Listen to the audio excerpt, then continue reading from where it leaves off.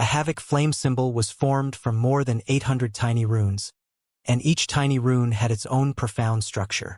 In order to draw one up, one had to have excellent attainments in the divine runic arts, and the divine runic master had to have a thorough understanding of the fire laws. When the havoc flame symbol was activated, it would erupt with an annihilating flame that could melt away mountains and evaporate rivers. This required that the divine runic master have an understanding of the fire laws that reached the 6th level concept. This was also another reason that Lin Ming chose the havoc flame symbol. If he drew this symbol up, then he would have a natural advantage over others because his fire laws already touched upon the 7th level concept. Although he was inferior to Xiao Maxian, his understanding was still superior to that of most ordinary fire attribute ordinary world kings. Lin Ming had originally inherited Torchriver's memories, and with his extraordinary soul force, understanding of the Azura heavenly Tao, and deep understanding of the fire laws, he was able to easily draw up the first havoc flame symbol. After undergoing a few problems, Lin Ming quickly produced a successful result. The palm-sized divine runic symbol in his hand had a warm atmosphere to it. This havoc flame symbol was already successfully drawn up and matched every standard. As long as Lin Ming could draw up 19 more, then he could complete the mission. But Lin Ming didn't plan to do so. Even if he completed the mission and obtained 50,000 to 60,000 contribution points, then that was still meaningless. It was simply far too small a number. He held onto the havoc flame symbol and walked out of the divine runic symbol drawing room. "Sir, may I help you?" The young receptionist who had helped Lin Ming before bowed as she saw him, sweetly smiling. Towards this wealthy young divine runic master who also had outstanding looks, it was inevitable that a young girl like her would develop a good impression. "I need an array formation to test the power of a divine runic symbol." "Of course." The young receptionist smiled. "All divine runic masters that have rented our rooms may use our test array formation at no cost." The young receptionist led Lin Ming to another room. This room was completely sealed off, and the walls and floor were all especially supported with array formations. In addition to the power of space locked in here, even a tremendously powerful divine runic symbol would find it hard to destroy this place. The young girl pointed to a platform in the center. This was where the test array formation was. Lin Ming took the havoc flame symbol and stepped onto the platform. The young receptionist politely drew back. All divine runic masters were sensitive about their inheritances and kept them strictly confidential. It wasn't good manners to look at their experiments. As the young girl left, Lin Ming started the array formation. This array formation was in itself an illusory magic array. When Lin Ming activated the array formation, his surroundings changed and several ancient great desolate beasts appeared. These great desolate beasts were simulations created by the array formation. As they appeared, they turned to Lin Ming and savagely roared as if they wanted to eat him whole. Facing these vicious beasts, Lin Ming slowly lifted the havoc flame symbol. Flooding the havoc flame symbol with his true essence, hundreds of tiny runes shimmered together. A destructive power erupted from the havoc flame symbol, and with an explosive sound the several ancient desolate beasts were swept up in the waves of flames, many of the beasts turning to ash. Some were severely wounded, but some only suffered minor injuries. There was even one that wasn't affected at all. Who dash? The illusory magic array vanished and all the ancient desolate beasts disappeared. Lin Ming stepped down from the platform. The light from the array disk flashed, producing an evaluation of Lin Ming's divine runic symbol. Power. Holy Lord injury level, 1 star. Lin Ming had inherited the memories of 3 divine runic masters, thus, he naturally knew what this evaluation meant. A Holy Lord injury level evaluation meant that this havoc flame symbol could heavily wound or even kill a Holy Lord level martial artist. And Holy Lord level injuries were divided into 5 magnitudes. A Holy Lord 1 star was the worst magnitude possible. Only a Holy Lord 1 star? It's a bit weak. Lin Ming shook his head, not too satisfied with this injury level. With his understanding of the 7th level fire laws, his strength as a 5th grade divine runic master, and also his comprehensions of the Azura heavenly Tao, the divine runic symbol he drew up was only able to severely wound the weakest of Holy Lords. He wasn't content with this result at all. But, if any other divine runic masters were to hear Lin Ming's thoughts now, all of them might die from vomiting blood. In the domain of divine runic arts, a 6th-grade divine runic master was equivalent to a world king, a 5th-grade divine runic master was equivalent to a holy lord, and a 4th-grade divine runic master was equivalent to a divine lord.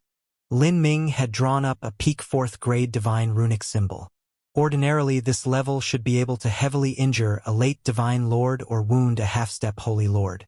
But now it was already exaggerated that Lin Ming's Havoc Flame symbol had reached a holy lord 1-star injury level. Most importantly, this was the first time that Lin Ming had drawn it up. How could anyone still live upon hearing this? Lin Ming recalled that brilliant detonation of flames. In that explosion of flames, Lin Ming had carefully observed the entire process of how the energy within the Havoc Flame symbol interacted with the Azura Heavenly Tao. He discovered many places where the flow of energies didn't harmonize. The divine runic master who invented the Havoc Flame symbol in the past simply didn't understand the Azura Heavenly Tao. Rather, he had used his accumulated experiences to create the Havoc Flame symbol. Now, to Lin Ming's eyes, there were many holes in the process where the Havoc Flame symbol had fused with the Azura Heavenly Tao. If these holes were fixed, then the Havoc Flame symbol would undergo a massive transformation. As for what this transformation would end up like, Lin Ming wasn't able to estimate it at all. Lin Ming would have to finish patching all of these holes before he could further render judgment. With these thoughts in mind, Lin Ming stepped out of the test room. He didn't even hear when the young receptionist greeted him. He had completely immersed himself in his own world. After returning to his divine runic arts room, Lin Ming began the process of deduction. He closed his eyes, meditating with the Azura Sutra in mind. The Azura Sutra was the most current cultivation method of all the ones that Lin Ming possessed. Its grade was at least at the peak true divinity realm, or possibly even surpassed the boundary of a true divinity. Even though this cultivation method was still incomplete, the power behind it was incomprehensible. To be more exact, describing the Azura Sutra as a cultivation method wasn't wholly accurate. The Azura Sutra should be called a set of laws. These were laws that the Azura Roadmaster created and stood outside the laws of the 33 heavens. It was the 34th Heavenly Tao law that stood on equal footing with the laws of the 33 heavens. The Azura Heavenly Tao was complex and difficult to understand. The innumerable patterns were ever-changing and impossibly complex. To repair the problems within the Havoc Flame symbol would be easier said than done. Lin Ming took out several dozen jade slips, recording all of his calculations within them. It was impossible to write down the structural patterns of the Heavenly Tao laws in a journal like mortals did. These different structural patterns had energy transformations that were complex to the extreme. All of these transformations needed to be felt with one's sense, and then engraved onto a jade slip. Like this, Lin Ming lost himself in deducing the Azura Heavenly Tao. He compared the Azura Heavenly Tao laws with the tiny runes in the Havoc Flame symbol, modifying all the areas that were in disharmony. From time to time, Lin Ming needed to use materials to draw up tiny runes and test the effects of the modifications. But in most situations, there would be new problems with the modifications Lin Ming made. Sometimes the entire structure of tiny runes would collapse due to the instability of the energy. To make these sorts of deductions was far too much work. Lin Ming's current understanding of the Azura Heavenly Tao, when compared to other divine runic masters, could be called the difference between clouds and mud. But compared to the entire Azura Heavenly Tao, what Lin Ming understood was only the tip of the iceberg. He was far from being sufficient. This also caused many new problems to occur as Lin Ming was modifying the Havoc Flame symbol. His understanding of the laws was too lacking. Pong! Another brilliant burst of flames appeared in front of Lin Ming. The several dozen tiny runes he drew up exploded, indicating that new problems occurred in the revisions Lin Ming had just made. This situation had already occurred countless times. The results that he had carefully calculated again and again were proven wrong during experimentation and had to be redone once more. This sort of frustration couldn't be tolerated by most people. However, Lin Ming's patience and stubbornness far surpassed that of others. With every wrong calculation he would begin anew, making deduction after deduction until he made it right. Like this, Lin Ming made deductions through the day and night. He had already achieved a wholly absorbed state, not eating food or drinking any water. It was only when Lin Ming completely exhausted his soul force that he stopped. Then, he revolved the divine mist heart mantra, restoring his soul force and beginning once again. Soon, 10 days passed in an instant. In his high degree of concentration, Lin Ming simply didn't feel time pass by. It was only when he reached into his spatial ring with his sense to take out several materials for more verifications did he discover there was nothing there. Lin Ming was stunned. Then he realized he had used up all the materials he purchased. Originally, when Lin Ming was at Suya's counter, he had purchased enough materials to create 20 havoc flame symbols. But now, because he had been experimenting with all these materials and he would have to throw out the materials after every failure, this quick consumption caused him to use up all his materials for havoc flame symbols in just 10 days. If I knew this, I would have bought more. Lin Ming shook his head and walked out of his divine runic arts room. After 10 days of continuous calculations, because Lin Ming had continually overdrawn his soul force, his eyes were bloodshot. His hair was messy, and he appeared haggard. With this sort of grubby appearance, it contrasted sharply with divine runic masters that paid such great attention to their image. As Lin Ming walked, many divine runic masters looked at him with strange and surprised eyes, as if they had seen some ugly monster walking before them. Lin Ming ignored them all. He arrived at the mission hall and placed 29 sun jades on the counter of the temporary material area, saying, "Havoc flame symbol material, 100 portions." This temporary material area was especially established to help divine runic masters complete their missions. The materials inside were jointly provided by the Extreme Star Holy Lands and the Divine Runic Masters Guild. As for the price of materials, they were lower than market price. This was also the Extreme Star Holy Lands' desire to encourage divine runic masters to complete the missions they took up.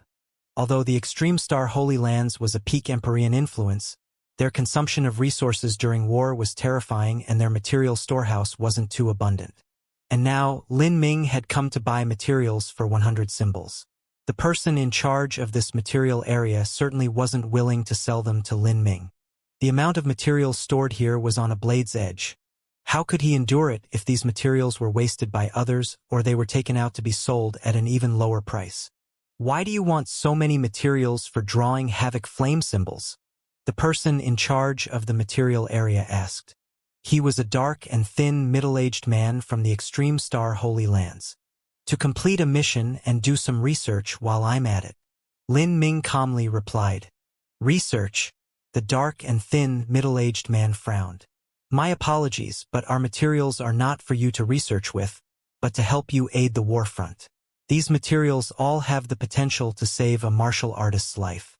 If you do not have a mission scroll, then we cannot provide materials to you." Lin Ming's mission only required him to draw up 20 symbols. But now he actually wanted to buy materials for another 100 of them. The materials center wasn't willing to sell the materials to him. This caused Lin Ming to frown. If he went to other places to buy materials, it didn't matter too much if they were more expensive. The problem here was that he would have to go to many places to buy these materials, and Lin Ming's mind was currently filled with charts and diagrams of deductions of the Azura Heavenly Tao. Once his concentration was interrupted, then he would lose any inspirations he had. The loss would be tremendous. Lin Ming said, "I don't need to buy at reduced prices. I will buy according to market price." Lin Ming said, making a concession. Because of the war, the market price for these materials had sharply risen. If Lin Ming wanted to buy at market price, he would have to pay 50% more origin energy symbols for these materials. The middle-aged man hesitated for a moment. He said, "I'll ask for you." He pulled out a sound-transmitting talisman and reported this matter to Suya. Even though the market price for these materials was rising day after day, these materials also became increasingly scarce. Even if it were at market price, the Extreme Star Holy Lands still didn't want to sell them. To this middle-aged man's report, Suya's answer was extremely cold. She seemed to have many thoughts weighing down her mind and couldn't summon any interest to care about this sort of trivial matter. She faintly said, "Just let him do as he wishes. He is someone that Elder Shui recognizes, and there must be some reason this is so. Although I don't see it. Perhaps he might have a chance of becoming an outstanding divine runic master in the future. Although materials were scarce, the amount of materials that Lin Ming alone could use up was limited. Suya was disinclined to haggle over this chump change. After Suya responded, the middle-aged man immediately began to ready the materials. Without speaking further, Lin Ming took out more 9 sun jades and exchanged them for the materials. Then he left, returning to his divine runic arts room. Seeing Lin Ming leave, the middle-aged man made another report to Suya. However, Suya didn't have the mind to listen to such minor matters. Today, she had received an Extreme Star command issued by the highest power of the Extreme Star Holy Lands, Extreme Star Heavenly Palace. Moreover, the one who issued this order was the Vice Palace Master, the second in command of the entire Extreme Star Holy Lands, as well as an Empyrean-level character. With this Extreme Star command, a mission was passed down to Suya that she felt was nearly impossible to complete. In half a year, she had to quickly transport 80,000 4th-grade divine runic symbols and 10,000 5th-grade divine runic symbols to the warfront. A divine runic symbol was an extremely expensive consumable treasure. When a martial artist fought for months at a time, they might use up 4 or 5 divine runic symbols. This was also under the assumption that the martial artists of the Extreme Star Holy Lands would save any divine runic symbols they had until they absolutely had to use them. In fact, there were some soldiers that, because of their lack of divine runic symbols, would lose their lives in battles that they would have otherwise won. Thinking of this, Suya felt as if a great stone pressed down on her heart, making it hard for her to breathe. Military commands must be followed at all costs. If she failed in her mission, then she would be punished by the palace rules. 80,000 4th-grade divine runic symbols, 10,000 5th-grade divine runic symbols, and only half a year to complete this mission. Just how can I possibly accomplish this? Suya reclined in her chair, her heart racing with anxiety. Ever since the outbreak of war earlier in the year, she felt that the weight on her shoulders had been far too heavy. Before this, she had put forth a proposal to increase the mission rewards to incentivize the divine runic masters. But this proposal was immediately rejected by Extreme Star Heavenly Palace. The reasoning was simple. Every point that the Extreme Star Holy Lands rewarded was exchanged with the Divine Runic Masters Guild through resources. The Extreme Star Holy Lands was a top Empyrean influence with a legacy of 1 billion years. It was a massive organization with many assets and sources of income, but in this war, the consumption of all resources in every aspect was astronomical. It would be difficult for the Extreme Star Holy Lands to continue consuming resources at an even higher rate. Without more points as a reward, it would be difficult for Suya to complete her mission. However, her complaints fell on deaf ears. To her, the commands of Extreme Star Heavenly Palace were ironclad. They responded to her, "If we could increase the point rewards however much we wanted, what would we still need you for?" These words left Suya feeling especially weak. With such a pressing mission weighing down on her, could she actually be forced to sell her body to complete it? However, to those in power, whether it was an individual's body or life, everything they had was insignificant compared to the entire war situation. Oh! At this time within the Divine Runic Arts Room, Lin Ming naturally didn't know about the difficult position Suya had been placed in, nor did he care. He was completely immersed in altering the Havoc Flame symbol. This extremely intense work caused Lin Ming to neglect eating and sleeping. He made countless deductions and failed countless experiments. On the Divine Runic table in front of Lin Ming, there was a large pile of jade slips that he used to deduce and analyze the structures of the Azura Heavenly Tao. It had to be known that these jade slips had an extremely large capacity to store information. But they were completely filled with Lin Ming's observations and experimentations of the tiny rune structures. From this, it could be seen how many calculations Lin Ming had done. Through these nights and days of experimentations, Lin Ming couldn't sense the passing of time. Without noticing it, 40 days passed. Lin Ming's face was haggard and his eyes were bloodshot. In front of him were scattered scraps of materials as well as haphazardly dumped divine runic symbols. All of these divine runic symbols were defective products. Lin Ming had used nearly 2 months of time to try transforming the Havoc flame symbol so that it conformed to the Azura Heavenly Tao. But he failed countless times. With every defeat he tried again. But in the end, he still wasn't able to succeed. Lin Ming felt as if he had no more strength within him. After continuously failing again and again, no matter how much resolve Lin Ming had, he would still feel tired and annoyed.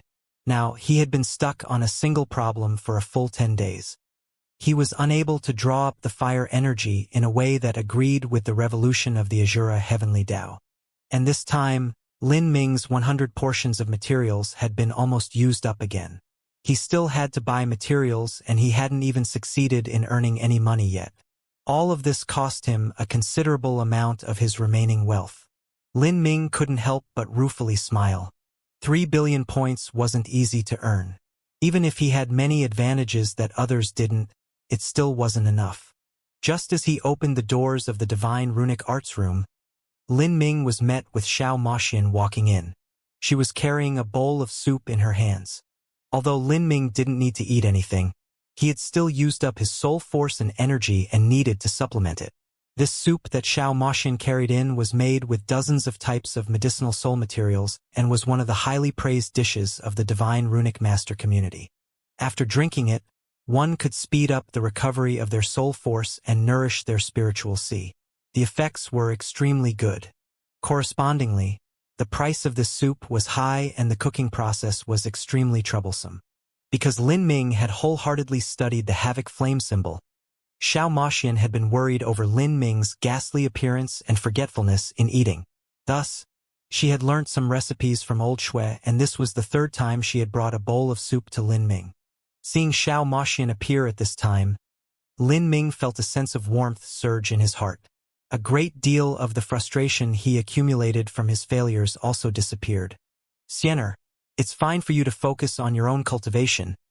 There is no need for you to waste your time making soup for me. I'm fine. Look at you, you've already become a beggar. Xiao Moxian reprimanded as she laid down the bowl of soup.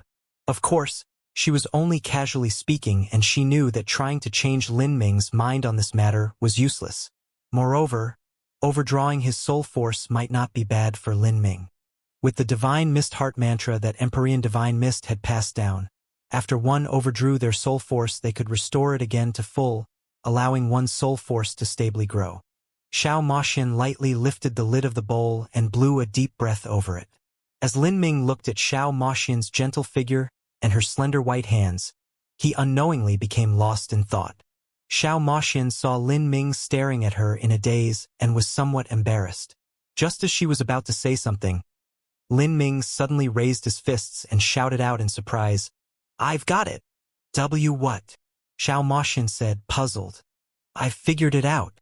I've figured out how to solve the problem." Lin Ming was shaking with excitement, but Xiao Moxian actually puffed out her cheeks, her face blushing red. "You are really crazy." Lin Ming took out some of the remaining materials in his spatial ring. As he thought more and more about the calculations and deductions he just made, his eyes grew increasingly bright. The fire energy of the Havoc flame symbol was unable to match the Azura Heavenly Tao pattern structure. However, the truth was that there wasn't a flaw in the Azura Heavenly Tao pattern construct, but that Lin Ming's fire laws were unable to reach the level of the Azura Heavenly Tao. If he could borrow help from Xiao Moxian's Nirvana flames and add in his own Heavenly Tribulation flames, combining the 2 types of flames together, just what would that be like? Lin Ming could feel that he had found the most essential point. As he was revising the Havoc flame symbol, he limited his viewpoint to the structure of the runes and the fusion of the Azura Heavenly Tao. But he forgot the attack shape of the Havoc flame symbol, the destructive flame itself. Xiao Moxian's flames were the nirvanic flames of a dark phoenix. These flames possessed the attribute of destruction. As for Lin Ming's own Heavenly Tribulation flames, they also possessed the attribute of destruction. If both could perfectly fuse together, then the Havoc flame symbol would be able to reach its greatest heights. Only this sort of perfect flame could better match the Azura Heavenly Tao. "Xianxia, let me borrow your nirvanic flames." Lin Ming threw his remaining materials into the processing array formation as he excitedly spoke to Xiao Moxian. Xiao Moxian could also see that Lin Ming's revision process had reached a critical point. She naturally wouldn't play a game on Lin Ming because of her little bit of anger from being embarrassed just then. She flicked her finger and a black flame ignited in her palm. This flame seemed to have a mind of its own. It transformed into all different shapes in the air, like a dark phoenix dancing in the skies. Lin Ming thrust out his hand and opened the heretical god force. The heavenly tribulation flames were released by him. Compared to Xian Moxian's flames, Lin Ming's heavenly tribulation flames seemed more violent, as if they would burn through the void. The two types of flames slowly melted into one. Originally, these two types of flames were destructive in nature, and combining them could easily cause an explosion. But for more than 20 years, Lin Ming and Xiao Moxian had lived together like a mortal couple, and their thoughts and hearts had long since connected.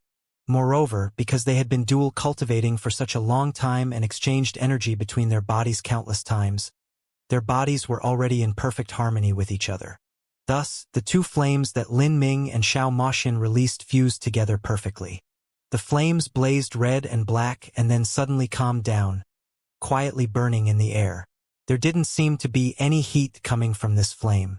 There wasn't the lively intelligence within Xiao Moxian's nirvanic flames or the fiery savageness in Lin Ming's heavenly tribulation flames. But Lin Ming knew that this peaceful-seeming flame was actually terrifying. It didn't seem to emit any heat, because the heat condensed within the flames had reached the limit. Looking at this flame, Lin Ming flicked his 10 fingers and constantly threw all sorts of materials into the array formation, quickly extracting, heating, grinding, and processing the juices to draw up the divine runic symbol. Lin Ming quickly wet his divine runic pen with these juices and started drawing. At this time Lin Ming had already consumed a great deal of his soul force. But because of the vivid excitement that wiped away all exhaustion from his eyes, he was more than capable of completing this divine runic symbol drawing. Time passed. Lin Ming drew the divine runic symbol in the air, the illustrious patterns leaving Xiao Moxian dazzled. After 2 hours, Lin Ming had finished. In that moment, the entire divine runic symbol emitted a brilliant luminance, blinding to the eyes. Lin Ming took out a symbol talisman and rubbed the symbol in the rune on it, forming a complete divine runic symbol. The last step, fusing in the Azura heavenly Tao, had already been deduced countless times by Lin Ming and was thoroughly memorized within his heart. Lin Ming revolved all the true essence within his body according to the Azura Sutra. Countless rune laws gathered towards him, pouring themselves into the Havoc Flame symbol. After an incense stick of time, the Havoc Flame symbol was complete. Looking at the newly transformed Havoc Flame symbol, Lin Ming was filled with all sorts of emotions. For this symbol paper that was only several inches long, he had paid a tremendous amount of time and effort, and now his perseverance had borne fruit. This final product also had many flaws. It was because of Lin Ming's current state of mind as well as some deductions still not being perfected. Thus, there were many areas to improve. Lin Ming estimated he would need another 10 days to create a new and perfect Havoc Flame symbol. To create this flame symbol, one needs to reach the 7th level concept in comprehensions of the fire laws. This flame symbol itself has also fused with nirvanic flames and heavenly tribulation flames, so let's call it the nirvanic tribulation flame symbol. Lin Ming casually made up a name for his own work. This nirvanic tribulation flame symbol represented the current peak of Lin Ming's divine runic arts and understandings of the Azura heavenly Tao laws. He thought to himself that when he needed to refine the ravenous wolf heaven pill in the future as well as the other pills for the 9 stars of the Tao Palace, he would need to rely on medicinal runic divine symbols.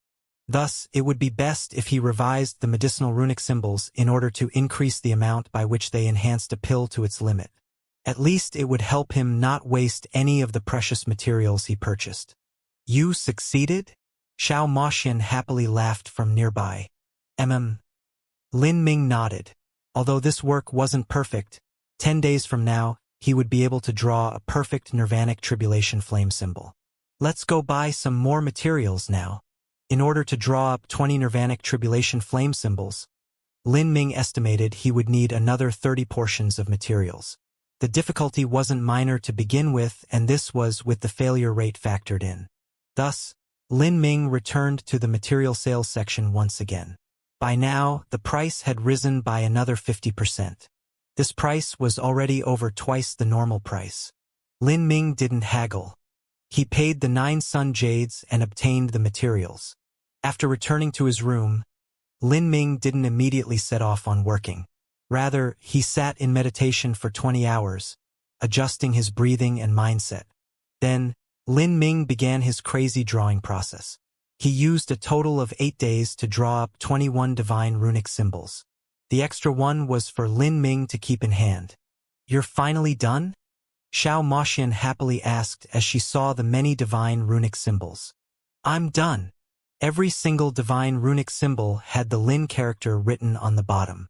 This was the mark left behind by the creator. This sort of mark was left behind by the person's sense. And because the fluctuations of every person's sense were different, it wasn't able to be faked. To a famous divine runic master, their mark was their brand. As long as their mark was left behind on a divine runic symbol, it would cause the price to dramatically rise.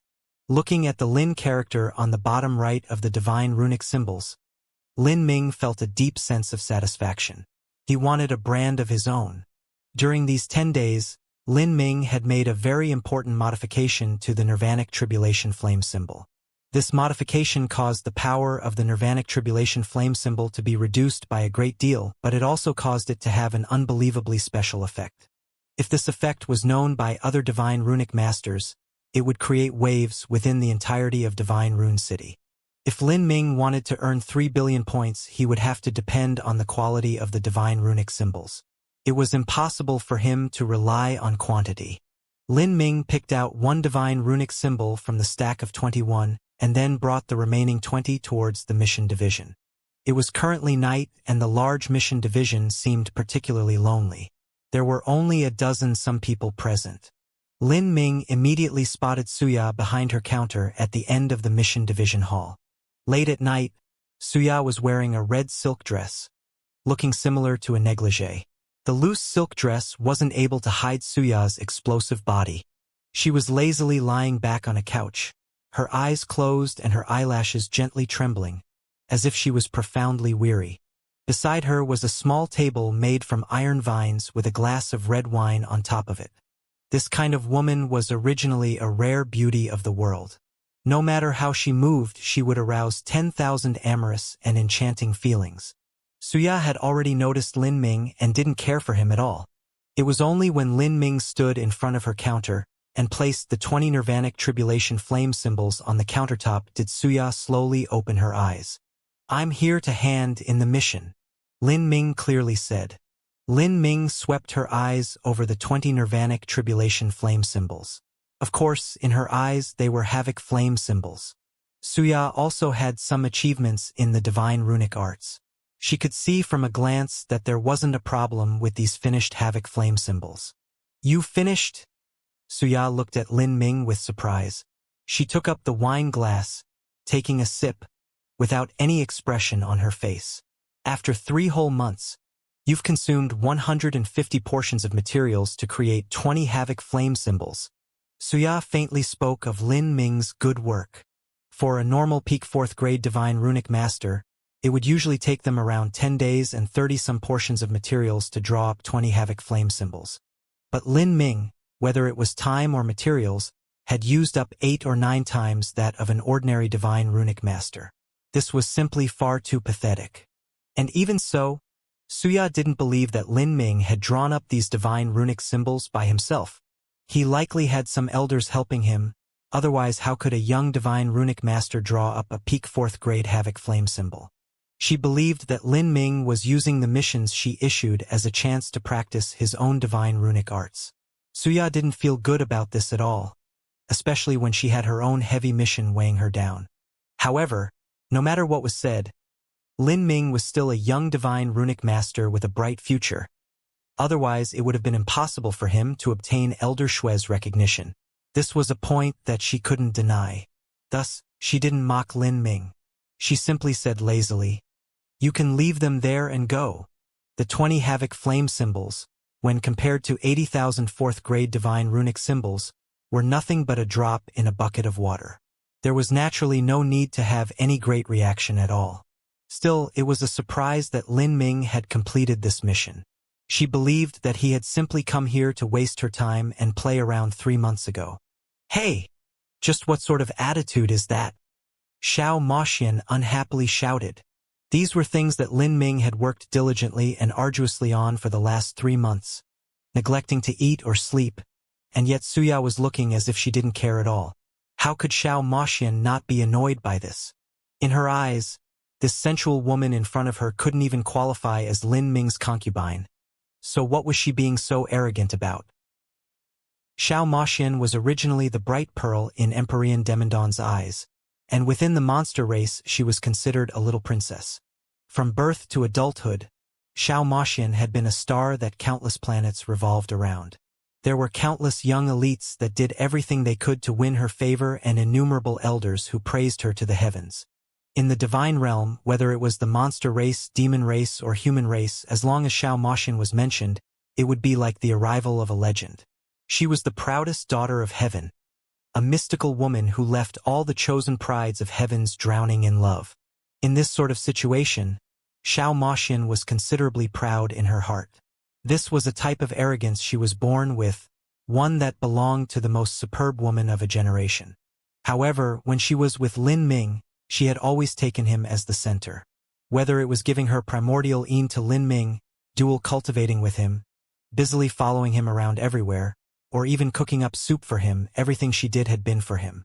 In front of Lin Ming, she didn't display her usual haughtiness and arrogance. Like this, Xiao Moxian would absolutely not allow other women to put on appearances in front of Lin Ming. How could an arrogant woman like herself possibly endure another woman mocking her man? She long felt ill when she looked at this Suya, and now she wanted to walk over and give her 2 slaps to the face. Sensing Xiao Moxian's strong hostility, Suya frowned. She continued to lay back on her couch, not bothering to move at all. "What? You want to hit me? This is the special area of the Extreme Star Holy Lands and also where I work. If you do anything to me, I will recognize it as an attempt to destroy the cooperative relationship between the Extreme Star Holy Lands and the Divine Runic Masters Guild. If any losses are incurred and the war effort is delayed, can you take on responsibility for this?" Suya's voice was indifferent, but there was a clear threat behind her words. "If you have nothing else, then you can leave. I won't send you off." Suya didn't place Xiao Moxian's threat in her eyes. She clearly had her own strength and was confident in herself. This woman is hiding her cultivation. Lin Ming deeply looked at Suya and yet wasn't able to see what her cultivation was. This was a method similar to Mo Brightman's. Lin Ming estimated that Suya wasn't weak at all. If she was sent by the Extreme Star Holy Lands and was also responsible for all contact between them and the Divine Runic Masters Guild, as well as being the person in charge here, then she definitely wasn't some common person. Moreover, old Shui had also reminded him to not view Suya as just a beautiful vase. She had her own exquisite methods. "Let's not argue with her. Xianxia, let's go." Lin Ming grabbed Xiao Moxian's hand. Xiao Moxian could barely endure this insult. But at this time she really couldn't do anything to Suya. Those divine runic symbols. Xiao Moxian pointed to the 20 divine runic symbols on the countertop. Lin Ming had spent a great deal of energy and time drawing up those divine runic symbols. If they were handed over like this, then that was far too great a loss. Xiao Moxian had watched Lin Ming's 3 months of hard work. Those were the result of Lin Ming's painstaking effort, and they also concerned whether or not Lin Ming would be able to smoothly open the second Dao Palace of the 9 stars of the Dao Palace in the future. It would even affect the results of the final smelting trial. Thus, Xiao Moxian was even more nervous than Lin Ming was. She felt that Lin Ming would need to receive at least several dozen million contribution points for these 20 divine runic symbols for it to be even. But Lin Ming simply smiled gently at her and said, "It doesn't matter." He believed that gold would always shine in the end. As Lin Ming was walking away, Suya was a bit startled. She said, "You don't want to take your contribution points? According to the agreement, Lin Ming would receive 50,000 to 60,000 contribution points upon completing the mission. Raindrop, pay Sir Lin the contribution points. As Suya spoke, she continued to lazily lean back on her couch. She didn't intend on speaking to Lin Ming again. To Suya, Lin Ming and Xiao Moxian were characters on the level of little brothers and sisters, filled with a vigorous youth and loving to compete with others. However, their antics had no effect on Suya. Only a peak 5th grade or 6th grade Divine Runic Master would have Suya standing up to greet them and see them off. For them, she would even personally process the payment of their contribution points. With Suya's orders, a green-clothed raindrop walked forwards, carrying a pink jade slip in her hands. This jade slip had the contribution points recorded within it. This green-clothed girl's manners were quite humble. She offered forth the pink jade slip and said in a soft voice, "Sir Lin, these are your contribution points. There are a total of 60,000. Please verify them." The green-clothed girl gently poured her true essence into the jade slip and a brilliant light flashed atop it. Runes began to appear in the air like flashing stars. These runes were only for accounting. There was no other effect. As long as Lin Ming received them with his Divine Runic Master's badge, then these runes would become his points. The runes for contribution points seemed simple, but creating fakes was impossible. This was because every rune had a corresponding twin rune within the Divine Runic Master's Guild. Once it was used up, the two twin runes would collide and destroy each other. If one created a fake rune, there would not be such an effect because no matter how clever a Divine Runic Master was, they still couldn't change the rune record within the guild headquarters. To a 3rd grade Divine Runic Master, 60,000 contribution points was an absolutely massive sum of wealth. However, Suya didn't expect that Lin Ming would lightly smile and say, "No need." What do you mean?" Suya looked at Lin Ming with surprise. Turning in a complete mission and receiving points was a completely justified course of action, and yet he didn't want to receive them? Then what was the point of taking on missions?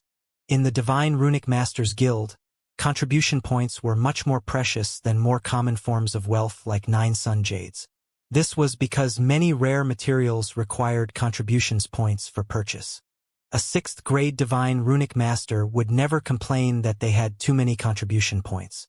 Lin Ming casually said, "Let's just leave it like this. I will temporarily not take my contribution points reward for completing the 20 Divine Runic symbols." Lin Ming wasn't interested in only 60,000 contribution points. To put it more bluntly, this was like trying to send away a beggar with change. What he needed was 3 billion points. Taking or leaving 60,000 points made no difference to that end sum. If he took it, then that was equal to giving his own 20 Nirvanic Tribulation flame symbols for free. Lin Ming wasn't stupid enough to do something like that. But if he didn't take the reward, then these 20 Nirvanic Tribulation flame symbols could be considered as being lent out. Lin Ming said he wouldn't receive the points reward temporarily. That didn't mean he would give them away. "Why don't you want them now?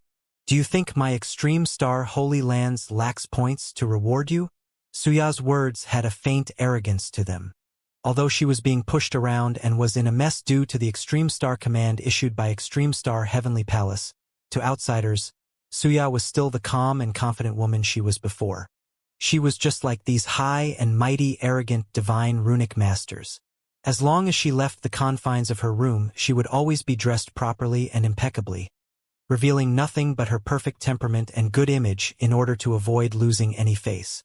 Lin Ming faintly smiled. "Lady Suya says that, but at the same time I do not need your points." He responded to Suya, countering her words.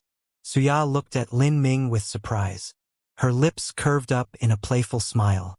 She mockingly said, "If I'm not wrong, up until now Sir Lin's contribution points should have been at 0. I heard that you left the Divine Runic Masters Guild for a long time and didn't receive a salary during that period. And now that you've come back for 3 months, you still haven't collected any accounts. If you did, then according to your standard as a 3rd grade Divine Runic Master, shouldn't you have, 5 points? The Divine Runic Masters Guild only offered a pitiful salary for low-level Divine Runic Masters. This was to encourage Divine Runic Masters to take on missions. The guild had no interest in supporting bums. A third-grade divine runic master would only receive 20 points every year. Lin Ming had been back for 3 months, so he should have received 5 points. Sir Lin, you only have 5 points, so are you sure you don't need these 60,000 points? Suya's smile became increasingly wide and bright. She originally thought that her verbal attack was strong enough to leave a mark, but she never imagined that Lin Ming wouldn't be embarrassed at all. Instead, he smiled and said, Miss Suya, you've investigated quite clearly, but there is no need for you to worry about my salary. Perhaps a month from now, my total amount of points will have reached a considerable level. There even might be people scrambling to ask me to produce divine runic symbols. Lin Ming's words were subtle. He only used vague terms like considerable and might be people. However, as Suya heard this, she thought that this Lin Ming was simply incorrigible. Initially, Lin Ming had put on some act to take a look at 5th-grade missions and ended up choosing 4th-grade missions. Then, after 3 whole months passed, he used 150 portions of materials and an amount of time nearly 10 times what others would take to produce 20 divine runic symbols. Moreover, he likely had to request help from someone to finish this mission. Suya already felt that she had given him sufficient face in not ruining his act last time, but he was still continuing it.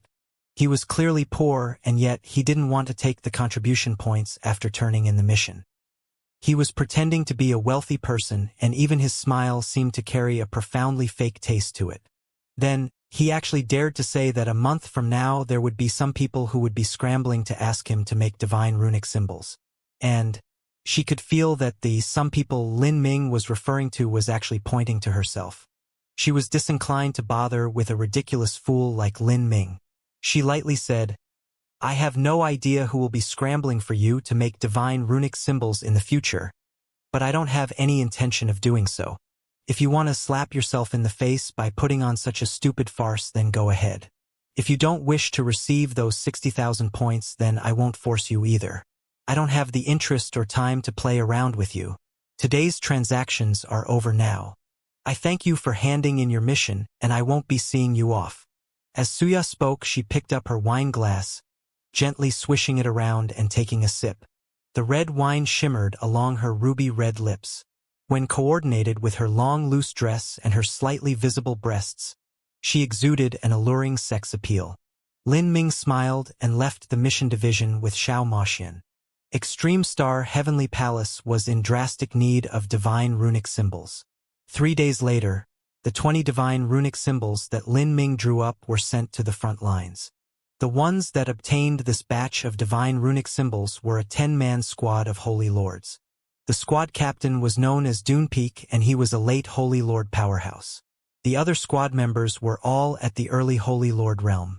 This squad had already fought on the front lines for a long time and was in dire need of supplies. Now they finally obtained 20 Havoc Flame symbols. And the bottom right corners of these Havoc Flame symbols had a Lin character inscribed on them. For the squad led by Dune Peak, a peak 4th grade divine runic symbol was just barely enough. The effects were far inferior to those of a true 5th grade divine runic symbol. The 10 of them were all at the Holy Lord realm. According to the cultivation of a Holy Lord martial artist, they had the strength to use a 5th grade divine runic symbol. As for a 6th grade divine runic symbol, their cultivation wasn't enough. They simply weren't able to activate one. Captain, the heavenly fire symbols we applied for haven't been approved. They've only sent us these little things. A squad member slapped the 20 Havoc Flame symbols on a table, looking a bit depressed. What are you talking about? What are you calling little things? These are peak 4th grade Havoc Flame symbols, and their effects aren't much worse than those of 5th grade divine runic symbols. We should be happy that we're able to use them. Do you know how tight the current supply of divine runic symbols and pills is right now? The war front consumes massive amounts of every type, and many squads like us are fighting bravely without anything to help them, and yet we've got so many supplies to use. Cheer up, guys. Some of you come from the outer Azura Road, and some of you come from the 33 universes. In your universes, do you have something like our divine runic symbols? Isn't fighting just the same? When we battle others, we fight mainly by ourselves. These divine runic symbols only serve a supportive role. Captain is right. After being berated by the captain, the other squad members seemed to perk up, many of them seemingly reignited. Indeed, even without divine runic symbols they could still fight. Everyone gets 2 Havoc Flame symbols. This means that your lives can be saved 2 times. Make sure to be careful when you use them. Now let's go. The captain waved his hand and the rest of the squad followed. Oh, war was like a blazing inferno, a raging fire, fierce and tragic. Every day a massive number of masters perished. If an ordinary Holy Land was to be sucked up into this war between 2 Goliaths, they would soon be ruined without even dregs remaining. The Spiritas Extreme Star Holy Lands and the Saint Heaven Strife Holy Lands had a long-standing feud. But now, because of a titanic mineral resource trove discovered in an inner sea, the endless entanglements and hostilities of the past mixed together and finally erupted into an all-out war between 2 Empyrean-level influences. As long as one party could suppress the other, they could monopolize the giant resource trove and then expand. The several main leaders of these 2 great influences all had Empyrean-level cultivations, and none of them were able to do anything to the others. In this case, cutting down the subordinate strength of the other party was the most effective method possible. If an Empyrean lost their heavenly palace and holy lands, and all of their disciples, followers, and descendants were killed off, leaving them all by their lonesome, then could they still be considered an Empyrean-level influence? What ability would they have to monopolize an inner-sea giant mineral lode that was 1,000,000 miles wide? Thus, the war between these 2 great influences involved all their world kings, holy lords, and even divine lord martial artists. These mid-ranked powerhouses of the Empyrean-level influences battled amongst the inner sea and the countless islands that dotted it, filling the air with the smell of slaughter and blood. As for the small squads, they were all assigned to engage in minor guerrilla battles. Dune Peak's squad was filled with experienced soldiers. All of them knew what combat tactics they should use. As for special items like recovery pills, they were all one-time consumable items. They were to be saved until they absolutely had to be used. In order to maintain their life-saving cards, they chose battles that were favorable to them and ones where they could launch sneak attacks. But in this world of war and intrigue, how could they avoid being stabbed in the back themselves? At this time, Dune Peak's squad had finally been surrounded by an enemy ambush. As they saw an old opponent that had almost been extinguished by their squad last time, Dune Peak's complexion became extremely ugly. Old friend, it's been a long time since we've seen each other. Ha ha ha! A brazen and contemptuous laugh echoed out in the air. A man wearing black armor and with a thick scar on his face stepped forwards. This man had a dragon saber strapped to his back. The dragon saber was the height of a man and a half and left deep imprints in the ground with every step. Behind this scarred man were also 20 Holy Lord martial artists. This was a combination of 2 squads. The other squad was a brother squad of the scar-faced man, and together they were twice as strong as Dune Peak's squad in terms of combat strength. If a true life or death battle were to occur here today, then Dune Peak's squad would suffer certain disastrous defeat. They only had 2 roads to take. One was to fight with their lives on the line and risk themselves to cause heavy losses to the enemy. The second was to scatter in all directions and let the enemy kill half of them without being able to do anything to them at all. As the members of Dune Peak's squad realized this, their complexions became extremely ugly. Tyrant Blade, I'm surprised you haven't died yet. Dune Peak's voice was icy cold. Ha ha! If you haven't died, how could I die? Thanks to you, all of my brothers were killed off last time. Now, I will use your life to pay tribute to their souls. Go, kill them all. Tyrant Saber waved his hand and his squad of 20 violently clashed with Dune Peak's squad of 10. In a life or death slaughter, neither side held back. For a time horrifying waves rose up in the inner sea. However, Dune Peak's squad had half the members of their enemies. With one person being forced to face 2, they were quickly suppressed. In just a short half-incense stick of time within this brutal combat, several of Dune Peak's squad members had received heavy wounds. In terms of their mortal bodies, the Spiritas martial artists were far inferior to the Saint martial artists. Even if the Saint martial artists were injured, it wouldn't affect their combat strength too much. But once a Spiritas martial artist was wounded, their combat strength would be heavily influenced. Ah! With a miserable cry, one of Dunpeak's squad members had his left arm chopped off. The left arm that shined with the light of a spiritus was flung high in the air, its blood sprinkling down into the choppy waters below. Crimson cloud. Dunpeak watched as one of his own brothers was heavily wounded. It was likely that all 10 of them would be buried here today. A deep feeling of despair and anger rose up in his heart. Kill, kill, kill them all. Killing one is enough. Killing two is a profit. The soldiers were always somewhat bloody. Dunpeak didn't want to be chased around the inner sea like dogs to their death. He led his squad into a life-or-death battle. Ha-ha! Beat him to death. The 2 Saint soldiers grinned as they rushed towards Crimson Cloud. But Crimson Cloud himself had already suffered a severe wound and was no longer able to resist. Dunpeak watched helplessly as all of this unfolded before him. He wasn't able to go out and help because he was facing 2 captain-level characters at the same time, one of them Tyrant Saber. Saber light flashed. Crimson Cloud thought that his life was at its end. All he could do now was give everything he had and try to drag down one of them to the grave with him. He pulled out the 2 Havoc flame symbols he had just obtained yesterday. This sort of peak 4th grade offensive divine runic symbol was almost equal to Crimson Cloud's all-out strike. Only in a state where both he and the enemy were wounded would this type of divine runic symbol have a miraculous effect. If he used it right at the start of battle, then it wouldn't be too useful. Currently, Crimson Cloud was heavily wounded and could no longer use any techniques. All he could do was throw out these Havoc flame symbols and struggle with his enemies. Even if he couldn't kill them, he could at least wound them. Be careful. Those are divine runic symbols. The Saint martial artists felt their hearts gripped as Crimson Cloud took out 2 Havoc flame symbols. During the battle between the Saints and the Spiritas, the Saints had suffered the full pain wrought by these divine runic symbols. Because the Saints didn't create divine runic symbols, they also didn't have sources for divine runic symbols. Their advantage came from their strong endurance and resilience that allowed for sustained fighting.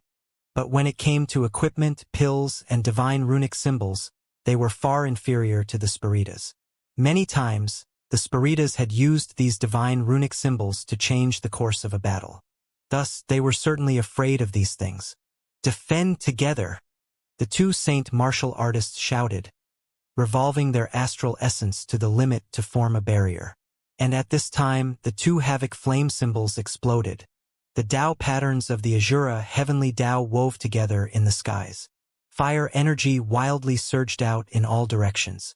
For a time, the entire sky was lit up with a deep crimson light. The 2 Saint martial artists were pushed back as their astral essence resisted the flaming heat of these Havoc flame symbols. With the 2 Havoc flame symbols used together, their total might was twice that of Crimson Cloud's all-out strike.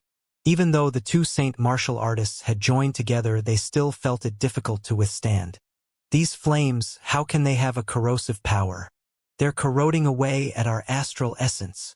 Seeing their protective astral essence melting away like wax in a fire, the complexions of the 2 Saint martial artists changed. They felt that the flames released by this Havoc flame symbol were far beyond ordinary. They carried with them an attribute of destruction. Ka. Their protective astral essence was split apart. The 2 Saint martial artists were overwhelmed with shock. The power of these Havoc flame symbols far surpassed the usual. They had already burnt through their protective astral essence. Bodily defense. The bodies of the Saint martial artists were ranked in first amongst all the various races. They were comparable to ancient vicious beasts. Even if their protective astral essence shattered, they still had their physical bodies as a second layer of defense. Energy erupted from their bodies. The bones of the 2 Saint martial artists released explosive crackling sounds. But at this time, the destructive flames were already falling down upon them in a deluge of fire. Pong! The flames exploded and black flames burnt through the air. The 2 Saint martial artists screamed in pain as they were sent flying away. Their chests and arms were scorched black, even revealing the bones beneath. However, the life force of the Saint martial artists was far too formidable. Even though they were burnt to such a degree, they still maintained a considerable level of combat strength. How horrifying! The two saint martial artists began to drip with a cold sweat. These wounds could heal in 1 or 2 days, and if they used pills it would be even quicker. However, they felt a moment of impending doom as those flames scorched them. This was because they had no idea when those dreadful black flames would finally burn out. Luckily, their astral essence was deeper and managed to hold out until the end of these flames. Not a single one died. Crimson Cloud mirthlessly smiled. It was already extremely good for a peak 4th grade divine runic symbol to have such an effect. To depend on 2 one-time use peak 4th grade divine runic symbols to kill 2 Holy Lord powerhouses wasn't realistic to begin with. A divine runic symbol could only display its best effects when a battle reached its white-hot phase. If only these were 5th grade divine runic symbols. Crimson Cloud spat out a mouthful of blood, his face pale. To fight 2 enemies alone, this step was his limit. He hated himself for being useless and not being able to lighten the burden for his brothers. Just as he was planning to burn his soul and send out one final strike, an incomprehensible scene occurred in front of Crimson Cloud. After the flames of the Havoc Flame symbol disappeared, the mystical Tao patterns that spread through the air still didn't vanish. Even the 2 talisman papers that had the lines of the Tao patterns were unharmed. The Azura Tao patterns continued to revolve according to innumerable mysterious rules. Then, beneath the incredulous eyes of Crimson Cloud, the Tao patterns fused back together, forming 2 new Havoc Flame symbols. It was like the 2 Havoc Flame symbols had never been used before. A divine runic symbol was originally a one-time use consumable item. Once it was used up, it was gone. No one had ever heard of a divine runic symbol that would not disappear after being used and would instead be restored to its original state. The 2 divine runic symbols floated back into Crimson Cloud's hand as if they had a mind of their own. After entering his hand, besides a warm and comfortable feeling that surrounded them, everything was the exact same as before he had used them. If he didn't watch the inner sea being swept up in a terrifying explosion of flames and didn't see the 2 saint martial artists being scorched black, Crimson Cloud would really wonder whether or not he had used these Havoc Flame symbols just now. Can these Havoc Flame symbols actually be used multiple times? As soon as this thought flashed through Crimson Cloud's mind, he nearly couldn't believe it himself. Divine runic symbols were one-time use objects just like pills. He had never heard about a pill being eaten, reforming, and then being able to be eaten again. That completely defied all common-sense logic. This fellow, those 2 saint martial artists that were burnt by the destructive flames also saw the divine runic symbols used by Crimson Cloud restore themselves to their original appearance after being used. The saint martial artists were panic-stricken. Just what was going on here? If a divine runic symbol could be used multiple times, was that even allowed? Seeing Crimson Cloud hold those 2 divine runic symbols in hand, the saint martial artists were already deeply afraid. They didn't dare to attack. But at this time, another martial artist sneered. He's just bluffing. If that Spirita's dog was able to use divine runic symbols multiple times, then our Heaven Strife Holy Lands would have been long destroyed by their Extreme Star Holy Lands. That's right. I can't believe I was almost fooled. The 2 saint martial artists grimaced as they mocked themselves for their stupidity. If this Crimson Cloud fellow really had such fierce divine runic symbols, then why would he only use them after one of his arms was cut off? He would have used them at the start. If so, then the 2 of them together wouldn't have been able to defeat him. Attack together. Kill him. This Spirita's dog, he dares to trick me? I will tear off that dog head of his. The 2 saint martial artists launched their attacks once more. Last time they had defended with everything they had. But now they were attacking with everything they had. Seeing those 2 masters hurtle towards him, Crimson Cloud grit his teeth and activated the Havoc Flame symbols once more. In a hopeless situation, he still had to try everything he could. At this time, his only hope of survival was that these 2 Havoc Flame symbols could actually be used multiple times. Otherwise, he was as good as dead. Pouring his spirit essence into the Havoc Flame symbols, Crimson Cloud felt as if they had been insatiably hungry, crazily sucking up his spirit essence. Although Crimson Cloud had lost an arm, the truth was that he hadn't used up too much of his spirit essence. Even after these two Havoc Flame symbols wildly drew out his spirit essence, he still had over half remaining. What is this? Crimson Cloud was startled by the Havoc Flame symbols drawing out so much of his spirit essence. When he had used peak 4th grade divine runic symbols in the past, although he had to pour in his spirit essence, he had never poured in this much. This sort of feeling was like the two Havoc Flame symbols in his hand were a bottomless abyss, recklessly sucking out his strength. Crimson Cloud had no time to respond. At this moment, the two Havoc Flame symbols flew out, releasing a blazing light in the skies. The surrounding heaven and earth origin energy began moving like a tsunami, gathering together and condensing into a raging sea of flames in the skies. And in the midst of this sea of flames, the Azura heavenly Tao laws wove together with the mysterious Tao patterns. Beneath the influence of these Tao patterns, the sea of flames gained a horrifying destructive aura, as if they would burn through space. The two saint martial artists that were rushing forwards were instantly surrounded by this turbulent sea of fire. What? No matter what, the two saint martial artists would never have imagined that those two divine runic symbols could be used multiple times. If this Crimson Cloud really had such divine runic symbols, then why didn't he use them earlier? Why wait until now? They had no time to think. That ghastly sea of black flames contained a terrifying destructive aura. As they were sucked into the center of it, their astral essence quickly consumed itself.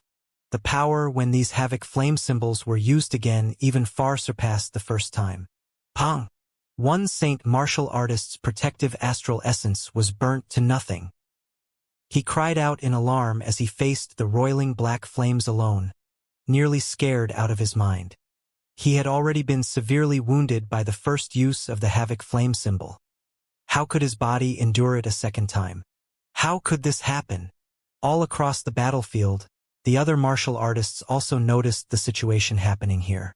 Two seas of flames had appeared and their reckless surges of energy were wildly rushing out, colliding with everyone else. This is Havoc Flame symbols? Dunepeak Squad was stunned. According to traditional concepts, divine runic symbols should only be used at the last moments of a desperate struggle in order to display the best effects. Thus, besides the almost dead Crimson Cloud, no one had used them. With a pitiful scream, that saint martial artist whose protective astral essence shattered first was swept up by the black flames. The destructive power within those black flames broke into his body, ravaging through his meridians and recklessly destroying everything. Those black flames could burn astral essence and were impossibly difficult to suppress. The saint martial artist frantically struggled, but his life vitality was rapidly fading. "Captain!" Crimson Cloud suddenly shouted out, "Let's use our Havoc Flame symbols together." He didn't know whether or not all the Havoc Flame symbols could be used multiple times, but this was the only gamble he could make. If he was right, then they could make all their opponents suffer severe wounds without paying too great a price. Hearing Crimson Cloud's shouts, the other martial artists in Dunepeak Squad were all stunned. At this time, they witnessed something incredible. The Azura heavenly Tao laws that formed the terrifying sea of fire suddenly converged in the air, turning into two new flame symbols that flew into Crimson Cloud's hand. What in the world? Dunepeak Squad felt this was all too unbelievable. After these Havoc Flame symbols were used, they actually restored themselves to their previous state. Without further speaking, Dunepeak took out his own two Havoc Flame symbols. He didn't know whether these two flame symbols could be used more than once, but this was his only hope. All the other martial artists in Dunepeak Squad followed suit, bringing out their Havoc Flame symbols. In an instant, the entire sky was lit up with an endless panorama of black flames. Because of these flames, the vast inner sea seemed to boil with excitement. After Lin Ming handed over the Nirvanic Tribulation flame symbols, he bought a massive amount of materials and returned to his divine runic arts room to practice. Lin Ming was only practicing one thing: revising the structure of the divine runic symbols so that they drew even closer to the Azura heavenly Tao laws. This would allow their strength to greatly increase, or they could even be like the Nirvanic Tribulation flame symbols and obtain an unbelievable special effect. Only this type of divine runic symbol would sell for a sky-high price. The Havoc Flame symbol that Lin Ming revised was only a peak 4th grade divine runic symbol. Although its effects were heaven-defying, Lin Ming still remained unsatisfied. Because the grade of the divine runic symbol wasn't too high, only an Empyrean-level influence like the Extreme Star Holy Lands that was also at war with another party would purchase them in bulk. Otherwise, selling them off one at a time would be far too slow a method to gather wealth. Lin Ming's goal was to revise a 5th grade divine runic symbol. This was a gargantuan project. The revision of a 5th grade divine runic symbol was several times more difficult than that of a 4th grade divine runic symbol. Even though Lin Ming had some previous experiences, he would still struggle with it. Lin Ming secluded himself in his divine runic arts room and restarted the days of neglecting to eat and sleep. A massive amount of materials was placed atop the divine runic table. Jade slips were haphazardly scattered everywhere as he made new calculations and deductions every night. Making countless calculations all day long was an extremely arduous and tedious process. Luckily, Xiao Moxian would frequently make soul recovery soups and bring them to him, relieving his boredom and making him feel a hint of pleasure and concern. But Lin Ming was well aware that the revision of a 5th grade divine runic symbol could not be accomplished in one go like with a 4th grade divine runic symbol. Rather, the process was divided into multiple stages and each stage only represented a part. What Lin Ming studied now was only the theoretical basis behind it. If Lin Ming didn't have any inspirations, he would find something else to do. And of these other things, the most important was to refine a soul recovery pill for Empyrean Divine Mist. A soul recovery pill that could help an Empyrean would have a grade close to a transcendent divine pill. It would be extremely difficult to refine. At least, this was with Lin Ming's current level. Time passed a day at a time. In the blink of an eye, 20 days had passed since Lin Ming handed in his mission. At the front lines of the Extreme Star Holy Lands, 10 Holy Lord level squads were gathered together. The 100-plus people were called here to hold a war assembly. This sort of war assembly would occur every month. Everyone would freely exchange information. This included information they obtained on enemies, fighting tactics, and new adaptations to make on the battlefield. At this time, in a corner of the assembly, a tall and majestic man was standing there. This big fellow had a long beard and a pair of large axes hanging on his back. He was currently beaming with joy. I'm not exaggerating. You have no idea what the scene was like at the time. There were over 21 opponents and also 2 late Holy Lords leading them. As for us, we only had 10 people. This was a completely one-sided match. And those Saint Demons even laid traps for us. With an order from the captain, we engaged them in a brutal struggle for survival. That battle was truly world-shaking, enough to shock gods and alarm ghosts. The big fellow was speaking so fast and excitedly that his beard was flying up. Then, a strong hand slapped his back and an icy voice sounded out. "Sit down and stop making things up." After being yelled at, the big bearded fellow wasn't feeling too good. But as he turned around, he saw the one standing behind him was his captain, Dunepeak. The bearded fellow immediately shut up. He said, "Captain, I'm just telling the truth. Where am I making things up?" "Good. Then shut up." Even though Dunepeak had earned a massive merit, he still couldn't be happy about this war assembly. He knew that he couldn't conceal his combat report. Otherwise, that would be a grave and oftentimes fatal offense. But he still had a single worry. That was, once he gave his report, would the strange Havoc Flame symbols in their hands be confiscated by the higher powers? Before this, he had learned through other channels that it was only his squad's Havoc Flame symbols that had special effects. The divine runic symbols of the other squads were the same as before and could only be used once. At this time, a large middle-aged man stepped into the center of the assembly site. This person had thick eyebrows, eyes like a tiger, and an intimidating aura. He was an Empyrean disciple from Extreme Star Heavenly Palace, a great world king powerhouse, Deep Blue. These 10 Holy Lord squads were under Deep Blue's direct jurisdiction, and he was also the one presiding over this assembly. As he stepped into the assembly site, Deep Blue spoke a few opening remarks before looking at Dunepeak. He went straight to the point, Dune Peak, in your combat report you said that your team achieved a great success. You fell into an ambush of 21 enemies that even had 2 captain-level characters, but instead of being killed you slayed 13 people and forced the remaining 8 to flee into the wild. As for your squad, the only price you paid was some wounds. Although Deep Blue seemed to have a happy expression, his eyes were like a hawk as he looked over Dune Peak's squad of 10. After being praised by Deep Blue in the War Assembly, Dune Peak and his squad felt proud of their accomplishments. Indeed, they had truly won a great victory in that battle and had fought with vigor. However, Dune Peak's mind was still filled with doubts. 20 Havoc flame symbols were given to their squad of 10. Would the other 10 be taken back? He clenched his teeth. Yes. Good, you earned merits, great merits. All of you may receive rewards in accordance with Army regulations, Deep Blue said. The martial artists in Dune Peak's squad were increasingly excited. But at this time, Deep Blue changed the conversation. Then, I want to know, how did you win? Dune Peak's mind shook. The subject had finally been brought up. As he expected, when headquarters provided those Havoc flame symbols, they didn't know about their special effects.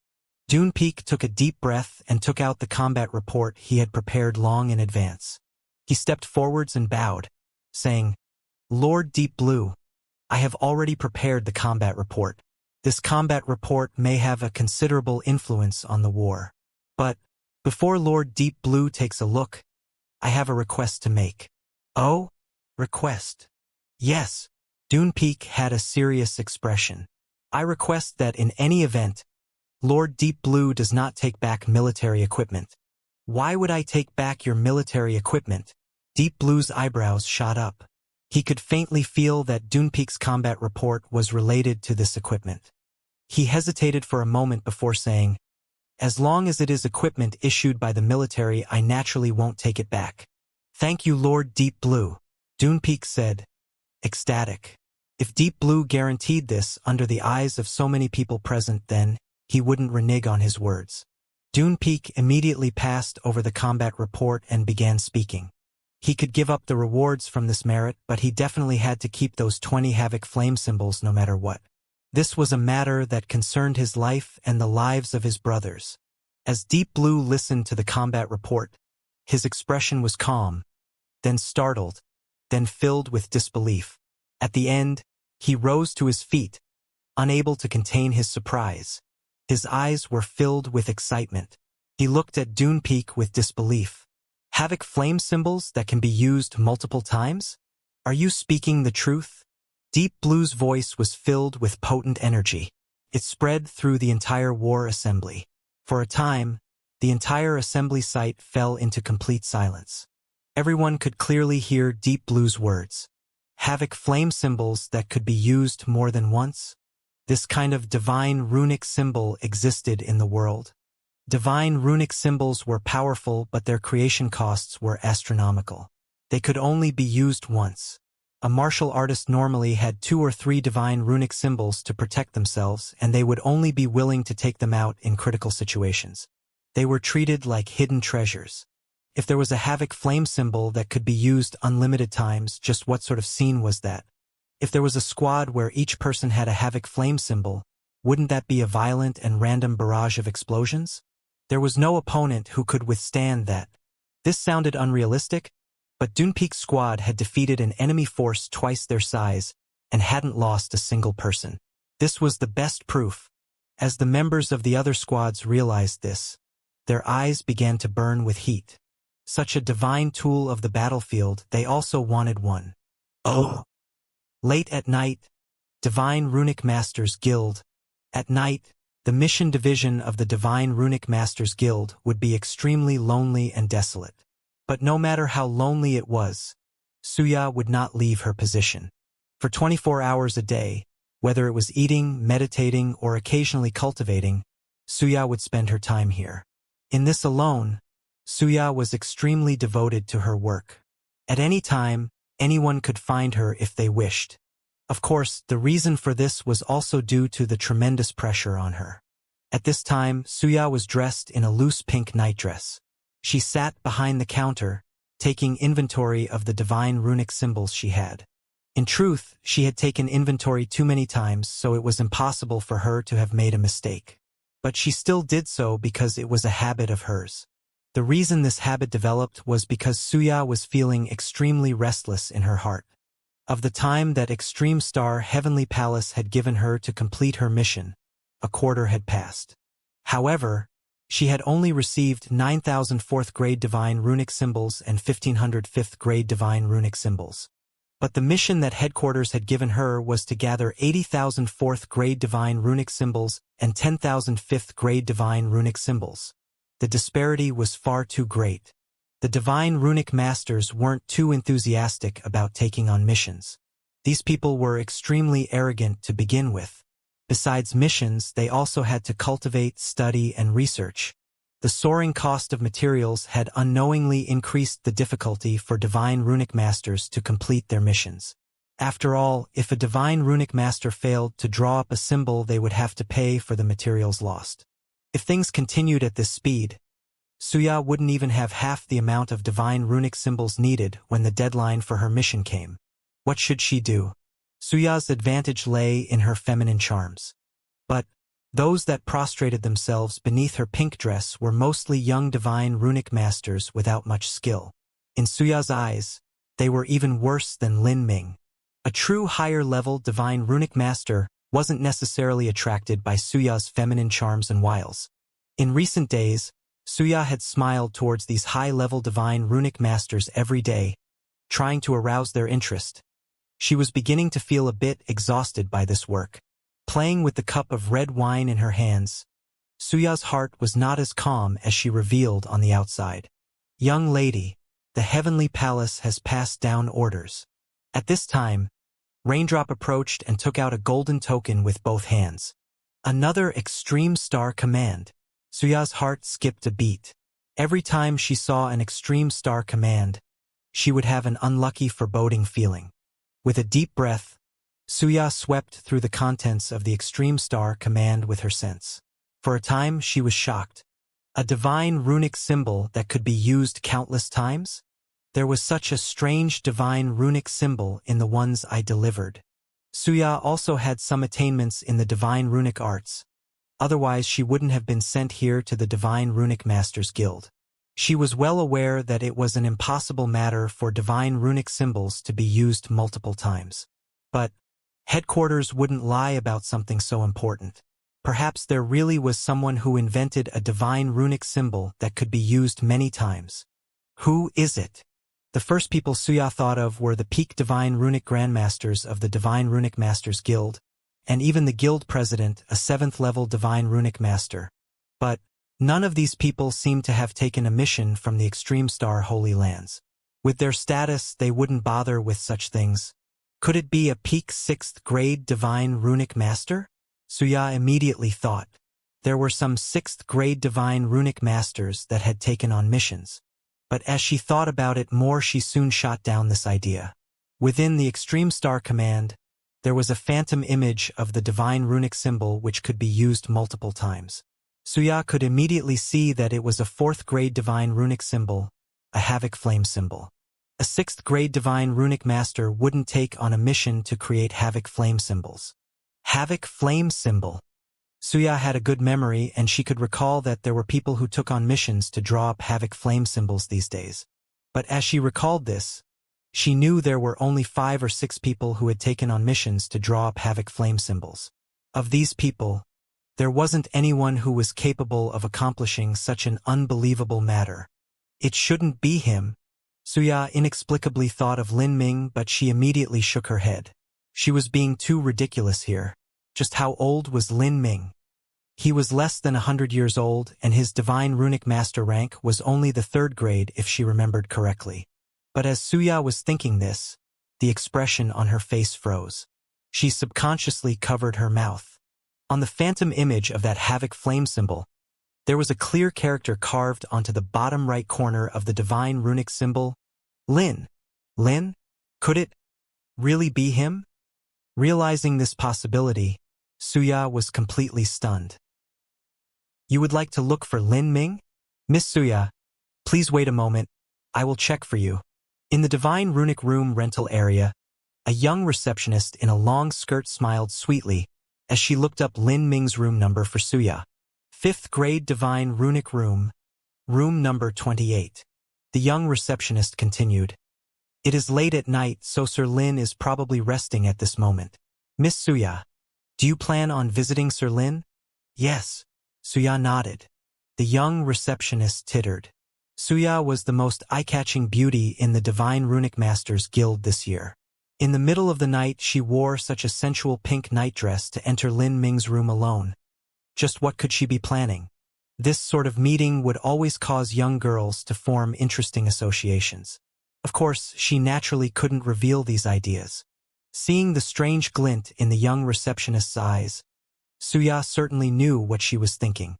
But she was disinclined to care about such things. At this time, her mind was a mess. She didn't know whether or not that havoc flame symbol really came from Lin Ming and how she should face him. In Suya's memories, there weren't many people within the entire Divine Runic Masters Guild who had the surname of Lin. This was because while this name was relatively common within the human race, there were very, very few people of the soul race who had such a name. If Espirita's Divine Runic Master were to create their own Divine Runic symbol, there would be no reason for randomly putting the Lin character on a corner of the Divine Runic symbol. However, this 3rd grade Divine Runic Master was far too young.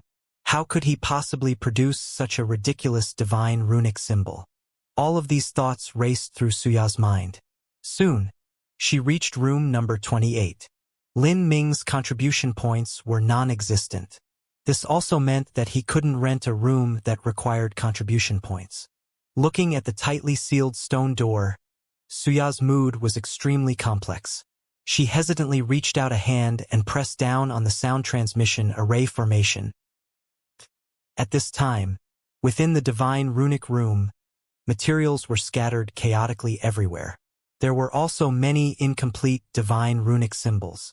But above a stone bed in a corner of the room, a beautiful spring scene was taking place. After delivering the Havoc flame symbols and completing his mission, Lin Ming painstakingly researched in this room for a month and finally came up with a way to transform a 5th grade Divine Runic symbol. Today, Lin Ming had completed the preliminary theoretical basis and this part of his work had come to an end. Then, he and Xiao Moxian began to dual cultivate heavenly extreme bliss together. But at this time, Lin Ming heard a sound transmitted from the array formation at the front door. Someone was knocking on his door. Who would come looking for me at this time? Lin Ming frowned. Normally speaking, when a Divine Runic Master entered their Divine Runic Room, they would spend most of their time in deep concentration. It wasn't polite to suddenly bother them. Moreover, it was late at night, so this was even more impolite. Who's here? Xiao Moxian's face was blushed her. She grabbed her night clothes from a nearby counter and covered her perfectly shaped body.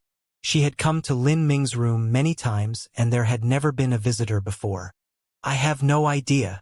Lin Ming stood up, dressed himself, and walked over to open the front door. With a creaking sound, the stone door opened and the alluring figure of a sexy beauty stood on the other side. Lin Ming was stunned for a moment. Sir Lin. Although Suya felt that this situation was extremely awkward and embarrassing, she still revealed a charming smile. At this time, Suya wore a light pink nightdress that exposed a blinding amount of snow-white skin. Her plunging neckline was so deep that it exposed the top of her gauzy negligée, and one could make out her exquisite thighs and curves. To appear at night with such seductive clothing, most men would feel their blood boiling by now. So it's Miss Suya.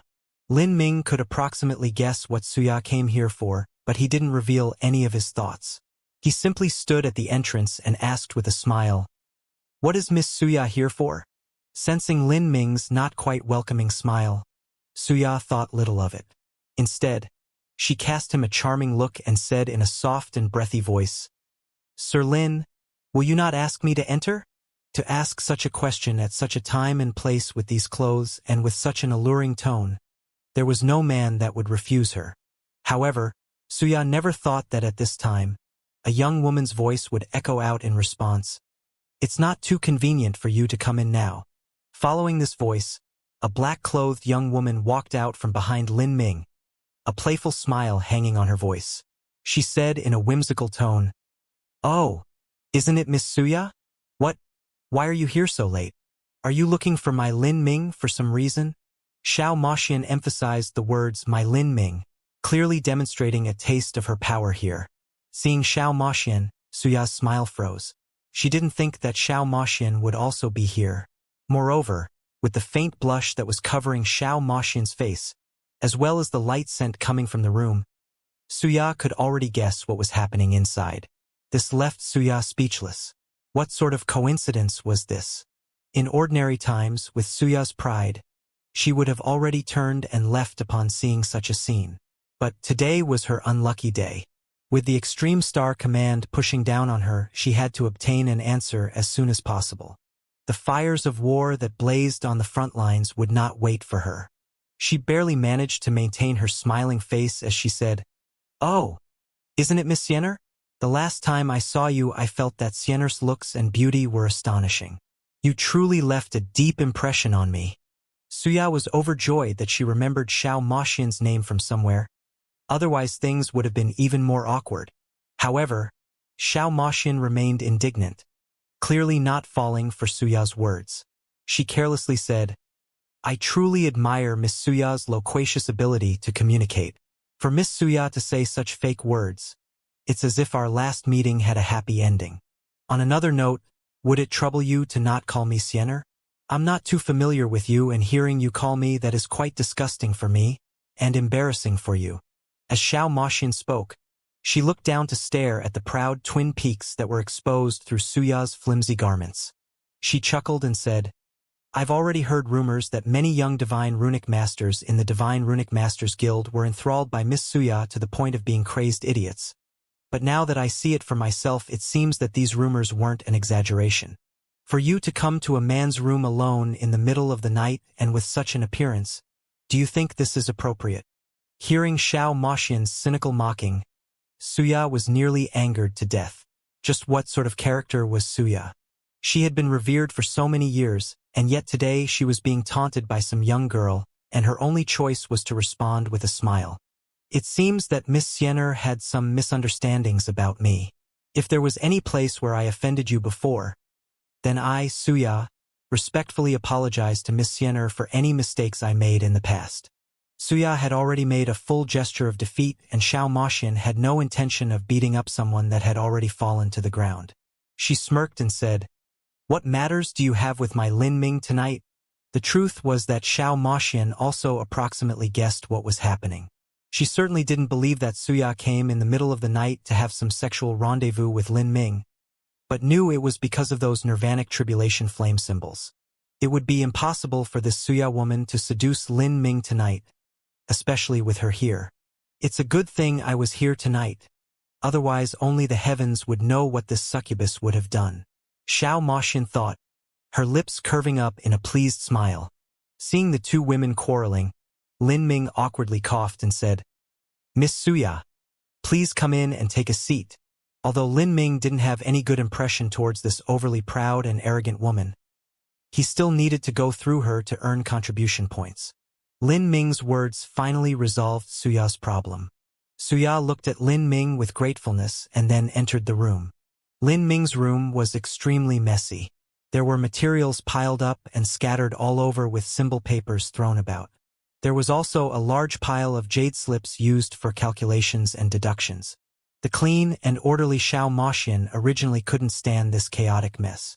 However, she tried not to move these scattered things unless absolutely necessary so she didn't affect Lin Ming's research. To invite a guest into such a messy room was extremely disgraceful to begin with. If a beautiful woman were to come in, she would likely frown and possibly leave. However, as Suya saw this cluttered room and the messy divine runic table, her eyes brightened with a dazzling light. She was also a divine runic master, so she knew what the mess on the divine runic table meant. All of those failed symbol papers and haphazardly placed jade slips meant that Lin Ming was researching something. When a divine runic master did research, they would often consume a massive amount of materials. As for the deductions, they would be written on jade slips. Looking at the divine runic table, there were at least 50 to 60 jade slips piled atop it. These specialized jade slips had an enormous storing capacity. If a massive mortal encyclopedia was stored into a single jade slip, it wouldn't even account for the tip of an iceberg. Suya found it hard to imagine just how many calculations and deductions Lin Ming had made in these past days. Could the improvements of the Havoc flame symbol have been done by Lin Ming alone? Sir Lin is truly hardworking. No wonder you would have such proud results at such a young age. Suya smiled as she looked at the divine runic symbols and jade slips on the divine runic table. The more she looked, the more startled she was. The failed divine runic symbols were all 5th grade divine runic symbols. Just what was Lin Ming doing? Could he actually be thinking of improving a 5th grade divine runic symbol? Had he gone mad? These thoughts instantly flashed through Suya's mind, making her even more startled. She felt she had to completely reassess the value of this young man before her. Miss Suya, please speak openly if you have any matters to discuss, Lin Ming said, going straight to the point. All right, then I won't beat around the bush. Sir Lin, I want to ask you, did the 20 Havoc flame symbols you turned in for your mission have Sir Lin's surname inscribed onto the bottom right corner? As Suya asked, although her expression was tranquil, her breathing was heavy. Suya's question was well within Lin Ming's anticipation. He indifferently nodded and said, "That's right. Did the Extreme Star Holy Lands use those divine runic symbols well?" Although Suya already had some guesses in her heart, she still held her breath upon hearing Lin Ming's answer. She felt her heartbeat quicken. Yes, it was really him. To revise the Havoc flame symbol that had been inherited for so many years to such a degree. How had he done it? Yes, they did. As Suya spoke, stormy waves were set off in her heart. It wasn't just her, but even the entire army was in uproar. There were countless squads that were clamoring to obtain a single one of these divine runic symbols. Lin Ming wasn't surprised by Suya's sudden change in expression. He flicked his hand and took out the Nirvanic Tribulation flame symbol that he had placed in his spatial ring. At the time, Lin Ming had created 21 flame symbols and delivered 20 of them. Are you speaking of this? Lin Ming placed the flame symbol on the divine runic table. Just saying that he was the creator of those divine runic symbols wouldn't be enough to win trust. Taking out evidence would be more persuasive. Seeing this divine runic symbol, Suya's eyes lit up. This was it. This Havoc flame symbol seemed like it was no different from ordinary Havoc flame symbols, but it had the terrifying property of being able to be used multiple times. With that property, it became a divine tool for the battlefield. If a small squad of 10 people was provided with a Havoc flame symbol, just what sort of battles would be possible? With a massive fiery bombardment at the start, the opponent would definitely be left miserable by the opening salvo. Then, they would be encircled and barraged with martial skills and flame symbols. Just who could live through that? Suya took the Havoc flame symbol and touched a slender finger to the bottom right corner where the Lin character was located. The sharp strokes of the character were like swords, startling Suya. These strokes were exactly the same. She looked up, staring at Lin Ming. A strange feeling percolated in her heart. Just what kind of man was this? When Lin Ming had first accepted the mission to draw up the Havoc flame symbols, Suya thought that he was only pretending to be able to do so in order to attract her attention. She never would have dreamed that not only would Lin Ming complete the mission, but he would also improve the Havoc flame symbol. She wasn't sure if Lin Ming had made these improvements himself, but she didn't have to be a genius to know that after improving the Havoc flame symbol, the difficulty would be far higher. Even so, he had still managed to complete them. He's likely less than 100 years old. Suya felt all of this to be too incomprehensible. Lin Ming was too abnormal. Let alone a junior that was less than 100 years old. Even the higher-level divine runic masters would be unable to accomplish something so heaven-defying. In the quiet divine runic room, Lin Ming sat behind the divine runic table, holding absolute initiative. And facing this Lin Ming that could be called a little brother from a younger generation, Suya had no idea what to say. He already expected I would come here to look for him, Suya immediately thought. As she saw Lin Ming having no intention to speak at all, she finally began to become aware of what he was thinking. Did he want her to speak first? In these types of negotiations, the first to speak would be the one to lose the initiative. However, against Lin Ming, who had such skills, what advantage did Xianxia have? Strength was momentum. Xianxia had no way to maintain her previous pride and confidence. To Lin Ming, she could only reveal a flattering smile. She said, "Sir Lin, was that batch of divine runic symbols created by you?" "Yes." Lin Ming had nothing to hide, and this matter couldn't be concealed anyways. So it was true. Xianxia wasn't surprised. She immediately began to consider how to offer conditions to have Lin Ming cooperate with her.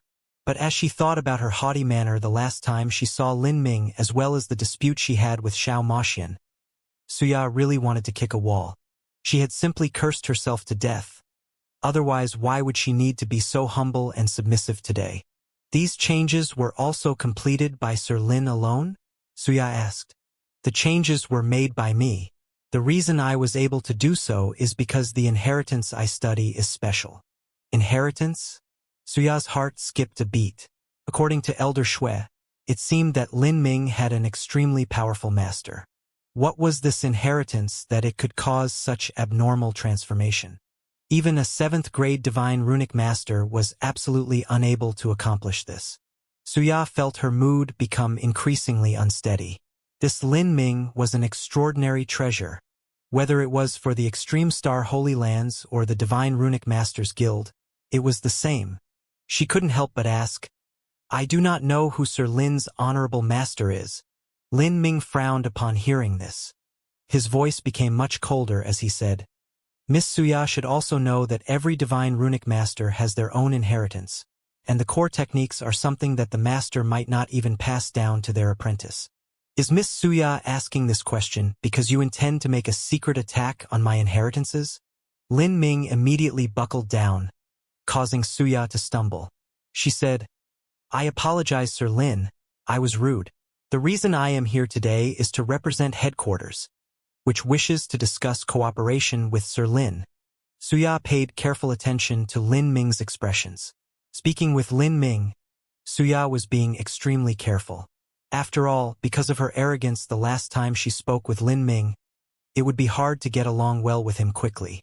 Seeing Lin Ming not intending to respond, Xianxia continued to ask, "Sir Lin, may I ask you how many times the Havoc flame symbols you created can be used?" The truth was that when Xianxia received the Extreme Star command, Extreme Star Heavenly Palace had already done some experiments on their own.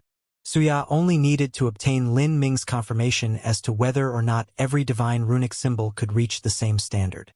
They can probably be used several hundred times.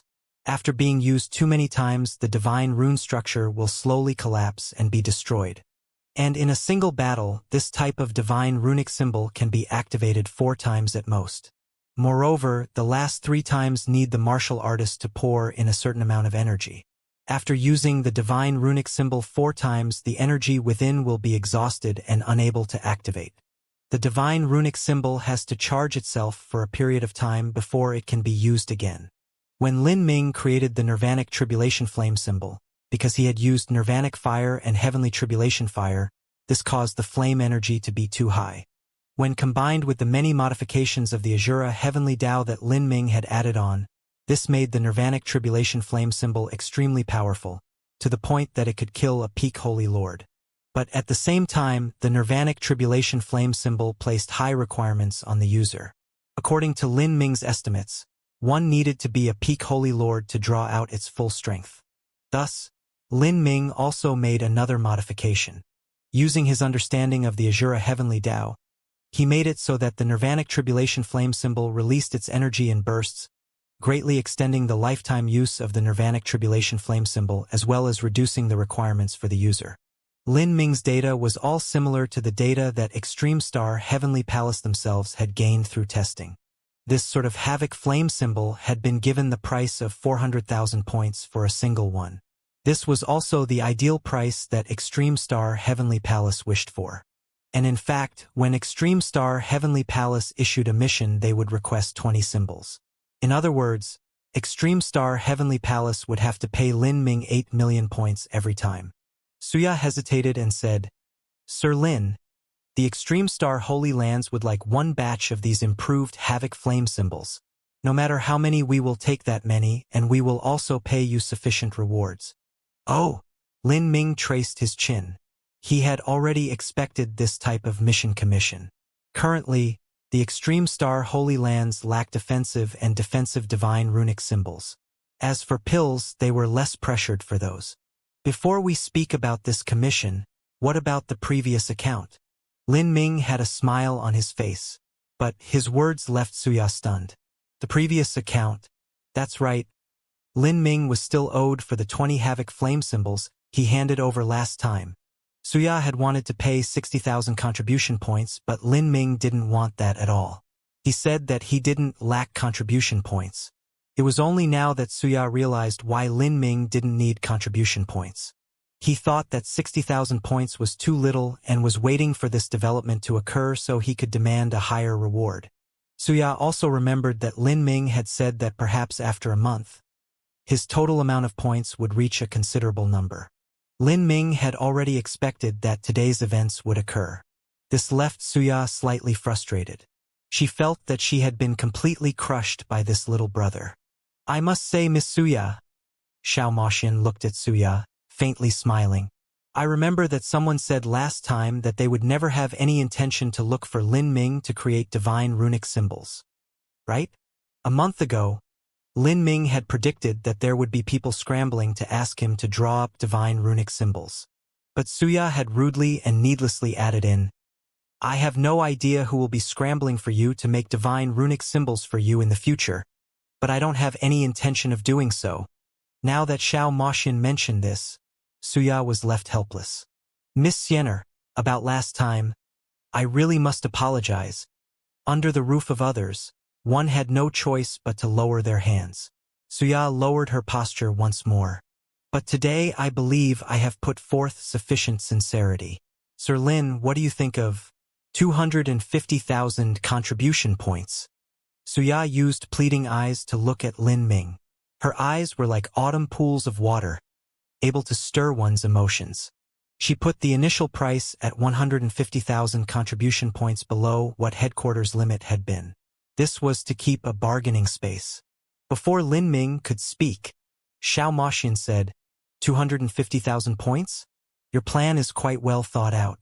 The divine runic symbols that Lin Ming draws up can be used 200 to 300 times.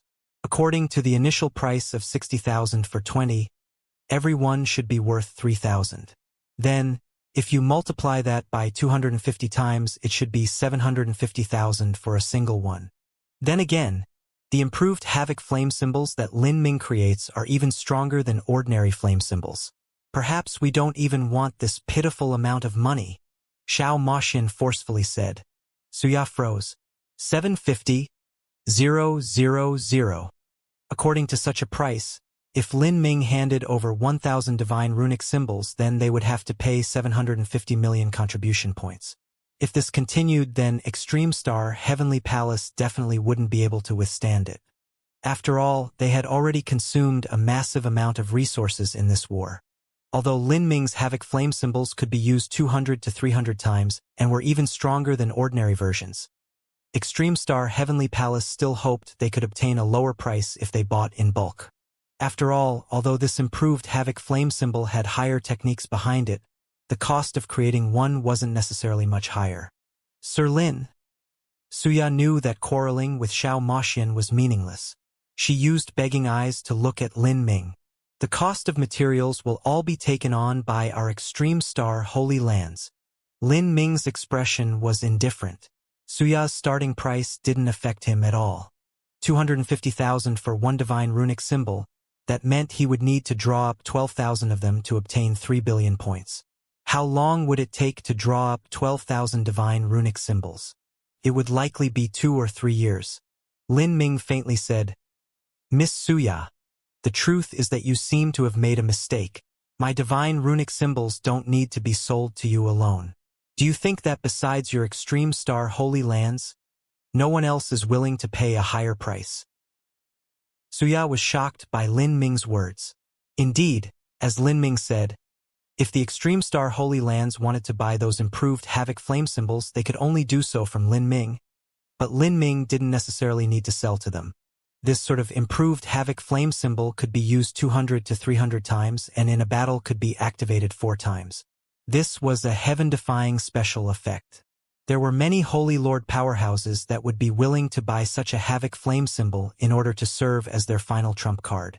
If an early Holy Lord martial artist had this sort of flame symbol, although they might not be able to defeat a middle Holy Lord realm martial artist, it still wouldn't be a problem to protect themselves. If they had to go to a life or death mystic realm to adventure and even desperately bet their lives against those other people there, they would absolutely want to buy 1 or 2 of these Havoc flame symbols no matter what the cost was. In addition, these revised Havoc flame symbols had the special attribute of being able to be used multiple times. This was an almost completely unique attribute. There were many divine runic masters that loved to collect all sorts of divine runic symbols who would love to get their hands on one. Moreover, there were many wealthy juniors of powerful influences that would similarly love to possess such a rare divine runic symbol as a point of pride. This was a symbol of status. Thus, even if Lin Ming publicly sold these divine runic symbols, their price would still rapidly reach a horrifying level. Their price might even surpass the accumulated total of 200 to 300 Havoc flame symbols. Thinking of this, Xuya knew that perhaps there might not be any transactions. The price that the Extreme Star Holy Lands offered simply wouldn't be enough. She stood up and despairingly said, "Sir Lin, Miss Xian'er, I apologize for disturbing you today. I will go back first. Sir Lin, I will come to visit you again in the future." Xuya could be called miserable. Her overly large eyes seemed to contain tens of thousands of words, all of them touching. Even Lin Ming, who was used to seeing beautiful women, couldn't help but acknowledge that Xuya was an extraordinary woman. Xuya and Xiao Moxian possessed 2 different types of figures. Xuya had explosive curves, perfectly round and soft. Although she was a shocking beauty like Xiao Moxian, she possessed a flavor that ordinary women did not have. She constantly attracted the gaze and heat of men, even with the slightest movement. Like this, Xuya walked away. From beginning to end, she possessed a feminine beauty, one that was gentle and meek. She seemed completely different from the proud figure that was resting on the couch just a month ago. "Big brother Lin, it seems like you turned her down," Xiao Moxian said after Xuya left. "No need to worry. I have too many concerns right now. I have to research how to transform a 5th grade divine runic symbol, and I also have to refine a soul recovery pill for senior divine mist. I don't have much free time. If I have to draw up nirvanic tribulation flame symbols, I'll have to create dozens of them. When something is rare, it becomes far more precious. If I were to sell them at a cheap price, then these nirvanic tribulation flame symbols won't be valuable at all." Lin Ming said. He had already considered this. When a new product came out, no one would know its true price. The true price was artificially created by others. If he sold a small number of nirvanic tribulation flame symbols, then those who bought them would scurry to hype up the price as much as possible so they would have more value. Once the price was higher, they might resell them. As for the next person, they would also have a similar idea. As this process continued, the price would become increasingly high until it even exceeded the original value. Lin Ming would be happy to see such a scene occur. Oh! Still night, Xuya returned to her own room and opened a long-distance sound transmission array, attempting to send a message to the internal affairs envoy of Extreme Star, Heavenly Palace, Sage Brightyoung. Xuya relayed all of her experiences from today. As Sage Brightyoung heard this, he frowned. This junior called Lin Ming wants 750,000 contribution points for one? He is insatiably greedy. Sage Brightyoung's face darkened.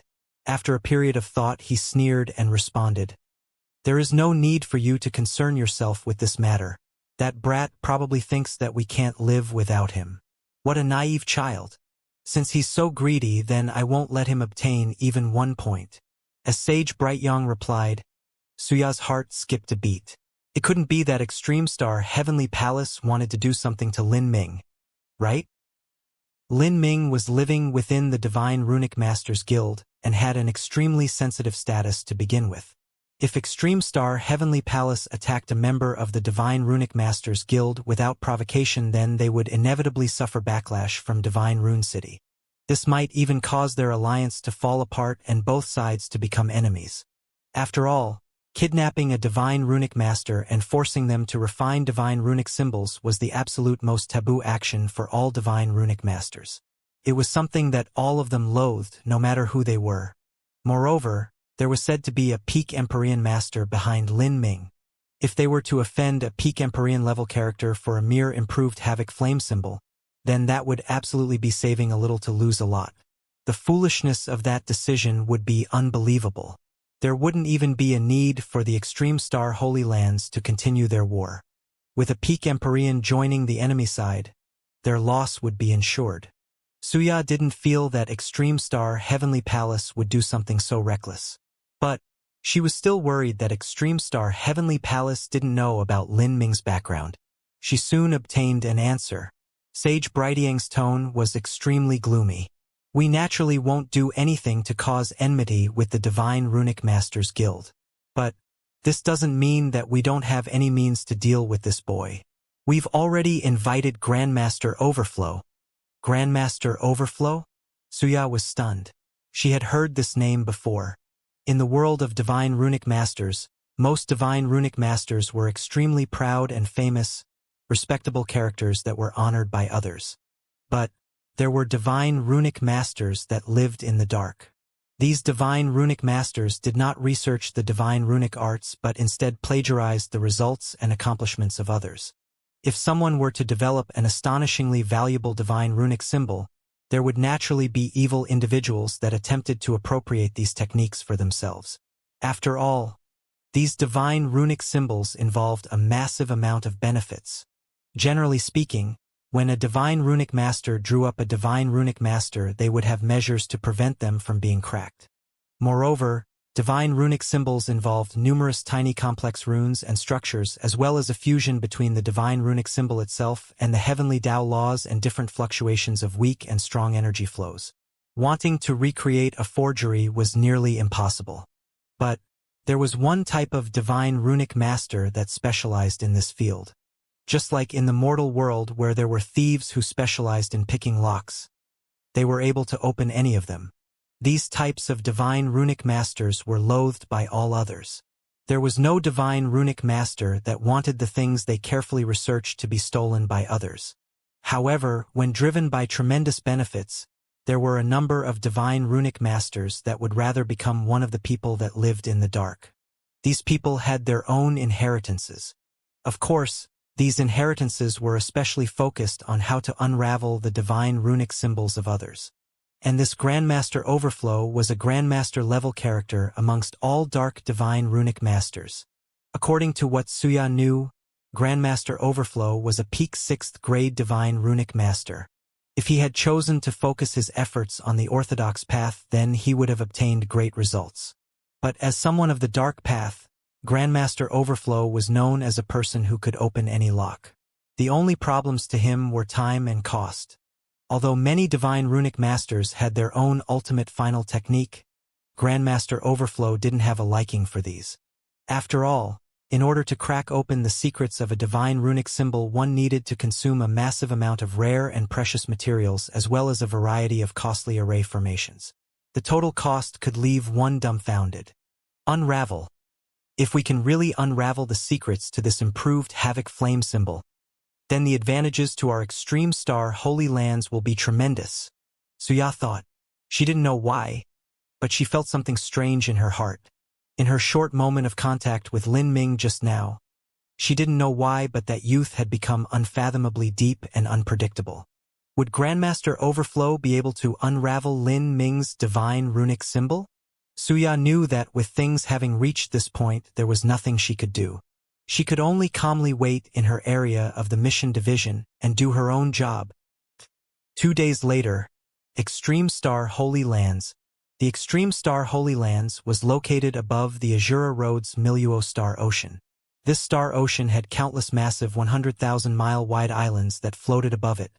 And although they were called islands, the truth was that they weren't much smaller than continents of some planets. Above these islands was an endlessly dark night. In the skies, there was always an endless ocean of stars that floated across the world. Underneath this endless starlight, there was a deep blue palace floating high in the sky. This was Extreme Star Heavenly Palace. This was the supreme command center of the Extreme Star Holy Lands, as well as the residence of the Extreme Star Holy Lands' 2 Empyreans. And on this day, the gates of Extreme Star Heavenly Palace opened. As the internal affairs envoy of Extreme Star Heavenly Palace, Sage Brightyong personally waited at the entrance of the Heavenly Palace to greet Grandmaster Overflow. Grandmaster Overflow was a great world king to begin with, and through these years the wealth he accumulated was unimaginable. Although he was a cruel and infamous individual known for his spite, he still provoked fear and awe in many people. This was the suppressive fear brought by strength. "You actually managed to have Grandmaster Overflow come and help?" a world king said from beside Sage Brightyong. This world king was Waking Cloud, a direct disciple of one of Extreme Star Heavenly Palace's 2 Empyreans. "Requesting Overflow to help will definitely come with a great price," someone added in after Waking Cloud. Sage Brightyong said, "To this type of divine runic symbol, Grandmaster Overflow will definitely have a great interest, and after he unravels the secrets to creating one, we will definitely have to pay a great price. However, for the techniques behind this sort of divine runic symbol, it is absolutely worth it." As Sage Brightyong was speaking, a melodious immortal song echoed through the air. A magnificent divine carriage decked in gold and jade shot through the horizon, dragging a brilliant rainbow behind it.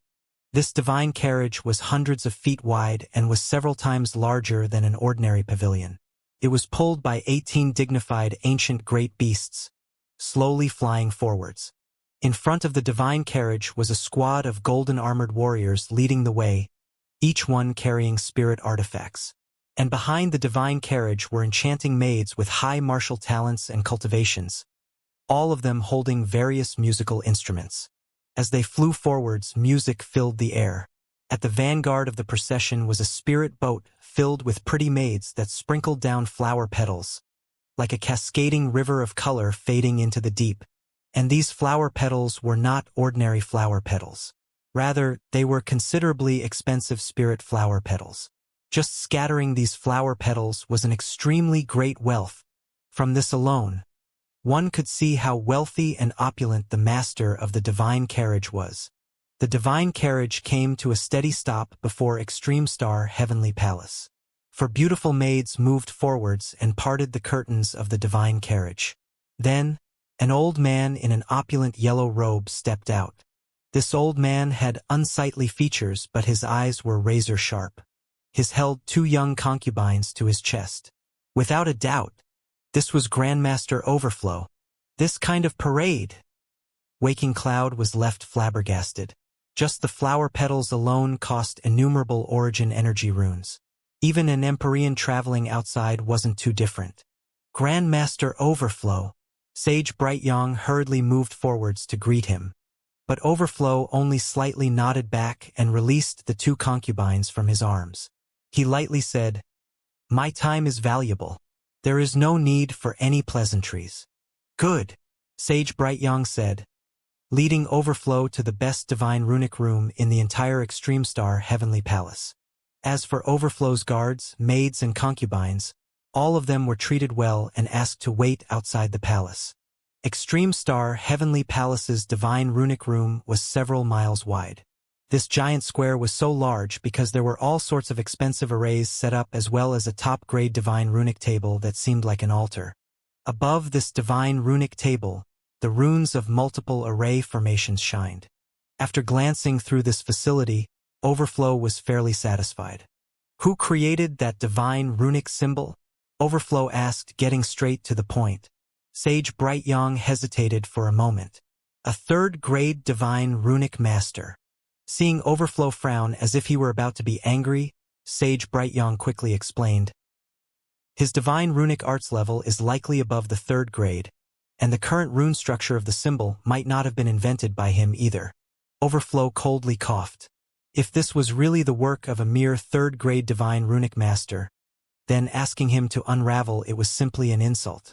He coldly said, "I hope it is a valuable divine runic symbol. I traveled several 100 million miles to come here and I'd better not be disappointed. Where is the divine runic symbol?" Sage Brightyang immediately took out the Nirvanic Tribulation flame symbol that Lin Ming had created. From appearances, this divine runic symbol didn't seem any different from an ordinary Havoc flame symbol. Seeing this fourth-grade divine runic symbol, Overflow didn't seem to have any interest. But as he swept his sense through the structure of the divine runic symbol, a brilliant light shined in his eyes. This is quite interesting." Overflow was clearly excited. Sage Brightyang was ecstatic. If this could arouse Grandmaster Overflow's interest, then he would likely treat this not as a mission but as a personal endeavor. He would assuredly put forth 120% of his effort. "Are there the array formations I want?" "Yes." Sage Brightyang immediately ordered people to start the array formations in this room. These array formations had long been arranged in advance, and all of them were to support one in the divine runic arts. The cost of construction for each one was astronomical. If the cost was exchanged for contribution points of the Divine Runic Masters Guild, then every array formation would be worth at least 10 million points. Although Extreme Star Heavenly Palace was considerably wealthy, they only arranged these array formations in a single divine runic room. Sage Brightyang embarrassedly said, "We only have conventional array formations. We don't have specialized unraveling array formations. I must ask Grandmaster Overflow for help in setting them up." Overflow laughed and proudly said, "This is natural. These unraveling array formations are all a specialty of my career. You naturally wouldn't know of them. These dark divine runic masters made their living by plagiarizing and stealing the work of others. But when it came to their own techniques and inheritances, they would keep them hidden watertight, never revealing their secrets to others. If anyone wanted to steal their techniques, they would go all out against them." Grandmaster Overflow took out a dozen-plus array discs from his spatial ring and placed them on the massive divine runic table. Overflow was extremely careful in his actions. Each array disc was crafted from materials worth tens of millions of points. Moreover, the array discs also involved a variety of secret techniques. These array discs could be called Overflow's specialty treasures. After Overflow spread out all the array discs, Sage Brightyang and the others drew back and used crystal balls to observe what was happening.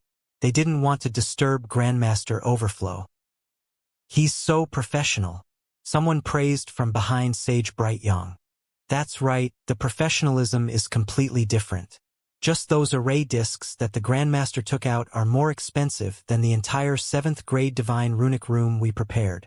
Lord Internal Affair Envoy's move is quite wonderful. As long as we succeed, then we'll have saved a tremendous expense for Extreme Star Heavenly Palace and will also have gained a top divine runic symbol technology. With this amazing battlefield weapon in our hands, no one will dare to move against our Extreme Star Heavenly Palace." Listening to this person, Sage Brightyang faintly smiled. He said, "Just who is this and just what is he doing?" Grandmaster Overflow is a peak dark divine runic master. With him helping us, our plan of copying that technology is almost assured success. We only need to wait for the good news. I estimate that he should finish in around 10 days. Oh! As Extreme Star Heavenly Palace launched their offensive to copy Lin Ming's divine runic symbol, it was finally becoming known by others that these improved Havoc flame symbols made by Lin Ming were able to be used multiple times. Moreover, it was also learned that the true name of these divine runic symbols was actually Nirvanic Tribulation flame symbol. However, these were merely rumors spread from the front lines, and there was no way to measure the veracity of these claims. As for one of the few insiders, Wuxia definitely wouldn't spread such news for Lin Ming. The members of the Divine Runic Masters Guild were all highly accomplished in the divine runic arts. They all knew how difficult it was to create a divine runic symbol that could be used multiple times. Their knowledge and experience made them doubt such an unbelievable matter. All of this led to the scene today. A group of divine runic masters waited in a test room of the Divine Runic Masters Guild. They surrounded an illusory magic array, waiting to see the destructive might of this Nirvanic Tribulation flame symbol. Seeing was believing. Through this array formation test, they could confirm the truth. Lin Ming was also in this test room. He held a nirvanic tribulation flame symbol in his hand, the one that he had created a month ago. Lin Ming, you brat, you're always up to some tricks. Old Shui had arrived with his good friend Old Su. The two of them had also heard the rumors, and although they felt it was a bit incredible, since it concerned Lin Ming, they already half believed it subconsciously. Old Su traced his chin. He couldn't help but ask, I heard that your nirvanic tribulation flame symbol could be used multiple times? How many times is that? Old Su cared most about the number of times that the divine runic symbol could be used. Lin Ming faintly smiled. You'll find out after the test. Lin Ming didn't waste his time with idle chatting. After several dozen people finally gathered in the room, he walked into the center of the array formation and activated it. At this time, Lin Ming saw Suya. Today's Suya was dressed much more conservatively. She wore a windproof coat with a high collar. Even so, her explosive figure still struggled to escape the confines of her clothing. Suya faintly smiled as she saw Lin Ming glance at her. She knew that Lin Ming planned to establish the reputation of the nirvanic tribulation flame symbol and then sell it for a high price. Today's array formation test would pave the way for that high price. After the testing array formation activated, dozens of ancient vicious beast simulations conjured up by the illusory magic array appeared. These vicious beasts surrounded Lin Ming, their strengths ranging from the divine transformation realm to the world king realm. These were merely living targets. Although they had defensive capabilities similar to real vicious beasts, they were not aggressive at all. Facing these ancient vicious beasts, Lin Ming calmly activated the nirvanic tribulation flame symbol. For a time, Tao patterns of the Azura heavenly Tao wove in the air. With a terrifying explosion, flames swept out like a tide. Dozens of ancient vicious beasts were swallowed up by the flames. Over 90% of the vicious beasts were instantly reduced to ash, with only several of them surviving the carnage. Of the surviving vicious beasts, some were severely burnt. But there were also several vicious beasts equal to the human late Holy Lord realm or peak Holy Lord realm, and even a World King level vicious beast that wasn't injured at all. In particular, that World King level armored forest dragon still stood tall and proud in the skies, its scales not damaged even the slightest bit. Seeing this destructive power, Old Shui didn't even need to look at the data. He immediately judged the strength of the nirvanic tribulation flame symbol in Lin Ming's hands. This is a Holy Lord level 2-star destructive power. It's slightly better than an excellently crafted Havoc flame symbol, about a star higher. It's quite good. Old Su nodded. Before anyone else could make their judgments, with Lin Ming's right hand as the center, the numerous Tao patterns of the Azura heavenly Tao rapidly condensed, manifesting back into a new nirvanic tribulation flame symbol in the blink of an eye. Lin Ming didn't pause. Brilliant flames erupted once more. Another explosive sound occurred. Beside Lin Ming, a terrifying detonation blew up once more. Lin Ming had activated the nirvanic tribulation flame symbol a second time. All of the several remaining ancient vicious beasts were sucked up into the flames. Sorrowful howls filled the air. The late Holy Lord and peak Holy Lord level vicious beasts were charred black by the flames. The second time came so fast. Although the people present had heard that the nirvanic tribulation flame symbol could be used continuously, they never imagined that the gap between uses would be so short. But this was only the start. Following this, the nirvanic tribulation flame symbol within Lin Ming's hand exploded for a third time. As the creator of the nirvanic tribulation flame symbol, Lin Ming was the person most familiar with the runic structure within it. Combined with his understanding of the Azura heavenly Tao as well as his achievements in the 7th level concept of the fire laws, using the nirvanic tribulation flame symbol came as easily as breathing. Normally, a martial artist could use the nirvanic tribulation flame symbol 4 times before the energy within it exhausted itself. Then, the nirvanic tribulation flame symbol would need time to recover energy for its next use. But Lin Ming simply didn't need to do this. As Lin Ming used the nirvanic tribulation flame symbol, he continued to fill it with new energy. The flames used to create the nirvanic tribulation flame symbol were Lin Ming's tribulation fire, and Xiao Moxian's nirvanic fire. Currently, Lin Ming had these two types of flames. Thus, within Lin Ming's hand, the power displayed by this nirvanic tribulation flame symbol had an essential difference compared to when it was placed in someone else's hands. Bang! Bang! Bang! Within the array formation, a terrifying explosion lit up the world every 2 breaths of time. That dreadful sea of flames swept through the entire array formation. If it weren't for the protection of that array formation, the entire testing room would have been ruined by the terrifying explosions. Lin Ming activated the nirvanic tribulation flame symbol again and again. Although this flame symbol was constantly absorbing Lin Ming's energy, Lin Ming's strength wasn't comparable to a 2-star Holy Lord level attack. To him, keeping up a barrage of this level wasn't anything at all. This was just a well-trained martial artist doing hundreds of push-ups without being exhausted. Beneath the wild canopy of explosions, besides the World King level ancient beast, every single other vicious beast had been swallowed up by the flames and destroyed. This scene left all of the other divine runic masters present speechless. In particular Suya. Her eyes were as wide as full moons and she couldn't find the words to describe this. She had read the test reports that Extreme Star Heavenly Palace had sent her about the nirvanic flame tribulation flame symbol. It was true that this flame symbol could be used multiple times, but every 4 times it was used it needed to recharge.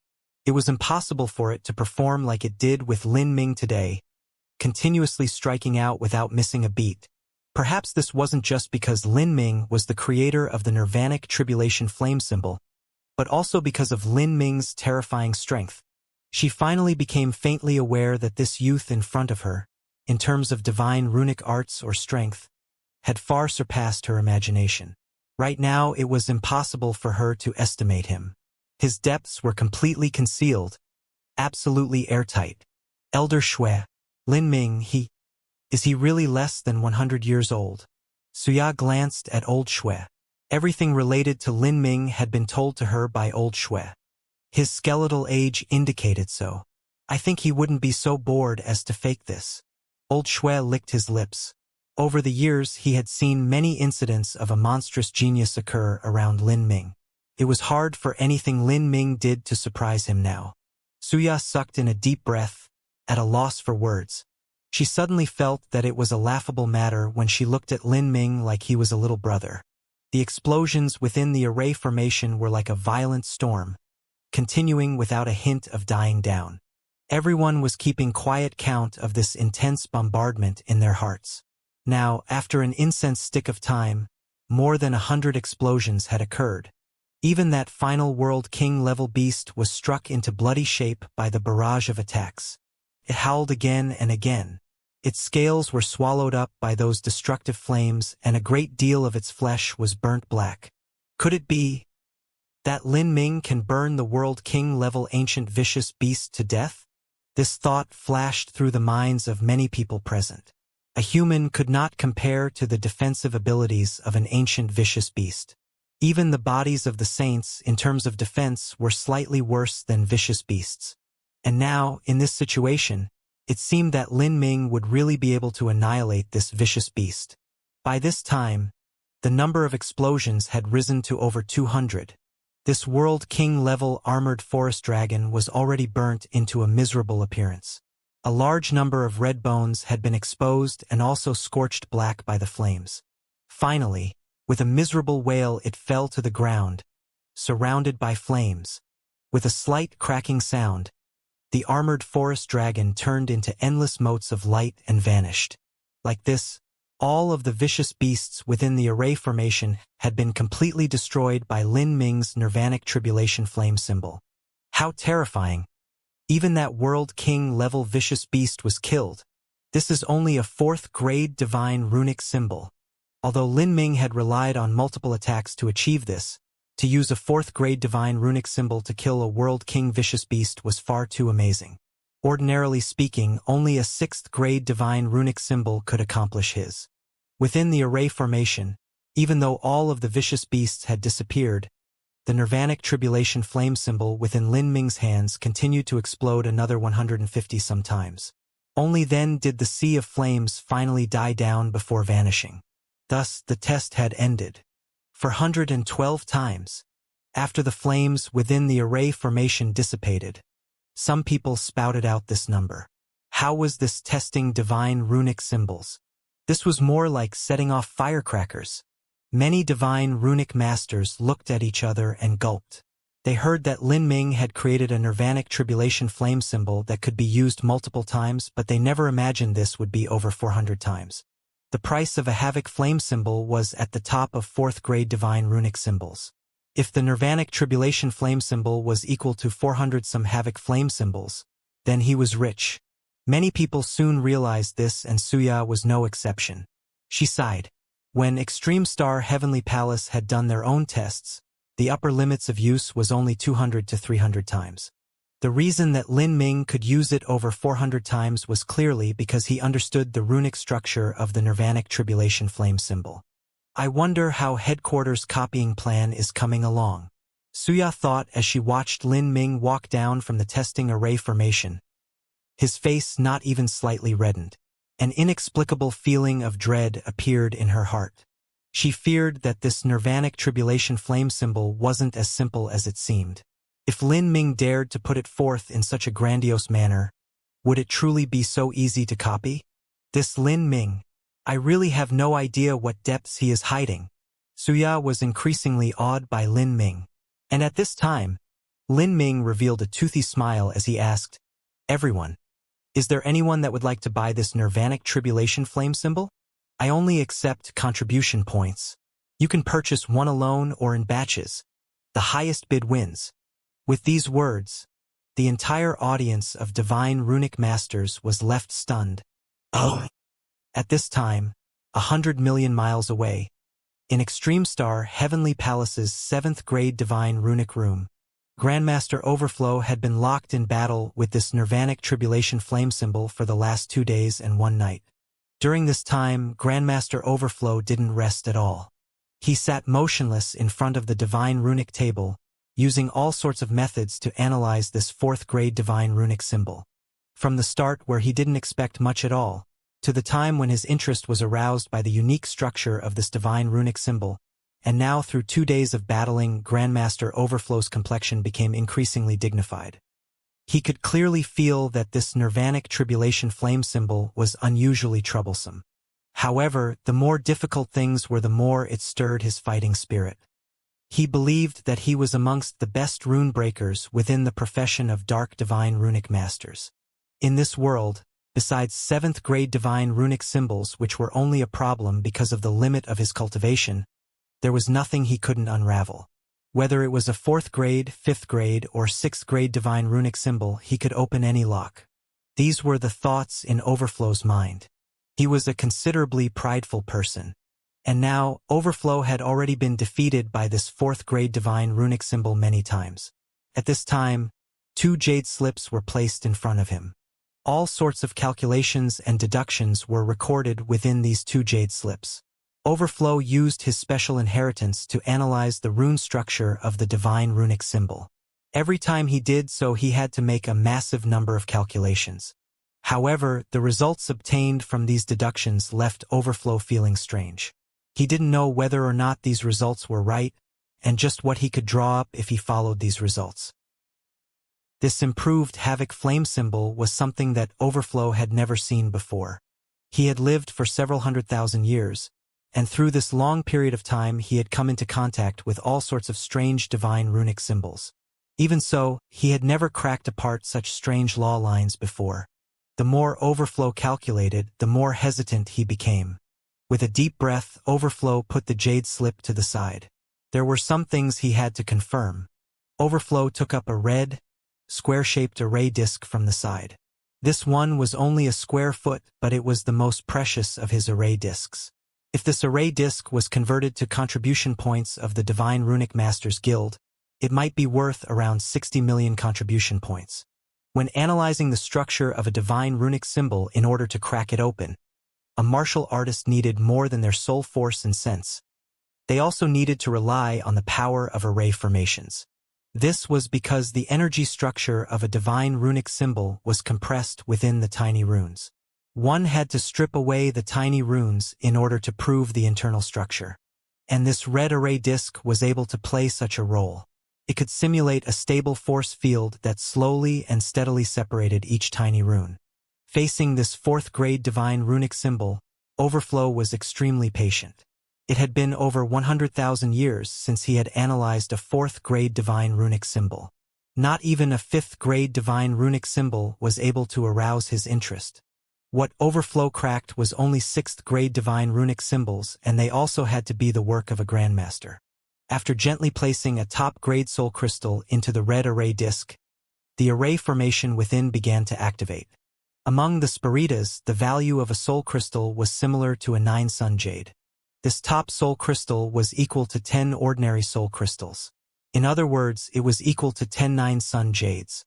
This was a considerable price to pay in order to activate the array disk. However, in order to ensure the precision of the array formation, Overflow used the best materials. And as long as materials were used for the purposes of cracking open the divine runic symbol, they would be paid for by the Extreme Star Holy Lands. Just one array disk wasn't enough. Overflow hesitated for a moment and then took out another. This array disk was slightly less valuable than the first, but it still cost about 30 million contribution points. The use of this array disk was to simulate and imitate. But in the simulation process, one needed to use an extremely precious material called ripple sand. This ripple sand would be melted into liquid, and the liquid would be used as ink for the array disk to draw up a copy. And each portion of this material was worth around 5 million contribution points. Every time Overflow conducted a test, he would need half a portion of ripple sand. Like this, under the support of all sorts of precious materials and expensive array disks, Overflow's analyzing process began. As the two array disks floated in the air, they released dazzling lights. Outside of the divine runic room, Sage Bright-Yang and the others were completely focused on everything that was occurring. They hadn't left at all in the last 2 days. It had to be known that all the materials Overflow used were provided by the Extreme Star Holy Lands. In this situation, they definitely didn't dare to leave. Now that Sage Bright-Yang saw all these resources being slowly consumed in front of him, his lips twitched as he found the scene extremely distressing. The Extreme Star Holy Lands had already invested 70 to 80 million contribution points so far. And as this analyzing process continued, it would likely break through 100 million and continue even higher. Perhaps they would need to spend 400 to 500 million points before coming close to cracking Lin Ming's work. You must spend money to make money. Without risk there is no reward. Sage Bright-Yang grit his teeth, comforting himself like this. As long as they could unlock this nirvanic flame tribulation symbol, then it would be worth the investment. Not only would they experience a favorable turn in the war, but the Extreme Star Holy Lands would profit immeasurably in the future. As Sage Bright-Yang was lost in thought, he suddenly heard Grandmaster Overflow's sound transmission echo in his ears. Quickly bring a martial artist that understands the 7th level concept of fire to be my assistant. The faster the better. Fire. 7th level concept? Sage Bright-Yang was stunned. What was this for? Don't dawdle around. The creator of this divine runic symbol has reached the 7th level fire laws, and the flames he uses are extremely strange. Go ask your heavenly palace to bring the one with the highest achievements in the fire laws to come. Immediately, Overflow was skilled in analysis. He analyzed that the flame energy textures within the nirvanic tribulation flame symbol and the profound skill and perfection within those fire patterns left him shocked and in fear. It's actually 2 types of destructive flames, and the grades of both flames are extremely high. Just how did he perfectly fuse these 2 types of flames together? As Overflow was lost in thought, Sage Bright-Yang was filled with doubts. The creator of this divine runic symbol was Lin Ming, and Lin Ming was someone that understood the 7th level concept of fire? Just how was that possible? He wasn't even 100 years old. But doubts were only doubts. Sage Bright-Yang soon found the martial artist with greatest attainments in the fire laws within Extreme Star Heavenly Palace. This person was his High Master, a half-step Empyrean powerhouse. Within Extreme Star Heavenly Palace, this person was among the top 10 ranking characters. His achievements in the fire laws had reached the peak of the 7th level concept and even touched upon the mysteries of the 8th level concept. Sage Brightyong could affirm that this person's ability to control flames was countless times better than Lin Ming's. Good, not bad. Seeing the one arriving, Overflow was more than satisfied.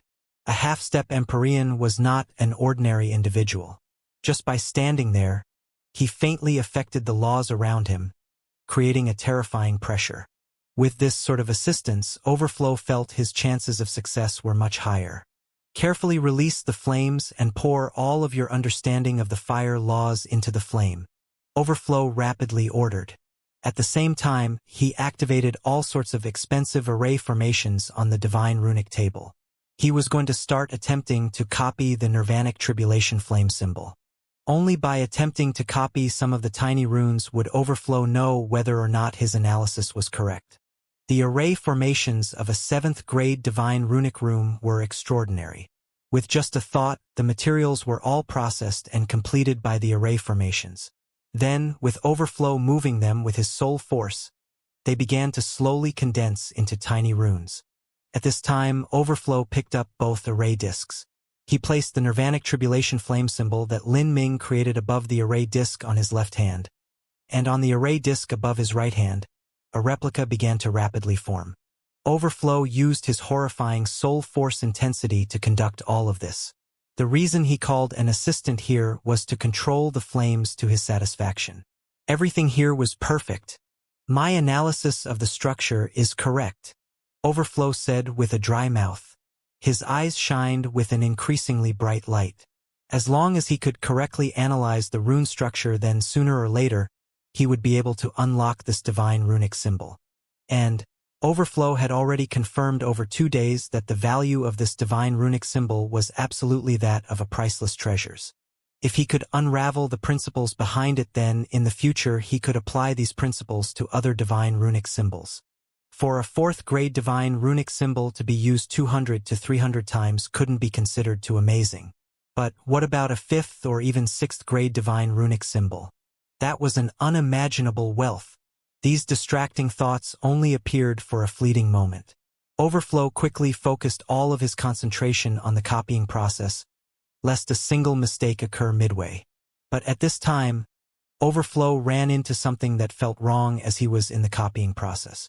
This wrong feeling didn't come from the tiny runes of the divine runic symbol, but came from the Azura Heavenly Tao. The Azura Heavenly Tao does not fit? No, I have already made a copy of the tiny rune structure, so this is proof that I didn't make a mistake. How come the Azura Heavenly Tao doesn't fit? This is impossible. Overflow's eyebrows shot up. This was unbelievable. His deduction process was perfect. For him to copy it to this point proved this. Otherwise, it would have been impossible for the structure of tiny runes to take shape. However, there had been a major problem when fusing together the Heavenly Tao. I won't believe this. Beads of sweat began dripping down from Overflow's forehead. He didn't believe he was wrong. He continued on, insisting no matter what. After drawing up the tiny rune structure, he tried to forcefully fuse the Azura Heavenly Tao laws into it. And at this time, the 2 array discs in his hands began to violently tremble. Overflow's mind shook. Before he could respond, the tiny rune structure copy exploded. This wasn't just an explosion of materials. There was also a backlash of the Azura Heavenly Tao patterns that Overflow had been trying to control. Kacha! With a heart-rending shriek, Overflow's complexion dramatically changed. He watched helplessly as the raging Azura Heavenly Tao brutally shattered those 2 priceless array discs in half. Even the array formations above the divine runic table began disintegrating because of the impact of the Azura Heavenly Tao. Rumble, rumble, rumble. Once the first explosion occurred, a series of ripple effects swept out. In that moment, the entire divine runic table seemed as if it had been swept into a storm and left in an utter mess. At least 4 or 5 array formations had been destroyed, and even 4 of the array discs that Overflow brought had been shattered. Overflow froze, his complexion becoming increasingly dark. He stared blankly at the array discs in his left and right hands, unable to accept everything that just happened. His most precious array discs, the tools to his livelihood, had been destroyed like this? In that explosion just now, according to the standards of the Divine Runic Masters Guild, he had lost at least 100 million contribution points. Not only were Overflow's losses serious, but the truth was that the Extreme Star Holy Lands had lost a great deal too. The array formations on the Divine Runic table each had a dreadful construction cost, not much cheaper than Overflow's array discs. With 4 or 5 array formations exploding, the Extreme Star Holy Lands would need to pay up nearly 100 million contribution points. Contributions needed to pay traded through materials, pills, and other such things. They were extremely precious. As the explosion occurred, Sage Brightyang's High Master was standing at the side. But he could only watch helplessly on as this occurred, unable to stop it. Although the power behind the explosion wasn't too high, it was still caused by the Azura Heavenly Tao. Moreover, because it happened within the array formations, it was impossible to prevent. Unless one thoroughly understood the Azura Heavenly Tao, it didn't matter how high their cultivation was. And at this time, the doors to the Divine Runic Room burst open. Sage Brightyang, who had by this time already lost his composure, rushed in. He looked at the chaotic Divine Runic table with a pale face, his body shivering, unable to say a single word. Sage Brightyang took quick inventory of the losses. 230 million point array formations had exploded, as well as 310 million point array formations. In addition, a massive number of tools and rare and precious materials were destroyed. These losses left Sage Brightyang bleeding in his heart. For this last year, the Extreme Star Holy Lands had been at war and had spent a massive amount of resources. Now, the entire Holy Land was having trouble distributing resources. As a result of that brief moment just now, 100 million points had been lost. If these 100 million points were changed into divine runic symbols, just what sort of war strength would that be? Moreover, this operation of cracking apart the divine runic symbol was proposed and led by Sage Brightyang. He had already made an oath to the Vice Palace Master that he would absolutely break the divine runic symbol, otherwise he would be punished. Even searching for help, the distribution of materials, the requisition of the 7th grade Divine Runic Room, everything had been handled by Sage Brightyang. He originally thought that everything would be a success and he would be able to obtain a great merit. As for himself, he would have received tremendous advantages in this mission. However, he never imagined things would develop to such a point. If he couldn't unravel the divine runic symbol and also had such great losses, he definitely couldn't take responsibility for this failure. Thinking of this, Sage Brightyang's face turned liver red. As he looked at Overflow, he wished that he could slap this moron to death. Overflow. This is all because of you. You said that there was no lock you couldn't unlock. Array formations worth 100 million points have been destroyed by you. Sage Brightyang suppressed the bubbling anger in his heart. He didn't dare to tear down all decorum with Overflow. First, Overflow was considerably strong to begin with, and secondly, he was also depending on Overflow to recoup some of the losses from just now. Although he had already lost all hope that Overflow could unravel the Nirvanic Tribulation flame symbol, if he were to give up now, then he would be the guilty party here.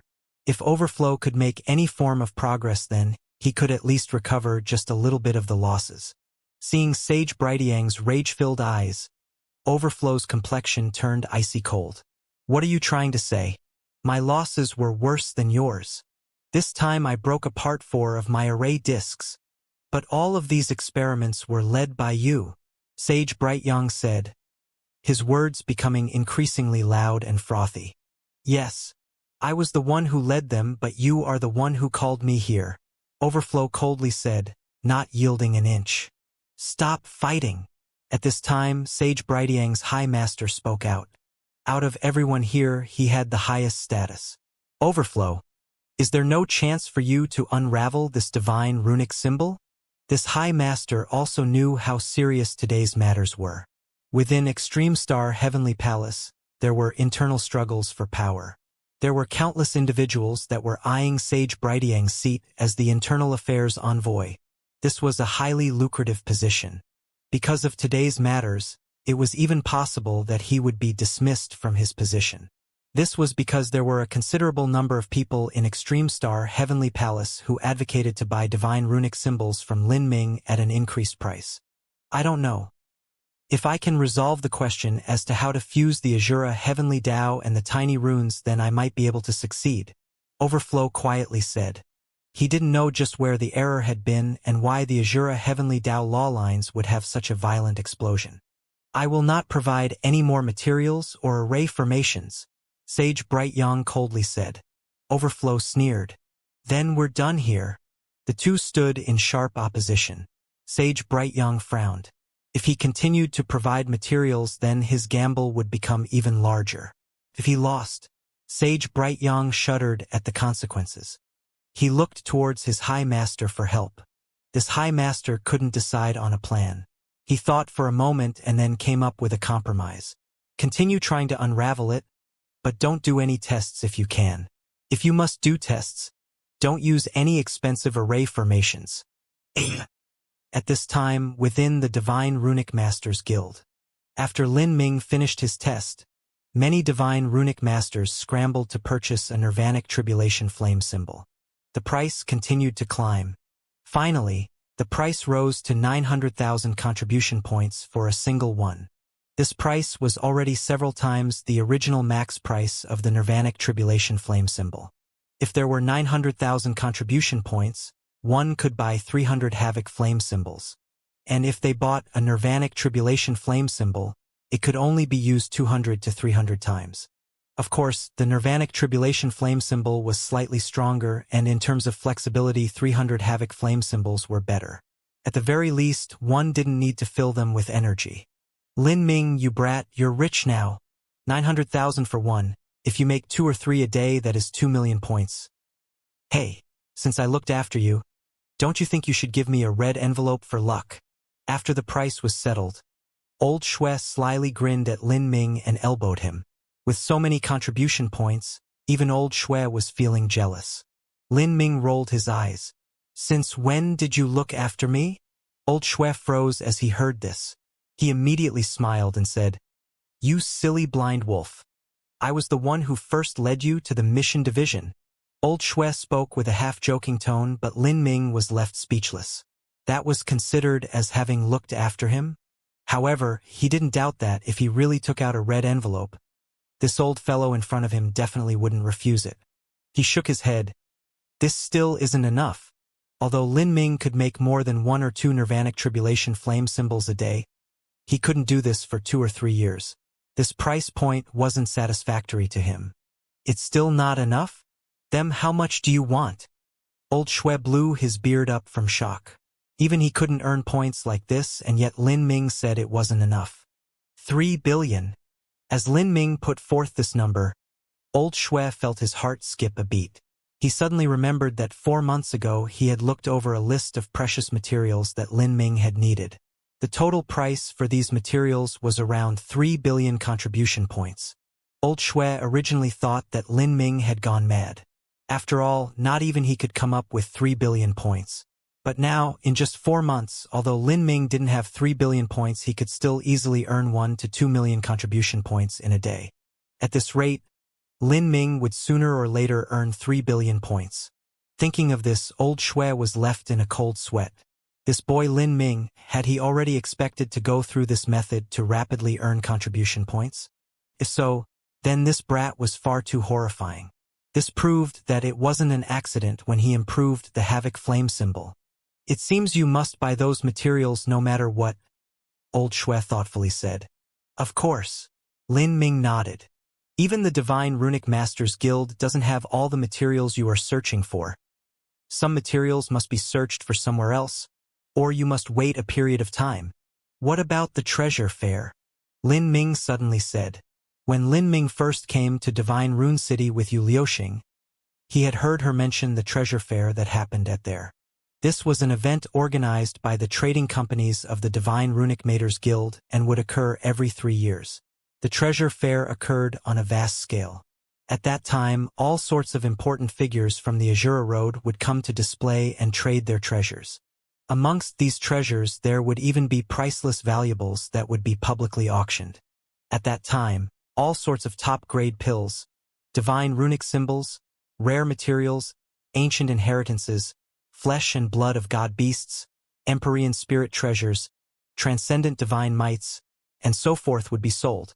And the currency of the treasure fair, besides origin energy runes, was contribution points from the Divine Runic Masters Guild. Contribution points were considered the universal currency issued by the Divine Runic Masters Guild. They were considered a better and easier to use currency than the Azura Road's more universal currency, origin energy runes. This was because contribution points could be exchanged for all sorts of rare items from the Divine Runic Masters Guild. As for origin energy runes, they might not be able to buy these things. For those people that came to participate in the treasure fair, as long as they could bring out something that the Divine Runic Masters Guild found valuable, they could change it for an equal amount of contribution points. In the treasure fair, there were some items that could only be bought with contribution points. Thus, the participants would usually exchange materials for a massive number of points. Lin Ming expected that he would be able to buy many of the rare materials he needed at the treasure fair. Now, there was still a year until the treasure fair. During this remaining year, he had to earn enough wealth so that he wouldn't be stretched for points when he needed it. Oh! As Lin Ming was beginning to draw Nirvanic Tribulation flame symbols as well as study how to improve a 5th-grade Divine Runic symbol, the Extreme Star Holy Lands had quietly posted a titanic reward. They were recruiting Dark Divine Runic Masters from all over with a reward of 1 billion points to crack open the Nirvanic Tribulation flame symbol. As long as they could accomplish this, then the Extreme Star Holy Lands would share the results with all Dark Divine Runic Masters as well as reward those who contributed. Of course, this reward couldn't see the light of day. It was only sent to those who existed in the world of Dark Divine Runic Masters.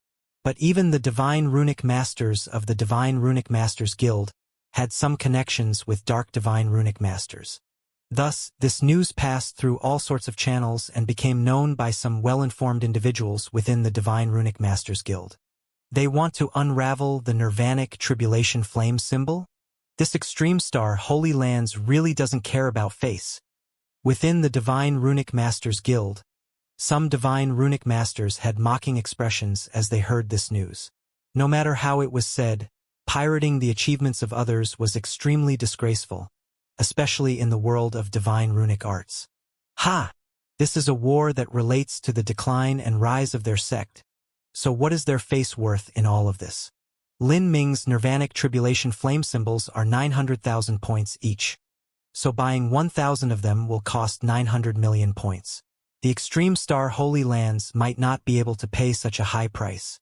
Moreover, once a soldier with a Nirvanic Tribulation flame symbol dies, a situation will appear where they can't use its complete worth.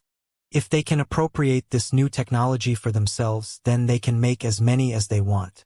And posting a reward is that fastest and most economical way to find people to crack open this Divine Runic symbol. Some people echoed. These Divine Runic Masters had no obligation to keep a secret for the Extreme Star Holy Lands. After one person knew that a reward was posted, this news spread from 1 person to 10, from 10 to 100, and soon throughout the entire Divine Runic Masters Guild. This time, Overflow himself is leading the mission. Although his character is corrupt and he is infamous, in terms of unraveling Divine Runic symbols, there is nothing below a 6th-grade Divine Runic symbol that can stop him. If he really can unravel the secrets, then Extreme Star Holy Lands will have gained big. Several Divine Runic Masters discussed. In front of so many benefits, no one could feel relaxed. If the Extreme Star Holy Lands wanted to steal away this massive cake, then there would naturally be people that were jealous. However, they were only jealous. As orthodox Divine Runic Masters, they didn't have any foundation to unravel Divine Runic symbols, so it was impossible for them. News about the Extreme Star Holy Lands posting a reward soon spread throughout the entire Divine Runic Masters Guild. Even the gate guards and floor sweepers knew about it. As for Suya, she had been uneasily pacing back and forth in her section of the mission division, as if something were heavily weighing down on her mind. Luckily, she didn't see Lin Ming these days, otherwise she would have no idea how to face him. These matters also entered into Lin Ming's ears, but he didn't care about it at all. When he drew up the Nirvanic Tribulation flame symbols, he hadn't even left behind any specialized anti-forgery tiny runes. He guessed that these dark divine runic masters had the ability to crack the method by which he had drawn up the Nirvanic Tribulation flame symbol, and they could even find top fire attribute martial artists to simulate the effect of the heavenly tribulation flames and nirvanic flames.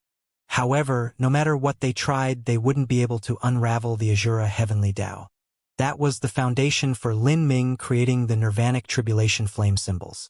As Lin Ming grew stronger and stronger over the years, he increasingly discovered just how heaven-defying the functions of the Azura Sutra were, and this was in a situation where he only obtained a single remnant volume of the Azura Sutra. If he were to collect all of them, it was unknown just what effects there would be. This also caused Lin Ming to increasingly anticipate the final smelting trial. He wondered, just what had the Azura Road Master left behind in the final trial? As these thoughts flashed through Lin Ming's mind, he no longer thought about them. He instead devoted his full time and concentration to drawing up the Nirvanic Tribulation flame symbols. In this period of time, Lin Ming had only produced 30 Nirvanic Tribulation flame symbols. He was well aware that the more rare something was, the more precious it became. On the other hand, if he drew up too many things, then it would instead become less valuable. Currently, Lin Ming was selling Nirvanic Tribulation flame symbols at a fixed price of 900,000 contribution points. And whenever he put one up for sale, it would be nearly immediately grabbed up. And on the outside, the true price of the Nirvanic Tribulation flame symbol actually rose to beyond 1,000,000 points, and the supply still fell far short of demand. Like this, Lin Ming would only draw up 2 Nirvanic Tribulation flame symbols every day. By doing this, he could save a tremendous amount of time and use it to research how to transform a 5th-grade divine runic symbol. Time slowly passed. Without knowing it, 3 months flew by. In these 3 months, Lin Ming had earned 55 million contribution points. But, in order to transform a 5th-grade divine runic symbol, he had to use up a massive amount of materials. Moreover, many of these materials were extremely precious and had to be purchased with points. On this alone, Lin Ming spent over 8 million contribution points. From this day, there was still 9 months until the treasure fair.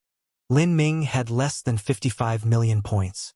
With this tiny amount of wealth, wanting to win anything in grand auctions at this treasure fair would be a futile gesture.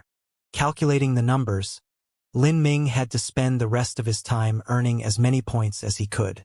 Otherwise, if a rare material appeared that he needed but he couldn't afford, he wouldn't even have time for regret. Whether it was drawing up a divine runic symbol or researching how to transform a 5th-grade divine runic symbol, he had to fuse the Azura heavenly Tao laws, so it was impossible to carry on this process in a time enchantment, because time enchantments twisted the surrounding laws. In other words, Lin Ming truly had 9 months remaining. Oh! At this time, Suya was sitting behind her lonely counter in the mission division, her mood extremely poor. This was because news of the Extreme Star Holy Lands posting a reward for Dark Divine Runic Masters had spread out, placing her in a very awkward position. Although it could be said that the Extreme Star Holy Lands cracking open the Nirvanic Tribulation flame symbol had nothing to do with the overwhelming majority of Divine Runic Masters, these methods were abhorred by almost all Divine Runic Masters. Her association with this caused Suya's area in the mission division to be much lonelier than usual. Luckily, the Internal Affairs Envoy at Extreme Star Heavenly Palace responsible for leading the assignment to unravel the Nirvanic Tribulation flame symbol had drawn all attention to himself, making it so that Suya's mission wasn't as urgent and giving her a moment to catch her breath. Have you heard the news? The 7th-grade Divine Runic Room at the Extreme Star Holy Lands had another explosion occur. It seems that many array formations blew apart. In a corner of the mission hall, many Divine Runic Masters were talking amongst themselves in a low voice as they sipped on tea. Suya was considerably strong herself and her hearing was top-notch. She naturally heard what they were speaking about. There was an explosion in the Extreme Star Holy Land's 7th-grade Divine Runic Room. Suya felt her heart fall to her stomach. She lowered her head and listened carefully. She had yet to hear of this matter because no one had informed her. There was an explosion? Why? That was because a long time before the billion-point reward was posted, there had already been an explosion. Otherwise, Why do you think the extreme star Holy Lands would put forth such an astronomical reward to gather so many dark divine runic masters to crack open the nirvanic tribulation flame symbol? This is because they had been defeated in their first attempt, and now with the divine runic room exploding once more, they failed again. How do you know this? Well, I have a friend who is a dark divine runic master. You know, I've tried urging him to follow the correct path and stop wasting his time and energy with that garbage, but he doesn't heed my advice. So that's how it is. If this news came directly from a dark divine runic master, then it was likely true. Incredible. Simply incredible. I can't imagine just how this nirvanic tribulation flame symbol was produced. Overflow leads a team of dark divine runic masters, and yet even he can't succeed. It's far too odd. When the members of the Divine Runic Masters Guild heard that the Extreme Star Holy Lands had put forth a sky-high reward of 1 billion points to unravel the Nirvanic Tribulation flame symbol, they felt a bit sorry for Lin Ming. They thought that the achievements he worked so hard on would be stolen by others. But they never imagined that such a powerful lineup of Dark Divine Runic Masters would not only fail to accomplish anything, but instead blow up the entire Divine Runic Room. Incredible? Don't look down on Lin Ming just because he's young. It's like his inheritance comes from an entirely different branch of thought, and his inheritances are different from ours. This Lin Ming has a master who has reached an incredible boundary. If his master were to ever come out, then he would likely be the most revered divine runic grandmaster in the entire Azura Road. His status would be unshakable, and not even an influence like the Extreme Star Holy Lands would dare to do anything to Lin Ming. I suspect that Lin Ming's master is even fiercer than the Palace Master of Extreme Star, Heavenly Palace. No one doubted that Lin Ming had a ridiculously powerful master. If it were martial arts inheritances, then one could adventure through ancient ruins left by powerful masters and obtain their inheritance jade slips and heavenly materials to rise up to the top alone. But this was impossible with the divine runic arts. This was because one had to have a master teaching them personally. There was no meaning in just perusing through jade slips. Thus, even if Lin Ming stood up and said that he had no master and had taught himself, no one would believe it. Disregarding Lin Ming's master, Lin Ming himself has an unfathomably high degree of talent. I just learnt that Lin Ming had obtained the qualifications to become a third-grade divine runic master over 20 years ago, and at that time he was less than 60 years of age. Elder Shui and Elder Su had 2 young apprentices that participated in the same examination as Lin Ming, and the results were as different as the heavens and earth. During that examination, Lin Ming tested straight to a third-grade divine runic master. After Lin Ming became famous, many people began to look up his background and history. They also dug up the fact that Lin Ming had become a third-grade divine runic master before he was 60 years of age. When these divine runic masters heard this, all of them were stunned speechless. To them, becoming a third-grade divine runic master was something that happened when they were several hundred years old. Overflow and his group, as well as the Extreme Star Holy Lands, only have themselves to blame. They wanted to crudely unravel the results of the research of others like deluded idiots, and now they can't even recoup their initial investment. These people spent a full 3 months preparing for this experiment, and yet even though they bet everything on this attempt, the result was that it blew up in their faces. Just how many array formations were lost? Didn't they carry on simulations before the test? Some people asked, feeling this all too unbelievable. Overflow was not some common nobody.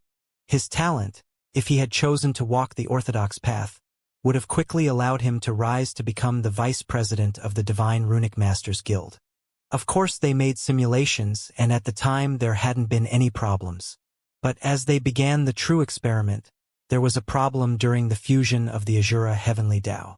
They lost control of the process, and a storm of the Azura Heavenly Tao laws blew out, causing the divine runic symbol structure to collapse.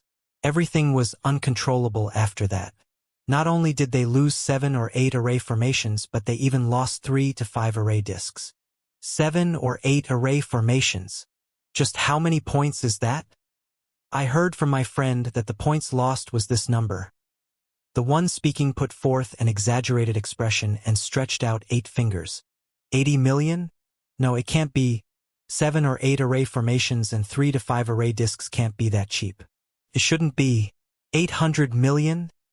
The several divine runic masters looked at each other, horror shining wide in their eyes.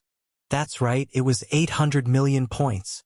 After all the costs were added together, including the array formations and array disks from the first failure, as well as all materials used during the last 3 months, this is the total cost. Of course, 800 million is only a number that my friend estimated, but it shouldn't be too far off. And these points weren't just paid for by the Extreme Star Holy Lands. Overflow also put forth a considerable amount of materials, and most of the shattered array disks were his. Isn't this too exaggerated?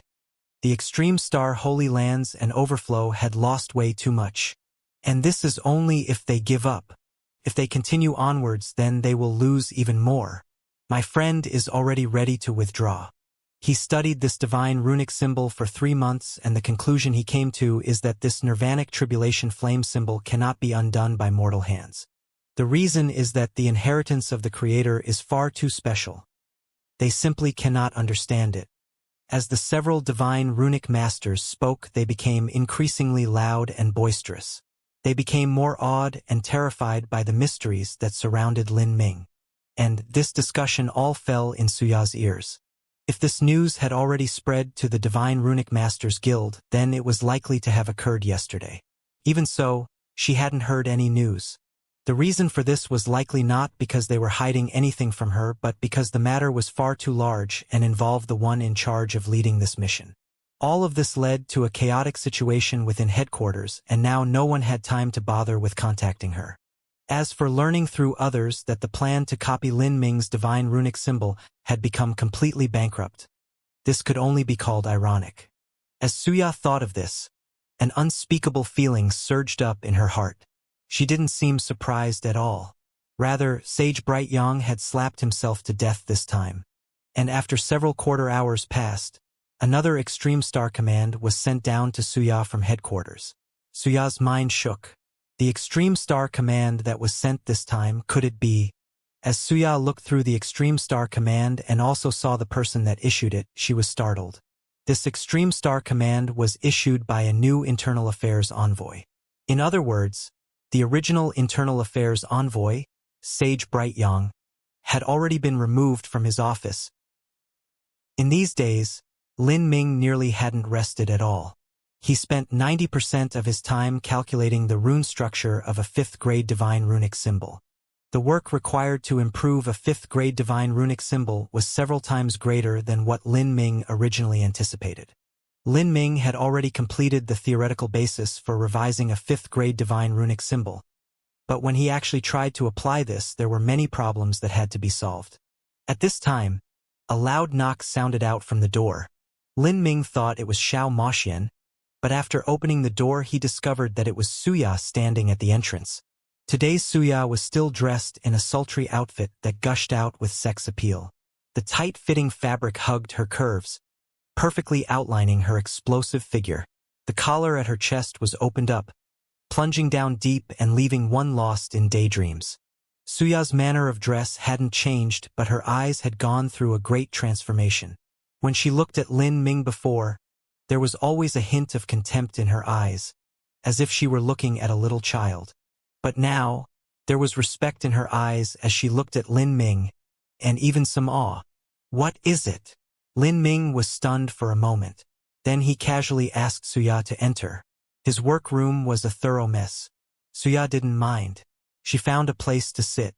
After a moment of hesitation, she said, "Sir Lin, you probably already learned that the Extreme Star Holy Lands wanted to copy your nirvanic tribulation flame symbol." "Oh." Lin Ming faintly nodded without much expression. And Suya could feel a strong sense of confidence from this indifference. It was like Lin Ming completely didn't mind the massive undertaking the Extreme Star Holy Lands had carried out to copy his divine runic symbol. In fact, it didn't seem as if he was worried at all. Without a doubt, Lin Ming had absolute confidence in his own nirvanic tribulation flame symbol, and the Extreme Star Holy Land's actions didn't even qualify to earn Lin Ming's disdain. Rather, he ignored them altogether. "They failed," Suya awkwardly said. She knew that even if she didn't say it, Lin Ming would find out sooner or later, so she might as well speak on her own initiative. Oh, Lin Ming replied yet again. It was clear he had already expected this result. Sir Lin, although I know that coming to ask you for your cooperation yet again is shameless on my part, but I have no choice but to ask you. I heard that you are in need of contribution points, right? Lin Ming remained silent, waiting for Suya to speak. I just received an extreme star command from headquarters. They wish to purchase 2,000 Nirvanic tribulation flame symbols. For this, they are willing to pay a total of 1.2 billion contribution points. Suya carefully said. As she spoke, she paid careful attention to Lin Ming's expression. When Suya received the extreme star command a quarter hour ago, she nearly wanted to curse out loud. Headquarters had used a stupid research project to offend Lin Ming, and now they actually wanted to buy from him at an even higher price. Then what were all their previous efforts for? Without a doubt, the mission to ignore any sense of shame, forget all face she had, and apologize and then negotiate with Lin Ming definitely fell on her. This caused Suya to be fully enraged. But what other choice did she have? As a disciple of the Extreme Star Holy Lands, she had no choice but to follow orders. Moreover, she was related to the matter of Sage Brightyong being dismissed from his position. Suya had to complete this matter no matter what. The Extreme Star command that headquarters had passed down to her was, find any solution possible using any method you have. The spending limit is 1.2 billion points. Any more and headquarters cannot shoulder the cost. As for using any method you have, that left Suya's heart racing. She was a woman all on her own. Besides her seduction skills, just what other methods could she use? Today, she went straight to the point and simply listed headquarters conditions, leaving no room for bargaining. She was extremely scared that Lin Ming wouldn't agree. If Lin Ming didn't agree, would she really have to offer up her body? But to be fair, in terms of looks, ability, and talent, Suya didn't feel as if she would be suffering a loss. But the crux of the issue was that facing this icy Lin Ming, Suya suspected that even if she offered her body on her own initiative, she would still be refused. If that happened, then she really wouldn't have any face left over. Hearing this total of 1.2 billion points, Lin Ming hesitated for a moment. This was equal to 600,000 points for each divine runic symbol. 2,000 symbols. This would require a long time to complete. It would drag on almost to the start of the treasure fair. And for only 1.2 billion points, that might not be enough for Lin Ming to buy his materials. Thinking of this, Lin Ming frowned. Suya felt her heart gripped as Lin Ming frowned. The money for materials can also be put forth by us. The materials that Lin Ming used for a Nirvanic tribulation flame symbol weren't rare at all. Adding in this small amount of money wouldn't change anything. 1.2 billion is too little, Lin Ming quietly said. As Suya heard this, she felt the world fade around her. This was the highest price that headquarters was able to put forth. Currently, the Extreme Star Holy Lands was far too tight on resources. With the failure of the last experiment, the Extreme Star Holy Lands had no intention of suffering another misfortune. Lin Ming, what do I need to do for you to agree? As long as you don't increase the price, any other conditions, you can have them no matter what. I'll do anything. As Suya spoke, her milk-white breasts heaved up and down. She was actually feeling anxious. Through all these years, Suya's sex appeal had caused countless men to surround her and prostrate themselves at her feet. But even amongst all these people, she was able to calmly draw back. Yet today, in front of a little brother that was less than 100 years old, she was feeling increasingly intense emotions. Suya felt her cheeks brighten as she spoke these suggestive words. Even so, she could faintly feel that Lin Ming's manner indicated he likely wouldn't have such a request. If so, then it was hard to say whether or not today's negotiations would come to a fruitful end. Lin Ming thought for a moment. He needed at least 2 billion contribution points to have sufficient capital in the treasure fair. But this price wouldn't be given to him by any organization. Thinking like this, Lin Ming said, I can draw up 2,000 Nirvanic tribulation flame symbols at the price of 1.2 billion points. But I have a condition. That is, A year from now, I want the Extreme Star Holy Lands to lend me 800 million points without interest for 1 year. There were no permanent enemies, only eternal interests. Lin Ming wouldn't hold onto the fact that the Extreme Star Holy Lands had tried to forge his own Nirvanic Tribulation flame symbol and ignore profits. After all, if Lin Ming wanted to earn a big amount of contribution points now, he could only go through the Extreme Star Holy Lands. Hearing Lin Ming's words, Suya let out a light breath of relief. She didn't know what she was feeling. His request was only to borrow money without interest. If so, then the Extreme Star Holy Lands would likely agree to his request. Although the Extreme Star Holy Lands was stretched in resources, if they mortgaged some things they could still obtain enough contribution points. I will discuss this with headquarters. Okay, then I will begin to draw up the Nirvanic Tribulation flame symbols. Every half-month I will hand in a part of the mission and you will pay me my contribution points. Lin Ming stood up and spoke. He was already in the pose of sending out his guest. After all, his time was precious. After being seen out by Lin Ming, Suya felt frustrated. It was like she hadn't been welcome at all. Like this, the conditions had been set. Although the price that the Extreme Star Holy Lands put forth wasn't high, it was enough to satisfy Lin Ming's requirements to participate in the treasure fair. Like this, Lin Ming started working night and day.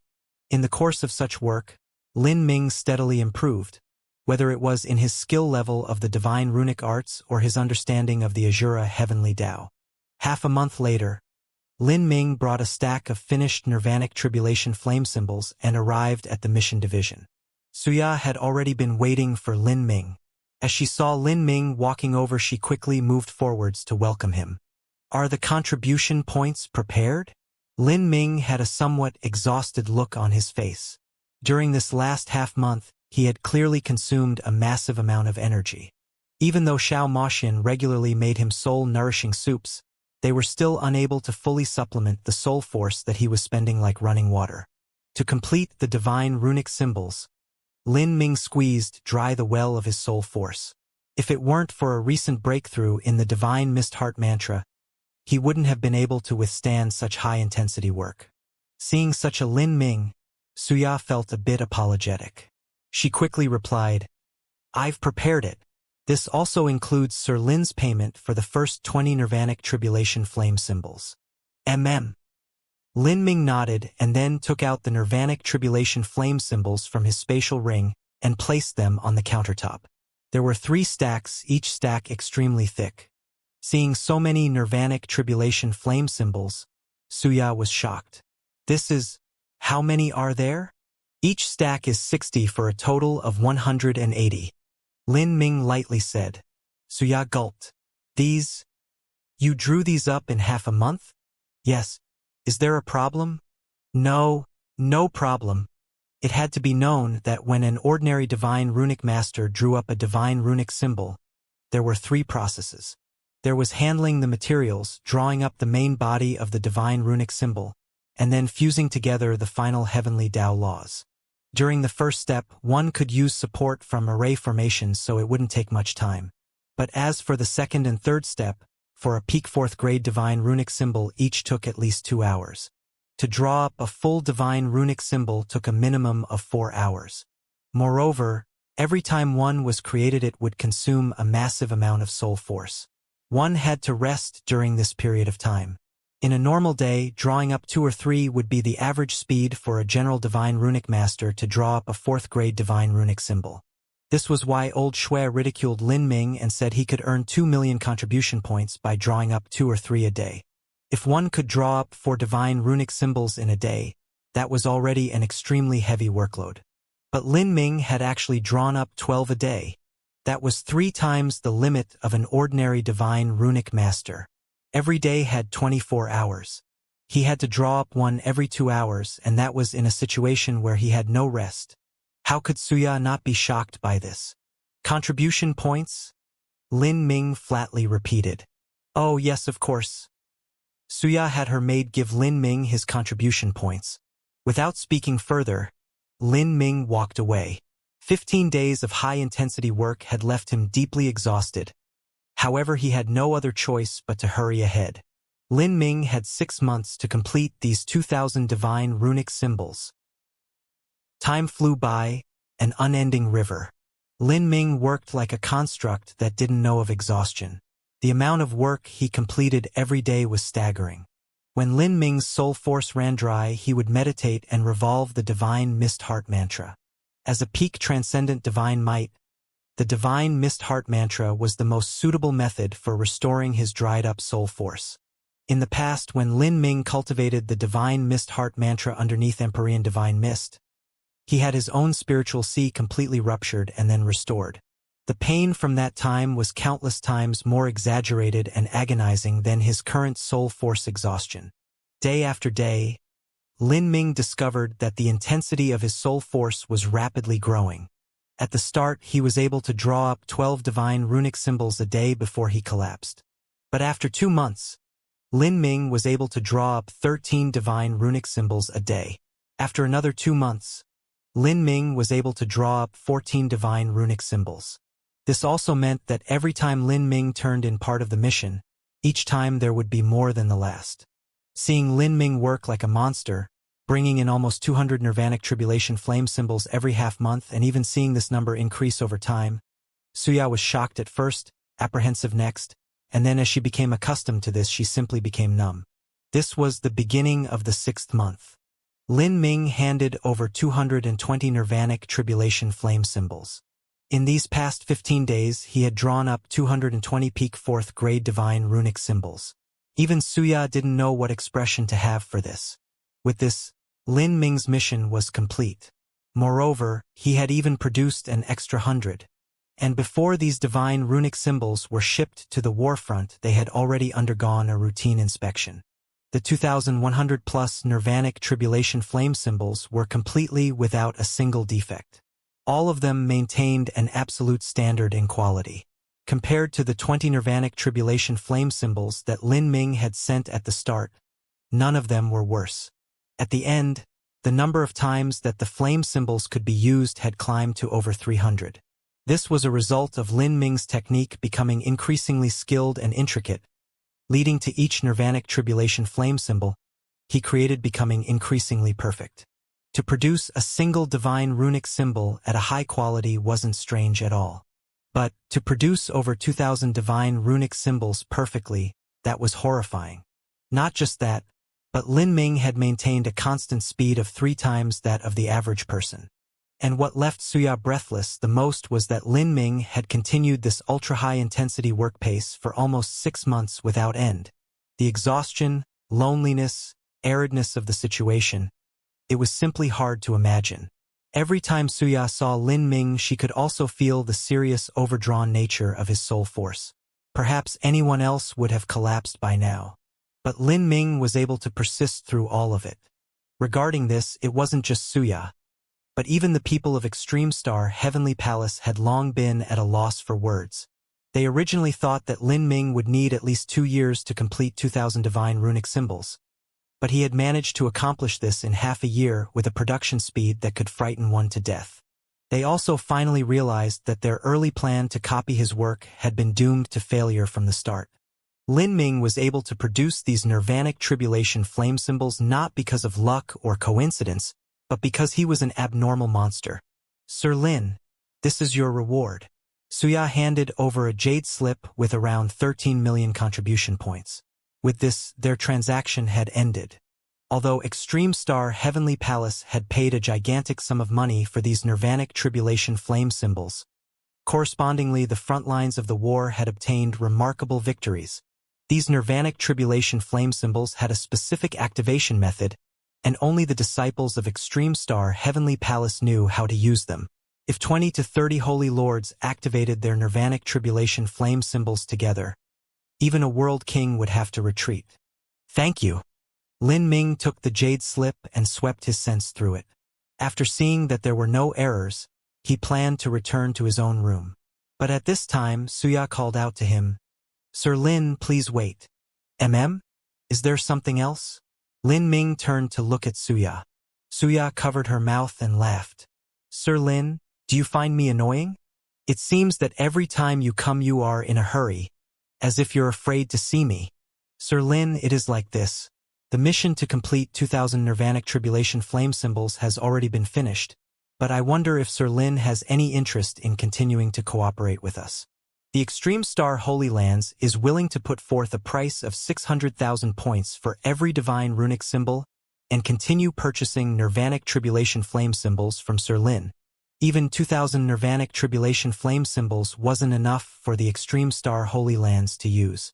Before this, they had only requested for Lin Ming to draw up 2000 because they had thought that Lin Ming would take a long time to complete this mission. But at that time, perhaps the war between the Extreme Star Holy Lands and Heaven Strife Holy Lands would have come to an end. Now that they saw Lin Ming's rapid production speed, they would be willing to eat the costs of another 1000. I'm sorry. There are other matters I must attend to. Lin Ming refused this request, but he didn't absolutely reject all cooperation. He thought for a moment and said, "After around 5 more months, I should have finished things. At that time, I will consider working with your Extreme Star Holy Lands again." Great! Suya was already satisfied with such an answer. In her opinion, Lin Ming wasn't someone that lied or exaggerated. If he said something, then that was proof he had confidence or interest. Like this, Lin Ming took the 10 million plus points and went to the special materials section of the Divine Runic Masters Guild. He bought up 12 million points of materials in a single go, including all sorts of rare and precious ones. For instance, Osmosis Rainbow Flower Fruit. This sort of fruit was the size of a pigeon egg and cost 3 million contribution points, but Lin Ming purchased 3 of them together. After taking up all of these materials, Lin Ming returned to his own divine runic room.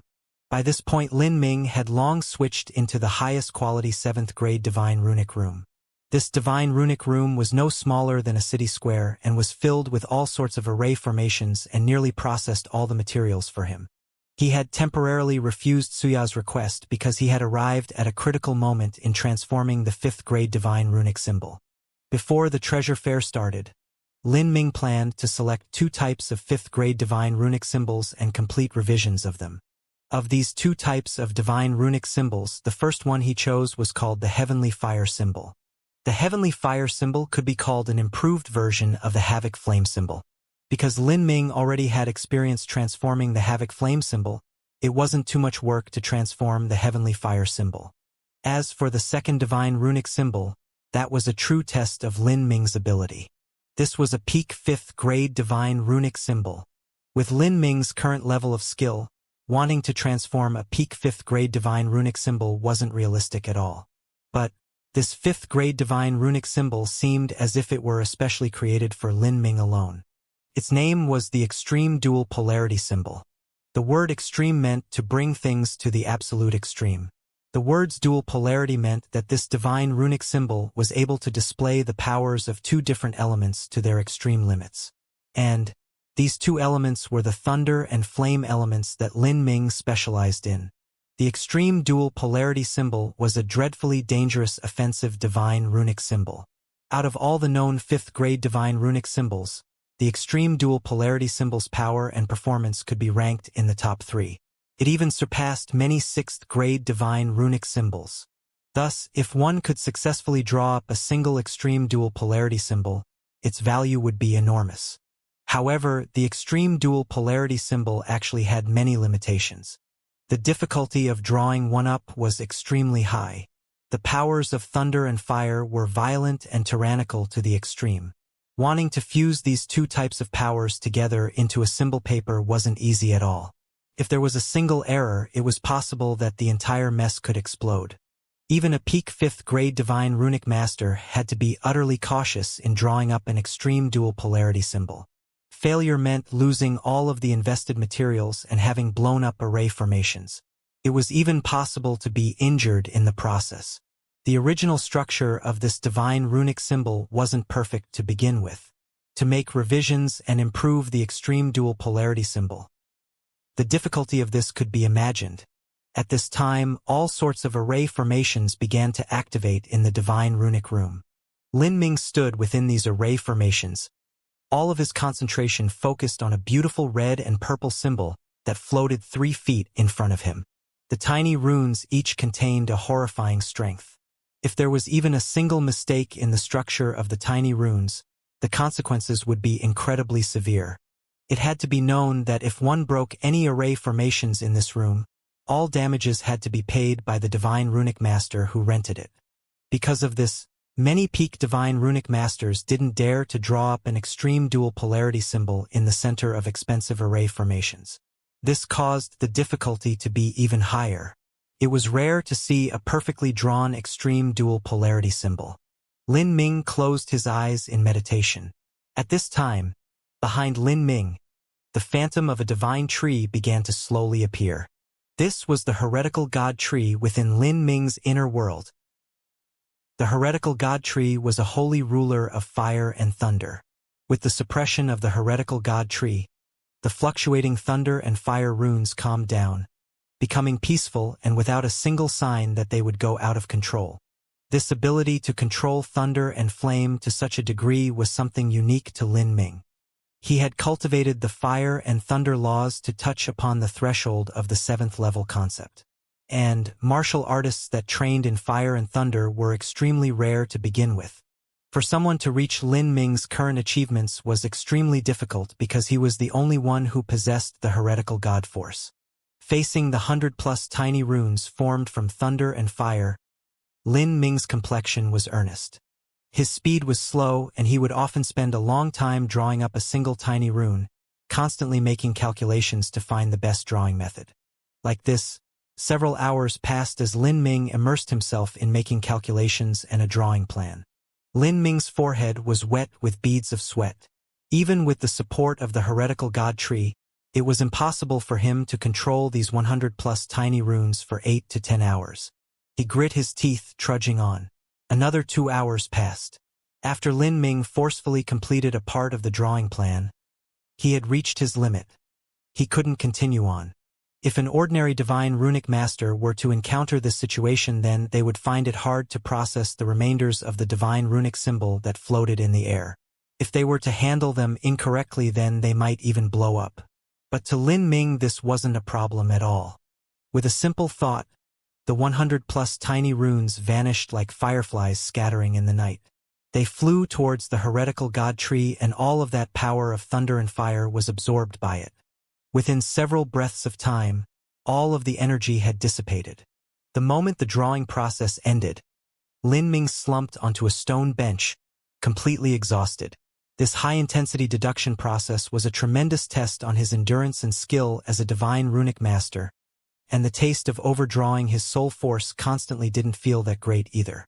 After swallowing down some pills, Lin Ming began to meditate. For these days, Lin Ming's life repeated like this. Every day he would draw and calculate until he exhausted his soul force, and after his soul force was restored he would resume the process. He had bought a large amount of materials before this and constantly burnt through them. The dregs of these materials were sprinkled around the room. Even the jade slips he used for calculations were randomly piled around. In this state, Lin Ming had nearly been driven to dark obsession. He completely immersed himself in the Azura heavenly Tao and the world of divine runic arts, not knowing day or night. Unknowingly and unwittingly, 3 months passed. The deadline for the treasure fair approached closer and closer. As for Lin Ming, he was just a tiny bit away from completing the revisions to the extreme dual polarity symbol. Even though he squeezed out all of his potential, he still wasn't able to complete his work. It was already late at night. In the dark divine runic room, the light of the array formations radiated outward, dazzling. Lin Ming stood before the divine runic table, all of his focus concentrated on drawing up an extreme dual polarity symbol. Lin Ming's eyes were bloodshot and even his fingers trembled. However, as he drew up the tiny runes in the air, his actions remained as stable and accurate as before. He had already drawn up 763 tiny runes. The structure of these runes could be called perfect. However, as he drew up the 764th tiny rune, Lin Ming could feel the energy control of thunder and fire go out of equilibrium. He knew that changing a 5th grade divine runic symbol was as difficult as ascending to the heavens, and any changes in the equilibrium of the tiny runes would accumulate until the entire rune structure collapsed. As a result, Lin Ming tirelessly chased after this point. He had continued this for 3 days. In these 3 days, Lin Ming constantly squeezed out his potential. The burden on his body and soul was immense. To be more accurate, ever since Lin Ming returned to Divine Rune City, he had spent almost all of his time in such a state. A divine runic master was a noble and distinguished occupation. Although there were some divine runic masters that would appear tired because they were drawing up a divine runic symbol, there were very few divine runic masters who would push themselves to their limits like Lin Ming did. Divine runic masters were used to a highbrow lifestyle and their work was often relaxed. In their eyes, what Lin Ming was doing would seem far too crazy. Just a little bit left. Lin Ming had already tried drawing up these 764 tiny runes several dozen times, but he still hadn't been able to successfully draw the complete plan, and each attempt used up a great deal of Lin Ming's soul force. In doing so, his soul force had been nearly emptied. This is my limit.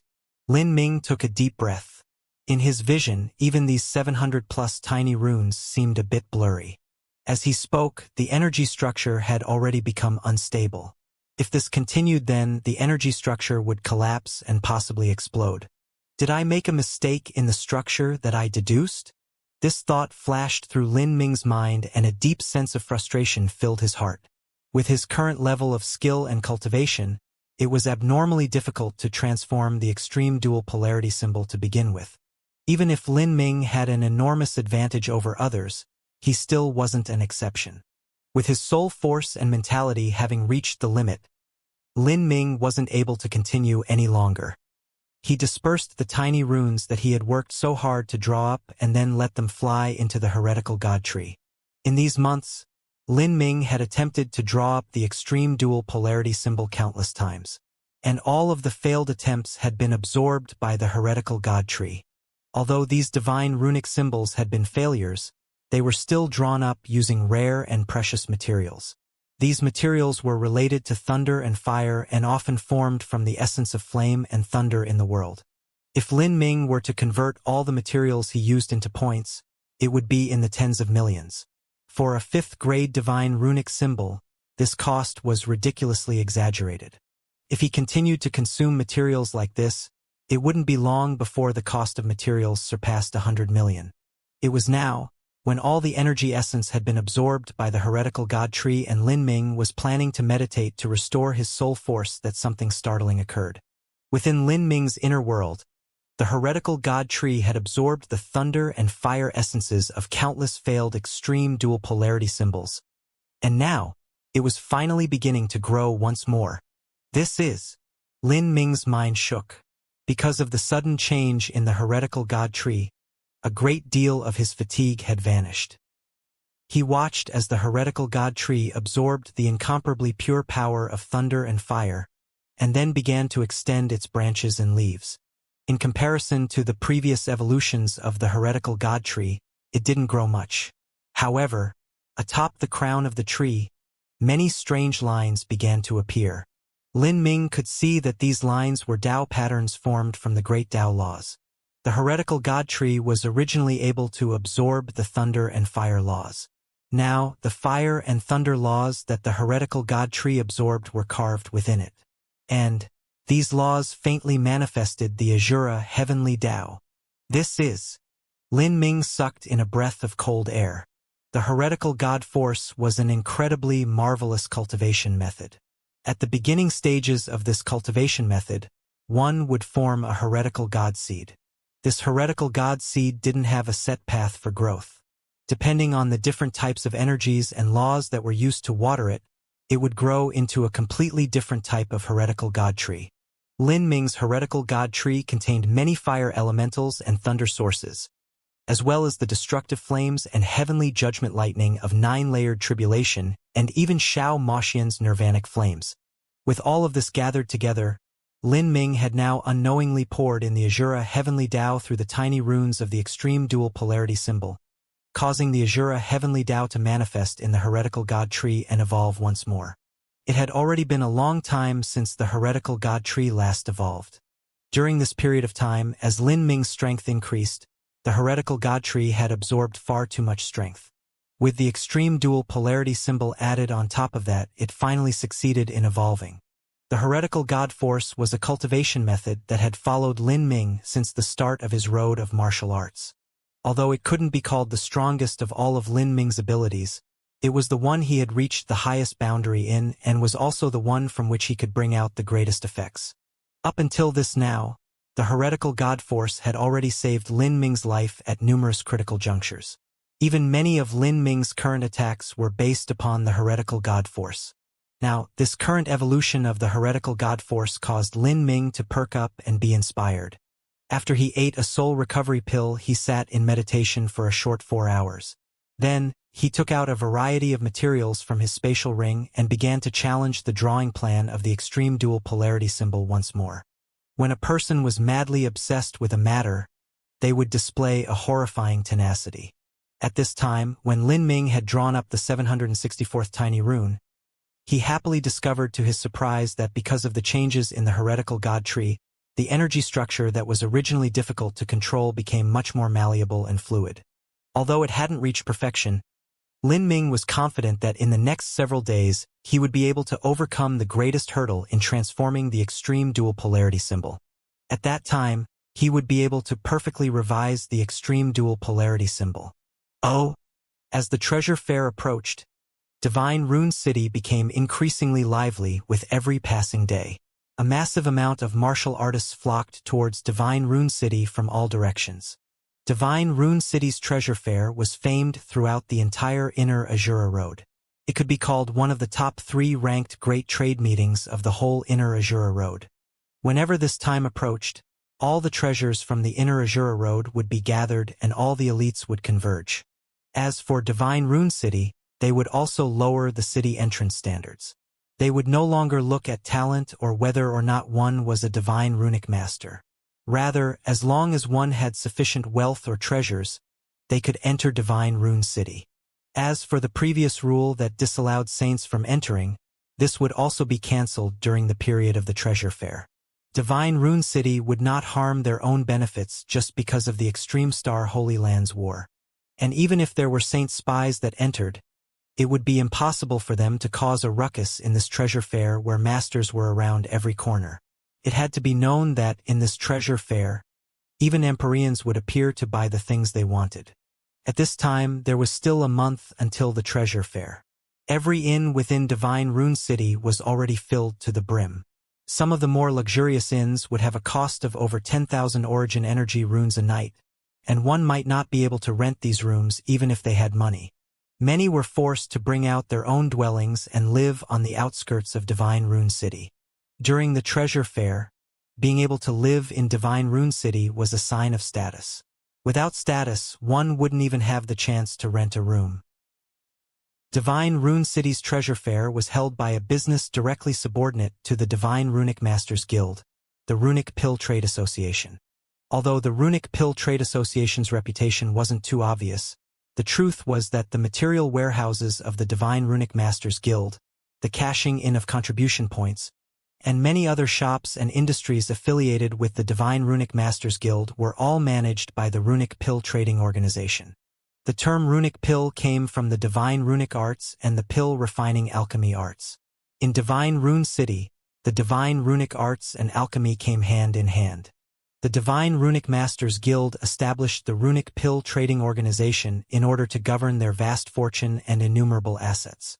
After all, when it came to business affairs, they needed people who were proficient in that aspect. Divine Runic Masters generally didn't have the time nor ability to manage such massive amounts of wealth. As the treasure fair was readying to go into full swing, in a 7th grade Divine Runic room at the Divine Runic Masters Guild, an exhausted Lin Ming was slumped down in front of a table. His face was pallid and streaming sweat and he seemed completely drained. But at this time, a burning excitement was shining in his eyes. A moment ago he had just completed the improved extreme dual polarity symbol. This also signaled the first time he completed an extreme dual polarity symbol. This improved version had a new name, a highly fitting one that was also very tyrannical, the heretical god symbol. The reason it was called this name was because Lin Ming had successfully improved the extreme dual polarity symbol, and he had relied entirely upon the heretical god tree's ability to control fire and thunder energies to do so. The successes of the heretical god symbol left Lin Ming feeling a deep sense of accomplishment and satisfaction. This was something he had used over half a year of painstaking efforts to complete. Only then did he succeed in creating this masterpiece of his. This improved divine runic symbol was the manifestation of Lin Ming's highest level of divine runic arts. Even for a long time in the future, even if Lin Ming truly stepped into the realm of a 6th-grade divine runic master, he would it hard to surpass today's accomplishments. Thinking about the entire creation process of the heretical god symbol, Lin Ming felt a stirring feeling in his heart. The reason he was able to succeed was entirely because of some coincidental lucky chances in addition to the evolution of the heretical god tree. If he had to turn back time and repeat this process over again, he might not necessarily succeed. Picking up the completed heretical god symbol, Lin Ming took a pen and wrote the Lin character on the bottom right corner. This was Lin Ming's brand. Besides the heretical god symbol, Lin Ming also drew up the improved version of the heavenly fire symbol. The various properties of the heavenly fire symbol couldn't be considered as outstanding amongst 5th-grade divine runic symbols. Moreover, as with the improved version of the nirvanic tribulation flame symbol, Lin Ming found it much easier to revise because he knew the supporting theoretical basis behind it. At the bottom right corner of the heavenly fire symbol, Lin Ming also wrote his surname. At this time, there was a knock on the door. The one who arrived was Xianxia. Today, Lin Ming decided to take a brief vacation. He made a plan with Xianxia beforehand to go to the treasure fair and take a stroll through it. Of course, this was also to pave the way for the treasure fair half a month from now. In these past days, using the words lively or bustling wasn't enough to describe the atmosphere of Divine Rune City. On the streets there were divine lords and holy lords everywhere.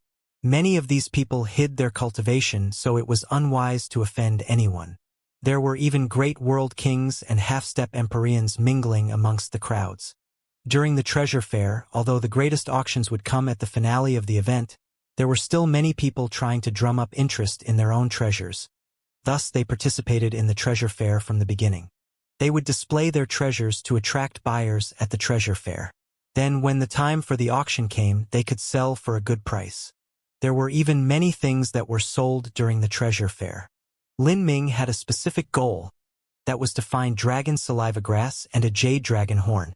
As for a heaven-devouring snake gallbladder and a primal jade quintessence, those could be found within the Divine Runic Masters Guild's warehouses. Originally, with Lin Ming's qualifications, he didn't have the authority to purchase such precious materials. But his performance this past year was far too eye-catching. Within the entire Divine Runic Masters Guild, there was no one that didn't know of Lin Ming. This caused his status to be incomparable to what it was before.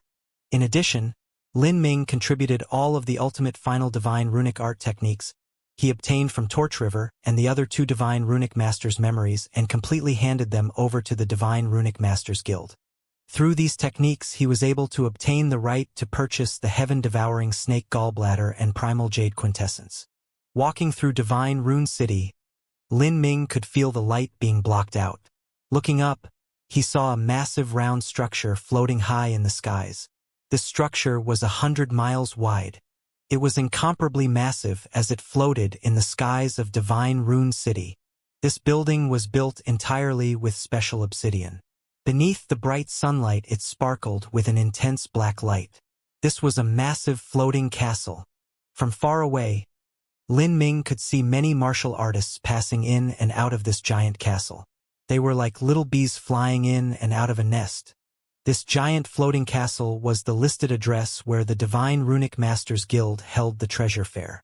Divine Rune City was a city where the roads were already paved with gold. Every inch of land was developed and it was impossible to accommodate too many extra people. Thus, holding the treasure fair in the skies was the most appropriate solution. Lin Ming and Xianxia flew up towards the floating castle. After flying through the front gates, even though Lin Ming had been prepared, he was still shocked by the scene occurring before him. 100-mile wide space was easily spoken, but the truth was that it was similar to a mortal city in size. A mortal city a few dozen miles wide was already considered large, but for a 100-mile-wide city, one couldn't even see the mountains from one side to the other. This sort of 100-mile-wide floating castle had an incomparably broad space within it, as if it were a separate world. At this time, there was a massive channel in front of Lin Ming. This channel was enough to accommodate hundreds of flying individuals. And both sides of this giant channel were packed with shops. Every shop was the size of a palace. Their front gates were wide open as they faced the channel. Looking from afar, this place really did resemble the honeycomb structure of a beehive. Many martial artists flew through this channel, stopping by any shops that they were interested in. During this treasure fair, the cost to rent a space in this floating castle was astronomically high. Anyone that could afford it was a major seller. As for those that couldn't afford a shop, they also had a space. That was the giant market squares within. The market squares within the floating castle were 10 miles long and wide. They could easily hold 100,000 stalls. This is quite the grand event, Lin Ming praised. Xiao Moxian faintly smiled. Indeed, the Azura Road may be smaller than the Divine Realm, but in terms of liveliness and number of masters, I fear that it is far superior. Within Demon Dawn Heavenly Palace, Xiao Moxian had seen many great scenes before.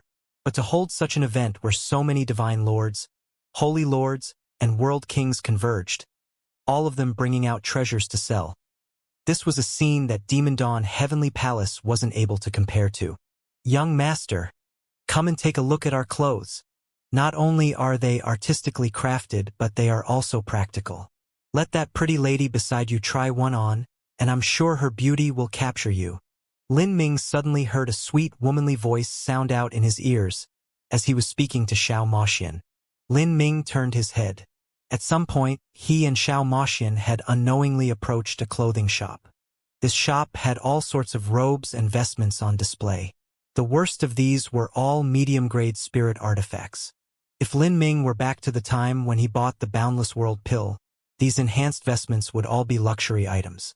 But now, Lin Ming's strength surpassed that of an ordinary world king, and his wealth was countless times greater than that of an world king of the Divine Realm. Currently, buying a medium-grade spirit artifact vestment wouldn't be anything at all. Do you have anything of a higher quality? Lin Ming wasn't interested in these magic clothes, but he remembered that he had never gifted Xiao Moxian anything. Although Lin Ming didn't really care much for the quality of the clothes that this shop sold, the clothes themselves were actually quite artistic and beautiful. If Xiao Moxian were to wear them, they would definitely look beautiful on her. Of course. Seeing Lin Ming open his pockets in such an extravagant manner, the saleswoman was even more attentive to him. She quickly brought out several of her shop's best articles of clothing, and Xiao Moxian chose one of them with a bright smile. To the current Lin Ming, 80,000 contribution points was nothing but a light drizzle. Xiao Moxian happily went to try on the clothes. To her, although these clothes were quite good-looking, the most important thing was that Lin Ming was buying them for her. Miss, I would like to ask you something. There are several rare and precious materials I want to buy at this treasure fair. Where would I be able to find them? Lin Ming borrowed this opportunity while he was buying clothes to ask where the rare and precious materials were located in the treasure fair. He didn't want to randomly wander about without aim. Rare and precious materials? How rare and precious! The saleswoman enchantingly smiled. Lin Ming's generosity had her treating him with a great deal of respect and joy. In contribution points, 10 million and above. Lin Ming didn't want to sound too shocking, thus he only said 10 million. But in truth, the materials he wanted to buy were in the hundreds of millions. Even so, the young saleswoman covered her mouth in surprise. 10 million contribution points. Even some poorer world kings only had around 20 million or so points of wealth. And this young man in front of her wanted to buy materials that were 10 million points or above. Really, people couldn't be judged by their appearances. Those types of precious valuables are all exhibited in the central VIP hall of the castle. Some things are even in the hundreds of millions of points. But to enter the VIP hall, you'll need VIP status or at least 50 million points. The young saleswoman looked at Lin Ming with awe and gave him a map of the floating castle. Thank you. Lin Ming glanced through this map. There was an extremely detailed explanation of every area, and it was highly helpful to Lin Ming. After leaving the shop, he and Xiao Moxian flew to the central VIP hall. The entire VIP hall was made with timeless god stones. Lin Ming showed a jade slip with at least 50 million contribution points and smoothly entered. As soon as he entered the VIP hall, everything became completely different. The VIP hall lacked the ruckus from outside, and there weren't as many people. Within the entire hall, a rich medicinal fragrance wafted about. This was the fragrance of the heavenly materials everywhere. Lin Ming took a deep breath. He had high accomplishments in alchemy and immediately ascertained that the pills which could release such a smell would sell for at least 50 million. This filled Lin Ming with anticipation as he entered the VIP hall. Here, perhaps he really could find the dragon saliva grass and jade dragon horn he needed. "Sir, may I ask how I can help you?"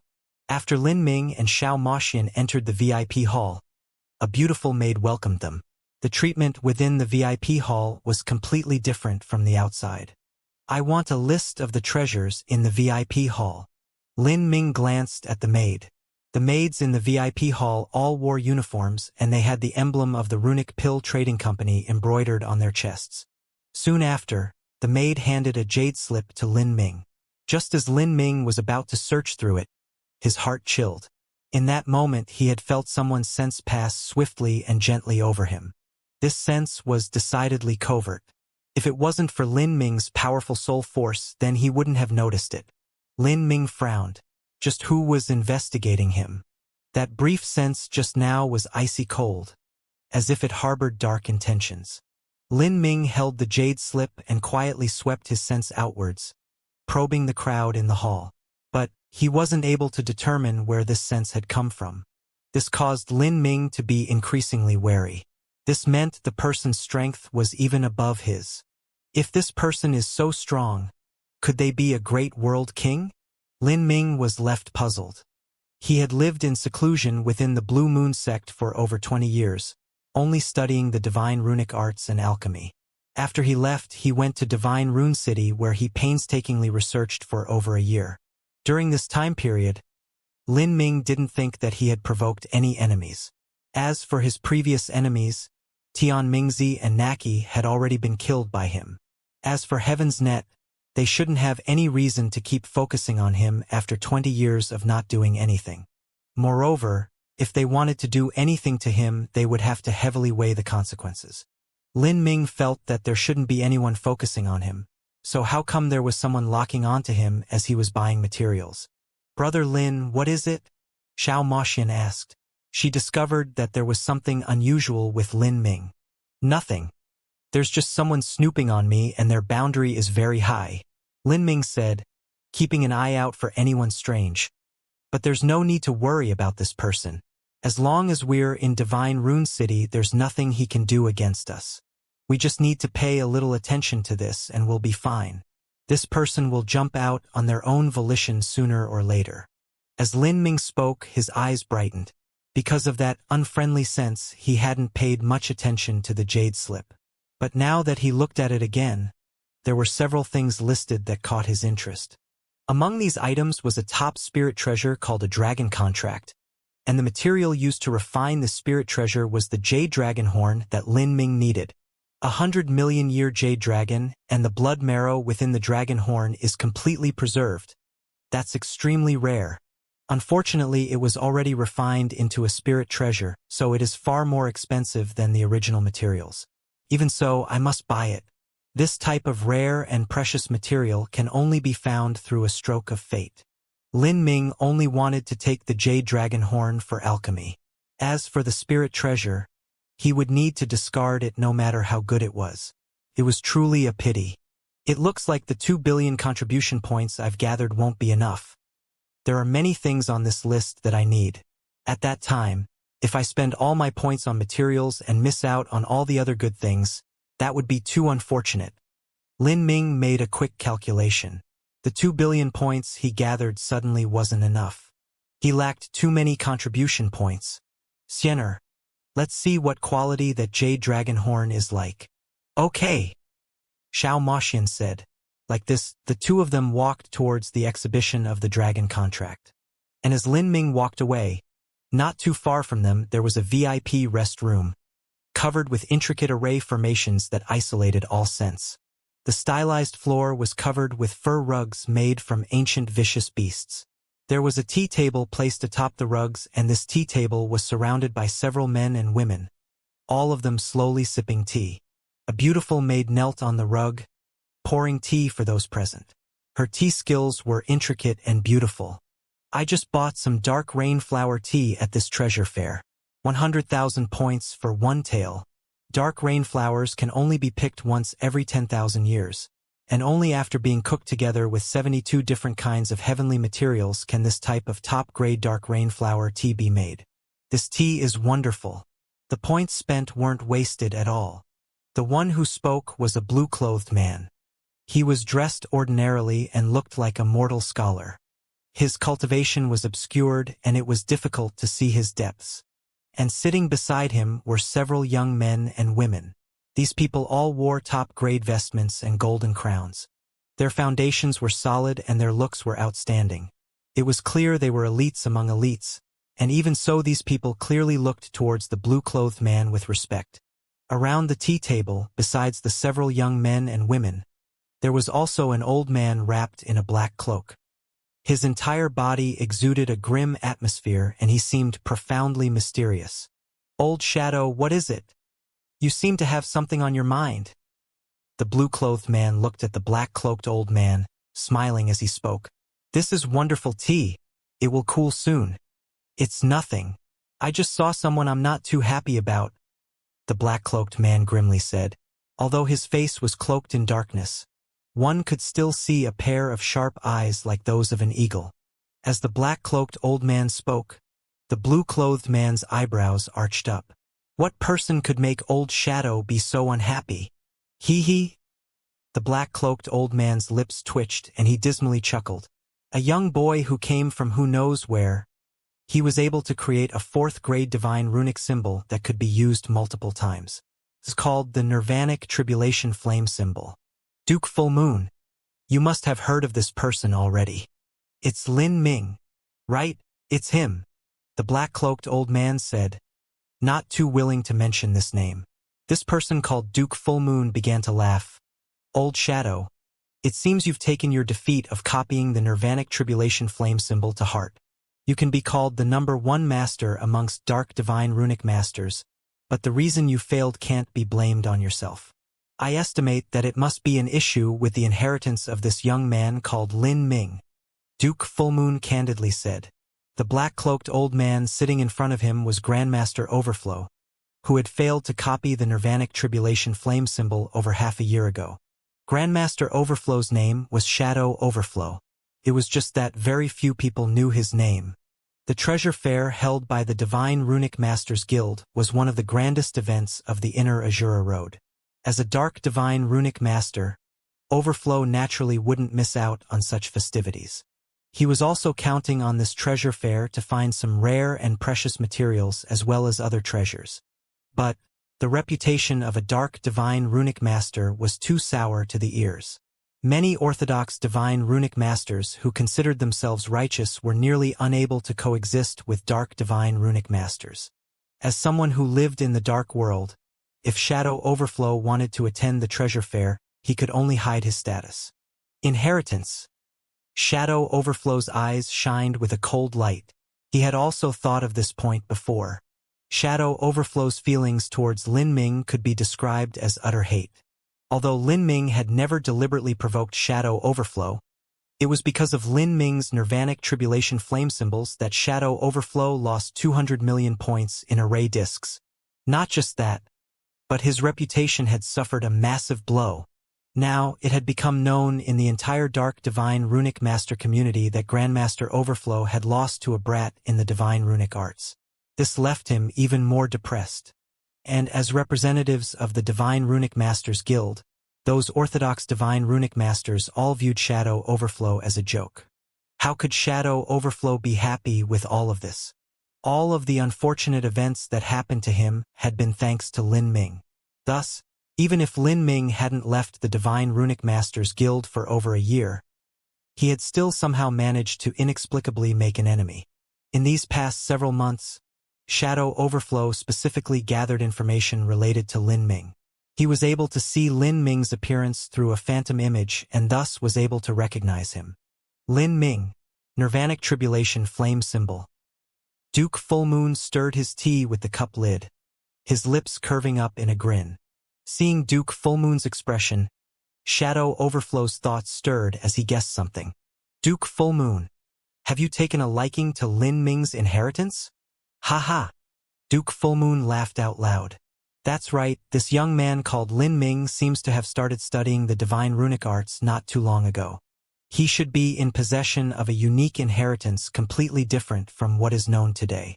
And I value this inheritance very much. If Lin Ming was able to improve the Havoc Flame symbol, it must be because of this inheritance.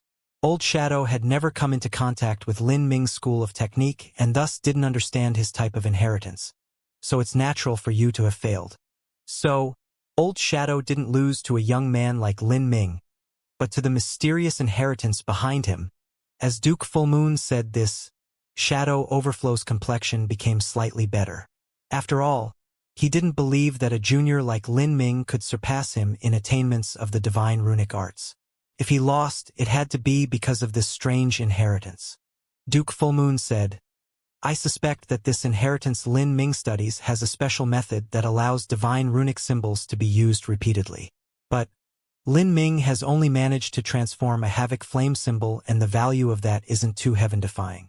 No matter how strong a peak 4th grade divine runic symbol is, it is still a 4th grade divine runic symbol.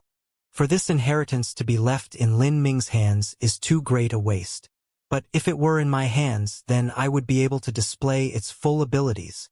As Duke Fullmoon spoke, his eyes shined with a dazzling light. Shadow Overflow cackled. His heart moved to happiness. Duke Fullmoon is indeed bold. I also wish to obtain this boy's inheritance. But it seems there is a powerful master standing behind him. Thus I haven't dared to act rashly. Hearing this, Duke Fullmoon laughed dismissively, thinking little of it. His master is just an Empyrean, right? Even a great influence like the Divine Runic Masters Guild or the Extreme Star Holy Lands wouldn't dare to offend an Empyrean, but for my Divine Void Divine Kingdom, it's just a little bit of trouble. It's not considered much at all. Duke Fullmoon was fully confident in his words and he had the capital to be confident. Although his strength was only that of a world king, he had the backing of Divine Void Divine Kingdom. And Divine Void Divine Kingdom was a true divinity-level influence. In the past, the two greatest peak Empyreans of the Spiritas were Divine Mist and Divine Void. These two peak Empyreans were blood brothers, but afterwards, Divine Mist went missing and Divine Void stepped into the realm of true divinity. From that point on, the myth of Divine Void Divine Kingdom was born. Speaking to hear, Duke Fullmoon stood up and said, We're leaving. Old Shadow, let's go and meet this Lin Ming. With the young maid guiding them, Lin Ming and Xiao Moxian arrived at the center of the Flying Castle's VIP hall. The ground here was formed from clear crystal glass. This sort of crystal had no impurities at all. If one didn't reach out to touch it, it would be difficult to even tell it was there. The crystal glass beneath was empty space. As one walked over the crystal, they could see the skies from 100,000 feet up in the air. Looking down, one could see the incomparably vast divine rune city stretching to the horizon. From this height, the massive palaces and temples of the city became as small as toys, and the people walking along the streets became smaller than ants. Walking here, one felt as if they were walking over the entirety of Divine Rune City. Sir, the exhibition room over there is the display room for the Dragon Contract Spirit Treasure. If you wish to enter, you must abide by the trading rules. The young maid gave a jade slip to Lin Ming. The jade slip was engraved with the words Treasure Fair Trading Rules. Lin Ming swept over the jade slip. There were dozens of rules listed in it. The basics of it were that all trading must be done voluntarily and fairly, and once a transaction was made it was permanent. One couldn't buy or sell and then refuse on a whim. Lin Ming took the jade slip and smiled. He placed 100 contribution points onto the badge on the young maid's chest. Seeing this, the young maid was ecstatic. This tip was several times a year's wage. As the girl happily left, Lin Ming stepped into the display room. This display room for the dragon contract was 10 feet wide and long. There were a variety of objects placed within the room. The most eye-catching of these objects was a dragon carved from white jade placed upon a pedestal in the center of the room. This dragon was carved in an exquisitely lifelike manner, as if it were about to come to life at any moment. The white jade dragon's claws held a jade box. This jade was surrounded with a number of array formations. With a brief probe, Lin Ming could estimate that the strength of these array formations could even hold back a World King powerhouse. However, even though these array formations separated Lin Ming from the box, he could still feel that a powerful strength was locked within it. The surging blood vitality coming from it left one's heart racing. If he wasn't wrong, then this jade box held the dragon contract that was refined with a jade dragon horn. This grade of treasure is likely an Empyrean spirit treasure. It must be ridiculously expensive. Seeing that this jade chest was around a square foot, Lin Ming could guess that this dragon contract was a foot long at most. A true jade dragon horn could be 1,000 feet long. But, using some arcane skills, one could shrink it down, concentrating it. For instance, Lin Ming's azure dragon bone had been refined by Ammo Riverbliss using a secret technique and turned into dragon bone relics. As Lin Ming walked into the room, a fat shopkeeper narrowed his eyes and looked at him. Although Lin Ming was young and his cultivation wasn't too high, the fat shopkeeper wouldn't underestimate him. Anyone that entered the VIP hall could not be looked at with contempt. This was especially true for the youths because they likely had some great influence standing behind them. "Sir, are you interested in the dragon contract?" The fat shopkeeper stood up from his chair, a wide smile on his face. He had a divine lord cultivation and was only a guard for this small display room. The treasures here belonged to his master. "Can you take it out for a look?" Lin Ming asked. His sense was isolated out by the array formations, so it was impossible for him to see what was inside. The fat shopkeeper shook his head. "I am very sorry, but the dragon contract is sealed in the array formation so that even I cannot take it out. No matter which guest comes, they can only look in from the outside. The true auction will begin a month from now, and once it starts, Sir will naturally be able to see its true colors." Lin Ming nodded. It was reasonable to maintain the mystery around a treasure of this level. "This dragon contract is an Empyrean spirit treasure?" "That's right. This is a treasure found by my family's master on a Mystic Realm venture. During that venture into the Mystic Realm, there were over 10 world kings participating. But with my family's master having a great destiny upon his body, he was the one to luckily survive the dangers and obtain this item." The fat shopkeeper vividly illustrated the origins of the dragon contract. Lin Ming didn't doubt this. It was normal for a mystic realm with Empyrean spirit treasures to have dozens of world kings exploring it. He quietly calculated the price of this dragon contract. Although it was worse than the Primordius Gate and Primordius Bell, it wasn't too far off. A month later, its auction price would definitely be ridiculous. Lin Ming increasingly felt that the 2 billion points he had was far from enough. In a short month, he had to find some way to gain another massive amount of points. Otherwise, he would be in danger of losing in the auctions he wanted to win. And these materials could only be found through serendipity. If he failed this time, he didn't know when he would next have this chance. Lin Ming wasn't able to wait this long. "Can you reveal the starting price?" Lin Ming asked. "Well, it hasn't been decided yet, but it should be between 500 million and 1 billion. I understand." This price was well within Lin Ming's anticipating. As for the final auction price, he wouldn't be surprised if it was at least double. "Sir, although the dragon contract isn't for sale yet, there are still some items here that you may be interested in. Would you like to take a look at them?" As the fat shopkeeper spoke, he took out many items. Things that were able to be displayed in the VIP hall naturally weren't ordinary. Lin Ming swept over the items and quickly discovered extremely valuable spirit artifacts and high-grade pills. However, these things didn't draw Lin Ming's attention. What he cared about was the necklace. Lin Ming had amazing eyesight. At a glance he was able to see that there was a divine runic symbol on this necklace. Lin Ming had inherited Torch River and the others' memories, so he had a deep understanding of the different types of divine runic symbols. He was able to recognize that this was a peak 6th grade divine runic symbol, one that even approached the 7th grade. It was called the heart spirit symbol. Its function was to use the necklace to remember a person's soul aura. Then, the master of this necklace could use the necklace to communicate with that person. As long as they were in the same universe, even if they were separated by 10 quadrillion miles, the necklace with the heart spirit symbol would still be able to send a message.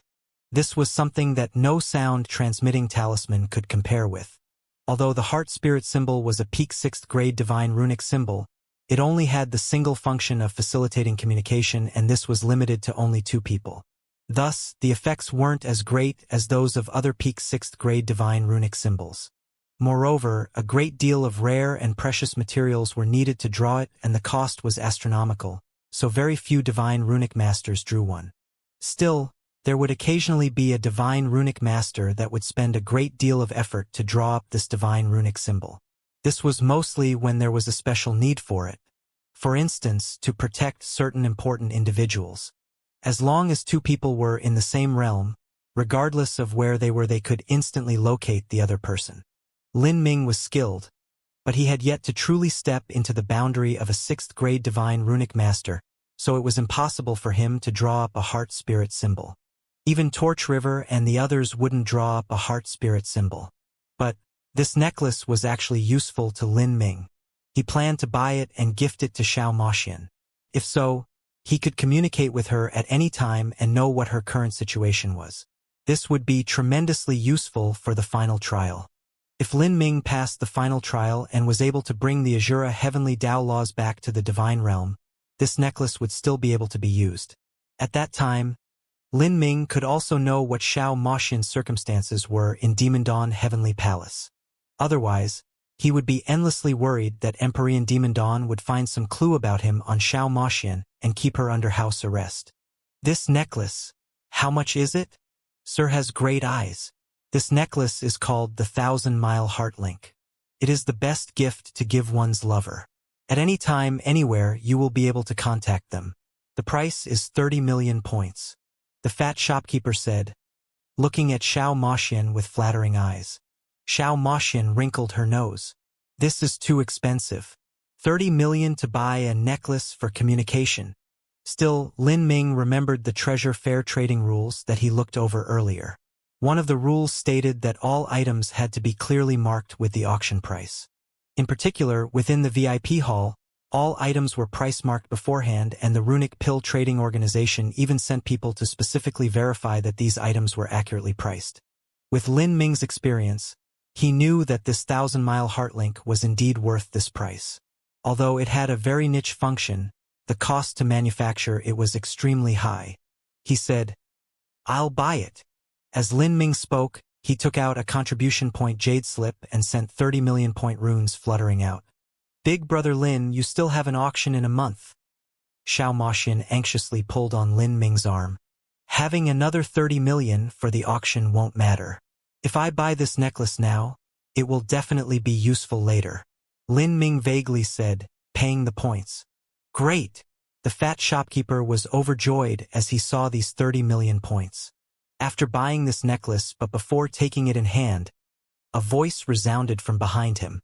1,000-mile heart link? That's a good name. Shopkeeper, forget that transaction. I am interested in that necklace. Lin Ming turned around as he heard this voice. He saw 4 or 5 men in feathered robes. These robes all appeared similar.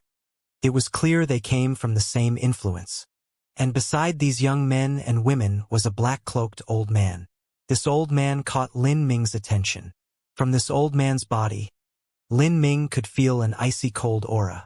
And this icy cold aura was the same as the one Lin Ming felt when he first entered the VIP hall. It was this person? He was spying on me? Lin Ming frowned. He simply didn't have the slightest impression of who this old man was, and this should be the first time they met. So why would this person be targeting him? Hidden in his black cloak, Shadow Overflow darkly smiled as he noticed Lin Ming's gaze. From beneath his shadowy cloak, one could only make out his old and withered lips, looking extremely bleak. Seeing the black-cloaked old man and the blue-clothed man appear, Lin Ming had a sudden premonition that these people did not come here for the 1,000-mile heartlink but for himself.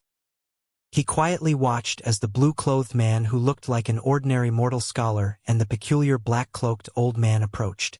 "Shopkeeper, I heard that you were selling that necklace for 30 million? I will add another 10 million, so how about selling it to me instead?"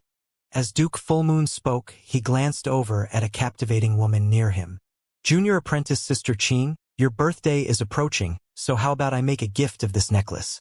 If you wear it, I'm sure you'll be even more beautiful." The young woman standing beside Duke Fullmoon was indeed a ravishing beauty, pleasing to the eyes. Hearing Duke Fullmoon suddenly offer her such a precious gift, her heart skipped a beat.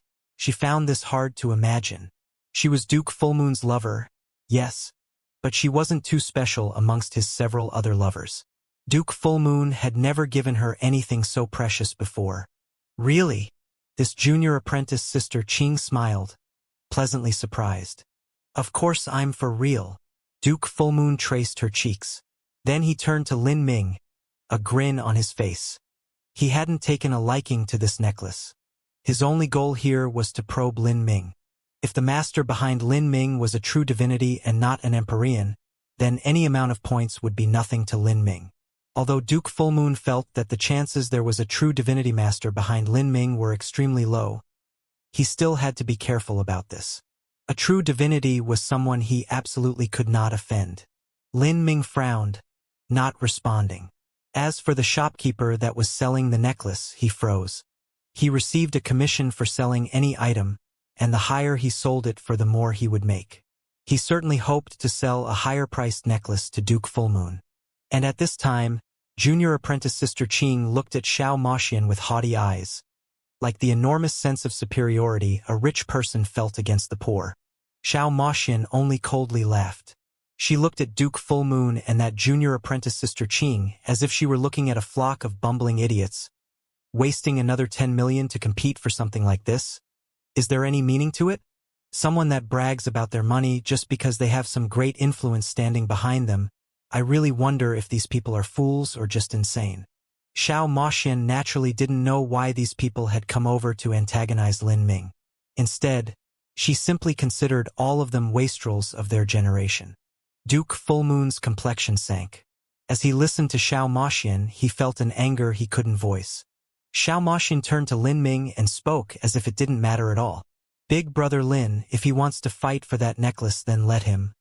I have no interest in it. Someone is selling it for 30 million, and he doesn't think it's expensive enough, so he wants to add another 10 million. What a special fellow he is." Xiao Moxian had extremely good eyesight.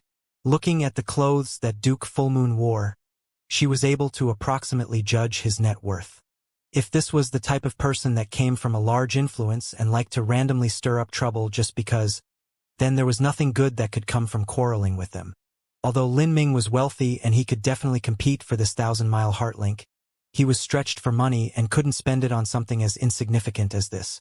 If he really decided to compete with these people in terms of money, then that would truly be silly. Thus, Xiao Moxian said what she said to comfort Lin Ming and make it easier for him to give up. Lin Ming knew just what Xiao Moxian was trying to do. He faintly smiled. "If I'm buying something, I definitely won't let others take it away. Moreover, this necklace is indeed useful to us." "Big brother Lin, what are you?" Xiao Moxian was startled. In her opinion, Lin Ming wasn't irrational like this. Just because they were bitten by a mad dog on the streets didn't mean they should get on the floor and bite back. "It's fine." Lin Ming waved his hand. Duke Fullmoon was surprised by these words. He thought that Lin Ming would give up the 1,000-mile heartlink with Xiao Moxian's urging, but he didn't think that Lin Ming would say these words instead. "How amusing. Since you're interested, then let's have a little competition. I'll add another 10 million to make it 50 million. What about you?" Duke Fullmoon looked at Lin Ming with provocation in his eyes. Lin Ming only smiled and looked to the fat shopkeeper. At this time, The fat shopkeeper's forehead was dripping with sweat. This was because he was excited but also because he was afraid.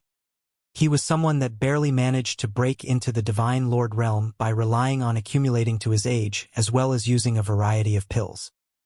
He was nothing but an old steward that was unlikely to have any more achievements in his life. He was well aware that those guests able to enter the VIP hall all had extraordinary backgrounds. Moreover, he could also feel that although this Lin Ming was dressed ordinarily, he absolutely wasn't ordinary, even for those people here. With two dragons battling, he didn't want to offend either one of them. But he also wanted to obtain more advantages, so this made him lean towards the one that offered a higher price. Seeing Lin Ming look at him, the fat shopkeeper squeezed out a sweaty smile. He said with a dry mouth, "That guest has put forth a bid of 50 million. Do you plan on..." "Plan on what?" Lin Ming asked in return. He pointed towards the contribution points jade slip in the fat shopkeeper's hand. "You seem to have mistaken something here. I offered you 30 million points and you have already accepted. The transaction is complete and the necklace is mine. If anyone is to sell it, then that would be me." As Lin Ming spoke, he placed a jade slip on the table. This jade slip was a copy of the treasure fair trading rules that the young maid had given him earlier. Although the dozens of rules listed in the treasure fair trading rules seemed like nonsense, it was actually quite useful at this time. These were rules that everyone at the treasure fair had to follow. Of these rules, one was that all trades had to be done fairly and voluntarily. And there was also one more rule. All transactions were permanent once completed. And Lin Ming had completed the transaction with the fat shopkeeper just now. Lin Ming unhurriedly took out a recording array disc. Before the shopkeeper could respond, Lin Ming recorded the 30 million points that the fat shopkeeper held onto an illusory magic array. "You!" The shopkeeper was stunned. He didn't know how to react. Duke Fullmoon frowned. "You consider that as having completed the transaction? Although you paid the points, you still haven't taken the necklace. If this is a transaction, isn't it only half finished?" "Is that so? Then..." Lin Ming slowly took out two sound-transmitting talismans and smiled at Duke Fullmoon and Shadow Overflow. "If you two are targeting me, then you must know my status already, right?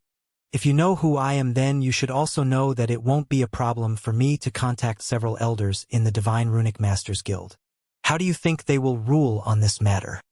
Dragons could not bully local snakes. Within the Divine Runic Masters Guild, Lin Ming could be called an influential person with a number of connections. Although that old Shui and old Su seemed like cheeky old fogies who liked to waste their time, for better or worse they were true and blue elders of the Divine Runic Masters Guild. Although old Shui normally tried to tease and take advantage of Lin Ming, when facing outsiders he absolutely wouldn't shield them.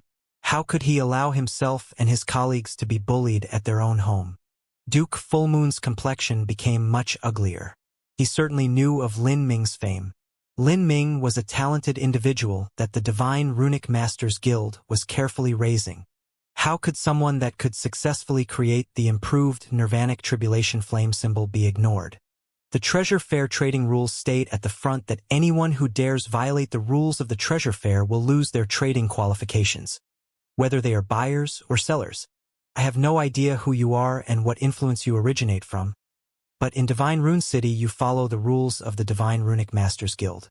If you insist on breaking the rules, then according to the rules I must ask you to leave the city. Lin Ming's words were spoken clearly and calmly, but his words held a momentum that could not be refused. Duke Fullmoon couldn't find the words to argue back. As for that fat shopkeeper, his entire face was dripping sweat, and he couldn't help but wipe himself clean. It was like Lin Ming said. If he truly didn't follow the rules and give the necklace to Lin Ming, then he would be asked to leave Divine Rune City. Once that happened, his master would blame him and he definitely would not be able to withstand the punishment. Interesting. How interesting. Even though Duke Fullmoon knew he had lost in this first confrontation with Lin Ming, the gloomy look on his face still rapidly disappeared and the confident smile appeared once more. I've underestimated you. Although this was a minor matter and Lin Ming's methods couldn't be considered too clever, Duke Fullmoon was still a bit more wary of Lin Ming. He had also obtained a copy of the Treasure Fair trading rules, and didn't look over it much because he thought it was a bunch of nonsense. He never imagined that jade slip with pages of nonsense would be the reason he lost to Lin Ming just now. All things considered, Lin Ming was more careful than he was. This sort of person, when exploring a mystic realm, could often find advantages in the environment to overcome their enemy. Xiao Moxian also never imagined that Lin Ming would have this move. She grinned, revealing a tiny pair of canines. She was originally a proud and arrogant genius, and she definitely didn't like having her spotlight be stolen by another woman she considered nothing but a pretty vase. She smiled with deep satisfaction and said, "Well, if you want to put forth 300 million, then I can consider selling this necklace to you." These words were deliberately spoken by Xiao Moxian to irritate these people. 300 million, Duke Fullmoon bleakly laughed. He didn't need this 1,000-mile Heartlink necklace to begin with, and he certainly wouldn't give Lin Ming a random 300 million points. "You seem to be short on money?" Duke Fullmoon meaningfully looked at Xiao Moxian. From the way Xiao Moxian was afraid that Lin Ming would lose money struggling with him, he could infer that Lin Ming's current economic situation wasn't doing too well. At this time, Shadow Overflow's sound transmission reached Duke Fullmoon's ears. Duke Fullmoon's thoughts stirred and he grinned. "So that's how it is. You want to buy this dragon contract? What a coincidence. The item I'm looking forwards to the most is also this dragon contract. That 1,000-mile Heartlink has a clearly marked price, so you used the rules to gain an advantage over me. But this dragon contract is to be auctioned fair and square. I want to see at that time just how you'll compete with me." Shadow Overflow had been using his sense to spy on Lin Ming from the start. Thus he naturally knew Lin Ming wanted to buy the Jade Dragon Horn. Compete with me for the dragon contract? Lin Ming's heart chilled. Although he appeared to remain calm, his mind was racing as he considered this blue-clothed man's words. Their words and actions seemed to be targeting me, probing me. Lin Ming slyly smiled. Within the inner Azura Road, this sort of massive treasure fair that had all sorts of top-quality pills, divine runic symbols and Empyrean spirit treasures for sale would attract influences from all over. At this treasure fair, there were more divine lords than dogs, holy lords walked everywhere, and there were even a massive number world kings. Even half-step Empyreans were hidden amongst the crowds. If one were to casually provoke someone, they might end up being someone with a powerful background. The dragon contract refined with the Jade Dragon Horn cost a minimum of 500 million points. This was not a price that the average person could put forth. And this blue-clothed man and black-cloaked old man had come from nowhere and then signaled that they were going to compete with him for the dragon contract. It was clear that their origins were great. Lin Ming couldn't help but find this a bit strange. Ever since arriving at the inner Azura Road, he basically didn't make any enemies. Yet, these two people came from out of nowhere and also originated from a great influence, so just how were they connected? After sifting through his memories, Lin Ming still couldn't find a clue as to who they were, so he simply put this line of thinking to the side. Lin Ming nonchalantly glanced at the black-cloaked old man. This old man seemed to have a familiar atmosphere to him, the atmosphere of a divine runic master. Different situations called for different measures. If these people were probing his financial situation, he absolutely could not show the slightest hint of weakness. Otherwise, once these people discovered what his financial bottom line was, they would bide their time until the auction began and then make targeted bids against him. This would be extremely disadvantageous for him. "You also want the dragon contract?" Lin Ming's eyes were indifferent. He lifted his gaze and looked at the blue-clothed man. Although his voice wasn't loud, it held the tone of inevitable victory. Duke Fullmoon's eyes flashed as he welcomed Lin Ming's gaze. A taunting smile curved up his face. "Yes, there are many things I am interested in at this auction. And of those things I am interested in, there is nothing I cannot obtain." Duke Fullmoon's words were similarly sharp. Xiao Moxian watched on from the side, her eyes filled with loathing and disgust as she glared at this Duke Fullmoon. To be fair, this Duke's words weren't too hateful, but the tone in which he spoke and the contempt in his eyes was far too aggravating. If this were the divine realm, she might have already dug this dog's eyes out. But this was the Azura Road, and her situation was different to how it used to be. They had no backing here and their wealth was also limited. Xiao Moxian could only puff out her cheeks and glare at Duke Full Moon with eyes that could kill. "See you in a month then." Lin Ming lightly smiled. His eyes slowly swept over Duke Full Moon and Shadow Overflow's faces as he imprinted them deep in his mind. In any case, these two people were hostile to him, so remaining a bit vigilant was always good. After leaving behind these words, Lin Ming took Xiao Moxian's hand and left. The moment he turned, he frowned. This was a bit of a headache. To think that there would actually be competition that appeared. At the time of the treasure fair, he feared that it would be hard to obtain the things he wanted. Points. He had to earn some more points. This smelly brat really has no manners. To think he would dare to take the last word against the Duke. It seems he doesn't know how high the heavens are. Junior apprentice Sister Qing leaned against Duke Full Moon's shoulders, sending a disdainful glance at the fading Lin Ming and Xiao Moxian. According to what he said, it seems he believes that he'll win against you at the treasure fair. Duke Full Moon smiled. Win against me? They are far from enough. In that brief probe just now, although Lin Ming was airtight and didn't reveal anything, Duke Full Moon's intuition told him that Lin Ming and Xiao Moxian weren't people with deep backgrounds, nor were they too wealthy. The dragon contract required over 1 billion points to win, and that was the bare minimum. That was a massive amount of wealth, and even as a Duke of the Divine Void Divine Kingdom, taking out all of that at once was still painful. In regards to Lin Ming's words, he hadn't taken them to heart. But his gaze was a bit sharper.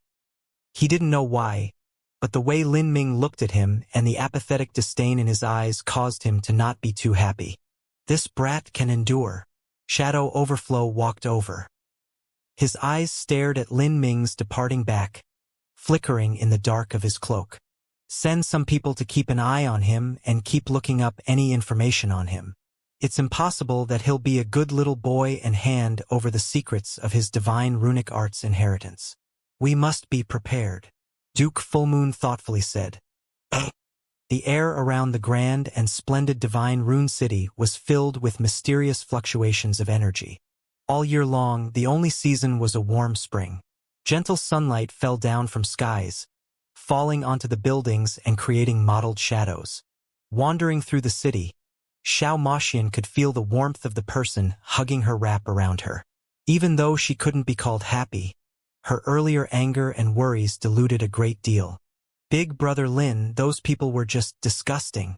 I just wanted to take a stroll around the treasure fair, but now even my mood is ruined by them, Xiao Moxian said, twisting her lips. She hung her head down, nestling into Lin Ming's warm chest, feeling weak and not wanting to leave. Just treat them as nothing. Lin Ming smiled, letting go of the playful and beautiful girl. Xiao Moxian chuckled and then coldly snorted as she thought of the events again. A faint killing intent rolled off her. Humph, if this was the divine realm I would have already killed them. To dare speak to my Lin Ming like that. Lin Ming shrugged. To him, the events of today were only a small interlude. He simply didn't take it to heart. However, this small event did remind him that there would be many more hardships than he thought if he wanted to obtain the treasures he wanted from the treasure fair a month from now. He needed to earn more money. He needed to make more preparations. After flying straight back to the Divine Runic Masters Guild, Lin Ming strode directly into his 7th grade Divine Runic room. Because he had successfully produced the Nirvanic Tribulation flame symbol and caused the reputation of the Divine Runic Masters Guild to rise to new heights, his fame was completely different from before. The guards all treated him with respect and didn't stop his movements. At the entrance of the 7th grade Divine Runic room, he could see a familiarly enchanting figure standing there. Wearing a dress with a plunging neckline, Suya's bombastic figure was outlined in a soul-stirring manner. Her black hair hung down like a waterfall, shining with a gorgeous brilliance in the sunlight. Her collar was lowered to the point of revealing her collarbones and downwards to the deep and snowy valley of her chest. In addition to the sensual atmosphere that surrounded her, she exhibited a unique charm. Suya's eyes shined as she saw Lin Ming.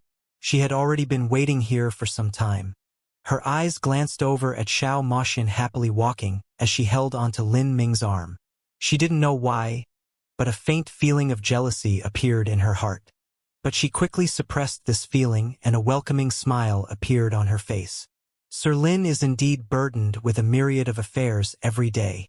I've already been waiting here for you for 6 hours. I wonder if Sir Lin has any available time. We're in need of another batch of divine runic symbols. Before she finished speaking, Lin Ming had already brought Xiao Moxian and rushed past her like a breeze of wind. He threw back some faint words. I'm not available for the time being. Suya froze in place as she heard the door to the divine runic room open and then slam shut. She couldn't help but bitterly smile. What should she do now? Ever since Lin Ming had finished the first batch of Nirvanic Tribulation flame symbols, the Extreme Star Holy Land's dependence on Lin Ming increased with every day. These past days, Lin Ming seemed to be making some big movements within the 7th grade Divine Runic Room. The surging power of divine runic arts within was much stronger than before. One couldn't help but think that he was creating a new divine runic symbol. The Extreme Star Holy Lands had already tasted the benefits, so they wanted to monopolize these new divine runic symbols if possible. And Suya was the only person who could probe the situation for them. But now, Lin Ming hadn't even given Suya the chance to speak. This was the first time that Suya ever felt powerless and frustrated in front of a man. This man... Suya looked unwillingly at the tightly shut door of the 7th grade divine runic room. She bit her lips, her thoughts rapidly turning. To be honest, Lin Ming really wasn't in the mood to deal with Suya. The treasure fair was only a month away and his points were far from enough. If he mass-produced divine runic symbols for the Extreme Star Holy Lands, he clearly wouldn't make enough points in the time he had. His greatest hope was to invest all of his efforts into the 2 divine runic symbols he had been researching, the improved heavenly fire symbol and heretical god symbol. These 2 divine runic symbols were far stronger than the improved havoc flame symbol he first created.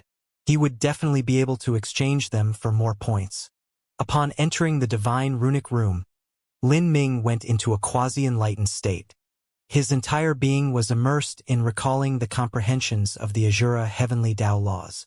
In front of him, Xiao Moxian was skillfully bringing out the materials that Lin Ming needed to draw up the improved heavenly fire symbol.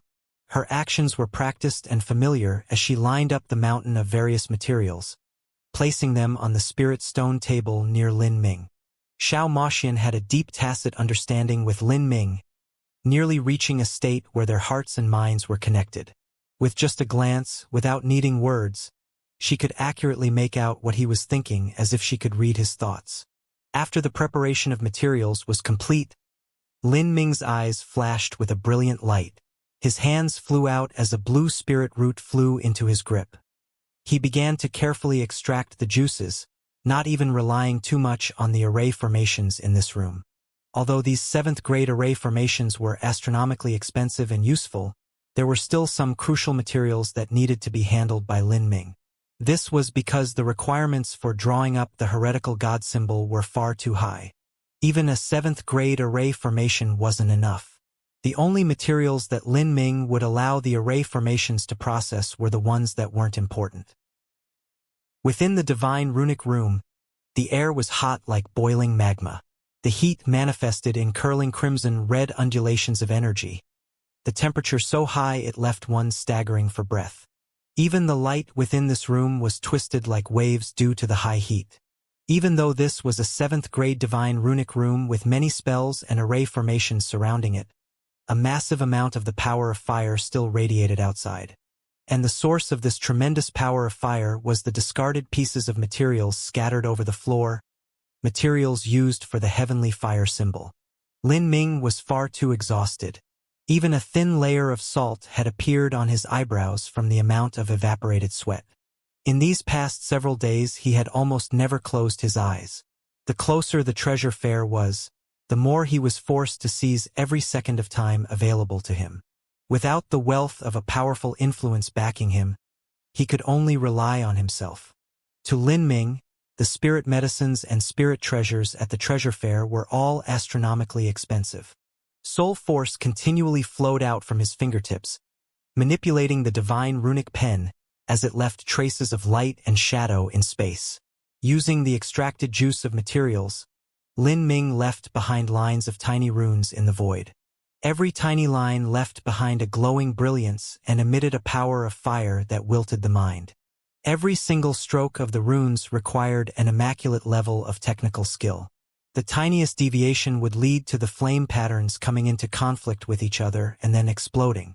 After Lin Ming absorbed the memories of 3 divine runic masters, when combined with his profound understanding of the Azura heavenly Tao laws, as well as his current skill in the divine runic arts, theoretically speaking, his chances of failing to successfully draw up a divine runic symbol were extremely low. Moreover, he had also successfully drawn up the improved heavenly fire symbol and heretical god symbol before. But the production of these 2 divine runic symbols was the pinnacle of Lin Ming's understanding into the theory behind divine runic symbols as well as the peak of his current skill level. Thus, if he wanted to draw up the improved heavenly fire symbol and heretical god symbol once again, every step he did would push him to the limit. Constantly chasing after his limits was a rapidly tiring matter. These 2 divine runic symbols had an extremely high fusion compatibility with the Azura heavenly Tao laws. Every tiny stroke of the runes formed a mosaic that was able to combine and shift together to form an exponential number of changes. The slightest mistake would create damage to the overall structure of tiny runes, possibly even causing an explosion. This meant that Lin Ming needed to invest every ounce of focus into his work, to concentrate every thought into controlling the divine runic pen. During a sustained period of high concentration, it was easy to consume a massive amount of soul force. If Lin Ming hadn't cultivated Empyrean Divine Mist's soul force cultivation method, and had his previous soul force intensity, he would definitely be far too tired to do anything, and might have even caused permanent damage to his soul. In the history of divine runic arts, there were some divine runic masters that, in order to draw up a peerlessly powerful and infinitely marvelous divine runic symbol, would directly consume their mind and soul and die in their divine runic room. The improved heavenly fire symbol that Lin Ming was drawing, in terms of difficulty and finesse required, was enough to annihilate the mind of a 4th-grade divine runic master. The original heavenly fire symbol had more than 800 flame-based tiny runes combined, and there were countless array formation marks within. But Lin Ming's improved heavenly fire symbol had over 1,000 flame-based tiny runes added within, as well as over 10,000 elaborate array formation marks interspersed throughout. This allowed the heavenly fire symbol to have channels that were able to absorb the power of fire even more smoothly. These profound changes made the difficulty of drawing up a heavenly fire symbol exponentially greater than before. All of these new additions required Lin Ming to consume an enormous amount of soul force. There was no need to mention the changes Lin Ming made in the Azura heavenly Tao laws. The original heavenly fire symbol had an extremely rough and crude implementation of the Azura heavenly Tao. Within it, only several rune paths conformed with the Azura heavenly Tao laws. As for Lin Ming's changes, he completely eliminated all previous rune paths that corresponded to the Azura heavenly Tao and planted in 108 new rune paths in their place. These modifications, if seen by other divine runic masters, would truly shock the world. Some lower-level divine runic masters would find it impossible to understand. The consequences of these complex changes were a massive increase in the use of soul force as well as endless and constant calculations during the drawing process. Even if Lin Ming had successfully produced a heavenly fire symbol once, there would occasionally be a slight deviation in the flame-based runes at the start, finally causing there to be a conflict with the Azura heavenly Tao laws that were fused into it.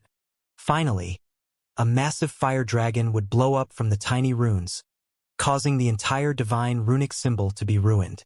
If it weren't for Xiao Moxian standing guard on the side and quickly responding, and swallowing the fire dragons with the darkness laws, then Lin Ming's eyebrows and most of his hair would have been burnt away. 3,972 flexible array lines, conforming to the right spiral revolution of the Azura heavenly Tao laws, Lin Ming mumbled to himself. All of his concentration focused on the floating lines of flames in the air. Finally, the long lines of flames were pulled into the top of the heavenly fire symbol. The entire heavenly fire symbol erupted with a blazing light. The lines of the flame runes rapidly decomposed, gathering onto the tiny runes within and then combining once more. Another 2 hours passed. The reformed flame runes began to fuse with the lines of the Azura heavenly Tao laws in the air. With a brief flash, all of the surging energies vanished at once. All that was left in Lin Ming's hand was a simple and plain heavenly fire symbol that sparkled with a strange light. The heavenly fire symbol seemed ordinary and rough, without even the slightest power of fire leaking out.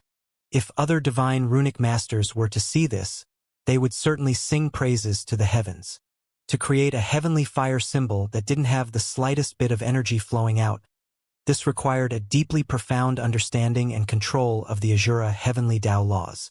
All of that power of fire needed to be forcefully locked inside. Pada! A drop of sweat fell down from the tip of Lin Ming's nose. Before it hit the ground, the drop of sweat was already evaporated by the high heat. Lin Ming finally opened his eyes, letting out a long breath of relief. Xiao Moxian smiled like a blooming flower, finally relaxing a little. The heavenly fire symbol is finished. Do you want to rest a little? Xiao Moxian's worried eyes looked at Lin Ming. Lin Ming confidently smiled. He shook his head and said, "No need. I'll be fine after I practice the divine mist heart mantra." "You're being too hard on yourself," Xiao Moxian whispered. But she knew that once Lin Ming decided to do something, it was nearly impossible for anyone else to change his mind.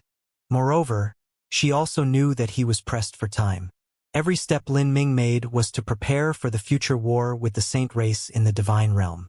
Thinking of these future matters, a desolate and sad look passed through her face.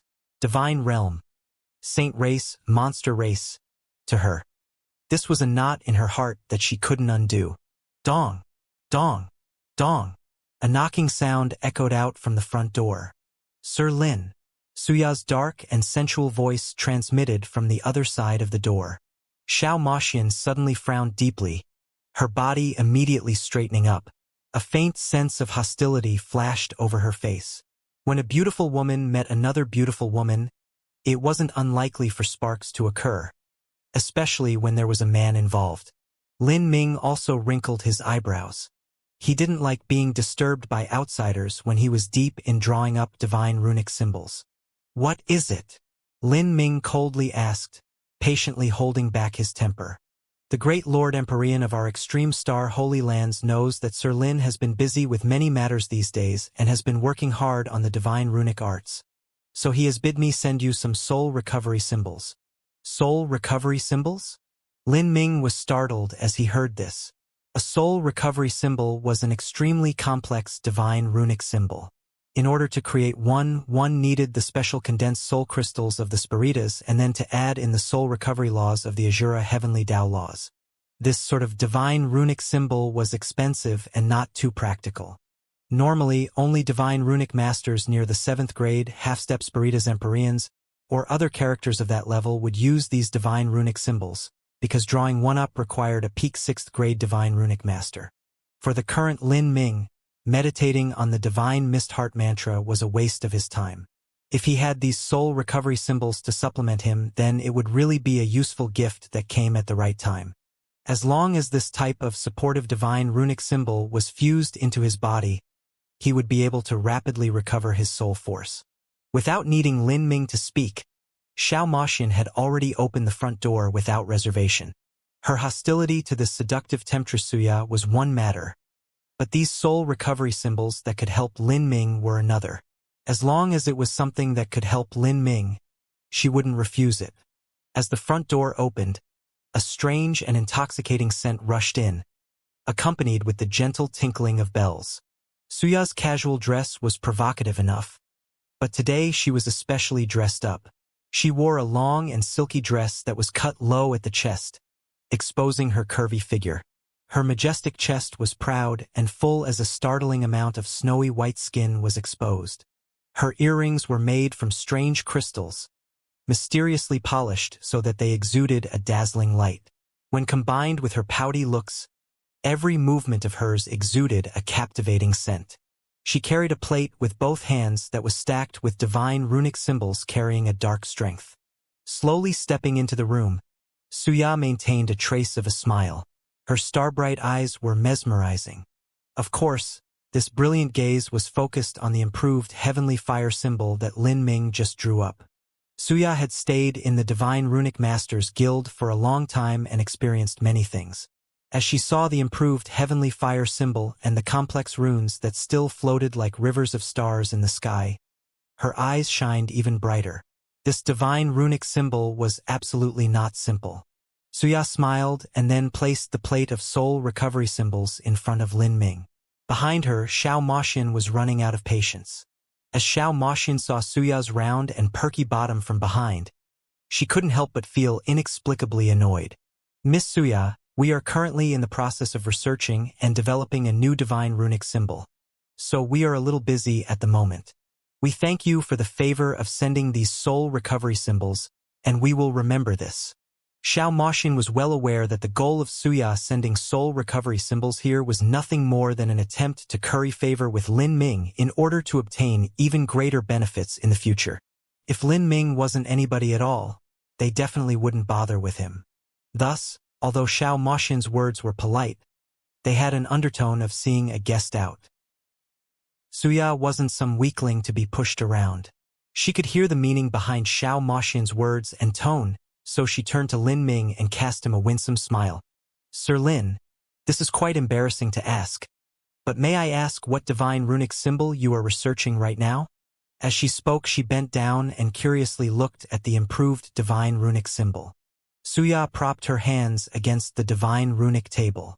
Her plunging deep neckline originally revealed a deep snow-white valley, and after bending down, her large and explosive mountains swayed back and forth like surging pendulums.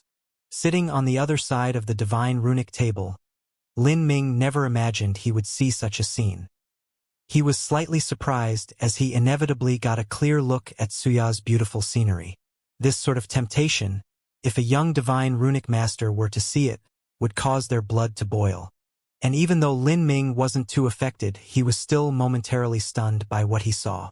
At this time, Xianxia was simply far too close to Lin Ming. As for Lin Ming, he simply had nowhere to look away to. And as he was wondering what he should do, he suddenly noticed a chilling cold rise up. He couldn't help but look at the direction of that icy cold air. All he saw was Xiao Moxian glaring at Xianxia, her entire face covered with black lines, seeming as if she was on the verge of storming out, to attempt to seduce Lin Ming right in front of her. This woman simply didn't place her in her eyes. As Lin Ming felt Xiao Moxian's burgeoning anger, he coughed loudly and pushed himself away from the divine runic table, quickly retreating. Miss Xianxia, I am indeed trying to revise a divine runic symbol. If there aren't any other matters, I want to try to grasp the time to draw up several more. These soul recovery symbols have come at the perfect time. I will remember this sentiment. Lin Ming was also hinting for his guest to see her way out. It wasn't only because of Xiao Moxian, but also because he really was far too busy. Heavenly fire symbol? This is a heavenly fire symbol? There isn't any power of fire leaking out. After entering Lin Ming's divine runic room with great difficulty, Xianxia naturally wouldn't leave until she investigated for some information. She couldn't help but gently touch the improved heavenly fire symbol. As she discovered the peculiarities inside, she exclaimed out loud. In her opinion, every heavenly fire symbol would inevitably have a certain amount of energy flowing out of it. The higher the grade a divine runic master who created the divine runic symbol was, the more complex the rune structure would be, the more exquisite the law lines, and the less strength that would flow out. This was a manifestation of a divine runic master's ability to control a divine runic symbol.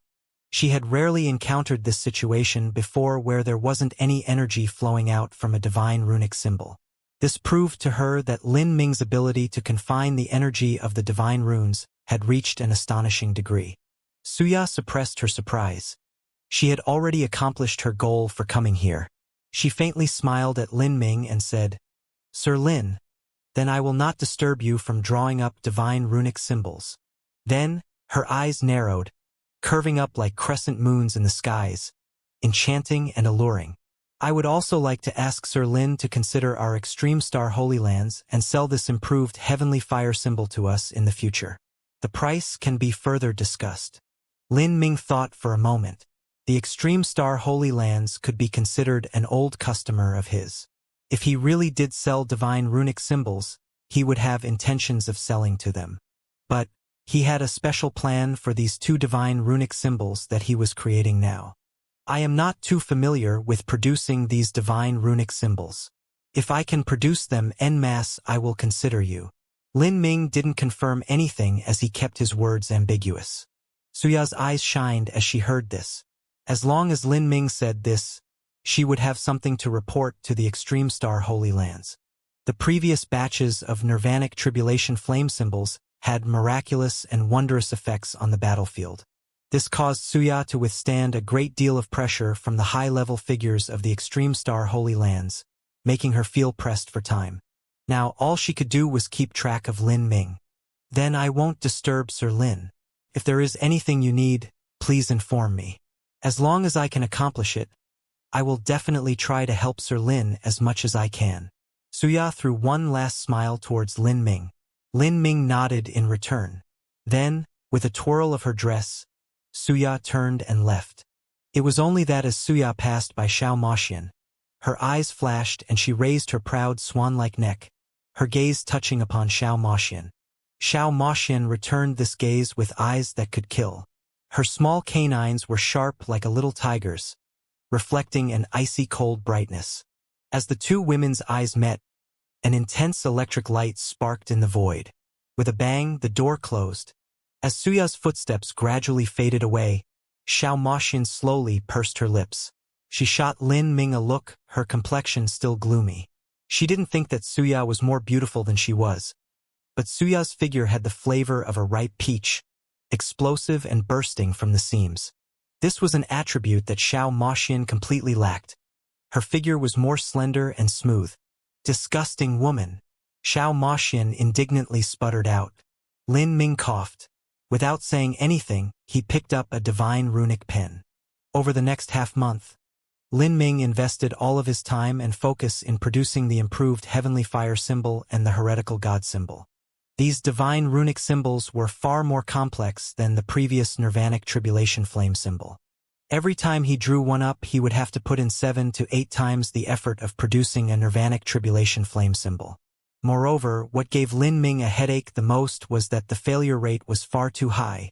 In the first few days, the failure rate reached as high as 70 to 80%. With this rate, Lin Ming could only draw up a single divine runic symbol in one day. Even half a month later, his failure rate only fell to 50%. This was also with the batch of soul recovery symbols that Suya had provided. With their wonderful effects of revitalizing the divine soul, every time Lin Ming felt his soul force on the verge of collapse, he would absorb one soul recovery symbol and feel his soul force rapidly restore itself. Time quickly passed. In the final 2 days before the treasure fair began, Lin Ming didn't take a single moment of rest.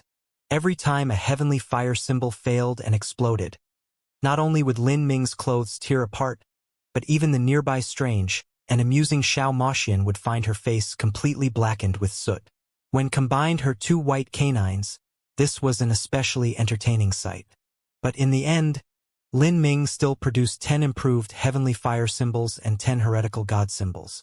In the early morning of the next day, as the sky was bright and the sun was dawning, countless crowds of people had gathered in Divine Rune City. As Xiao Moxian and Lin Ming left the Divine Runic Masters Guild, they were able to see the tides of people flying through the skies, like swarms of locusts. Only during the period of the treasure fair would Divine Rune City allow martial artists to fly, because the treasure fair was held in the floating castle. Due to this miraculous scene could be viewed. The floating castle was 100 miles wide and flew high in the air. Even so, the innumerable martial artists surrounding it were like motes of dust. Although he had barely managed to catch a night of rest, Lin Ming was still feeling the aftereffects of overdrawing his soul force for an entire month. Now that he suddenly left his room, the dazzling sunlight made even Lin Ming feel a bout of dizziness. It took him a moment to adapt to the brilliant dappled sunlight. There really is a great deal of people here. Looking at this scene in front of him, Lin Ming was startled.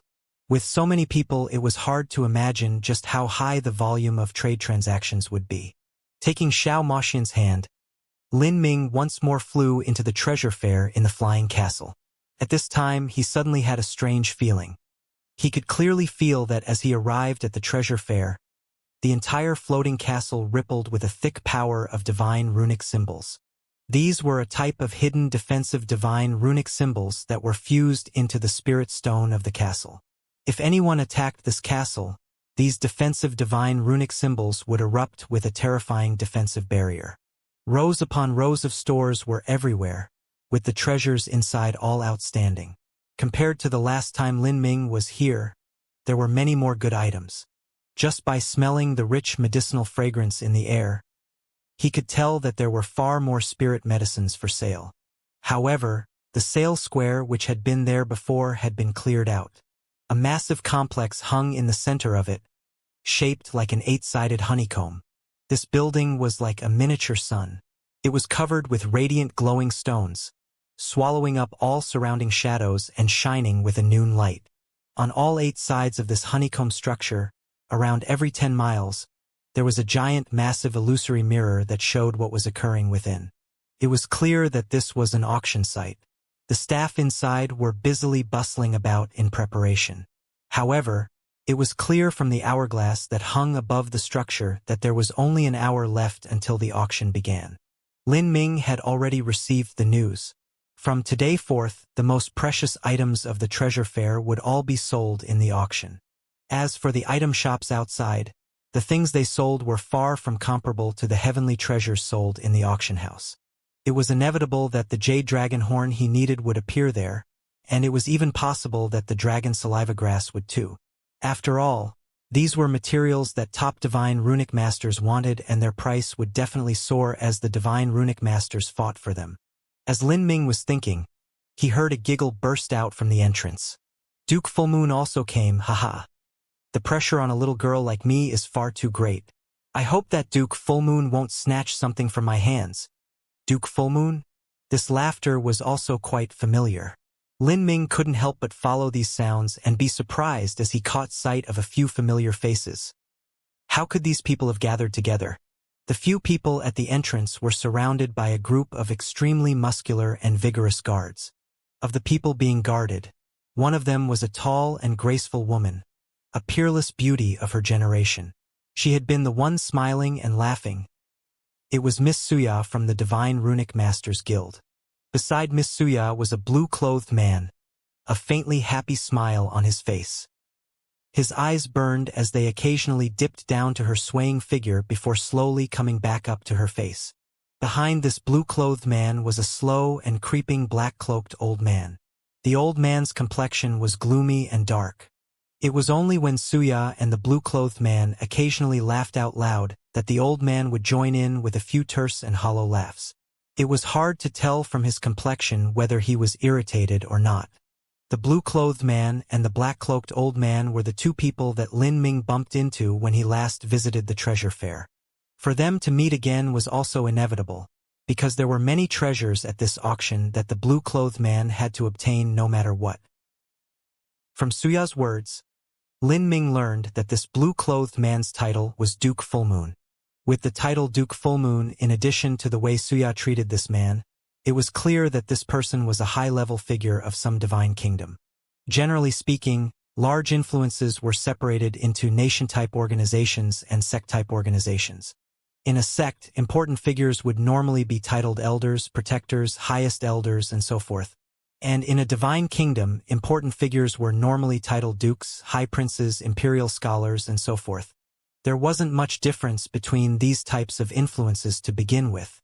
Everything, including ranking and such, depended on the personal preferences of the founder. Although this Duke Fullmoon was hiding his cultivation, Lin Ming could faintly feel that he had already reached the World King realm. Even if his cultivation wasn't at the World King realm, he likely already had the capital to contend with a World King. If there was a powerhouse that could battle with a World King in this divine kingdom, and he was only titled a duke and not a high prince, the power of this divine kingdom could be imagined. A Spirita's divine kingdom, as well as at least a peak Empyrean influence. Lin Ming sifted through Torchriver's remnant memories and locked onto some possible divine kingdoms. Still, he couldn't confirm which one this other party came from. Miss Suya, I just bought some dark rainflower tea. It is 100,000 points for just one tael. Dark rainflowers can only be picked once every 10,000 years, and only after being cooked together with 72 different kinds of heavenly materials can this type of top-grade dark rainflower tea be made. In the upcoming days I plan on holding a martial arts tea party at Carefree Hall. At that time, I wonder if Miss Suya would be kind enough to grace me with her presence. Martial arts tea party? Dark rainflower tea? Duke Fullmoon is indeed a dauntless man. I, Suya, would love to attend. Suya's eyes narrowed into crescent moons as if she were truly interested in going. But just as one thought she was about to agree, an embarrassed color actually flashed over her face. With an expression filled with regret she said, "But I apologize. I've recently received a mission from Extreme Star Heavenly Palace that I must complete within the Divine Runic Masters Guild. Now that the situation at the warfront has become intense, it is impossible for me to leave my post. I can only regretfully decline Duke Fullmoon's invitation." Like this, Suya rejected Duke Fullmoon's invitation without any rudeness at all, and even her explanation was sound. But Duke Fullmoon still frowned. He had already invited Suya 7 or 8 times before to visit his Carefree Hall, but he had been turned down by her every time. Not just that, but every time she rejected him she had seemed extremely reasonable and there was nothing that Duke Fullmoon could find fault with. This woman, she really doesn't know how to appreciate favors. She keeps refusing Duke's request every time. Beside Duke Fullmoon, the woman called Junior Apprentice Sister Ching smirked as she spoke with a sound transmission. Even the eyes she looked at Suya with were cruel and cutting. Suya certainly noticed the hostility emanating from this other woman, but she simply covered her mouth and tittered, as if she wasn't aware of anything at all. Suya was well aware what sort of place the Carefree Hall, where Duke Fullmoon was planning to hold this so-called martial arts tea party was. It could be called Duke Fullmoon's harem as well as his personal quarters. Since ancient times, in the palaces of emperors and great kings, harems forbade other men from entering. The only ones that could enter and leave were eunuchs. A martial arts tea party, held in a harem? Wasn't that just a joke? Suya didn't doubt that when this martial arts tea party occurred, the only ones there would be Duke Fullmoon and his maids and concubines. And as the honored guest of such an event, once she went to Carefree Hall to participate in this martial arts tea party, there was an absolute certainty she would become the main dish of Duke Fullmoon's nightly entertainment. She certainly wouldn't agree to this type of invitation. Duke Fullmoon rubbed his chin, his eyes once again raking up and down Suya's explosive body, not seeming surprised or angry at her rejection. "Duke, what is so good about her? Is her body so overwhelming? In Carefree Palace there are many others that are as equally plentiful of figure. There is nothing they lack." Seeing Duke Fullmoon so interested in Suya, Junior Apprentice Sister Ching began to unhappily whine with a sound transmission. In truth, her own body was quite good. "You don't understand. This sort of enchanting seductress seems as if they will become intimate with anyone. But the truth is that women like her are aloof of all relations and are the most arrogant in their bones. She is a butterfly that can flit around in all social situations, and any interest she shows in men is only superficial. As for those that have thoughts of eating her up, it is actually impossible. The more one likes this type of woman, the more difficult they are to conquer. But only by conquering this type of woman can one truly be satisfied. For martial artists that lived for thousands of lives, it wasn't uncommon to have crowds of wives and concubines. Duke Fullmoon was already a veteran in courting women and was a thorough expert in them. He had no interest in women that threw themselves into his chest on their own initiative. Rather, a proud and arrogant woman like Suya who had her own strength, that was the type of woman he wanted to conquer. It's all about the long game. Sooner or later I'll taste this woman and have her serve me from the depths of her heart.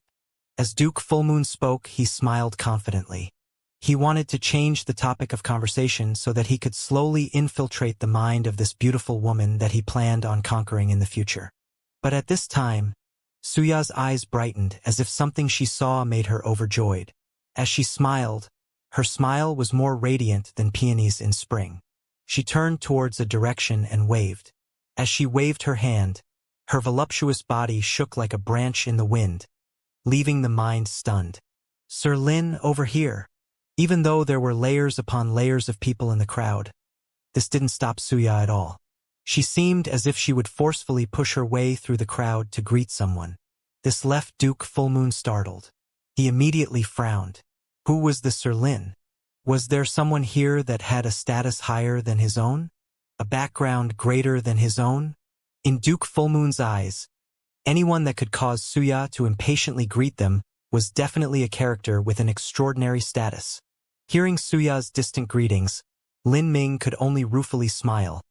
He originally didn't want to bump into this hard-to-handle Duke Fullmoon.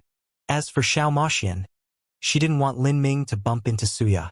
Thus, the two of them came to a tacit agreement that they would take a round detour around the auction hall and pretend as if they didn't see anyone. But they never imagined that this Suya would seem to possess something like a telepathic ability. Even in the endless crowds, she was able to keenly lock onto Lin Ming's presence. Suya's voice and sex appeal had a deep penetrative power. As she shouted out loud, her luscious body swaying back and forth as she moved forwards, all smiles. Lin Ming instantly became the focus of attention. Sir Lin, what a coincidence! Suya was excited like a little girl. She stood on her tiptoes, beckoning over Lin Ming as if she were afraid he hadn't seen her. Such a welcoming Suya caused Xiao Maxian's bright smile to slowly dim down. Her hand that held Lin Ming's hand mysteriously disappeared and reappeared at his waist, pinching a little of his skin and twisting a bit. Lin Ming was left speechless. He certainly knew what Xiao Maxian's meaning was. She was warning him not to be too friendly with this woman. This is Miss Suya. It really is a coincidence. Lin Ming awkwardly coughed. That's right. This must be fate. Suya laughed, her smile becoming increasingly happy. And this smile wasn't the professional smile that often hung on her face, but was a smile that came from her heart. It was clear that Suya treated Lin Ming considerably differently. Seeing Lin Ming as well as the genuine smile coming from Suya, Duke Fullmoon's previous attitude and self-control of not being angry at being rejected by this beautiful woman suddenly vanished. His face immediately turned gloomy. How could it be this boy again? So the so-called Sir Lin was actually Lin Ming. Just now he had been bragging in front of his concubine that Suya was the type of woman that was only superficially intimate with others but was in truth a proud and haughty woman that disdained men.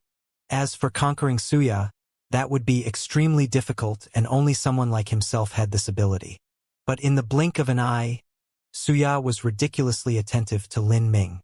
She passed through the crowds of people without hesitation to greet him, as if she were afraid that Lin Ming would run away if she were a bit slower. This was simply a slap to Duke Fullmoon's face. If Suya were to greet some great person, like an imperial prince from a true divinity-level influence, then Duke Fullmoon would be envious but he wouldn't be angry. However, the one she was greeting so excitedly was Lin Ming.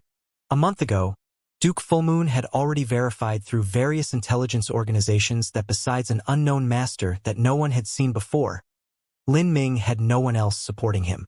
Otherwise, he wouldn't have had to go to the trouble of running to the Marvel Blue Nation for a body transformation cultivation method.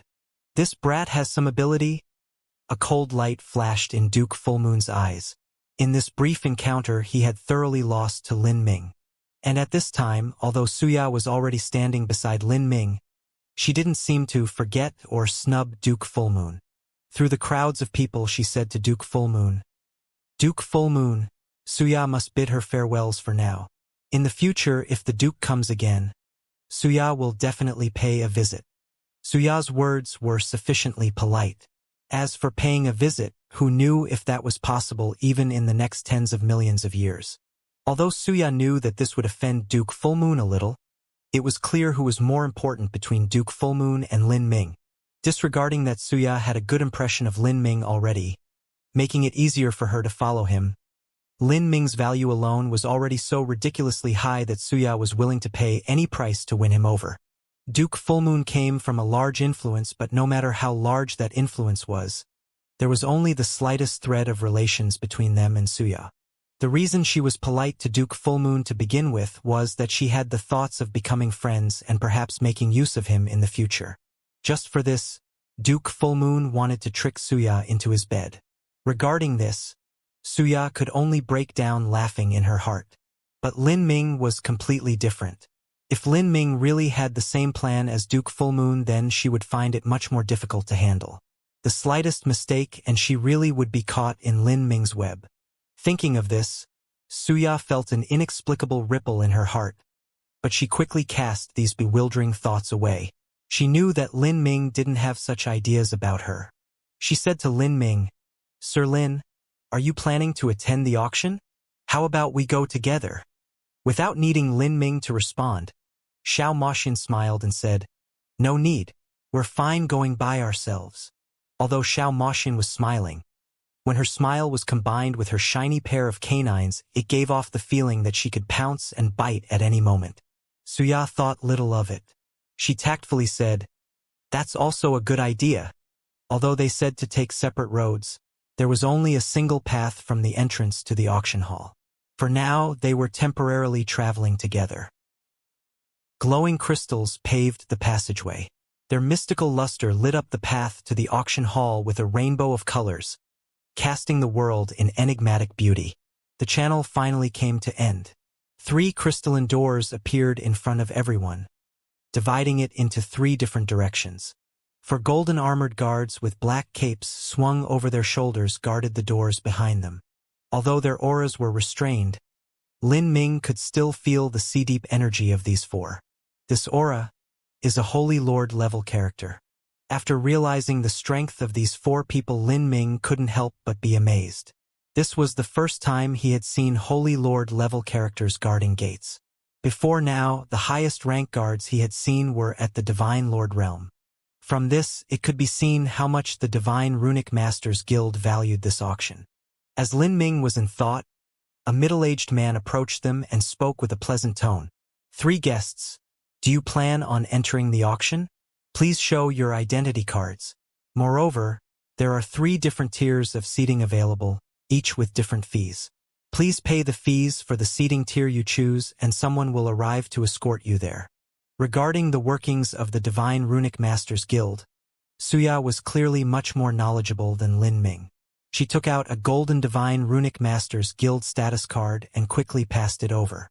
This middle-aged man belonged to the Runic Pill Trading Organization and he had never seen Suya before. But he knew that Suya existed in the Divine Runic Masters Guild.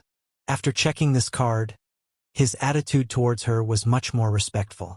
He didn't think that this beautiful woman in front of him would be the person issuing missions for the Extreme Star Holy Lands.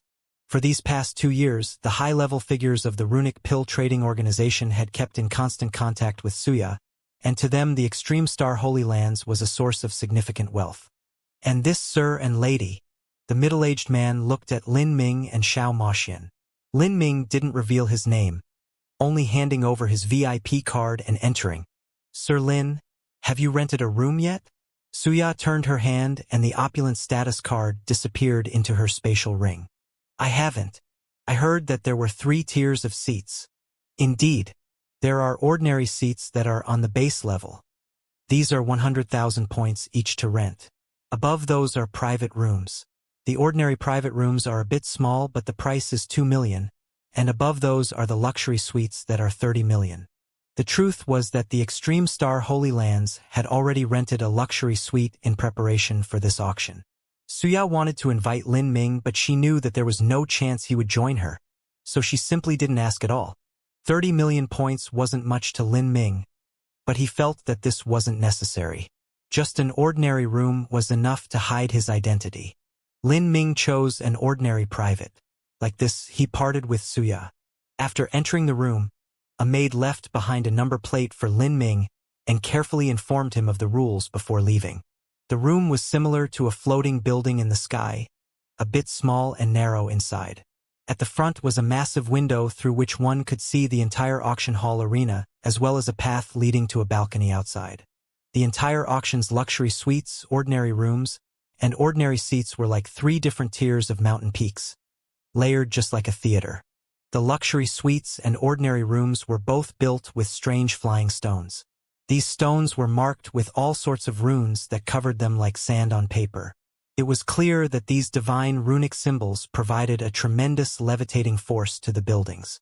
In addition, these flying stones had a natural floating power, so as the massive luxury suites and ordinary rooms were in the skies, they dotted the landscape like islands in the air, able to overlook everything beneath them.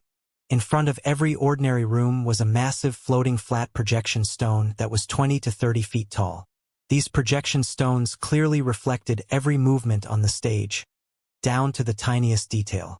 And below that was a giant stone book controlled by a spirit stone.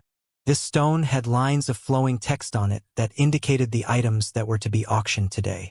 As long as Lin Ming swiped his fingers over the spirit stone, the entire stone book would shine with a gentle shimmering energy, and a delicate woman's voice would begin to explain in detail any treasure that was listed. This was the first time that Lin Ming had experienced such an array formation that explained things in advance. This array formation indeed made things far more convenient. And at this time, he suddenly heard a commotion coming from the top row of VIP suites. Look over there. That is soaring Starlight Shuttle, Empyrean Lionheart's personal transport. Even Empyrean Lionheart came. This year's treasure fair is truly a grand event. Some people cried out in alarm. Empyrean. This word, no matter where it was said, always carried with it a mystical charm. When Lin Ming displayed such vivid skills in the Divine Runic Masters Guild, many of the Divine Runic Masters there subconsciously assumed that there was a peak Empyrean powerhouse standing behind him. Otherwise, it would be impossible for him to have such a deep background in the Divine Runic arts.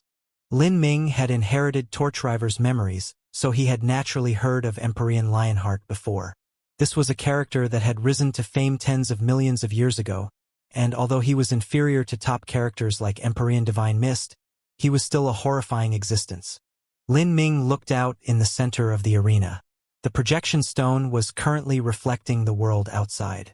All that was seen was a massive interstellar ship as large as a planet, looking like a vicious beast that spanned the heavens and earth. Swathes of mysterious runes floated like stars around the ship, constantly swirling about. The entire treasure ship emitted a cold and metallic luster. It was like a sun rising into the heavens, eternally glorious. Rumble, rumble, rumble. The great ship that was thousands of feet high. It emitted ear-cracking creaking sounds as it filled the surroundings with a blazing brilliance, carrying with it a momentum as if it would charge through the universe. People only saw this Empyrean-level spirit treasure, the soaring Starlight Shuttle, but didn't see Empyrean Lionheart themselves. This left many of them feeling a bit regretful. It's fine. An Empyrean-level character isn't someone we look up at. I heard that before Empyrean Lionheart came, Empyrean Minor Violet had already arrived. But I have no idea where she is. Empyrean Minor Violet also came. That's right, rumors say that Empyrean Minor Violet isn't on friendly terms with Empyrean Lionheart. If the two of them compete, I wonder what sort of scene that would be. In the audience, many people were wildly discussing amongst themselves. These two Empyreans were the rulers of their own Empyrean holy lands with incomparably rich resources. If they were indeed planning on competing in this auction, then that would truly be a dizzying sight. Lin Ming hadn't activated the isolation array formations in his room, so all of these discussions entered his ears. Lin Ming also knew of Empyrean Minor Violet. She was a woman who had equally risen to fame tens of millions of years ago and had established her own holy land. Whether it was in strength or methods, she was a terrifying character. Empyrean Minor Violet's name struck like a bolt of thunder in the ears of everyone within the inner Azura Road. In this auction, two Empyreans had arrived. This was truly a grand event for the ages. I just hope these two ruthless people don't take a liking to the things I want. As Lin Ming thought of the possible situations that could occur, he could only secretly complain to himself. If they were to struggle with him, then he absolutely would be in trouble. There were many people who, even if they had a large number of points, wouldn't dare to compete with two Empyreans.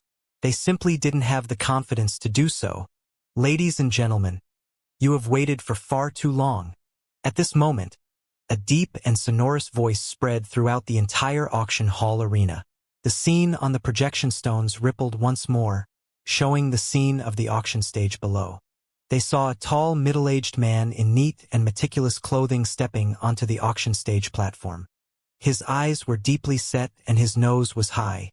He had a sharp, pronounced jaw and his aura was deep, giving off a calming feeling. This person was the president of the Runic Pill Trading Organization as well as a high-level elder of the Divine Runic Masters Guild. Out of all the elders within the entire Divine Runic Masters Guild, Song-Won was the only one who wasn't a Divine Runic Master. Even so, he was still an elder. Not only did he not have many attainments in the Divine Runic Arts, but his strength was also only at the early Holy Lord realm. Still, there wasn't a single person in the Divine Runic Masters Guild that underestimated him, because he had a surpassingly outstanding ability to manage operations of large-scale organizations. This was also the reason he was able to become an elder. Divine Rune City was not purely a sect. It was a comprehensive gathering of interests and individuals, and as such needed a person with Song-Win's talents. Today's treasure fair has gathered elites from all over. As a show of respect, the first auction today will have me as the auctioneer.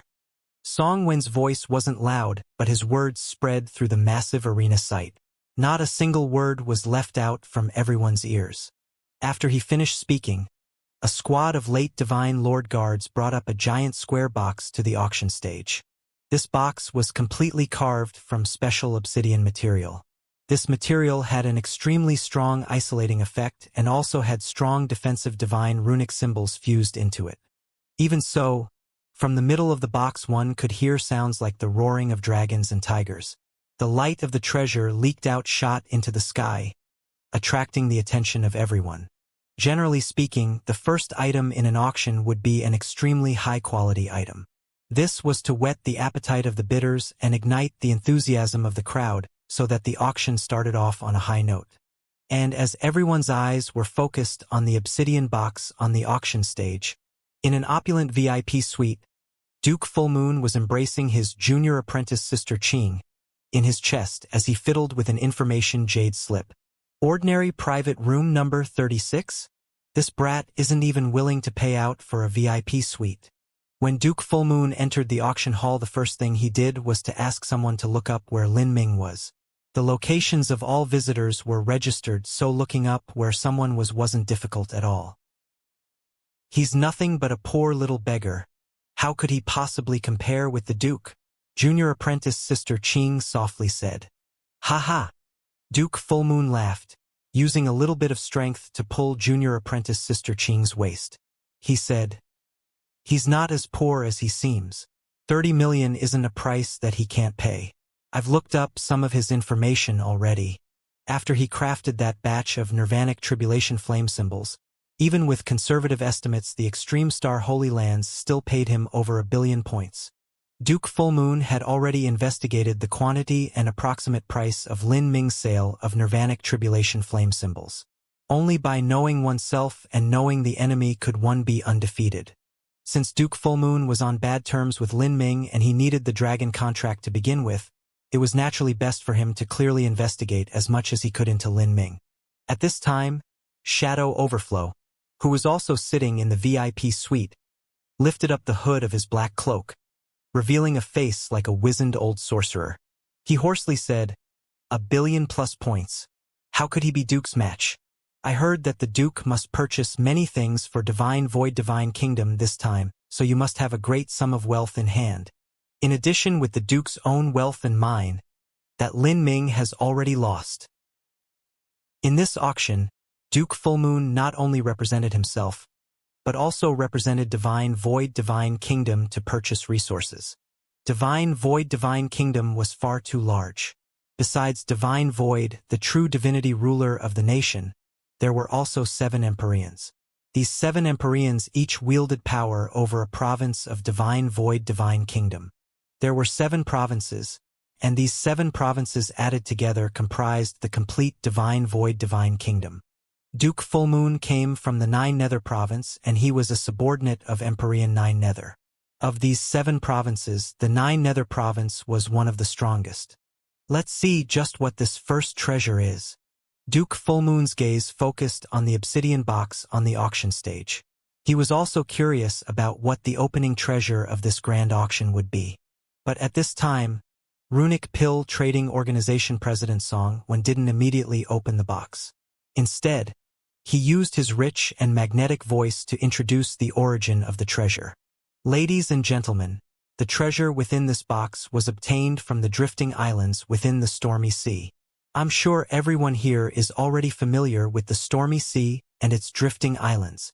As Song Wen mentioned the stormy sea, everyone beneath the stage sucked in a light breath of air. This was one of the several great life forbidden zones of the inner Azura Road. Lin Ming also had a deep impression of the stormy sea.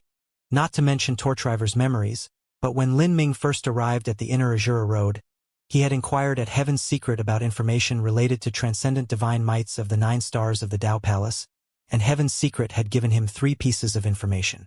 The first piece of information concerned the forbidden divine barons, the third piece of information concerned M.O. Brightman's Celestial Tyrant Manual, and the second piece of information concerned the stormy sea. The stormy sea had islands that mysteriously flitted in and out of existence. These were the drifting islands.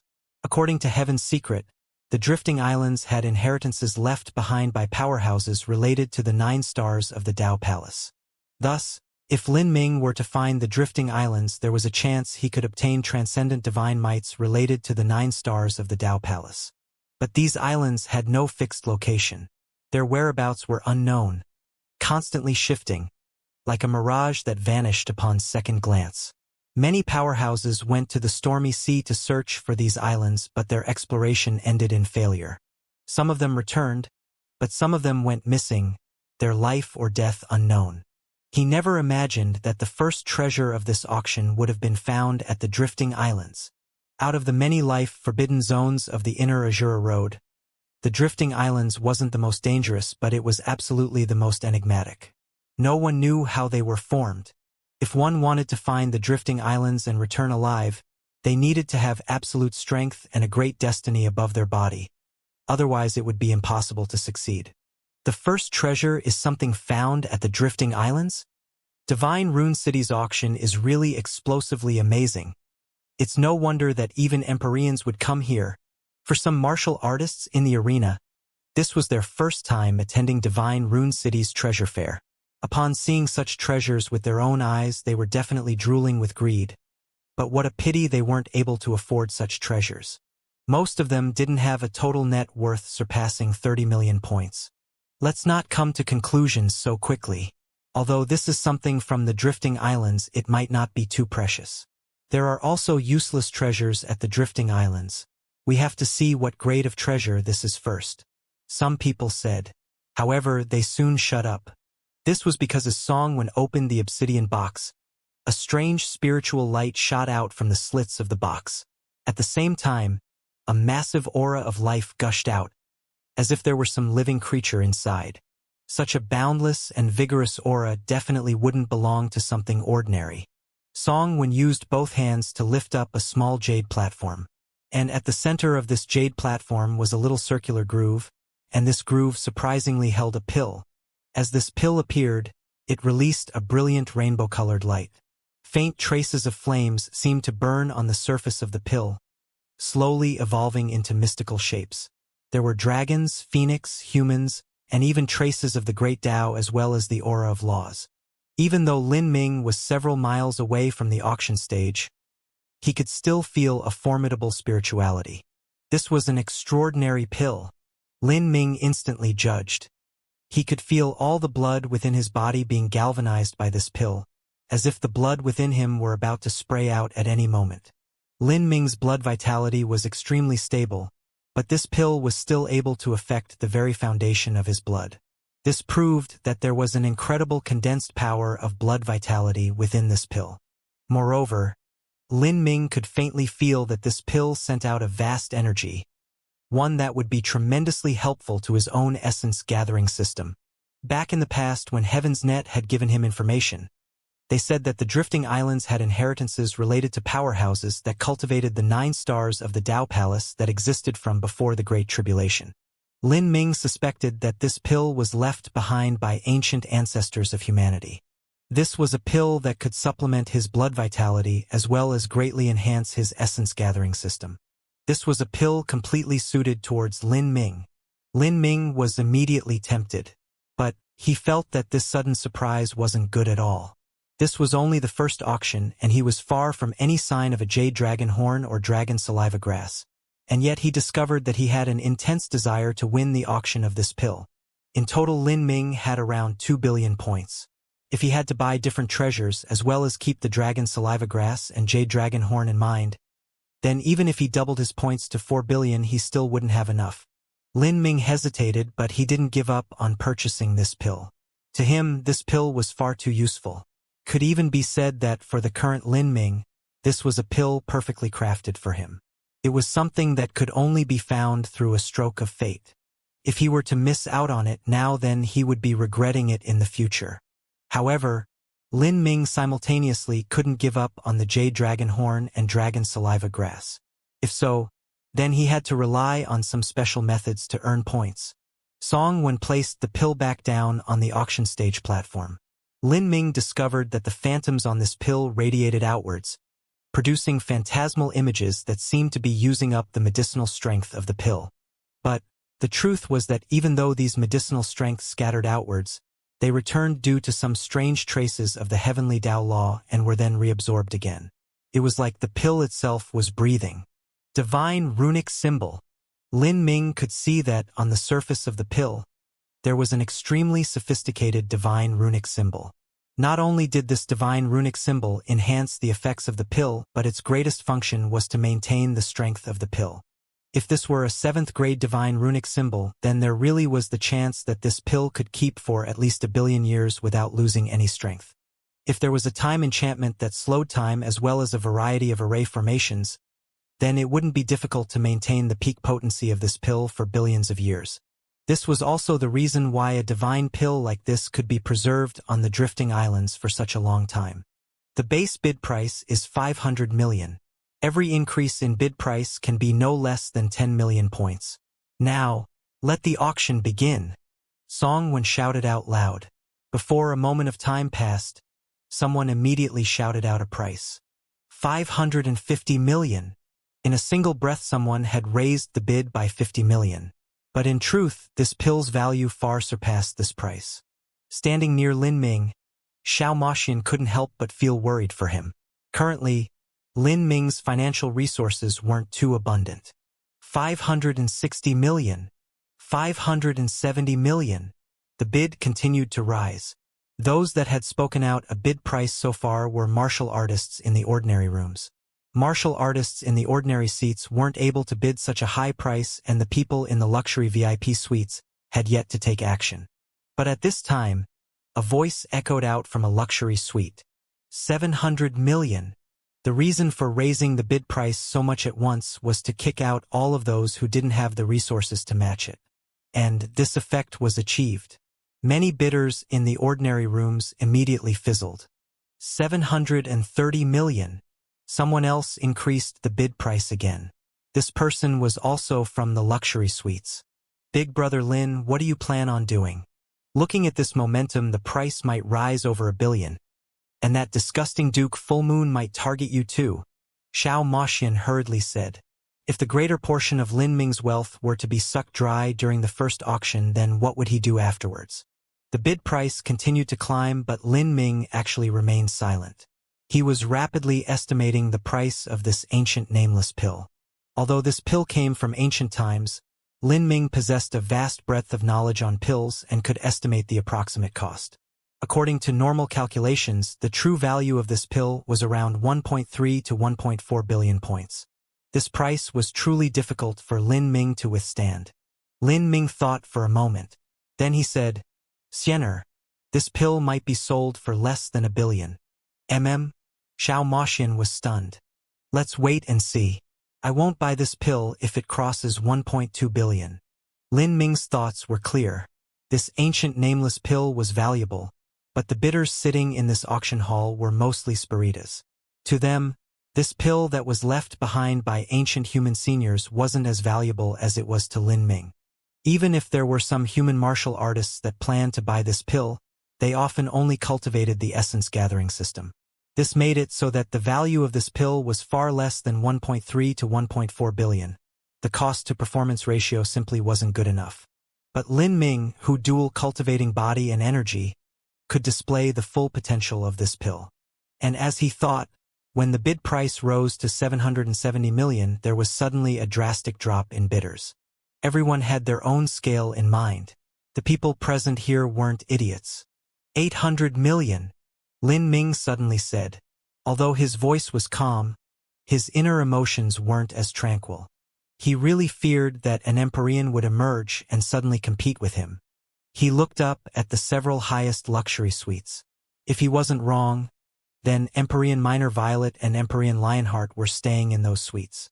820 million. At this time, a familiar voice sounded out. Lin Ming looked over and saw a feather-robed man standing in front of the windows of his luxury suite, holding a crystal cup in his hands. This cup contained a blood-red wine, and there was a faintly happy expression on this man's face as he slowly sipped on the wine. From a distance, this man even turned towards Lin Ming and raised his glass in greetings. This person was Duke Full Moon. In all rooms there were array formations that limited sight into them. But Duke Full Moon deliberately deactivated these array formations to allow Lin Ming to see him. That annoying fly, it's him again. Xiao Moxian felt a deep loathing as she saw Duke Full Moon. She wished she could spit in his face. Lin Ming also slightly frowned. 840 million. Lin Ming shouted out once more. 850 million. Duke Full Moon followed up right after. Duke Full Moon was bidding not just to spite Lin Ming, but to consume Lin Ming's wealth, so that he couldn't compete for the dragon contract later. Things would be easier with one less competitor. Otherwise, if Lin Ming really bet his nearly 2 billion points on the dragon contract, then even Duke Full Moon would find the price painful to match. Hee. Duke Full Moon has calculated well. If I'm not wrong, then this Lin Ming needs the nameless ancient pill. He is a human as well as someone who dual cultivates body and energy. This ancient pill could be called perfectly suited for him. Because of that, it will be easy to ruin him.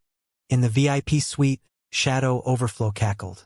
His laugh had a strangely eerie feel to it. According to their information, Lin Ming's wealth didn't surpass 2 billion. If Lin Ming were to buy the ancient pill for over 1 billion, then there wouldn't be any threat from him later on. 900 million. Lin Ming suddenly increased the bid by 50 million. However, Duke Full Moon didn't stop here.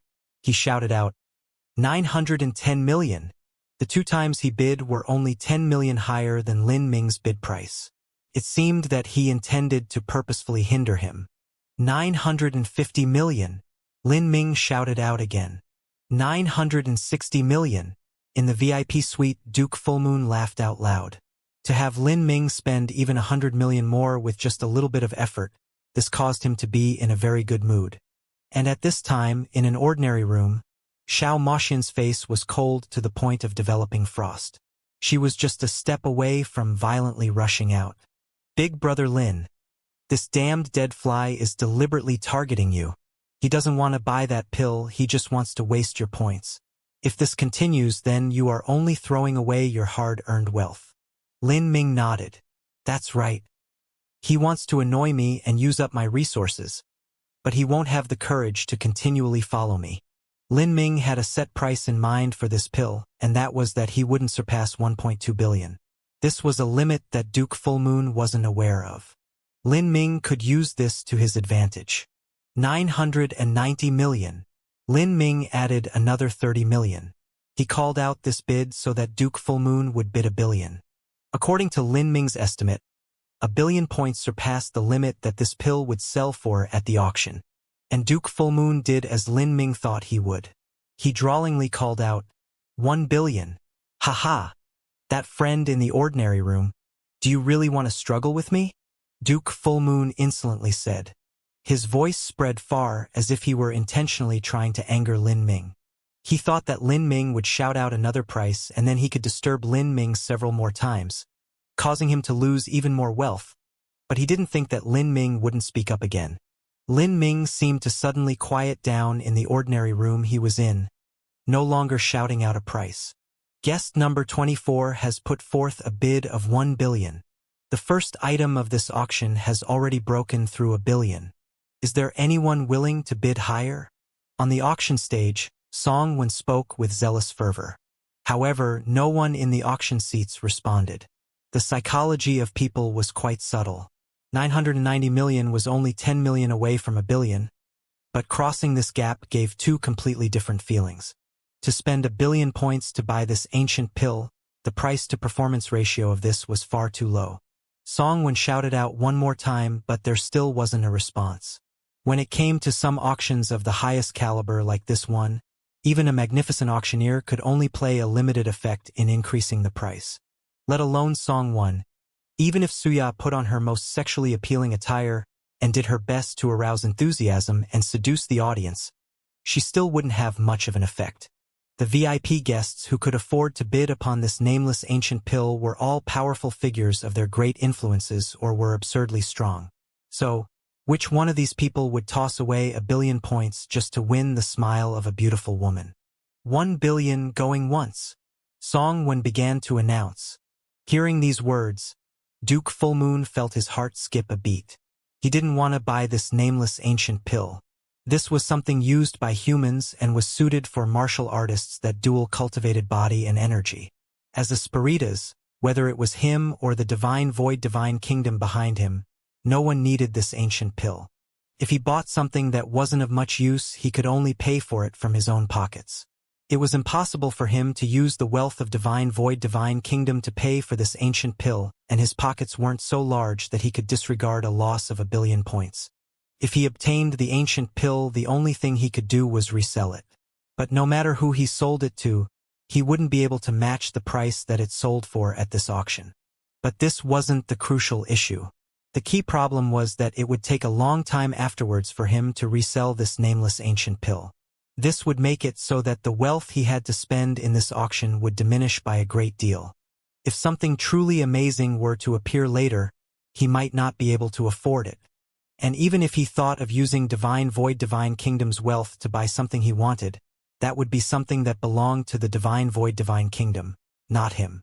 1 billion going twice. Song Wen counted down once more. Duke Fullmoon's pulse began to race.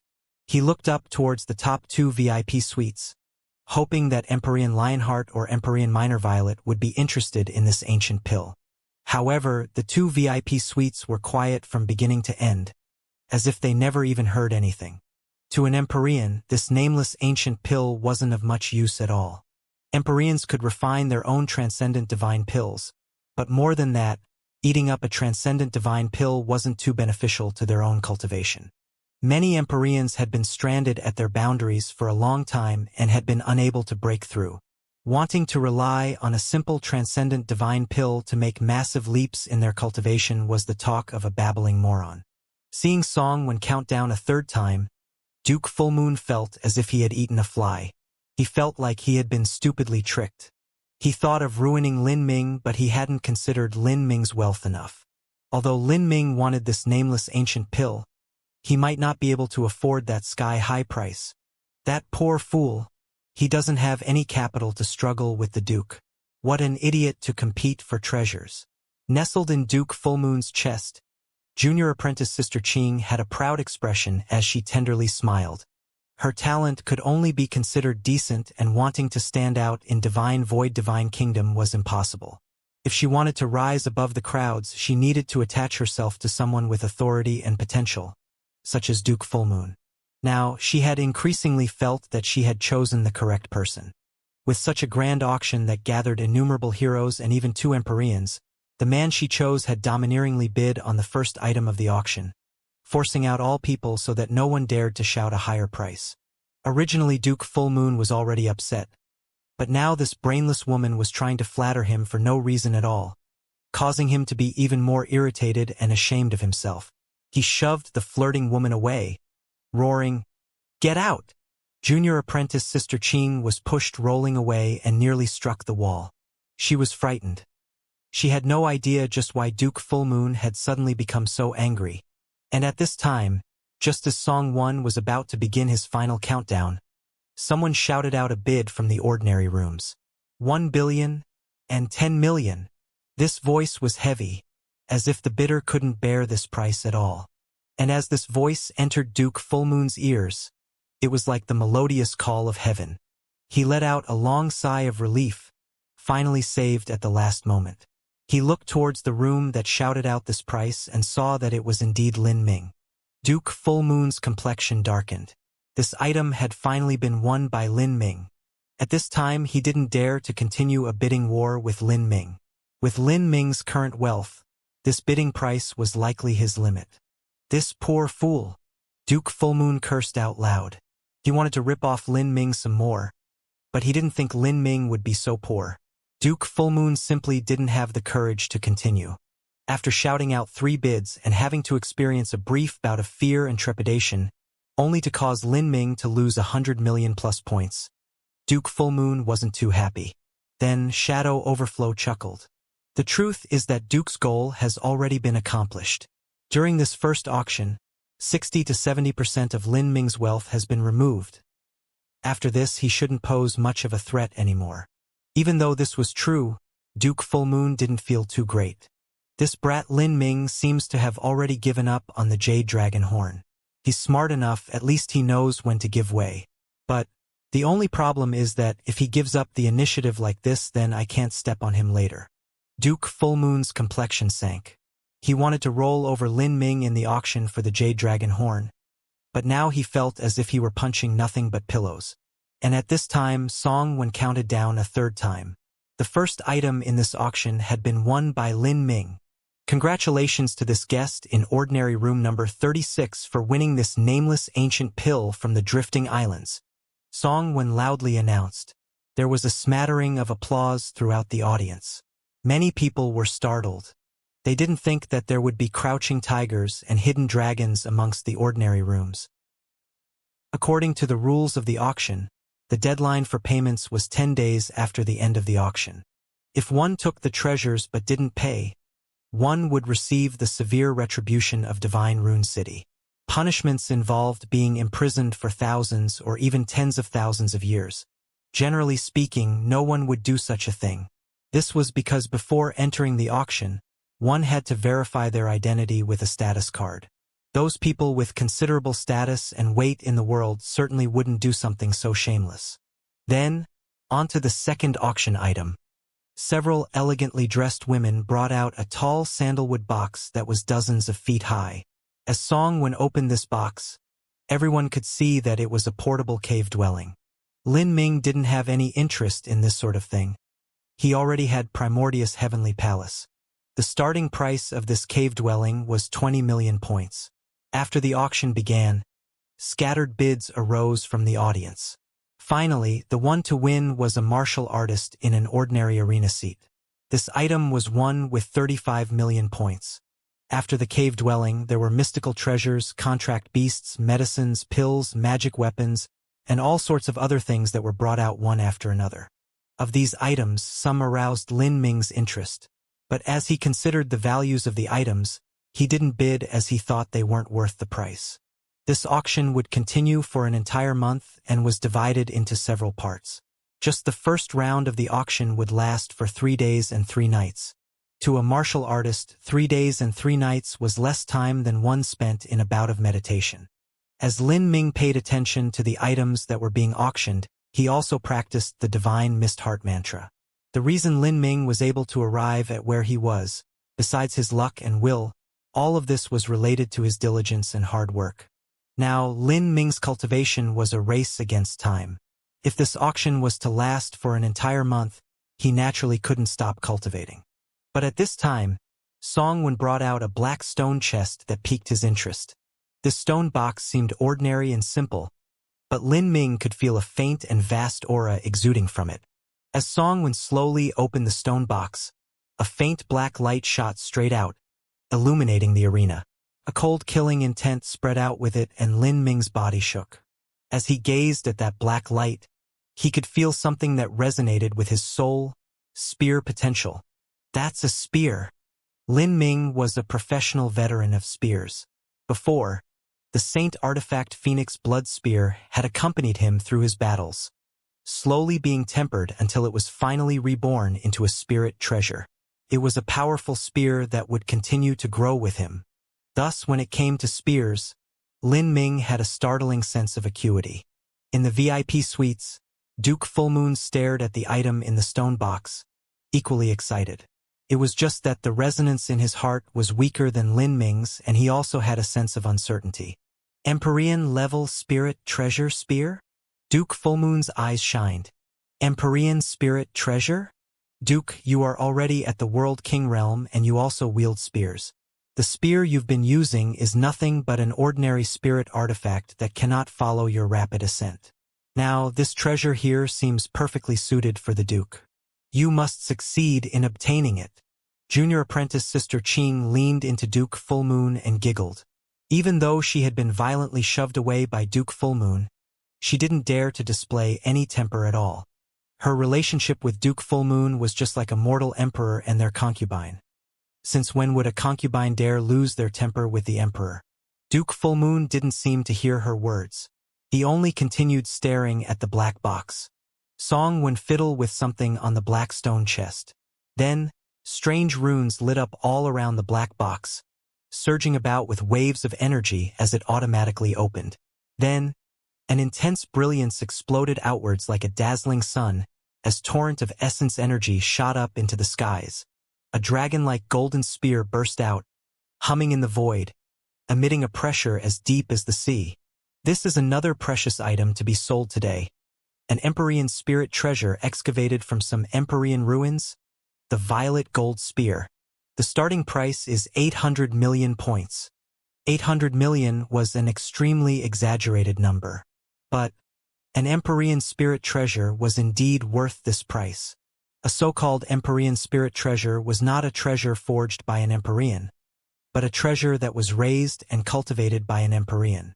It needed to be carried with an Empyrean, passing through millions of years of nourishment as it slowly transformed. In their lives, an Empyrean would raise at most several Empyrean spirit treasures. With their 100 million year lifespan, they wouldn't produce over 10 such treasures. For instance, Lin Ming's Phoenix Blood Spear. When Lin Ming became an Empyrean and used all sorts of additional heavenly materials to refine his spear, he could receive it into his inner world and nourish it with his essence energy until it became an Empyrean spirit treasure. But this was a very long process. It was impossible to do this without waiting millions of years. Could only be said that Lin Ming grew too quickly. Even though Lin Ming's Phoenix Blood Spear crossed through heavenly tribulation with him and developed an artifact spirit, when compared to Lin Ming's heaven-defying growth, even the Phoenix Blood Spear couldn't keep up. When an Empyrean was living, they wouldn't sell the Empyrean spirit treasures they cultivated even if offered 10 billion points. This was because only a weapon they raised themselves would be best suited for them. It was only when an Empyrean died and their Empyrean spirit treasures become masterless treasures would these items be dug up from ruins by their descendants and then sold. Song Wen took the gold spear in his hands. Holding this spear, the feeling was like he was grasping onto a golden dragon. This spear was 12 foot long and was an overlord spear. In a sense, it was more appropriate to call it a lance. The golden spear's shaft was covered with mystical lines. The spearhead was dark black and red, emitting a sharp light that cut into the eyes. The spear shaft is covered with azure law lines, but what a pity! There are some places that are lacking. Lin Ming's understanding into the Azura heavenly Tao became increasingly deep with every passing day. He could see with a single glance what was wrong with the patterns on the golden spear shaft. The Azura heavenly Tao was incomparably mysterious to the martial artists of the Azura Road. No one could solve it. Even a 7th grade divine runic master could only summarize the knowledge of their predecessors to engrave array formations. But the truth was that they didn't understand the essence of the Azura heavenly Tao. Because of this, it was impossible for them to draw up perfect Azura heavenly Tao patterns. How unfortunate! That spear's Buddha-killing aura is absolute and I have no idea how many powerhouses' blood it has drunk. In addition, it was carried by an Empyrean-level character for millions of years and has developed a terrifying killing intent. It is wonderful in nearly all aspects. If only the Azura heavenly Tao patterns on it were perfect, then it would undergo a qualitative transformation. Lin Ming deeply sighed, feeling a bit regretful. The structure of this spear had already been finalized, and it was impossible to change the Azura heavenly Tao patterns on the spear shaft. Otherwise, if he were to try, it would only cause more mistakes, resulting in an opposite effect and worsening it. Moreover, there was something else. This spear shaft was forged with violet-red golden crystals. These crystals were extremely expensive and extremely hard. If supported by an array formation, then even a great world king could give up all thoughts of crushing it. Even so, violet-red golden crystals lacked any elasticity. In other words, this violet gold spear was a hard spear. This meant that in Lin Ming's eyes, its functionality dropped a great deal. A hard spear without flexibility meant that there was no cushioning force. In a head-on collision of toughness, it was easy to be struck and injured by the shaking force. Of course, even with these two disadvantages, this violet gold spear was still far superior to Lin Ming's own Phoenix Blood Spear. If Lin Ming could switch spears, he would certainly be willing to. After all, the Phoenix Blood Spear would take far too long to grow. Currently, Lin Ming estimated that the final price of the spear would be around 1.2 to 1.4 billion points. But to Lin Ming, this price was far too high for the value he would receive. The most he could accept was 1 billion points, but this amount could only buy a spear shaft. Lin Ming glanced outside his room at everyone else in the arena. He could see a fanatic greed in the eyes of the other martial artists as they stared at the violet gold spear. It was clear they had a strong desire to buy that violet gold spear. A weapon on the level of an Empyrean spirit treasure was surpassingly rare. Even in this auction there wouldn't be more than a few of them. To find an Empyrean spirit treasure that suited oneself, this could only be called a stroke of fate. "Let the auction begin," Song Wen loudly proclaimed. But just as Song Wen's voice fell, someone shouted out loud from the VIP suites, 850 million! 860 million! There were many people that wanted to buy this violet gold spear. These people were mostly world king powerhouses, even great world king powerhouses. Only this type of person had the ability to just barely move the powers of an Empyrean spirit treasure.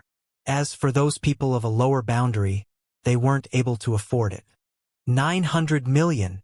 The bid continued to climb.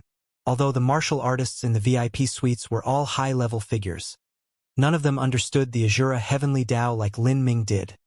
Thus they couldn't see the flaws in the violet gold spear. To them, this violet gold spear was the peak level that a weapon could obtain. Even if they were to expend every cent of their wealth to buy this spear, they would still think it was worth it.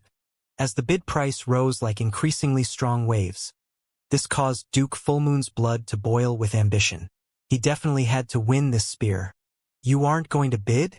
Shadow Overflow smiled. He could see that Duke Fullmoon wanted to obtain this spear no matter the cost. Hee, there's no need to be in a hurry. Those shouting out bids right now are just being noisy. This spear is definitely worth more than that. Even buying it for 1.5 billion or 1.6 billion isn't anything at all. Duke Fullmoon's judgment was much worse than Lin Ming's. To him, this spear could sell for 1.5 to 1.6 billion, but to Lin Ming it could only sell for 1.3 to 1.4 billion. I've heard that Lin Ming also uses the spear. I was hoping to roll over him in this auction, but he hasn't even said anything. How boring. Duke, how many points could that poor idiot have? To a little nobody like him, this Empyrean spirit treasure is just something to look at. How could he possibly afford it? Junior apprentice Sister Ching giggled from Duke Fullmoon's chest. Heh, you're right, my little darling. He definitely won't dare do anything at this price range. Duke Fullmoon grinned. He reached out a hand and began to recklessly knead Junior apprentice Sister Ching's plump chest. 1.2 billion. Duke Fullmoon suddenly shouted out. A sudden bid of 1.2 billion caused many people to lose the courage to bid higher. For a time, the entire arena calmed down. Duke Fullmoon was more than satisfied with this effect. He looked towards Lin Ming's room, a meaningful smile crossing his face. But in the next moment, his smile froze. From Lin Ming's ordinary room, another bid was clearly shouted out, 1.21 billion. 1.21 billion was only 10 million higher than Duke Fullmoon's bid. It seemed as if Lin Ming was making it clear that he was going to challenge Duke Fullmoon. Just what qualifications does this brat have to oppose me? Duke Fullmoon frowned. He thought that Lin Ming wouldn't be able to compete with him, but Lin Ming actually shouted out such a price. He shouldn't have many points left.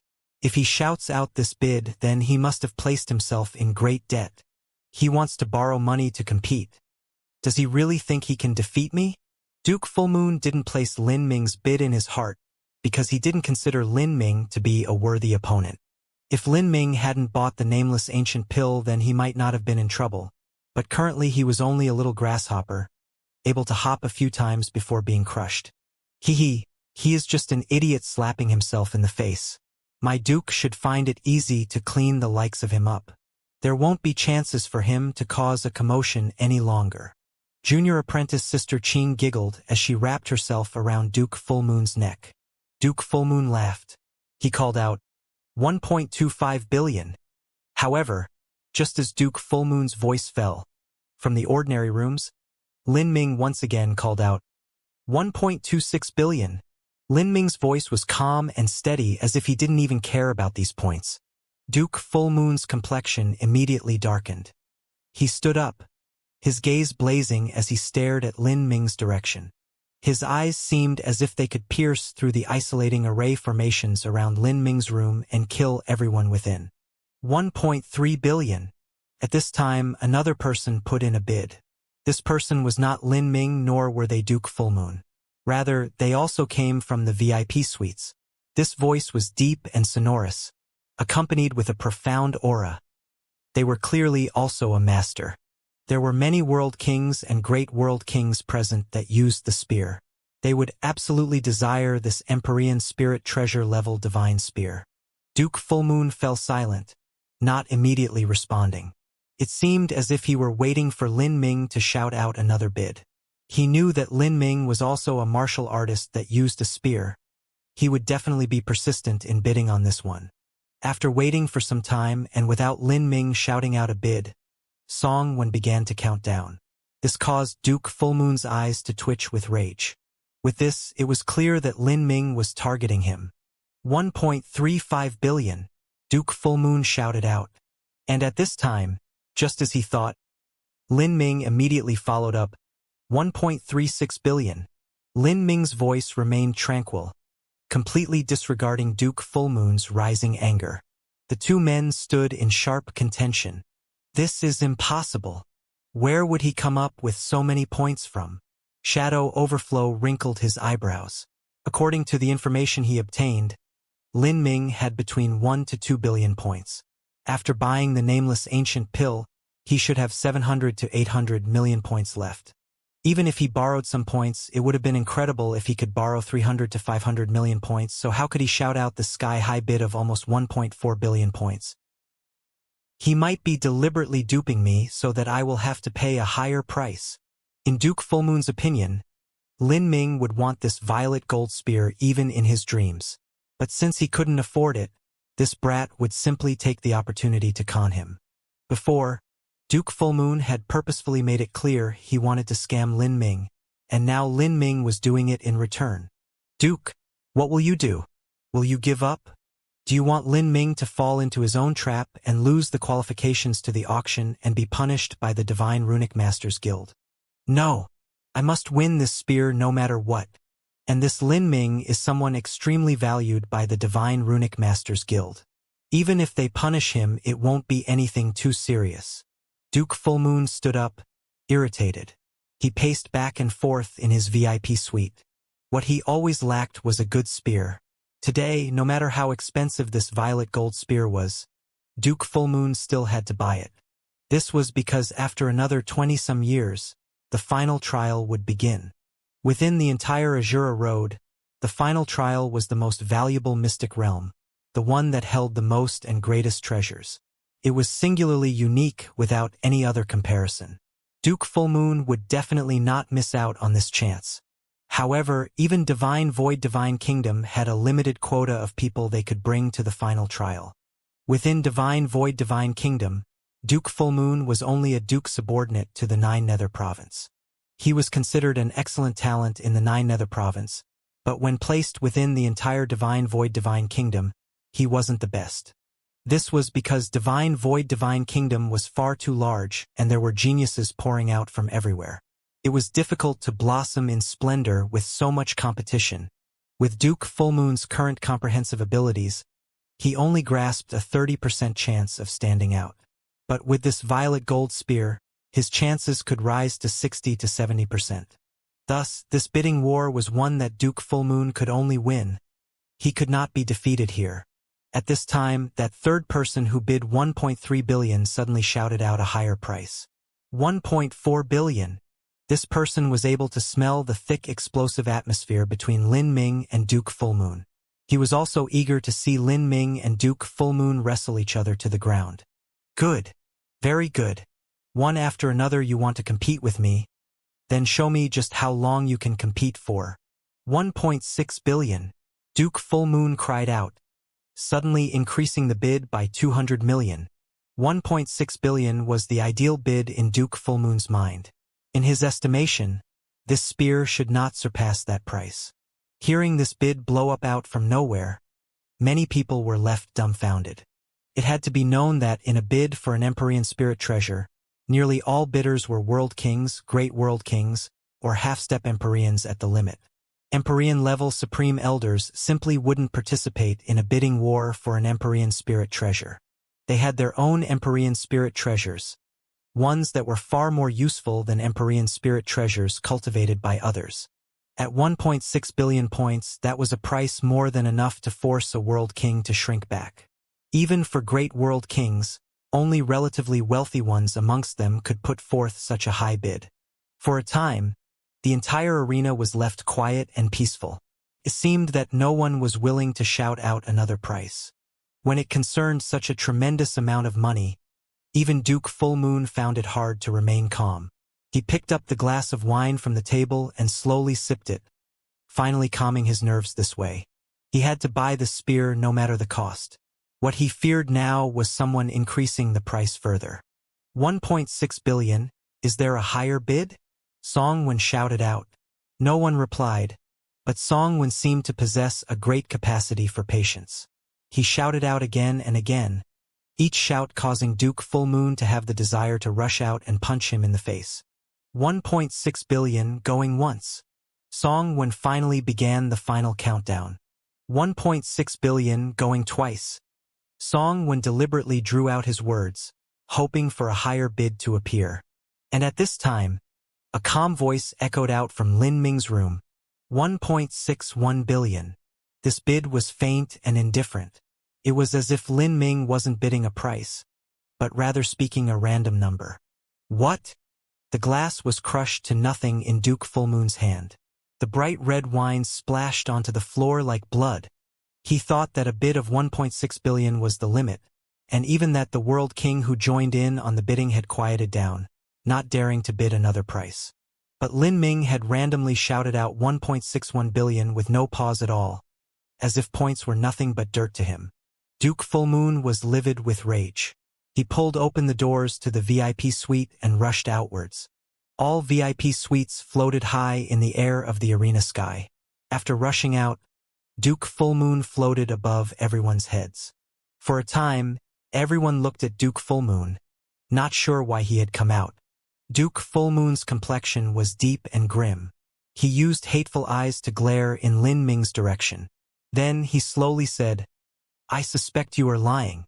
There is no way you have so many points." With these words, the entire arena broke into an uproar. Duke Fullmoon was not a weakling who was easy to deal with. He knew that Lin Ming wanted to buy this violet gold spear but couldn't afford it. As for himself, he needed the spear and it was impossible for him to give up. Thus, he deliberately aimed at Lin Ming. As Duke Fullmoon spoke, everyone's eyes turned to Lin Ming and the room he was in. In the auction for the nameless ancient pill you already spent 1 billion points, but now you even called out an additional 1.6 billion points. Do you really have 2.6 billion points? If so, then bring them out so we can all take a good look. Duke Fullmoon was aggressive and menacing. In the private room, Xiao Moxian was a bit anxious. Lin Ming, what do we do now? This fly isn't easy to trick. We only have a little more than 1.9 billion points. That's far short of 2.6 billion. Lin Ming frowned and then stood up. And at this time, Duke Fullmoon laughed out loud. I know you don't have that many points. According to what I know, the person in that booth is part of the Divine Runic Masters Guild. I even suspect that he is a bid manipulator. In order to take revenge against Lin Ming, Duke Fullmoon was willing to do anything. Although he didn't specifically state who he was being a proxy bid manipulator for, the meaning behind his words was clear enough. These actions were done so that the Divine Runic Masters Guild wouldn't favor Lin Ming and protect him. After all, making a request to investigate the wealth of a person was impolite. That was their personal privacy, and Lin Ming had the right to refuse. Now that Duke Fullmoon suddenly threw out these words, everyone began to ramble on in chaos. Bid manipulator. This was an extremely sensitive term to an auction house. Now that Duke Fullmoon said it loudly to everyone in the arena, how could there not be a massive uproar? On the auction stage, Song Wen's face immediately darkened.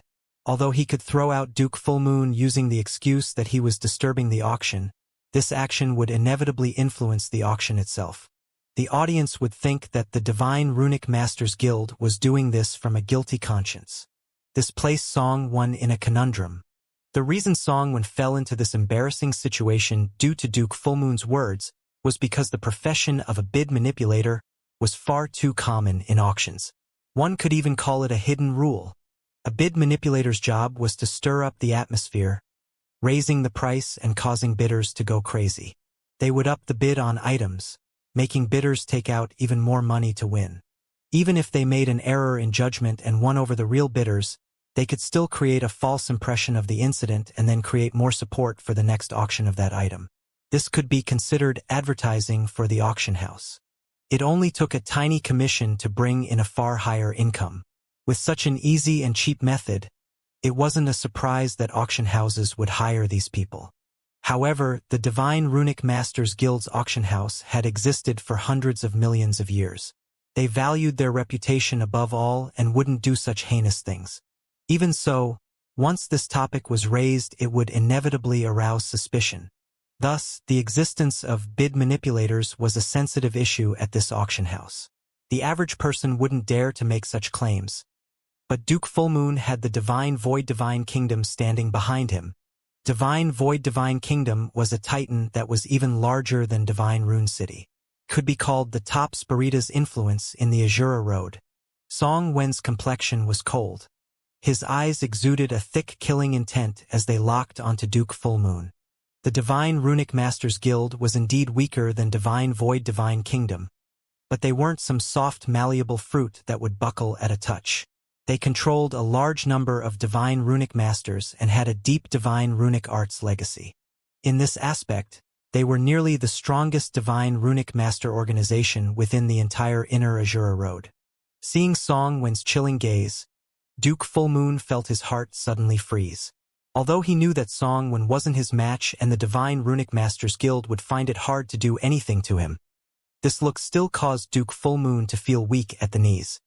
He could also feel that because of that brief moment of rage just now, he had been far too crude in his actions.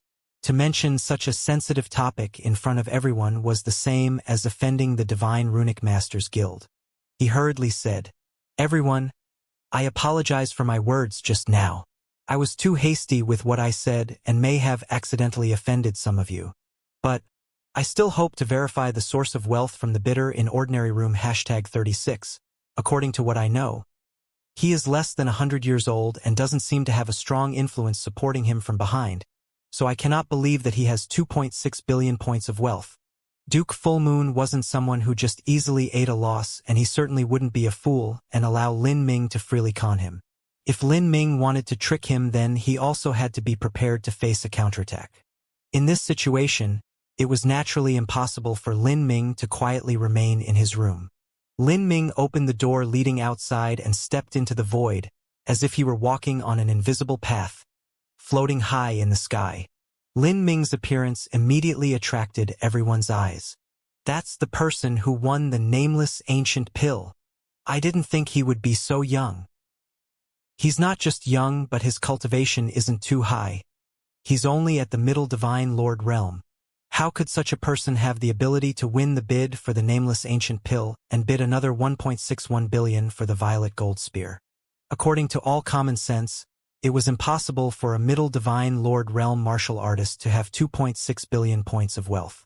Many people became increasingly skeptical of Lin Ming. Generally, those with status and great wealth would not bother with doing something so dishonorable as being a bid manipulator. The bid manipulators that auction houses searched for would often be people without status, and these people would often hide out in VIP suits so that no one knew who they were. With Lin Ming's age and cultivation, it was inevitable that people would suspect he was one of these people. Facing everyone's skeptical eyes, Lin Ming thought little of it. He only faintly looked at Duke Fullmoon and said, "You seem to know what my total wealth is? Then you should also know I have around 2 billion points." As Lin Ming spoke, he flicked his fingers and 19 blood-red jade slips flew out from his spatial ring.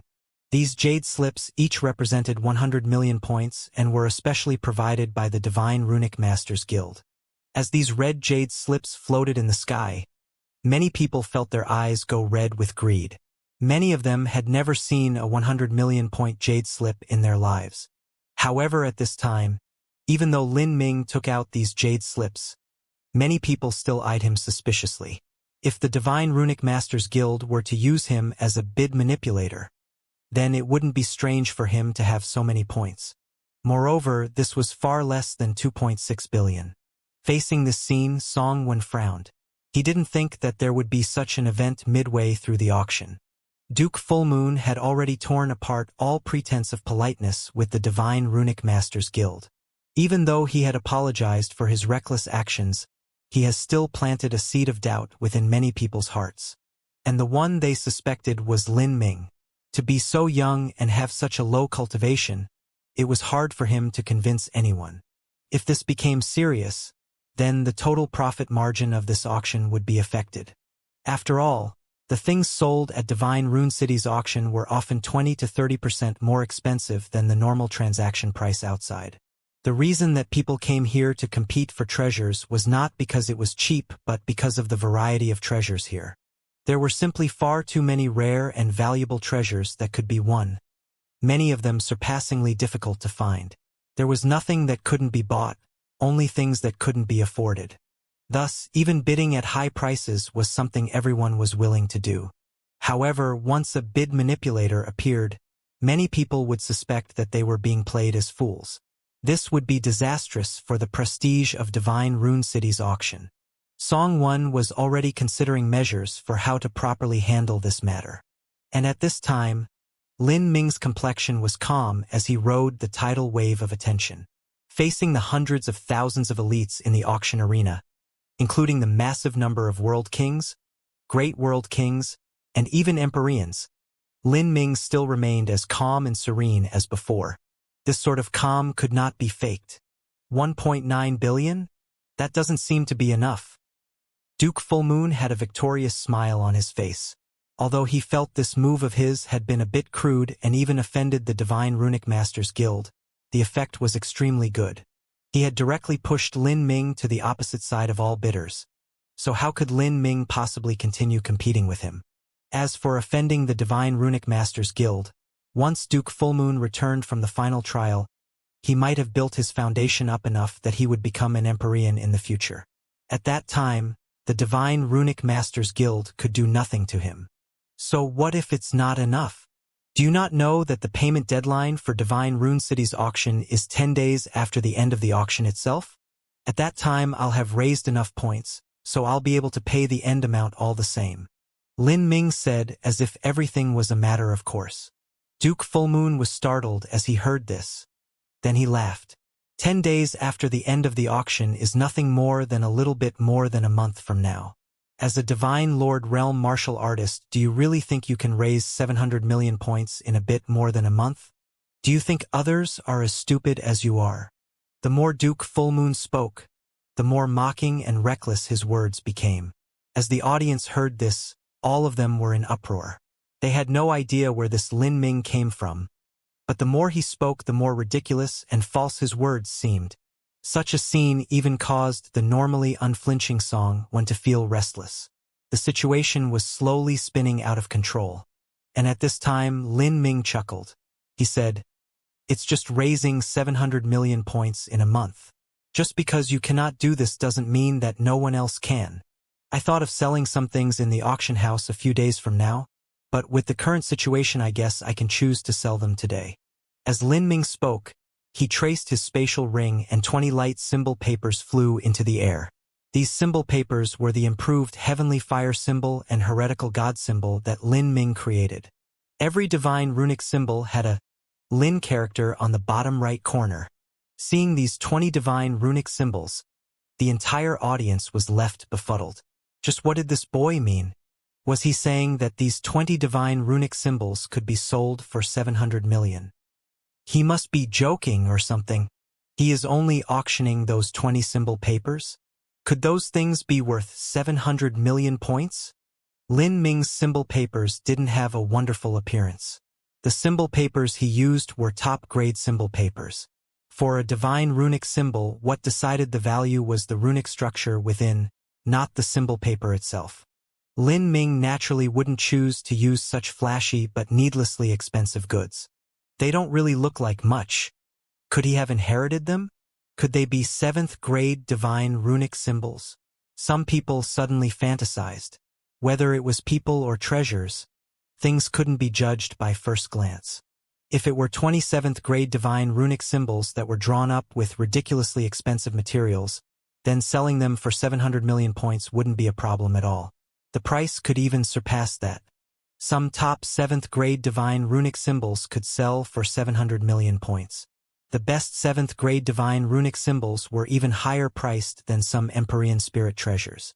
However, a divine runic master in the audience shook his head. You're overthinking things. That is a 5th-grade divine runic symbol.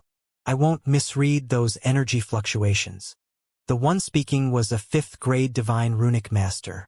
He didn't belong to the Divine Runic Masters Guild, but was a subordinate of a large influence.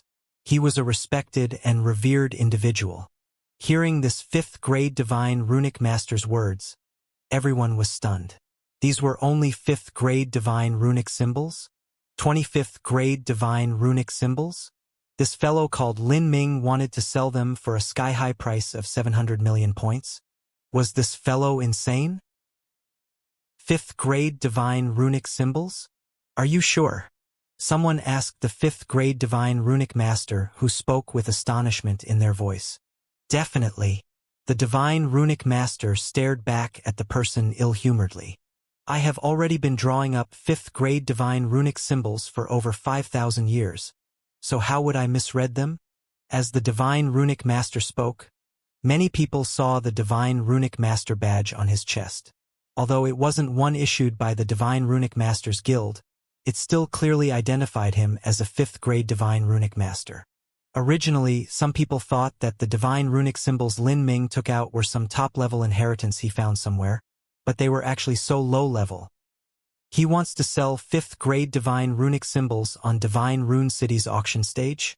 Is that boy playing jokes on us? I think he might really be a bid manipulator hired by the Divine Runic Masters Guild. He's probably hired to wildly shout out prices and cause a ruckus to raise bids. This type of person will definitely be jailed by them later.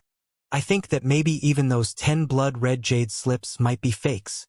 If one didn't understand the Divine Runic arts, it would be hard to judge whether the jade slips that Lin Ming took out were real or not. These people are really annoying brain-dead dogs.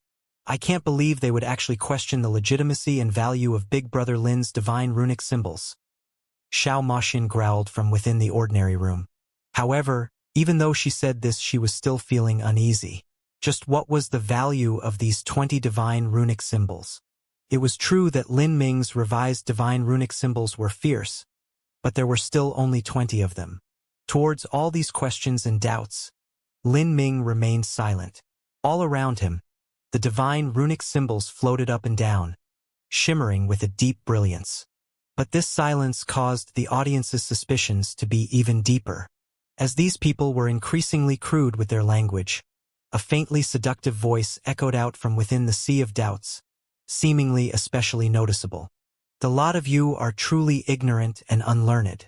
Have you never heard of the nirvanic tribulation flame symbol before? This magnetic and captivating voice echoed out from a VIP suite.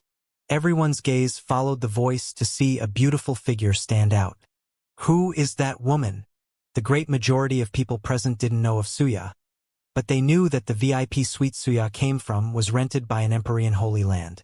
In other words, this woman likely came from an Empyrean Holy Land. She is the Extreme Star Holy Lands Miss Xianxia.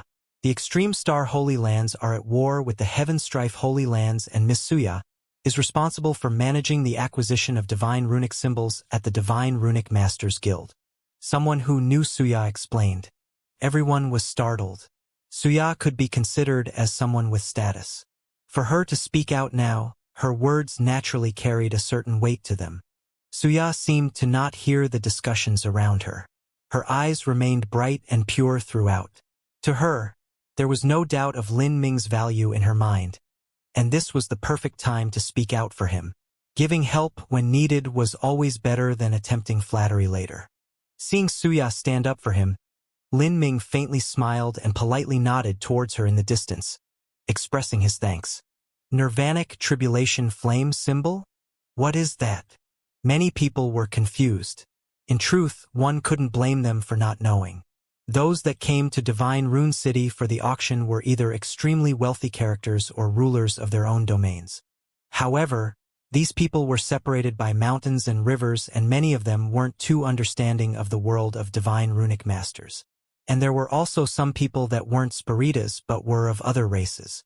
The Nirvanic Tribulation flame symbols were earth-shaking amongst Divine Runic Masters, and particularly in the Divine Runic Masters Guild. But outside martial artists didn't know too much about this. The inner Azura Road was simply far too large. Even those people with a vast degree of experience would find it hard to know that a small divine runic symbol was able to create such a tremendous change in the war between the Extreme Star Holy Lands and Heaven Strife Holy Lands. Nirvanic Tribulation flame symbol? This woman seems to value it a great deal.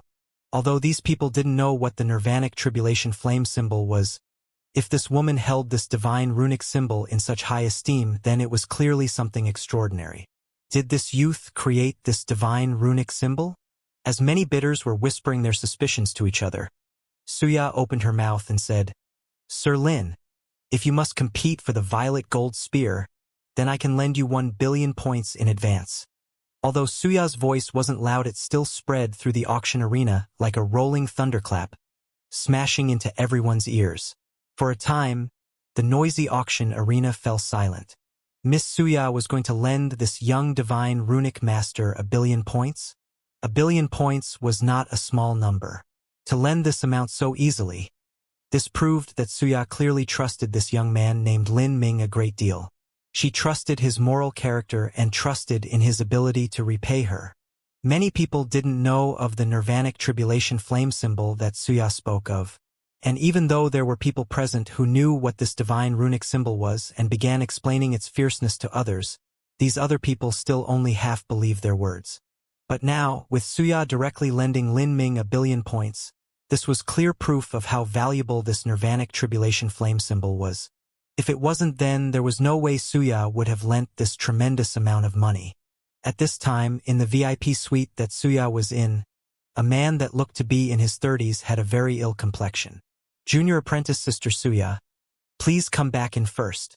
This man was Xianxia's senior apprentice brother, and also someone that the Extreme Star Holy Land sent to Divine Rune City to bid for items in the auction.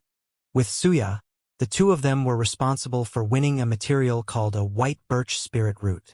And this material was something directly named by the Palace Master of Extreme Star Heavenly Palace. Just what sort of character was the Extreme Star Heavenly Palace Master? His strength was considered top-level even amongst Empyreans, and he was the god of the entire Extreme Star Holy Lands. Normally, just mentioning his name would cause all disciples of the Extreme Star Holy Lands to fall silent. The reason that Xianxia was able to stand out and have such success in the Extreme Star Holy Lands was in truth partially because the Extreme Star Heavenly Palace Master recognized her ability to communicate and negotiate with others.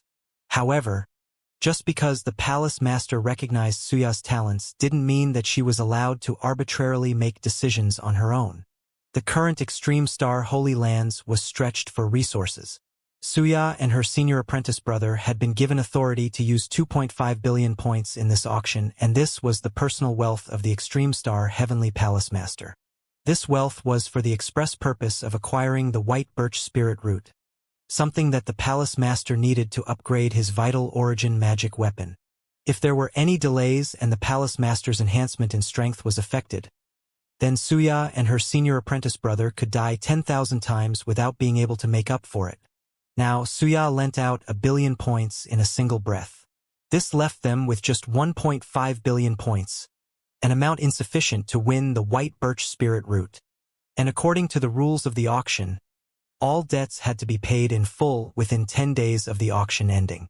If Xianxia were to lend these points to Lin Ming and also simultaneously win the white birch spirit root, that required Lin Ming to pay back the 1 billion points in a short period of time. And Lin Ming himself had a great deal of things he needed to buy. Xianxia knew that besides the 2 billion points on Lin Ming's body, he really did only have these 20 divine runic symbols. If Lin Ming had other sources of wealth, why would he have a condition of borrowing 800 million points from the Extreme Star Holy Lands for taking on the mission of drawing up Nirvanic Tribulation flame symbols? But Xianxia still lent Lin Ming these billion points because she mistakenly believed that he really wanted to purchase this violet gold spear. After all, Lin Ming was a spear-wielding martial artist, and Xianxia could approximate that Lin Ming really should trade in the Phoenix blood spear he used. Junior apprentice sister, have you gone mad? Xianxia's senior apprentice brother had an extremely ugly complexion. As he spoke, he was left a bit breathless from anger. Senior apprentice brother, you must trust me just this one time. Although I haven't come into contact with Lin Ming much, I have a clear grasp of his character. He never does anything without certain belief that he can accomplish it. In the past, I underestimated him a few times. I thought he had taken on missions that were impossible for him to complete, but the result was that I ended up black and blue with shame. In the end, I had to ignore the shame I felt to apologize to him. He is the type of man that will always be true to his word. Xianxia's tone indicated she wasn't worried at all. But, although she seemed calm on the surface, her palms were actually wet with sweat. At this time she had truly made a great gamble. She was betting everything on the hope that Lin Ming could create a miracle with those 20 divine runic symbols. Xianxia had already thoroughly investigated Lin Ming's background and discovered that he was someone who couldn't even be described as a freakishly monstrous genius. Over 20 years ago, he had only been a talented third-grade divine runic master. But after just a mere 20-some years, he was able to create the Nirvanic Tribulation flame symbol that not even Shadow Overflow was able to unravel. There was absolutely a secret hidden on Lin Ming's body. However, even though Xianxia made repeated assurances, her senior apprentice brother turned a deaf ear to all of this. Junior apprentice sister, you have become obsessed with phantoms. I do not agree with you lending out these points.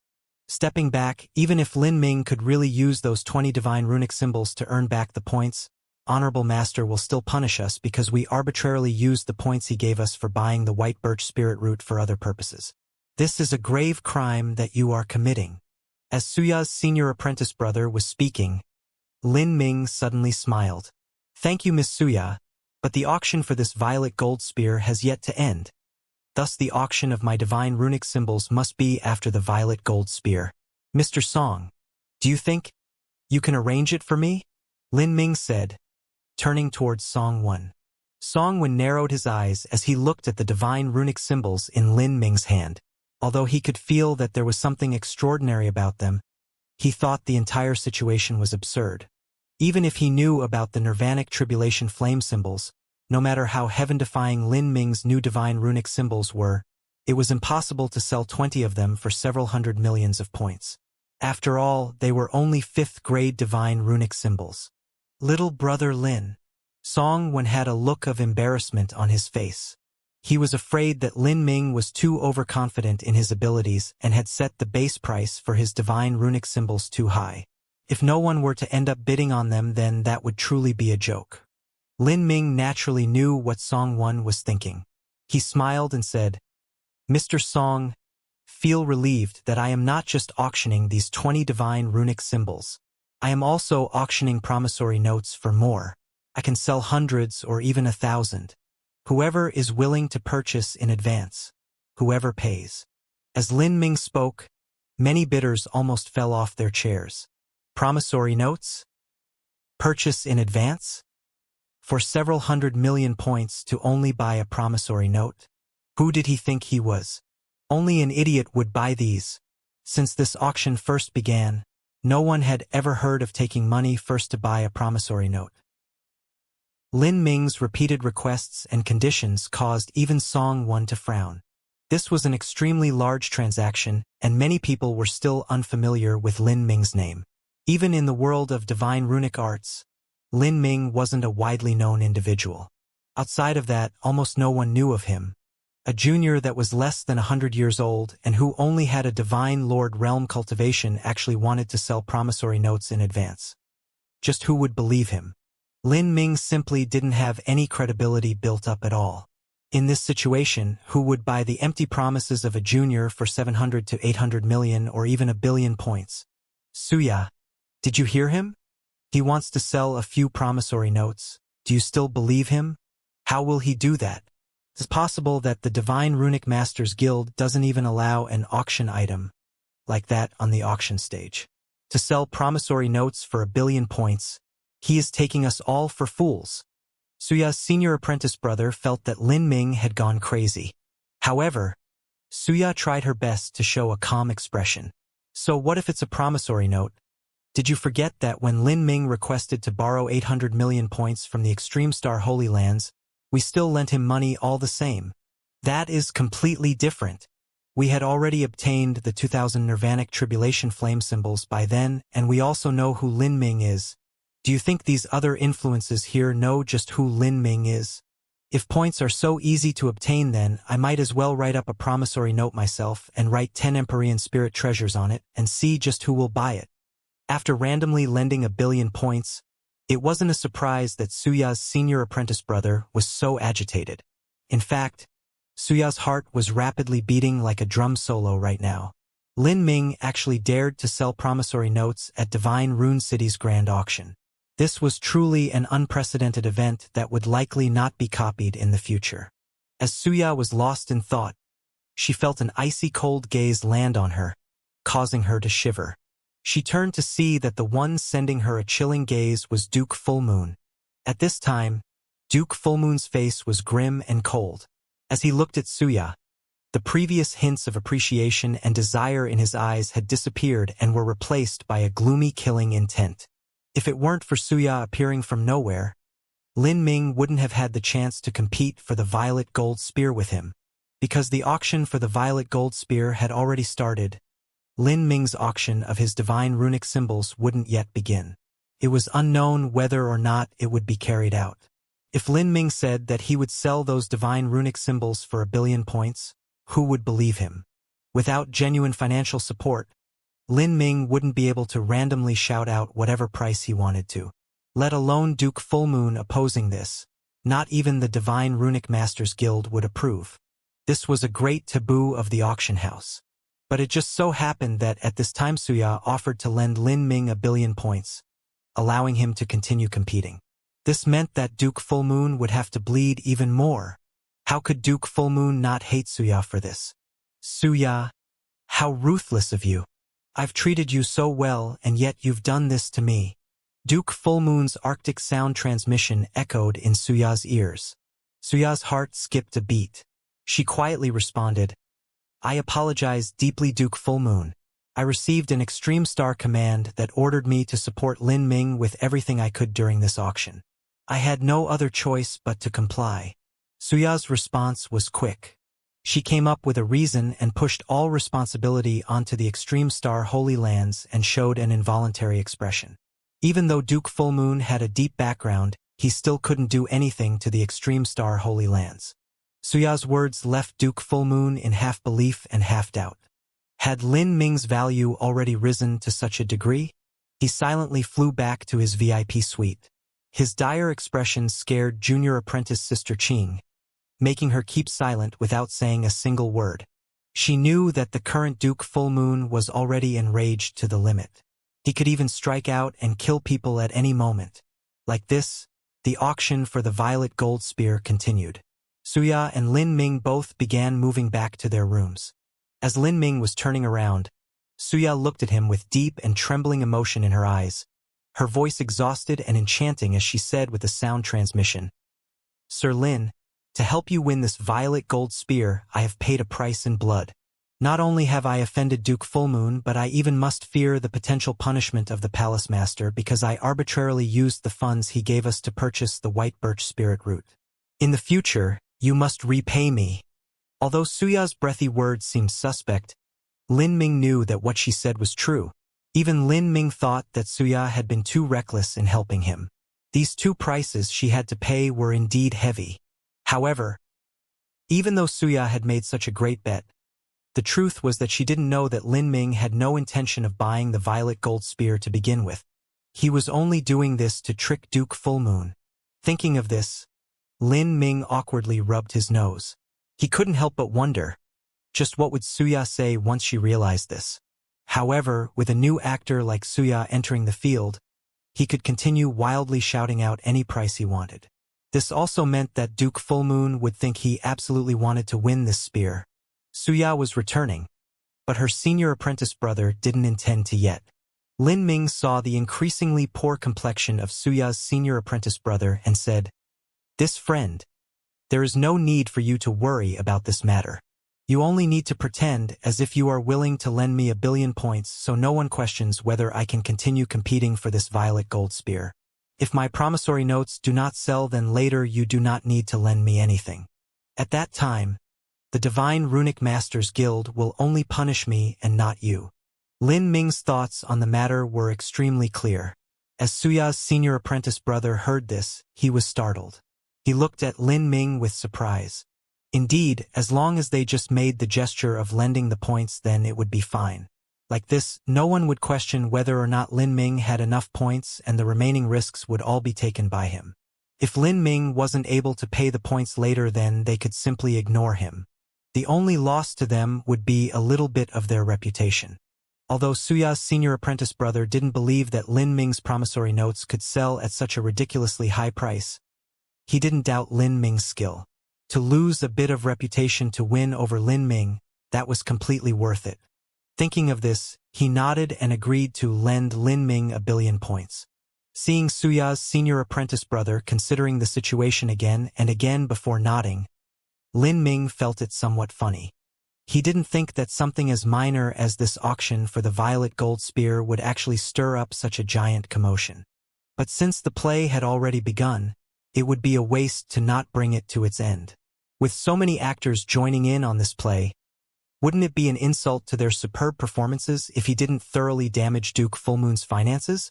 Thus, before Lin Ming returned to his private room, he asked the auctioneer Song One, "Mr. Song, is it my turn to make a bid now?" Song One was stunned for a moment before nodding.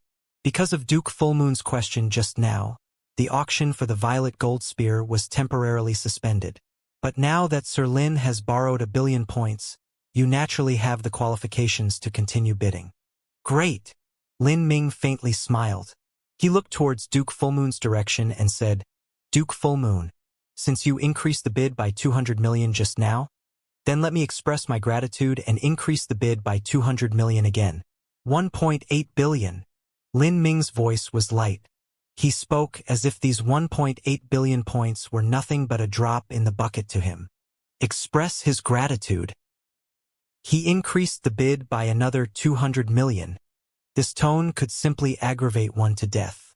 If one didn't know of Lin Ming's current situation, they might think he had 10 billion points to spend. In the VIP suites, as Duke Fullmoon heard Lin Ming's voice, his complexion darkened and his lungs nearly exploded with rage. Shouting out a new bid was fine, but Lin Ming had to use such an indifferent tone like he didn't care at all. In this, Duke Fullmoon couldn't compare. It was impossible for him to remain calm at 1.8 billion points. This was 200 million points higher than his original limit for the violet gold spear. At this time, all of the bidders in the arena looked towards the luxury suite that Duke Fullmoon was situated in. They were waiting to see whether he would increase the bid or give up. Guest number 36 has bid 1.8 billion. Is there anyone willing to bid a higher price? Song Wen asked as per usual, looking through the entire audience. Although he asked everyone, the truth was that his question was only for Duke Fullmoon. His voice was also much more restrained. In truth, There was no need to sound passionate and stir up a frenzy, because Duke Fullmoon's rage had been ignited and he couldn't be any more passionate or frenzied. Duke Fullmoon was so mad his intestines twisted in his stomach. He wished that he could cut up Lin Ming to tiny pieces. And at this time, whether he wanted to or not, it was impossible for Duke Fullmoon to retreat. This was not a question of face or pride, but because he really did need this violet gold spear. 1.8 billion and 20 million. Duke Fullmoon grit his teeth. Even just adding 10 million caused Duke Fullmoon's heart to drip blood. All of this was thanks to Lin Ming. 1.82 billion. Is there a higher bid? Song Wen looked towards Lin Ming's room. Without missing a beat, Lin Ming said with a devil-may-care attitude, 1.99 billion. When Lin Ming's new price erupted, let alone Duke Fullmoon, even the entire arena audience was left shaking in their seats. Lin Ming put out a bid of 1.99 billion and the meaning behind it was extremely clear. Many people believed Lin Ming had 2 billion points to begin with, and with Wuxia lending him 1 billion, this was 3 billion altogether. With 1.01 billion deducted from the auction of the nameless ancient pill, this meant that Lin Ming had 1.99 billion left. In other words, Lin Ming putting out this bid was to say that this was all he had. He was telling Duke Fullmoon that if Duke Fullmoon had the resources to overcome this bid, then the item was his. This move was sufficiently ruthless. Many people admired Lin Ming's courage and boldness. If the average person borrowed 1 billion points, they would be greedy and fearful in case they couldn't return it. But as for Lin Ming, he spent these borrowed billion points as if they weren't even money. Even the 2 billion points of wealth he accumulated before were freely spent. To shout a bid of 1.99 billion without even blinking an eye, just who could match this daring? Almost 2 billion, this is incredible. Whether or not this Lin Ming is a madman, he'll become famous today. Normally, it was amazing for an Empyrean spirit treasure to be sold for 1 billion points. Now one was being sold for twice the price. If it were an Empyrean buying it, then it wouldn't be a problem at all. But in most situations, only a world king would buy an Empyrean spirit treasure. For a great world king to buy an Empyrean spirit treasure, they would nearly lose all of their assets to do so, much less this was twice the normal price. Big brother Lin, you've put up all of the money you have. Aren't you scared that Fly won't follow you? Xianxia asked Lin Ming with a true essence sound transmission. She knew that Lin Ming was trying to con Duke Fullmoon. But since Lin Ming had put forth such a high price now, she feared that Duke Fullmoon wouldn't follow up with another bid. If so, Lin Ming would have struck himself in the face. Lin Ming laughed. I really am a little scared. But Duke Fullmoon is too obsessed with winning that spear. He shouldn't be too fearful of following up. 2 billion, when compared to the 1.6 billion he was willing to pay before, is only 400 million more. Lin Ming believed that since Duke Fullmoon was willing to shout out 1.6 billion to buy the violet gold spear, then he should definitely have more than 1.6 billion in wealth. He definitely had the resources to follow up with 2 billion. But before this, in order to buy that spear at the price he wanted, Duke Fullmoon didn't even hesitate to offend the Divine Runic Masters Guild. This proved that Duke Fullmoon had an unsurpassed desire for the violet gold spear. Stepping back, even in a worst-case situation where Duke Fullmoon no longer bid, Lin Ming still found it acceptable if he won the violet gold spear. This spear could indeed be extremely useful to him and Lin Ming could rapidly earn the points needed for it. 1.99 billion. Is there anyone willing to place a higher bid? Song Wen shouted out. His voice remained calm and frenzied, because there was no need for him to stir up the current tense situation. Everyone looked towards Duke Fullmoon's VIP suite, many of them sympathizing with him. This damned madman. Duke Fullmoon gripped his fists together as if he were crushing something in his palm. As Lin Ming thought, his total wealth did exceed 2 billion, but he had other uses for it. If he were to spend it all on the violet gold spear, then he would really lose everything. 1.99 billion going once. Song Wen began to count down. Even the worldly and sophisticated Song Wen really thought that Lin Ming wanted to buy the violet gold spear. In truth, he was also rooting for Lin Ming because Lin Ming was a part of their Divine Runic Masters Guild. But as the auctioneer, He needed to follow rules and make sure each countdown lasted for at least 5 breaths of time. 1.99 billion going twice. Song when trailed off. At this time, a somber voice sounded out from Duke Fullmoon's room. 2 billion. In shouting out this price, Duke Fullmoon seemed to have exhausted the last dregs of his strength. For this spear, he had really used up everything. However, when comparing spending all his money to losing the violet gold spear, losing the violet gold spear was absolutely a greater attack on Duke Fullmoon. He could slowly save up his wealth, but if he missed out on obtaining the best result he could in the final trial, that would have a direct effect on Duke Fullmoon's strength and future. Hearing Duke Fullmoon shout out this price, Lin Ming grinned. In this battle between Lin Ming and Duke Fullmoon to see who could con the other, Lin Ming had thoroughly won. This was not because Lin Ming was smarter than Duke Fullmoon, but because Lin Ming accurately predicted that Duke Fullmoon had to obtain this violet gold spear no matter what, while not needing the nameless ancient pill. As for Duke Fullmoon, he only knew that Lin Ming needed the nameless ancient pill. He didn't know that Lin Ming didn't have any interest in winning the violet gold spear. Thus, Duke Fullmoon was doomed to be the one cruelly swindled by Lin Ming. At this time, a woman's voice echoed out in Lin Ming's ear. Sir Lin, he really did bid 2 billion. If you wish to bid further, I can lend you some more points. This was Suya's sound transmission. After Lin Ming had revealed himself to the public, he didn't reactivate the isolating array formations around his room, so it was easy for Suya's voice to penetrate into his quarters. Lin Ming smiled. No need. I never planned on buying the violet gold spear to begin with. 2 billion points should be the limit. If I bid again, then Fullmoon really might give up. After the dust settled, Lin Ming had no need to hide anything from Suya.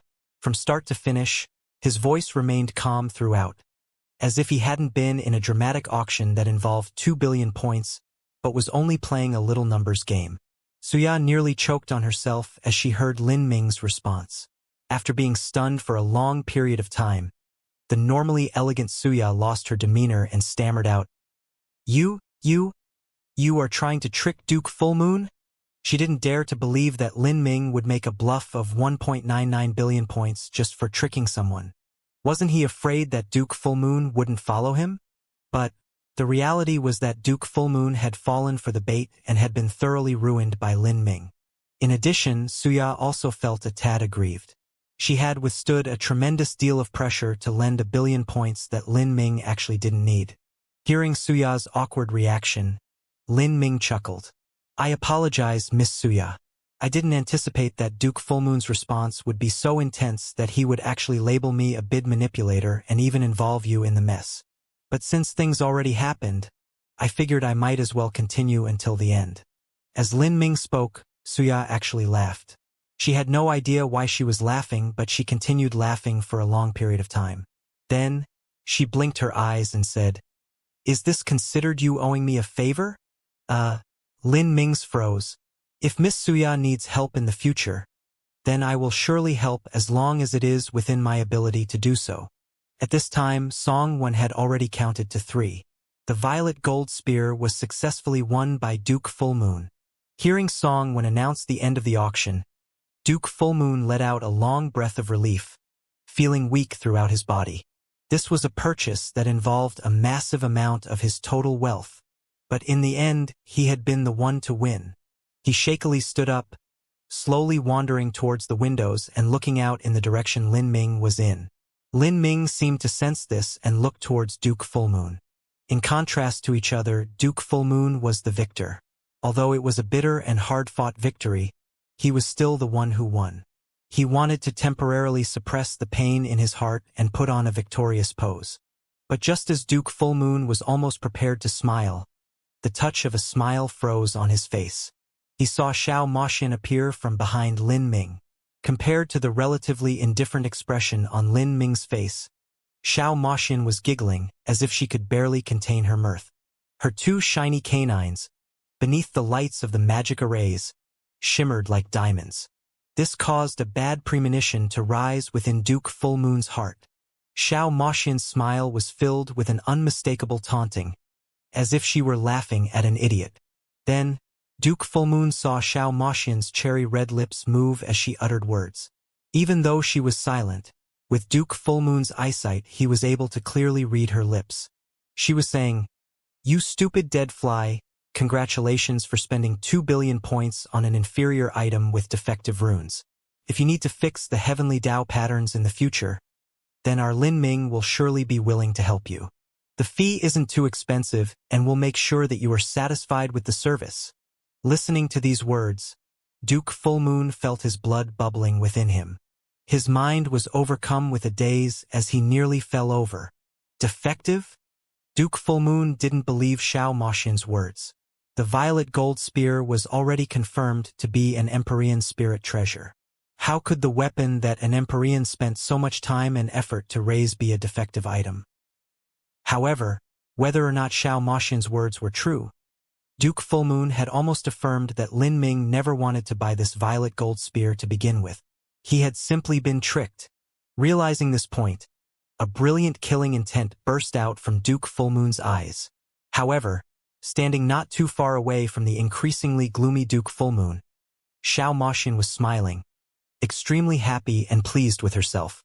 Lin Ming reluctantly pulled on Xiao Moxian's hand and simultaneously activated the room's isolating array formation, cutting off the murderous gaze of World King Fullmoon. He used his finger to tap on Xiao Moxian's nose, jokingly saying, "You really are too childish. Are you not happy unless you tell him off? Well, this is enough for now. He was a mad dog originally and now he's been upgraded to a crazy wolf." Although Lin Ming's words seemed as if he were admonishing Xiao Moxian, his smile clearly indicated he wasn't scared of Duke Fullmoon's revenge. In the past, when Lin Ming was only a small figure at the Hotian realm, he had caused Shen Wuji, the ruler of the South Sea Demon region, to vomit blood in anger. Afterwards, when he was at the Life Destruction realm, he had been targeted by Yang Yun. Even when he flew up to the Divine realm, he had ruined the great world King Tian Mingzi's hand at the Divine Sea realm. All of the opponents Lin Ming offended in the past had been far more powerful than he had been. And these people had all been slowly killed off using various methods. Now that Lin Ming faced Duke Fullmoon, who he wasn't much weaker than, he simply didn't care at all. After being admonished by Lin Ming, Xiao Moxian only laughed out loud once more. She clucked her tongue and said, "Hey, if we didn't tell that big head what happened, then how would he be angry at us? Otherwise, that idiot might have thought he profited here." The auction continued on. Lin Ming closed his eyes in meditation. Following this, there weren't any items able to arouse his interest. The last auction item for this first round of the auction event was a set of Empyrean Spirit Treasure flying swords. Empyrean Spirit Treasures were rare, and a complete set of Empyrean Spirit Treasures was even rarer. This set of flying swords had a total of 7 swords and was bought at a final price of 2.8 billion by 3 great world kings working together. Compared to the violet gold spear, this wasn't much more expensive. This caused Duke Fullmoon to be even angrier at what happened. Like this, the first round of the auctions ended. From start to finish, the 2 Empyreans hadn't bid on anything at all. It was clear that none of these treasures were able to arouse their interest. The most valuable items of the first auction round had been Empyrean spirit treasures and pills. Even that final set of flying swords wasn't too tempting to an Empyrean. What an Empyrean was mostly interested in was rare and precious materials and heavenly treasures. After the first round of the auctions ended, Lin Ming found Song Wan and requested that he place the heavenly fire symbols up for auction. To sell promissory notes, if it were an ordinary person who suggested this, Song Wan would have already told him to screw off to the far edges of the world. But Lin Ming was different. He had considerable status in the Divine Runic Masters Guild, and everyone could see that he had an extremely bright future awaiting him. It was possible that he might even become the next president of the Divine Runic Masters Guild. Towards this type of person, Song Wan could only give them a little leeway. Moreover, the heavenly fire symbols that Lin Ming put forth were apprised by several divine runic masters, and when it came to the runic patterns within, they could only sigh as they didn't understand many parts of it. Without a doubt, the heavenly fire symbols that Lin Ming took out were extraordinary. After combining all of this together, Song Wan finally reluctantly agreed to allow Lin Ming to auction off the 10 finished heavenly fire symbols. If the final price of them surpassed 40 million, then he would allow Lin Ming to auction off promissory notes.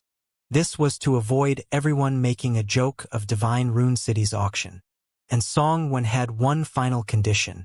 This was that the promissory notes couldn't have a base price. In other words, the base price had to be 0. To have a 0 base price on promissory notes, the truth was that Divine Rune City didn't want the associated infamy. The general meaning of it was that all transactions for this auction were completely voluntary. The base price would be set to 0 and whoever wanted to bid could bid whatever they wanted, and the Divine Rune City auction house would take on no responsibility for this matter. Although the Divine Rune City auction didn't publicize the auction of the promissory notes and had no intention of doing so, they had still made it explicitly clear that the auction of the promissory notes would not take place if Lin Ming's 10 heavenly fire symbols sold for less than 40 million.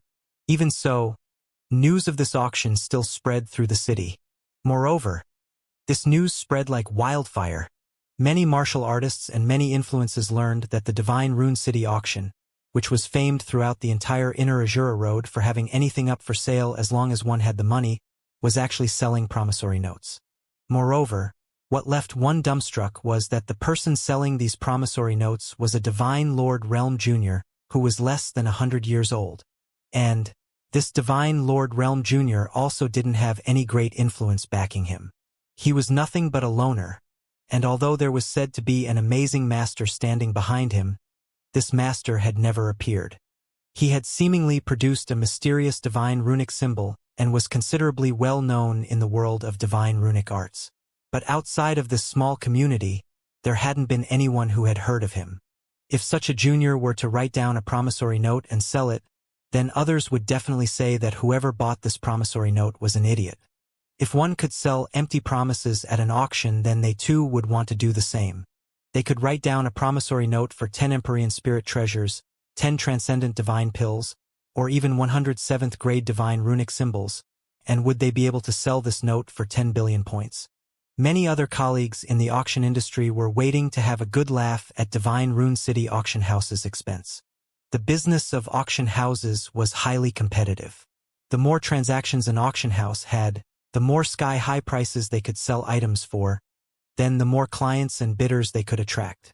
Clients would always want to go to an auction house that would auction off their items at the highest price possible. There were many auction houses that could find buyers but not a source of goods. Divine Rune City Auction House was extremely reputable, and even if other auction houses worked together and hired a batch of bid manipulators, they still couldn't shake the iron-fisted monopoly that Divine Rune City Auction House held over the auction business. And now, these other auction houses were all waiting for the Divine Rune City Auction House to fail. However, no matter what the news was or how many people were waiting to see this bumbling failure occur, the second round of the auctions began on time. This time, there were even more bidders on the scene. Many people heard about the sale of promissory notes and wanted to join in on this new experience. Lin Ming and Xiao Maxian had already entered the auction arena earlier. As they were about to enter their private room, Lin Ming could feel a swift and violent cold light shoot towards them. Lin Ming turned to see Duke Full Moon appearing like a vengeful ghost in the windows of his VIP suite. The light inside his room was dark, causing Duke Full Moon to look especially grim and ghostly.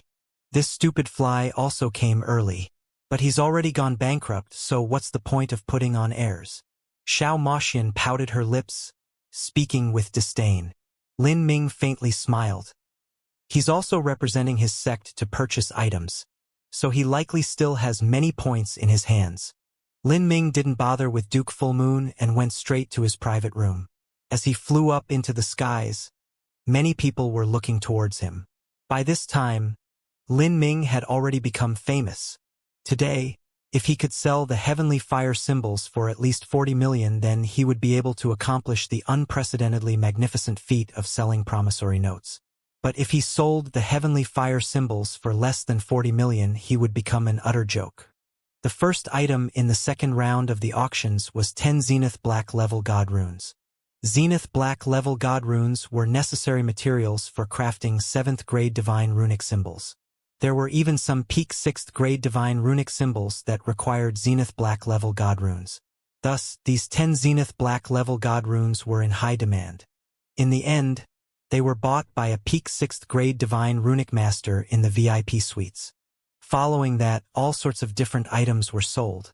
At the sixth auction, Song Wen calmly took out a jade box. After opening it, one could see 10 light and thin symbol papers within. These were Lin Ming's heavenly fire symbols. During the previous round of auctions, Lin Ming had taken out the heavenly fire symbols once. Thus many people were able to recognize what these 10 symbol papers were. It's here. Haha. To sell promissory notes. I came today just to watch this event. He's been crazy after thinking of money too much. To think he actually dares to sell promissory notes. All of these words came from spies sent from other auction houses in the inner Azura Road. Now they mixed themselves into the crowds of bidders, and their mission was to gather as much information as they could so they could later propagandize this ridiculous matter. Towards these people beneath the arena stage that had ill intentions, Song Wen ignored them all. He indifferently said, "Ladies and gentlemen, these are 5th grade divine runic symbols, heavenly fire symbols produced by a young and rising talent of my Divine Runic Masters Guild. In the last round of auctions you all saw that these were not ordinary heavenly fire symbols. These heavenly fire symbols have undergone many improvements and their effects are far superior to normal. For these 10 heavenly fire symbols, the base price is 20 million points and each increase cannot be any lower than 1 million points." Song Wen lightly spoke these words that had no persuasive power at all. Young and rising divine runic master, many improvements, effects far superior to normal. All of these words seemed untrustworthy to the audience. And the most absurd point was that these 10 5th grade divine runic symbols were being sold for a total scam price of 20 million points. 5th grade divine runic symbols usually sold for tens of thousands, and buying 10 of them for 1 million points was already a tremendous loss. Yet Song Wen listed the base price of these 10 divine runic symbols as 20 times that ridiculous price. Setting up such a starting bid was simply a death wish. Many people were looking to see which idiot would bid on these. However, Song Wen didn't start the auction. Rather, he pressed some switch on the auction stage and with a loud rumbling sound, the entire auction stage was split apart as the ground sank in. At the same time, a massive black altar slowly rose from the ground. This black altar was an array formation. Its use was to test the various characteristics, might, and attributes of a divine runic symbol. In the Divine Rune City auction house, sometimes there would be special divine runic symbols sold. At this time, these divine runic symbols would need to be tested in order to demonstrate the various aspects of a divine runic symbol. Who dash? With a powerful grinding noise, the array formation activated. The entire altar was shrouded in a shimmering white light. A chubby old man with a white beard guffawed as he hopped onto the altar. This old man was no one else but Lin Ming's old friend Old Shui. At this auction, Lin Ming specifically asked Old Shui to test the divine runic symbol. Old Shui's appearance immediately attracted the gazes of everyone present. Who is that old man? Most of the audience didn't know who Old Shui was. He is Elder Shui of the Divine Runic Masters Guild, a 6th grade Divine Runic Master. The reputation of a 6th grade Divine Runic Master was irreproachable. To have a 6th grade Divine Runic Master test a 5th grade Divine Runic symbol, this left everyone waiting for the results with wide eyes. Although they didn't know if these 5th grade Divine Runic symbols could sell for tens of millions of points. If Lin Ming had dared take them out in this auction, then they should be spectacular. At this point, Song Wen took out a soul crystal and placed it in the eye of the testing array formation. In that instant, the brilliant light around the altar became even more blazing, shooting up into the world like a column of evanescent light, scattering out everywhere. The auction arena was extremely broad, but after the array formation on the auction stage activated, the dazzling light covered the entire auction hall arena. This was a titanic illusory magic array. Once it started, every person within the auction hall arena would fall into the illusory magic array and would find it difficult to discern between reality and illusion. Boom dash! The scenery in front of everyone suddenly changed. What entered the eyes of everyone was an endless sea of green foliage that stretched to the furthest horizons. They were surrounded by dense grass that brushed against the waste, vast and limitless. Every guest in the auction house, including those in the ordinary rooms and VIP suites, instantly arrived in an ancient primal grassland. Here, the scene was like the endless great desolate that parted the inner and outer Azura road. And within these grasslands, the earth began to tremble. From far away, one could see massive forms appear on the horizon. These forms were like mountains as their vague figures solidified as they closed in. Rumble, rumble, rumble. As these giant monsters approached, the audience discovered they were all vicious beasts. Their bodies were as heavy as mountains. Every time they stepped forwards, the ground would shake like a beating drum, incomparably horrifying. That is a deep blue crystal beast. I heard that 2 divine lord squads from the Blue Lotus Holy Lands perished, and it was likely they encountered a deep blue crystal beast. Seafall beast. Mystic thunder beast. That is a golden phoenix crow. It is a variation god beast that has existed since ancient times, and is said to be able to contend with a great world king and emit true essence heavenly flames. As each vicious beast appeared, they were soon identified by the audience. With each new creature that arrived, the audience became increasingly pale. These vicious beasts were all found within the Great Desolate. In particular, the giant golden phoenix crow whose wings blocked out half the sky. As the audience saw this beast, their complexions became even uglier. Although everyone was well aware that these vicious beasts were only phantoms produced in the illusory magic array, each one of these phantom beasts had extraordinary strengths. Each bidder was able to clearly perceive the aura of these vicious beasts. They could judge that these vicious beasts were not superficial fakes. Rather, by relying on the accurate simulation of the large-scale array formation, the defensive powers of these vicious beasts were almost the same as in reality. Elder Shui, please test the divine runic symbol. Song 1 was a bit surprised as he saw that Elder Shui had stepped forth to test the divine runic symbol. To ask a divine runic master like Elder Shui to personally test his creation, Lin Ming must be confident in his works. Elder Shui nodded and happily took a divine runic symbol from Lin Ming, who had already flown down from his room. He asked, "Before the test begins, are there any special instructions you need to tell me?" Lin Ming thought for a moment and said, "During the test it's best to be careful. When the input of power reaches through the 2320th tiny rune, increase the flow of energy. The effect will be much better." 2320th tiny rune? Elder Shui was startled. After a brief pause he nodded. Standing on the side, Song Wen's complexion immediately changed. Although he didn't understand how to draw up divine runic symbols himself, he was still the president of the Runic Pill Trading Organization. Even if he had never eaten pork meat before, he would still know how a pig ran. He had seen 6th grade divine runic symbols before, and the average peak 6th grade divine runic symbol would have around 1,500 tiny runes, yet this mere 5th grade divine runic symbol had over 2,000 tiny runes. It seemed this heavenly fire symbol was well worth anticipating. However, the spies that came from other auction houses, as long as they understood even a little about divine runic arts, were surprised by Lin Ming's words. Shadow Overflow frowned. This brat, the divine runic symbols he drew up were always so ridiculous. I want to take a good look and see just what sort of effect a divine runic symbol with so many tiny runes will have.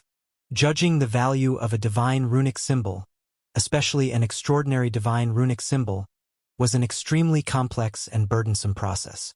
The average person only knew whether a divine runic symbol was strong or weak, and that was by looking at its grade. But when looking at those especially amazing divine runic symbols that had special effects, although the grade of the divine runic symbol was important, it wasn't the most important factor. The reason that Elder Shui agreed to help Lin Ming and test out his divine runic symbol was the shockingly special Nirvanic Tribulation flame symbol that Lin Ming produced before. He wanted to see what was so special about this new divine runic symbol. Like an entertainer preparing his show, Elder Shui began to take out all sorts of strange magic tools and array discs in front of everyone. One of these magic tools was a set of black gloves, knit with mysterious silken threads. "I shall begin." Elder Shui nodded towards Lin Ming. As Song Wen heard this, he drew some circles in the air. Then, ripples began to appear in the void. Thick and viscous bubbles surrounded everyone, covering them within. The reason for this was that there was always some risk that came with testing a divine runic symbol. As the auctioneer here, Song Wen had to minimize all chances of an accident occurring as much as possible. Once all the preparations were complete, Elder Shui no longer bothered with the others. He completely immersed his mind into the 5th grade divine runic symbol in his hands, carefully filling it with his energy.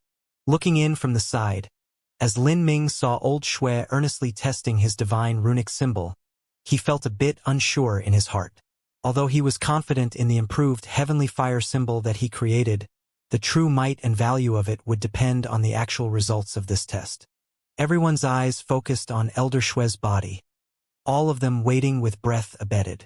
They were all aware that if this test wasn't a joke, then they would be witnesses to the birth of a miracle.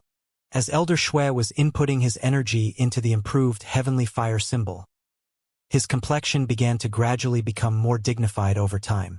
After such a long period of time, there was actually no movement from the heavenly fire symbol. Shadow Overflow grinned a gloating smile. Smelly brat. This time it was his turn to suffer, but that gloating smile soon froze on his face. Deep in concentration, Elder Shui flicked a finger upon the divine runic symbol, seeming as if he were pulling out a string. Then, a blazing red trail of fire rushed out from the divine runic symbol. This power of fire flew in the skies like a phoenix, a beautiful vision in the air. Suddenly, the surrounding space seemed to bubble up like boiling water. Shadow Overflow felt that something wasn't right. At this time, 5 of the giant vicious beasts that Song Wen created suddenly started rushing towards Elder Shui together. Deep Blue Crystal Beast, Bone Devouring Beast. These are all peak Holy Lord level beasts, even beasts that approach a world king. With these several vicious beasts together, even an ordinary world king would feel fear. As the vicious beasts wildly rampaged forwards, the entire audience could feel a dreadful pressure. Even if they knew these vicious beasts were formed by the illusory magic array, their aura was still horrifying. This was also the fierceness of an auction house's array formation. This array formation could be called the most realistic simulation testing array within the entire Inner Azura Road. At this time, a brilliant light exploded from Elder Shui's eyes. The heavenly fire symbol in his hand suddenly scattered out. With a loud rumbling sound, a pillar of flames shot into the skies, forming a mushroom cloud as a sea of flames surged out in all directions. As a vicious beast broke into the midst of these flames, it suddenly emitted a miserable howl. Another pained howl sounded out from a different direction. Everyone turned towards this cry. As their eyes focused on what was happening, all they saw was a column of flames shoot straight into the sky. Under the watchful gaze of everyone, the vicious beasts that seemed as if they could tear open the heavens were drowned in this sea of raging flames. At a speed visible to the eyes, these vicious beasts were slowly charred into a pile of skeletons. The people looking on were panic-stricken. For a time, the entire arena was left silent, without a single word spoken. The only sound was the tumbling waves of flames burning in the distance. Even the earth below was melted away into shining lava, shimmering like metal.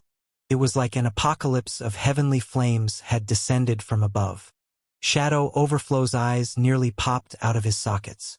Even a lofty and conceited dark divine runic master like himself, one of the giants of the dark world, was shocked by this scene. Is this really the might of Lin Ming's 5th grade heavenly fire symbol? He clenched his fists together. After the shock passed, an unexpected surge of bitterness and jealousy filled his heart. He feared that even a medium 6th grade heavenly fire symbol might not possess such might. A 6th grade heavenly fire symbol was one produced by a world king. A peak 6th grade divine runic symbol was one created by a great world king and could be used to contend with great world king enemies. Xiao Moxian also gripped her fists tightly, her smile as beautiful as a fire. Her cute canines glittered beneath the light of the raging flames. With this, all of the worries in her heart disappeared, replaced with nothing but pride. As she looked at Lin Ming with both eyes, her eyes shined like little stars. After some time, the shocked people began to regain their composure. But, before they could say anything, a deafening phoenix cry filled the air. Everyone was stunned once again. Above them, the skies suddenly turned overcast, dimming down to shadows. They looked up and nearly cried out. The hell? That golden phoenix crow couldn't resist waiting and was rushing out. Seeing the golden phoenix crow diving downwards, many people paled from fear. Then, another strange sound caught everyone's attention. They saw the raging sea of flames that scorched those 5 vicious beasts to nothing begin to stir up once more. The flames wildly burned, revitalized with new life as they began to swallow all of the power of fire from within 100 miles. Every pillar of flames danced like flame phoenixes in the skies, their strength amazing. Within this cataclysmic crimson sea, a brilliant runic symbol shined like a star from within the center of the seething flames. This was the 5th grade heavenly fire symbol that had just been used. The heavenly fire symbol actually reformed itself. This powerful heavenly fire symbol can actually reform itself and be reused. At this time, even Elder Shui, who was responsible for the test, couldn't help but cry out in praise. Old Shui could clearly feel that the newly reformed heavenly fire symbol contained an even more terrifying strength. Before this, Old Shui hadn't discussed matters with Lin Ming, so he didn't know what revisions Lin Ming had done to this divine runic symbol. What he wanted was to experience a pleasant surprise during this test. Thus Old Shui had agreed to test this completely unfamiliar heavenly fire symbol. Old Shui had originally seen the miraculous might of this heavenly fire symbol and thought this was the change that Lin Ming had made, and that with such an abnormal increase in its strength, it was impossible to increase the number of times it could be used. He never thought that Lin Ming could modify 2 aspects of the divine runic symbol. This was extremely abnormal. The surrounding audience also saw the heavenly fire symbol reform itself in Elder Shui's hand. They weren't able to respond for some time. In their eyes, a divine runic symbol was a one-time use item. As for the divine runic symbol in Elder Shui's hand, it was just something that had a similar appearance. For instance, there were some one-time use array disks. After these array disks were used, they wouldn't shatter, but everything within would be destroyed, leaving it as nothing but an ornament. As everyone was thinking this, from high up in the sky, that golden phoenix crow could clearly feel the threat of the burning hot flames beneath it. It was different from those other vicious beasts. This golden phoenix crow was a master in manipulating fire energy. With a cry that refused to admit inferiority, the wings of the golden phoenix crow erupted in flames as it went hurtling downwards. Old Shui laughed. He poured his energy into the heavenly fire symbol that had just experienced a nirvanic rebirth, quickly galvanizing the 2,000+ tiny runes. In that moment, the divine runic symbol emitted a blinding light. Beneath the stunned gaze of everyone, the already used heavenly fire symbol evaporated once more in a 100-foot-high sea of raging flames. Within these flames, there seemed to be a phoenix being reborn. Its body was surrounded by flames hot enough to melt divine gold, and with a resonant cry it swept towards that golden phoenix crow. Bang! The 2 divine birds formed from the extremes of the power of fire violently crashed into each other, both leaving a burning red tunnel in their wake. A massive shockwave erupted out from where the 2 divine birds crashed and spread out through the world. In the aftermath, waves of flames struck the ground, creating tyrannical flame tornadoes like red dragons shooting to the heavens. Finally, the collision between the golden phoenix crow and the heavenly fire symbol became increasingly intense, forming a sea of flames around them. But at this time, in this desperate battle, the heavenly fire symbol was able to incredibly swallow the power of fire, growing larger and larger, becoming increasingly solid as it dripped lava from its body. In the increasingly lopsided battle, the power of fire was being rapidly drained and annihilated from the golden phoenix crow's body. Bang! With another loud explosion, the most dense power of fire around the heavenly fire symbol formed into a flaming meteor that viciously smashed into the golden phoenix crow. The golden phoenix crow was a fire attribute vicious bird beast, and yet at this moment a gaping hole was formed in its body. With a devastating cry it flapped its massive wings, whipping up a hurricane as it fled to the heavens. As everyone saw this, all of them were left petrified. The golden phoenix crow with strength comparable to a world king was actually severely wounded by a peak 5th grade heavenly fire symbol. In other words, this heavenly fire symbol could threaten the life of a world king. The newly reborn heavenly fire symbol can display a strength even greater than the first time. Elder Shui was astonished. Although he had great hopes for Lin Ming's heavenly fire symbol, these hopes had now become a great surprise that far surpassed his imagination. And in fact, when Lin Ming created these heavenly fire symbols, he had used Xiao Moxian's nirvanic flames, joining the rules of a phoenix nirvana into the heavenly fire symbol itself. After many rounds of experimentation, he had finally been successful. A phoenix went through 9 nirvanas, becoming more powerful after each one. Similarly, this heavenly fire symbol would become stronger after every use. Of course, it was impossible for the increase in power to be as terrifying as that of a true phoenix's nirvana. For a time, the entire auction arena was left in utter silence. Everyone's eyes were wide open and their throats twitched, completely forgetting the amazing fact that this peak 5th grade heavenly fire symbol could severely wound a world king spirit bird. Just the fact that it could be used at least 2 times was more than enough to leave everyone dumbfounded. Moreover, the second use was even stronger than the first. As everyone was at a loss for words, at this time the flames howled in the skies once more as they gathered together. Countless azura heavenly Tao lines danced in the center of the flames. Within several breaths of time, these flames reformed into a divine runic symbol. This divine runic symbol lightly fell into Elder Shui's hand. What? It fused back again? There's even a third time. The bidders present were all greatly experienced individuals. But yet, today's heavenly fire symbol completely surpassed their comprehension, appending everything they knew. This caused their minds to shake and to be left utterly speechless. This heavenly fire symbol, how many times can it be used? Many people realized that if the heavenly fire symbol could reform a 3rd time, then perhaps it might even be able to reform a 4th or 5th time.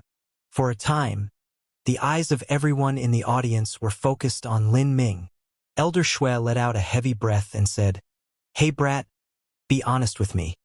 How many times can this heavenly fire symbol be used? Don't tell me that it's over 10 or even dozens of times." Elder Shui joked. This heavenly fire symbol was vastly different from the nirvanic tribulation flame symbol. The amount of energy consumed was far too great. If it were able to be used several times, then that would truly be heaven-defying. Lin Ming stood at the balcony of his room and chuckled. "Elder Shui, you're being a bit too dramatic here. How could it possibly be used that many times? The heavenly fire symbol I drew up contains the fires of a phoenix nirvana. My original intention was to copy the nirvana of a phoenix and have it be reborn 9 times in a sea of flames. However, it's a pity that my skills are too crude, so I was only able to reach 6 or 7 times in the end. If someone who doesn't understand the divine runic arts were to use this divine runic symbol, then they might not even be able to use it 6 or 7 times but only 5 times. And, according to the user's cultivation, every 1 or 2 times they use it they must resupply it with energy." Lin Ming shook his head. As if he were feeling regretful, he couldn't perfectly fuse the rules of a phoenix's 9 nirvanas into the heavenly fire symbol. However, Lin Ming's regretful tone and motions left everyone speechless. If this was called crude skills, then how could anyone still live? Smelly brat. You calling your own skills crude is the same as slapping me in the face, Old Shui mockingly scolded. Seeing Lin Ming awkwardly cough and about to apologize, Old Shui waved his hands and said, "It's fine. I don't need you to pretend to apologize. Speak honestly. This heavenly fire symbol, after being used, will it be stronger the next time?" Let alone Old Shui. Everyone in the audience realized this point. Everyone's ears pricked up as they leaned forwards to listen to Lin Ming. Lin Ming nodded. Yes, just like a phoenix going through their nirvana, every time the symbol is reborn it will be stronger. At the last use, the heavenly fire symbol's potency will increase just less than 30%. This is enough to cause severe wounds to a world king, but a great world king won't be threatened at all. Lin Ming had only produced a peak 5th grade divine runic symbol. In order to severely wound a great world king, that would require a peak 6th grade divine runic symbol. With Lin Ming's current strength, he was still far from being able to contend with a great world king. After listening to Lin Ming explain all the different characteristics of the heavenly fire symbol, the entire arena was left silent except for the occasional gulp. Even Song One, who had seen countless treasures before, was shocked. He looked towards Lin Ming with respect in his eyes. With his status and age, he had never looked towards a junior with these eyes before. Junior apprentice sister, I was a fool. Looking at the might of this heavenly fire symbol, it would have been well worth it to lend Lin Ming 1,000,000,000 points. My mouth was too greedy. Suya's senior apprentice brother gripped his fists as he recovered from his daze. If he hadn't prevented Suya from lending 1,000,000,000 points just now, then he would have gained a massive advantage from that investment. In the end, the whole lending scene had been nothing but an act. Although Lin Ming hadn't lost anything, it was not the same as honestly placing his bet on Lin Ming. As Suya's senior apprentice brother thought of this, he regretted his decision until his intestines turned blue.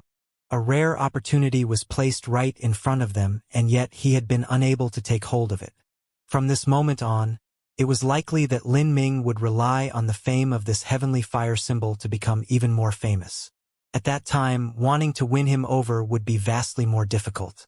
It's no problem. Although it was only an act, Lin Ming promised he would help me. Suya faintly smiled, not blaming her senior apprentice brother. Her senior apprentice brother's reaction had been perfectly rational and was the way things should normally have been done. As some rejoiced, others despaired. In another VIP suite, Duke Fullmoon and Shadow Overflow's two faces were as black as the bottom of a pot. They were waiting to see Lin Ming make a joke of himself. But the end was that he had created a miracle. The power of this heavenly fire symbol was countless times greater than the nirvanic tribulation flame symbol. This sort of divine runic symbol, how could it be transformed to such a degree? Duke Fullmoon gnashed his teeth. Beside him, Shadow Overflow remained silent. What was there to say? Anything he said right now would be nothing but an incoherent mess. In the Azura Road world, there was actually a 5th-grade divine runic symbol that was able to stir up so much attention. This far surpassed his imagination.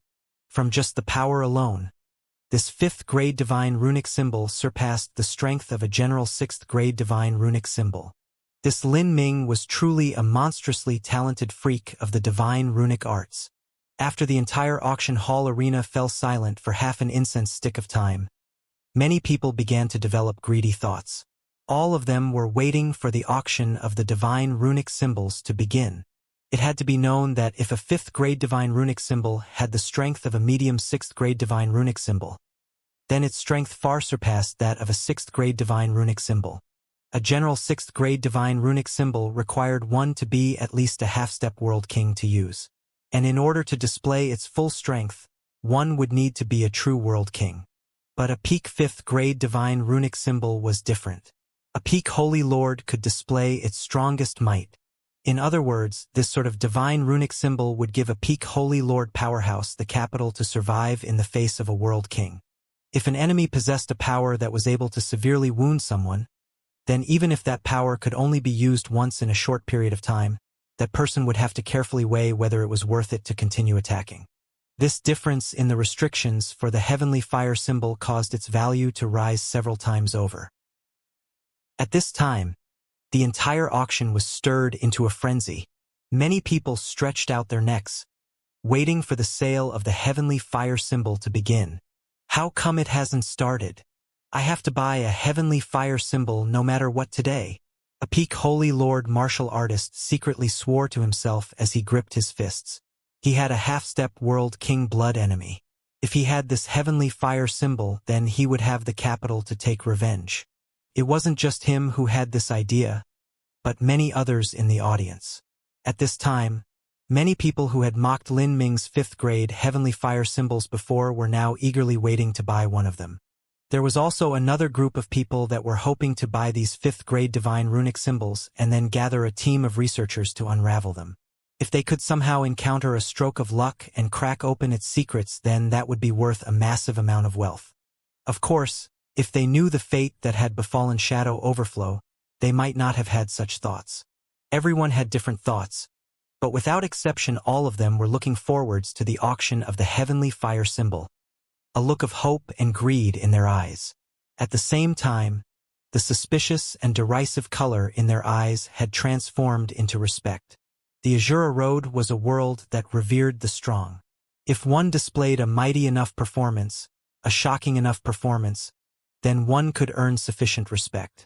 This was the fairest law of all. Song 1 was happy to see such powerful divine runic symbols. But he also didn't forget what his responsibilities were. Elder Shui, can you judge the value of Sir Lin Ming's 5th grade divine runic symbols?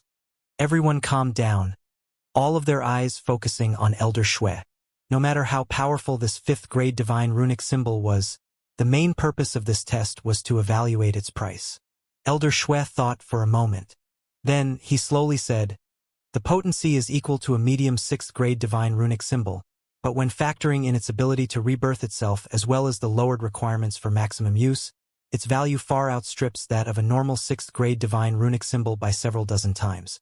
There has never been a similar case before this, so it is hard for me to put forth an accurate value. That will be something that must be determined through the auction. Dozens of times over a 6th grade divine runic symbol? Someone gasped, their voice shaking. If this were true, then many people present wouldn't be able to afford it. Song Wen faintly smiled. He swept his eyes over the impatient bidders. Seeing the desire thick in their eyes, Song Wen had already begun planning in advance. He struck his auctioneer mallet on the podium and then stretched out his words as he said, Sir Lin, our runic pill trading organization will purchase your 10 heavenly fire symbols. As for the price, that can be discussed later. As Song Wen spoke, the entire arena hall was left stunned. Even Lin Ming was startled. He thought that Song Wen was going to continue with the auction of the 10 heavenly fire symbols, but he never thought that the Divine Runic Masters Guild would want to buy them up instead. What was the meaning of this? Could it be that the Divine Runic Masters Guild wanted to buy these heavenly fire symbols to study and collect them? Lin Ming didn't believe that the Divine Runic Masters Guild, with its countless masters, needed to use these 10 heavenly fire symbols to fight off some enemy force. Moreover, without an auction it would be difficult to set an appropriate price. After all, this was the first time this sort of heavenly fire symbol had ever appeared, so it was impossible to set a base price. Everything would have to be determined by the market. But as Song Wen finished speaking, the arena hall actually exploded in rage. Are you joking with us? You had us watch this scene for half a day and now you aren't selling them? You motherfucker. I am going to buy a heavenly fire symbol no matter what. So what is the meaning of your Divine Runic Masters Guild buying anything? You had us watch this show and then came up with these tricks at the end. It's as if you think we are monkeys. Many of the martial artists present were rough desperados. After being stunned by Song Wen's words, they became livid with anger. Martial artists often had short and explosive tempers. Once Song Wen lost control of the scene, this would not be a joke. However, Song Wen remained calm and composed as he faced this scene. He faintly smiled and said, Please be patient, everyone. I am not saying that there won't be any sold, only that these 10 finished divine runic symbols will not be sold. Didn't we say that there would be a sale of promissory notes? Those can be exchanged for the improved heavenly fire symbols produced by Lin Ming. If any of you wish to purchase in advance, then you may bid during the auction for them. What? The auction for promissory notes would begin like this. Many of those present were apoplectic with rage, feeling as if all of their blood was rushing to their head. The completed divine runic symbols wouldn't be sold, but the promissory notes would. They all had the impulse to rush up the auction stage and punch Song Wen in the face. However, this was a seller's market and there was only one place to purchase these divine runic symbols, nowhere else. Even if the Divine Runic Masters Guild played this dirty trick and only sold promissory notes, everyone could only eat their dissatisfaction. Seeing the audience's reaction, Xiao Moxian's heart blossomed with joy. Hee, look at those snobby fellows who dared to look down on my big brother Lin. Now there's nothing to sell to them and they can only pay in advance before receiving anything. This feels great. Seeing everyone's resentful expressions, Xiao Moxian couldn't help but gloat a little. and standing near Xiao Maxian, Lin Ming naturally didn't have these playful thoughts. Rather, he looked towards Song Wan, trying to figure out what his intentions were.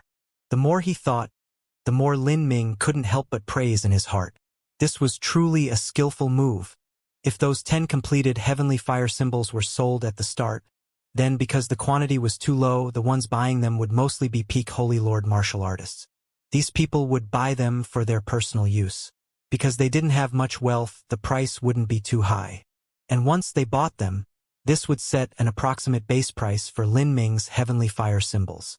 Following that, it would be difficult for the auction of the heavenly fire symbols promissory notes to surpass this price. This was because in everyone's hearts, buying the finished product should definitely be more expensive. As for selling promissory notes, they would be cheaper. After all, this was the risk one paid for promissory notes. Thus, the sale of these 10 complete divine runic symbols would inevitably affect the auction of the promissory notes. Once an approximate price was formed in everyone's mind, it would be impossible to sell for a sky-high price. It had to be known that these promissory notes would form the bulk of Lin Ming's income, and having such a situation would cause him to suffer a great deal.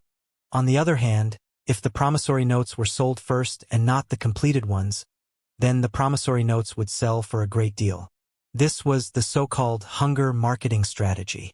Even though this was a simple matter, Lin Ming could sense how crafty and intelligent Song Wen's decision was.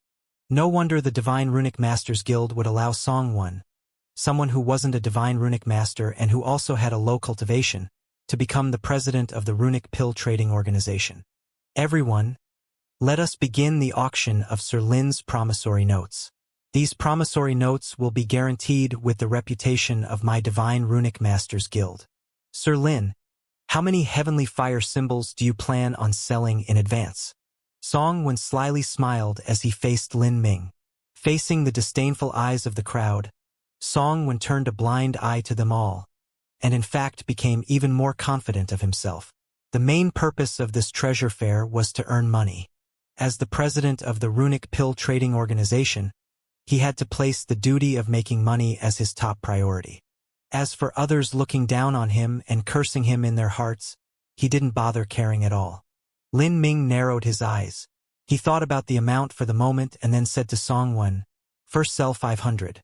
I will place a soul mark on a divine runic symbol as a promise of debt, and when the time comes the person can exchange this divine runic symbol for the promised goods."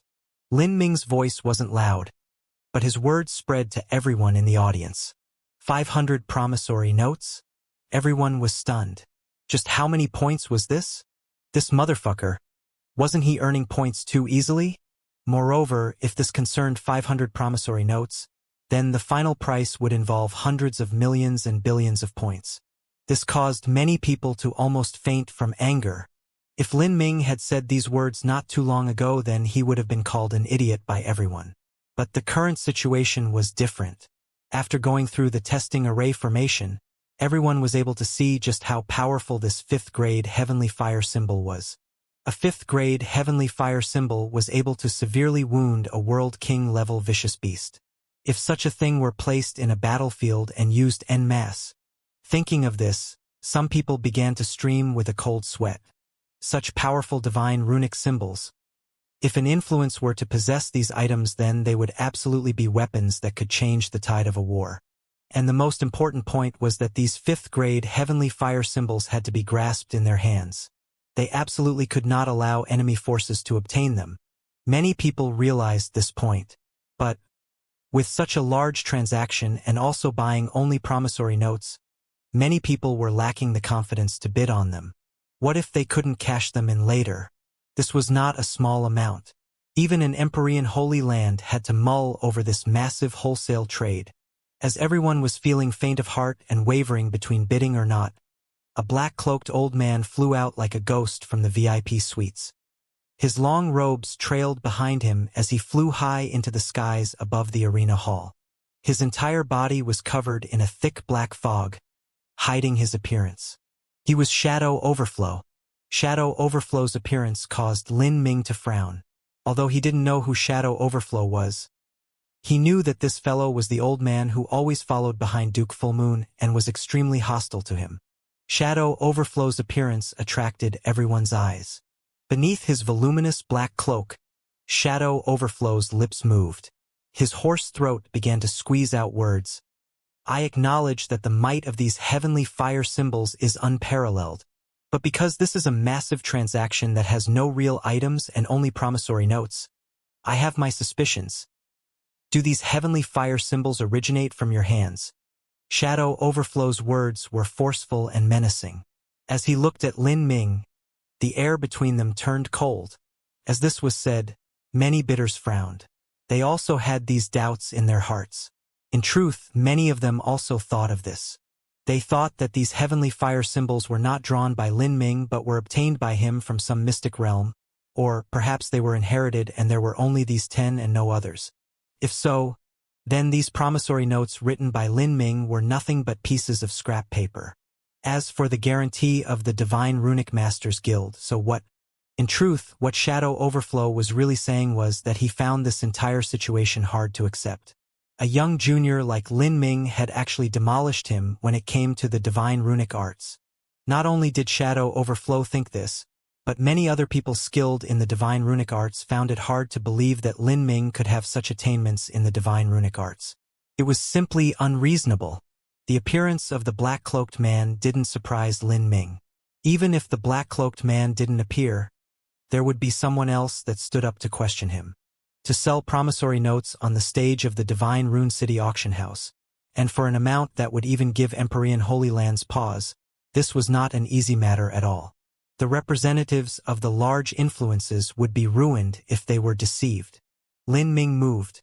His clothes fluttered as he flew through the air and fell atop the auction stage. He faintly smiled and said, "Since you have such doubts, how about I draw one in front of the audience?" As soon as Lin Ming finished his words, Shadow Overflow's lips twitched. He hadn't thought that Lin Ming would suggest such a thing. This sort of suggestion was simply being more courageous than the heavens. When a divine runic master drew up divine runic symbols, they usually did so in the peaceful environment of a divine runic room. Even then, there was a considerable failure rate. Moreover, this sort of improved heavenly fire symbol had over 2,000 tiny runes. The complexity in drawing one up surpassed the majority of 6th grade divine runic symbols. Under the watchful gaze of the audience, what would Lin Ming do if he failed? If his mindset was poor, then he would panic after the first failure. Moreover, in order to draw up such a complicated heavenly fire symbol, it would require a massive amount of Lin Ming's soul force.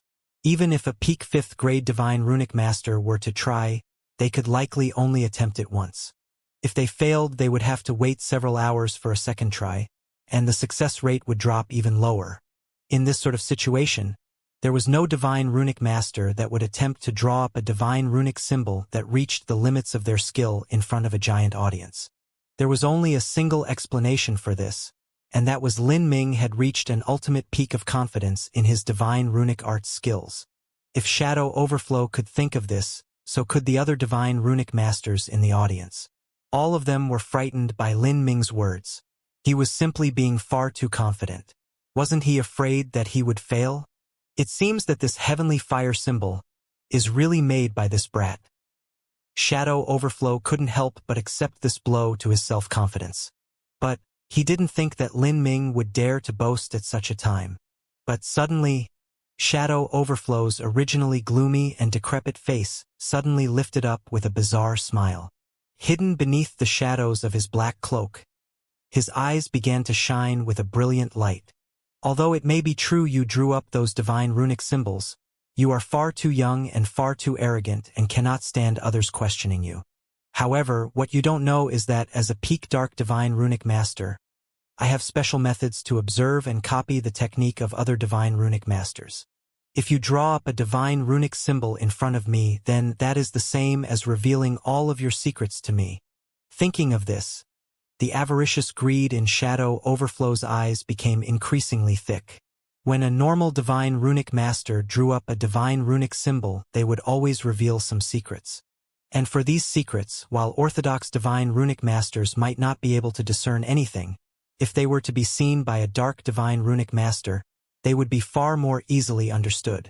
And Shadow Overflow was someone who was particularly skilled in this field. In particular, Shadow Overflow had already tried to unravel Lin Ming's nirvanic tribulation flame symbol before.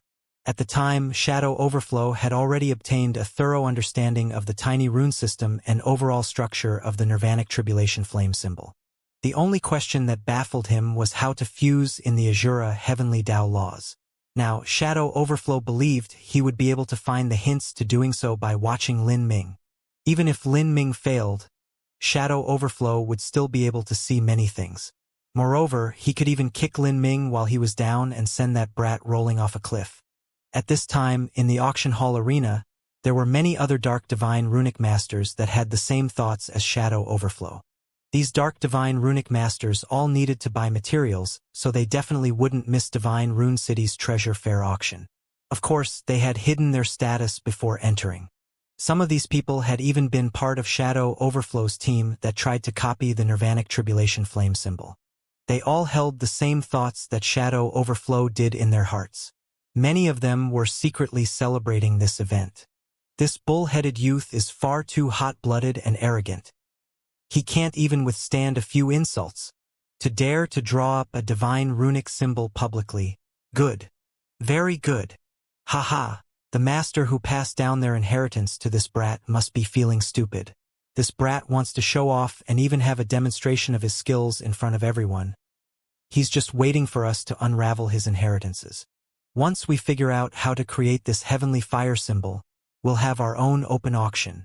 At that time, not only will money be rolling in, but our futures will be limitless. Ha ha ha. Some divine runic masters thought. Their faces began to burn red with excitement and their breaths quickened. For a time, many dark divine runic masters reached out faint threads of soul force that lingered around Lin Ming. The frenzy in their hearts had been ignited by Lin Ming, and they were eagerly awaiting his performance. These dark divine runic masters that coveted the peak 5th grade heavenly fire symbol had to be at least peak 5th grade. In other words, a peak Holy Lord realm cultivation. Some of them were even world kings. These people observed Lin Ming's actions with their dark divine runic secret techniques. They emitted their soul perception, taking note of his every movement. This was an extremely impolite action, but none of them were worried because their cultivations were far higher than Lin Ming's. And in addition to their unique dark divine runic techniques that spied on others, even if they were to spy on people with a similar boundary, they still wouldn't be discovered. Hee hee. If you can really prove that, then I will certainly believe you will honor those 500 promissory notes. I have no problem with that. Shadow Overflow licked his withered lips, tamping down the excitement and hope in his heart. He agreed to Lin Ming proving himself by drawing up the divine runic symbol in front of everyone. Then hurry up and begin. Many people urged from beneath the auction stage. Many of these people were part of the ordinary audience who shouted out purely because they wanted to experience the birth of a miracle with their own eyes. But many of them were also dark divine runic masters hidden in the crowd. All right. Lin Ming languidly laid out a divine runic pen, as well as a simple array disc commonly used to draw divine runic symbols. But he didn't immediately take out the materials. Rather, he stood there, his hands behind his back as he slyly smiled at Shadow Overflow. Seeing Lin Ming's eyes on him, Shadow Overflow felt his heart skip a beat. He didn't know why, but Lin Ming's eyes seemed to see through him, causing a chill to creep up his back. What are you? Shadow Overflow saw Lin Ming stare at him for several breaths of time and faltered a little. He frowned. How come you aren't drawing the heavenly fire symbol? Were you just bluffing all this time? He was deliberately stirring up Lin Ming. But how could Lin Ming fall for this bait? Lin Ming suddenly smiled and stared at Shadow Overflow's obscured face. After a long pause, Lin Ming then slowly said, "Yes, I do believe. I know who you are." Shadow Overflow never imagined that Lin Ming would say such words. His body shook and he nearly lost his balance as he floated in the air. His eyebrows wrinkled together. He pretended to be calm. "I have no idea what you are speaking about. It's fine as long as you know who you are. Isn't that right, Grandmaster Overflow?" Lin Ming unhurriedly said without a hint of doubt in his voice. His lips curved up in a playful smile. With this, the entire audience was stunned. Shadow Overflow had risen to fame many years ago and was far more famous and well-known than Lin Ming was. Even those that didn't belong to the world of divine runic arts knew the name of Shadow Overflow. Or better to say, they knew of his infamy. He was a notoriously cruel character, evil and vicious, a completely abhorrent person. Not only did he copy the divine runic symbols of others, but his character was poor and he was sinister and vicious, a bloodthirsty and lustful man. He plundered the proud young female disciples of small sects to use as his living furnaces, and killed off tens of millions of mortals as a sacrifice to refine his ghost streamer. In short, he was a man that stooped to any evils. It was also said he gathered thousands of proud women to establish his harem. Wherever he went he would have squads of golden-armored warriors following him as well as dozens of charming maids. He would have flood dragons pulling his carriage and spirit flower petals would sprinkle the ground ahead of him. This opulent transportation was just like a divine emperor traveling abroad. Towards this type of person, many people felt nothing but utter scorn. Shadow Overflow's complexion became increasingly ugly. He couldn't figure out how Lin Ming had discovered his identity. He had never met Lin Ming openly face to face, and even when they briefly bumped into each other, he had used all sorts of arcane techniques to conceal his cultivation and aura. In this situation, Lin Ming was still able to recognize him. Could it be that he had sensed his divine runic arts technique? How was this possible? He was only a divine lord and also a mere human, so how could Lin Ming discover his sense? Shadow Overflow could not believe this, and his guess was right. Lin Ming had discovered Shadow Overflow's dark divine runic arts technique. Lin Ming had inherited Torchriver's memories. Torchriver was not some good or righteous individual, and he also had an understanding of the spying arts of dark divine runic masters. As for Lin Ming, because he had a powerful soul force and he also cultivated the divine mist heart mantra, he had an extremely keen sense. He was able to instantly catch onto Shadow Overflow's spying sense and then contrast it with Torchriver's memories to understand what it was. A dark divine runic master that he couldn't see the cultivation of, they had to be at least at the 6th grade or peak 6th grade. Such a dark divine runic master was hostile towards him and had been targeting him from the very start of the auction fair. When all of these factors were combined, Lin Ming didn't need to be a genius to know it was that Grandmaster Overflow who had tried to rashly unravel his nirvanic tribulation flame symbol and had lost several hundreds of millions of points as a result. Seeing Shadow Overflow continue putting on an act at this moment, Lin Ming smiled and said, "Grandmaster Overflow, I've heard so much about your grand name before, but I must apologize for meeting you under such circumstances. I wonder, have you fixed those array discs you broke when you tried to unravel my nirvanic tribulation flame symbol?" Lin Ming's words were brutal enough, especially to be said in the presence of everyone. No matter how patient Shadow Overflow was, even he couldn't withstand such shame. The defeat of that research team was an eternal pain in his heart. Not only was it a loss of wealth, but more importantly a loss of his reputation and an impact on his confidence. From the depths of his soul, he wished that he could flay Lin Ming alive, and at this time, all of the other dark divine runic masters in attendance felt a foreboding premonition rise over their hearts. Seeing the situation turn bad, all of them withdrew the spying sense they had cast on Lin Ming and restrained their auras in fear of being discovered. But this sudden change left Lin Ming chuckling. He walked forward several steps and swept his eyes over the entire audience. His eyes paused in several places before he slowly said, "I haven't even started to draw anything, so why would all of you retreat like this? Just now it seems there were 19 senses. I wonder if I missed any." As Lin Ming spoke, all of the dark divine runic masters in the audience felt their hearts skip a beat, a cold sweat forming on their backs. They had stretched out their sense to peek at Lin Ming, but their sense had been noticed by him. It was just like a few thieves entering a mansion to steal some items.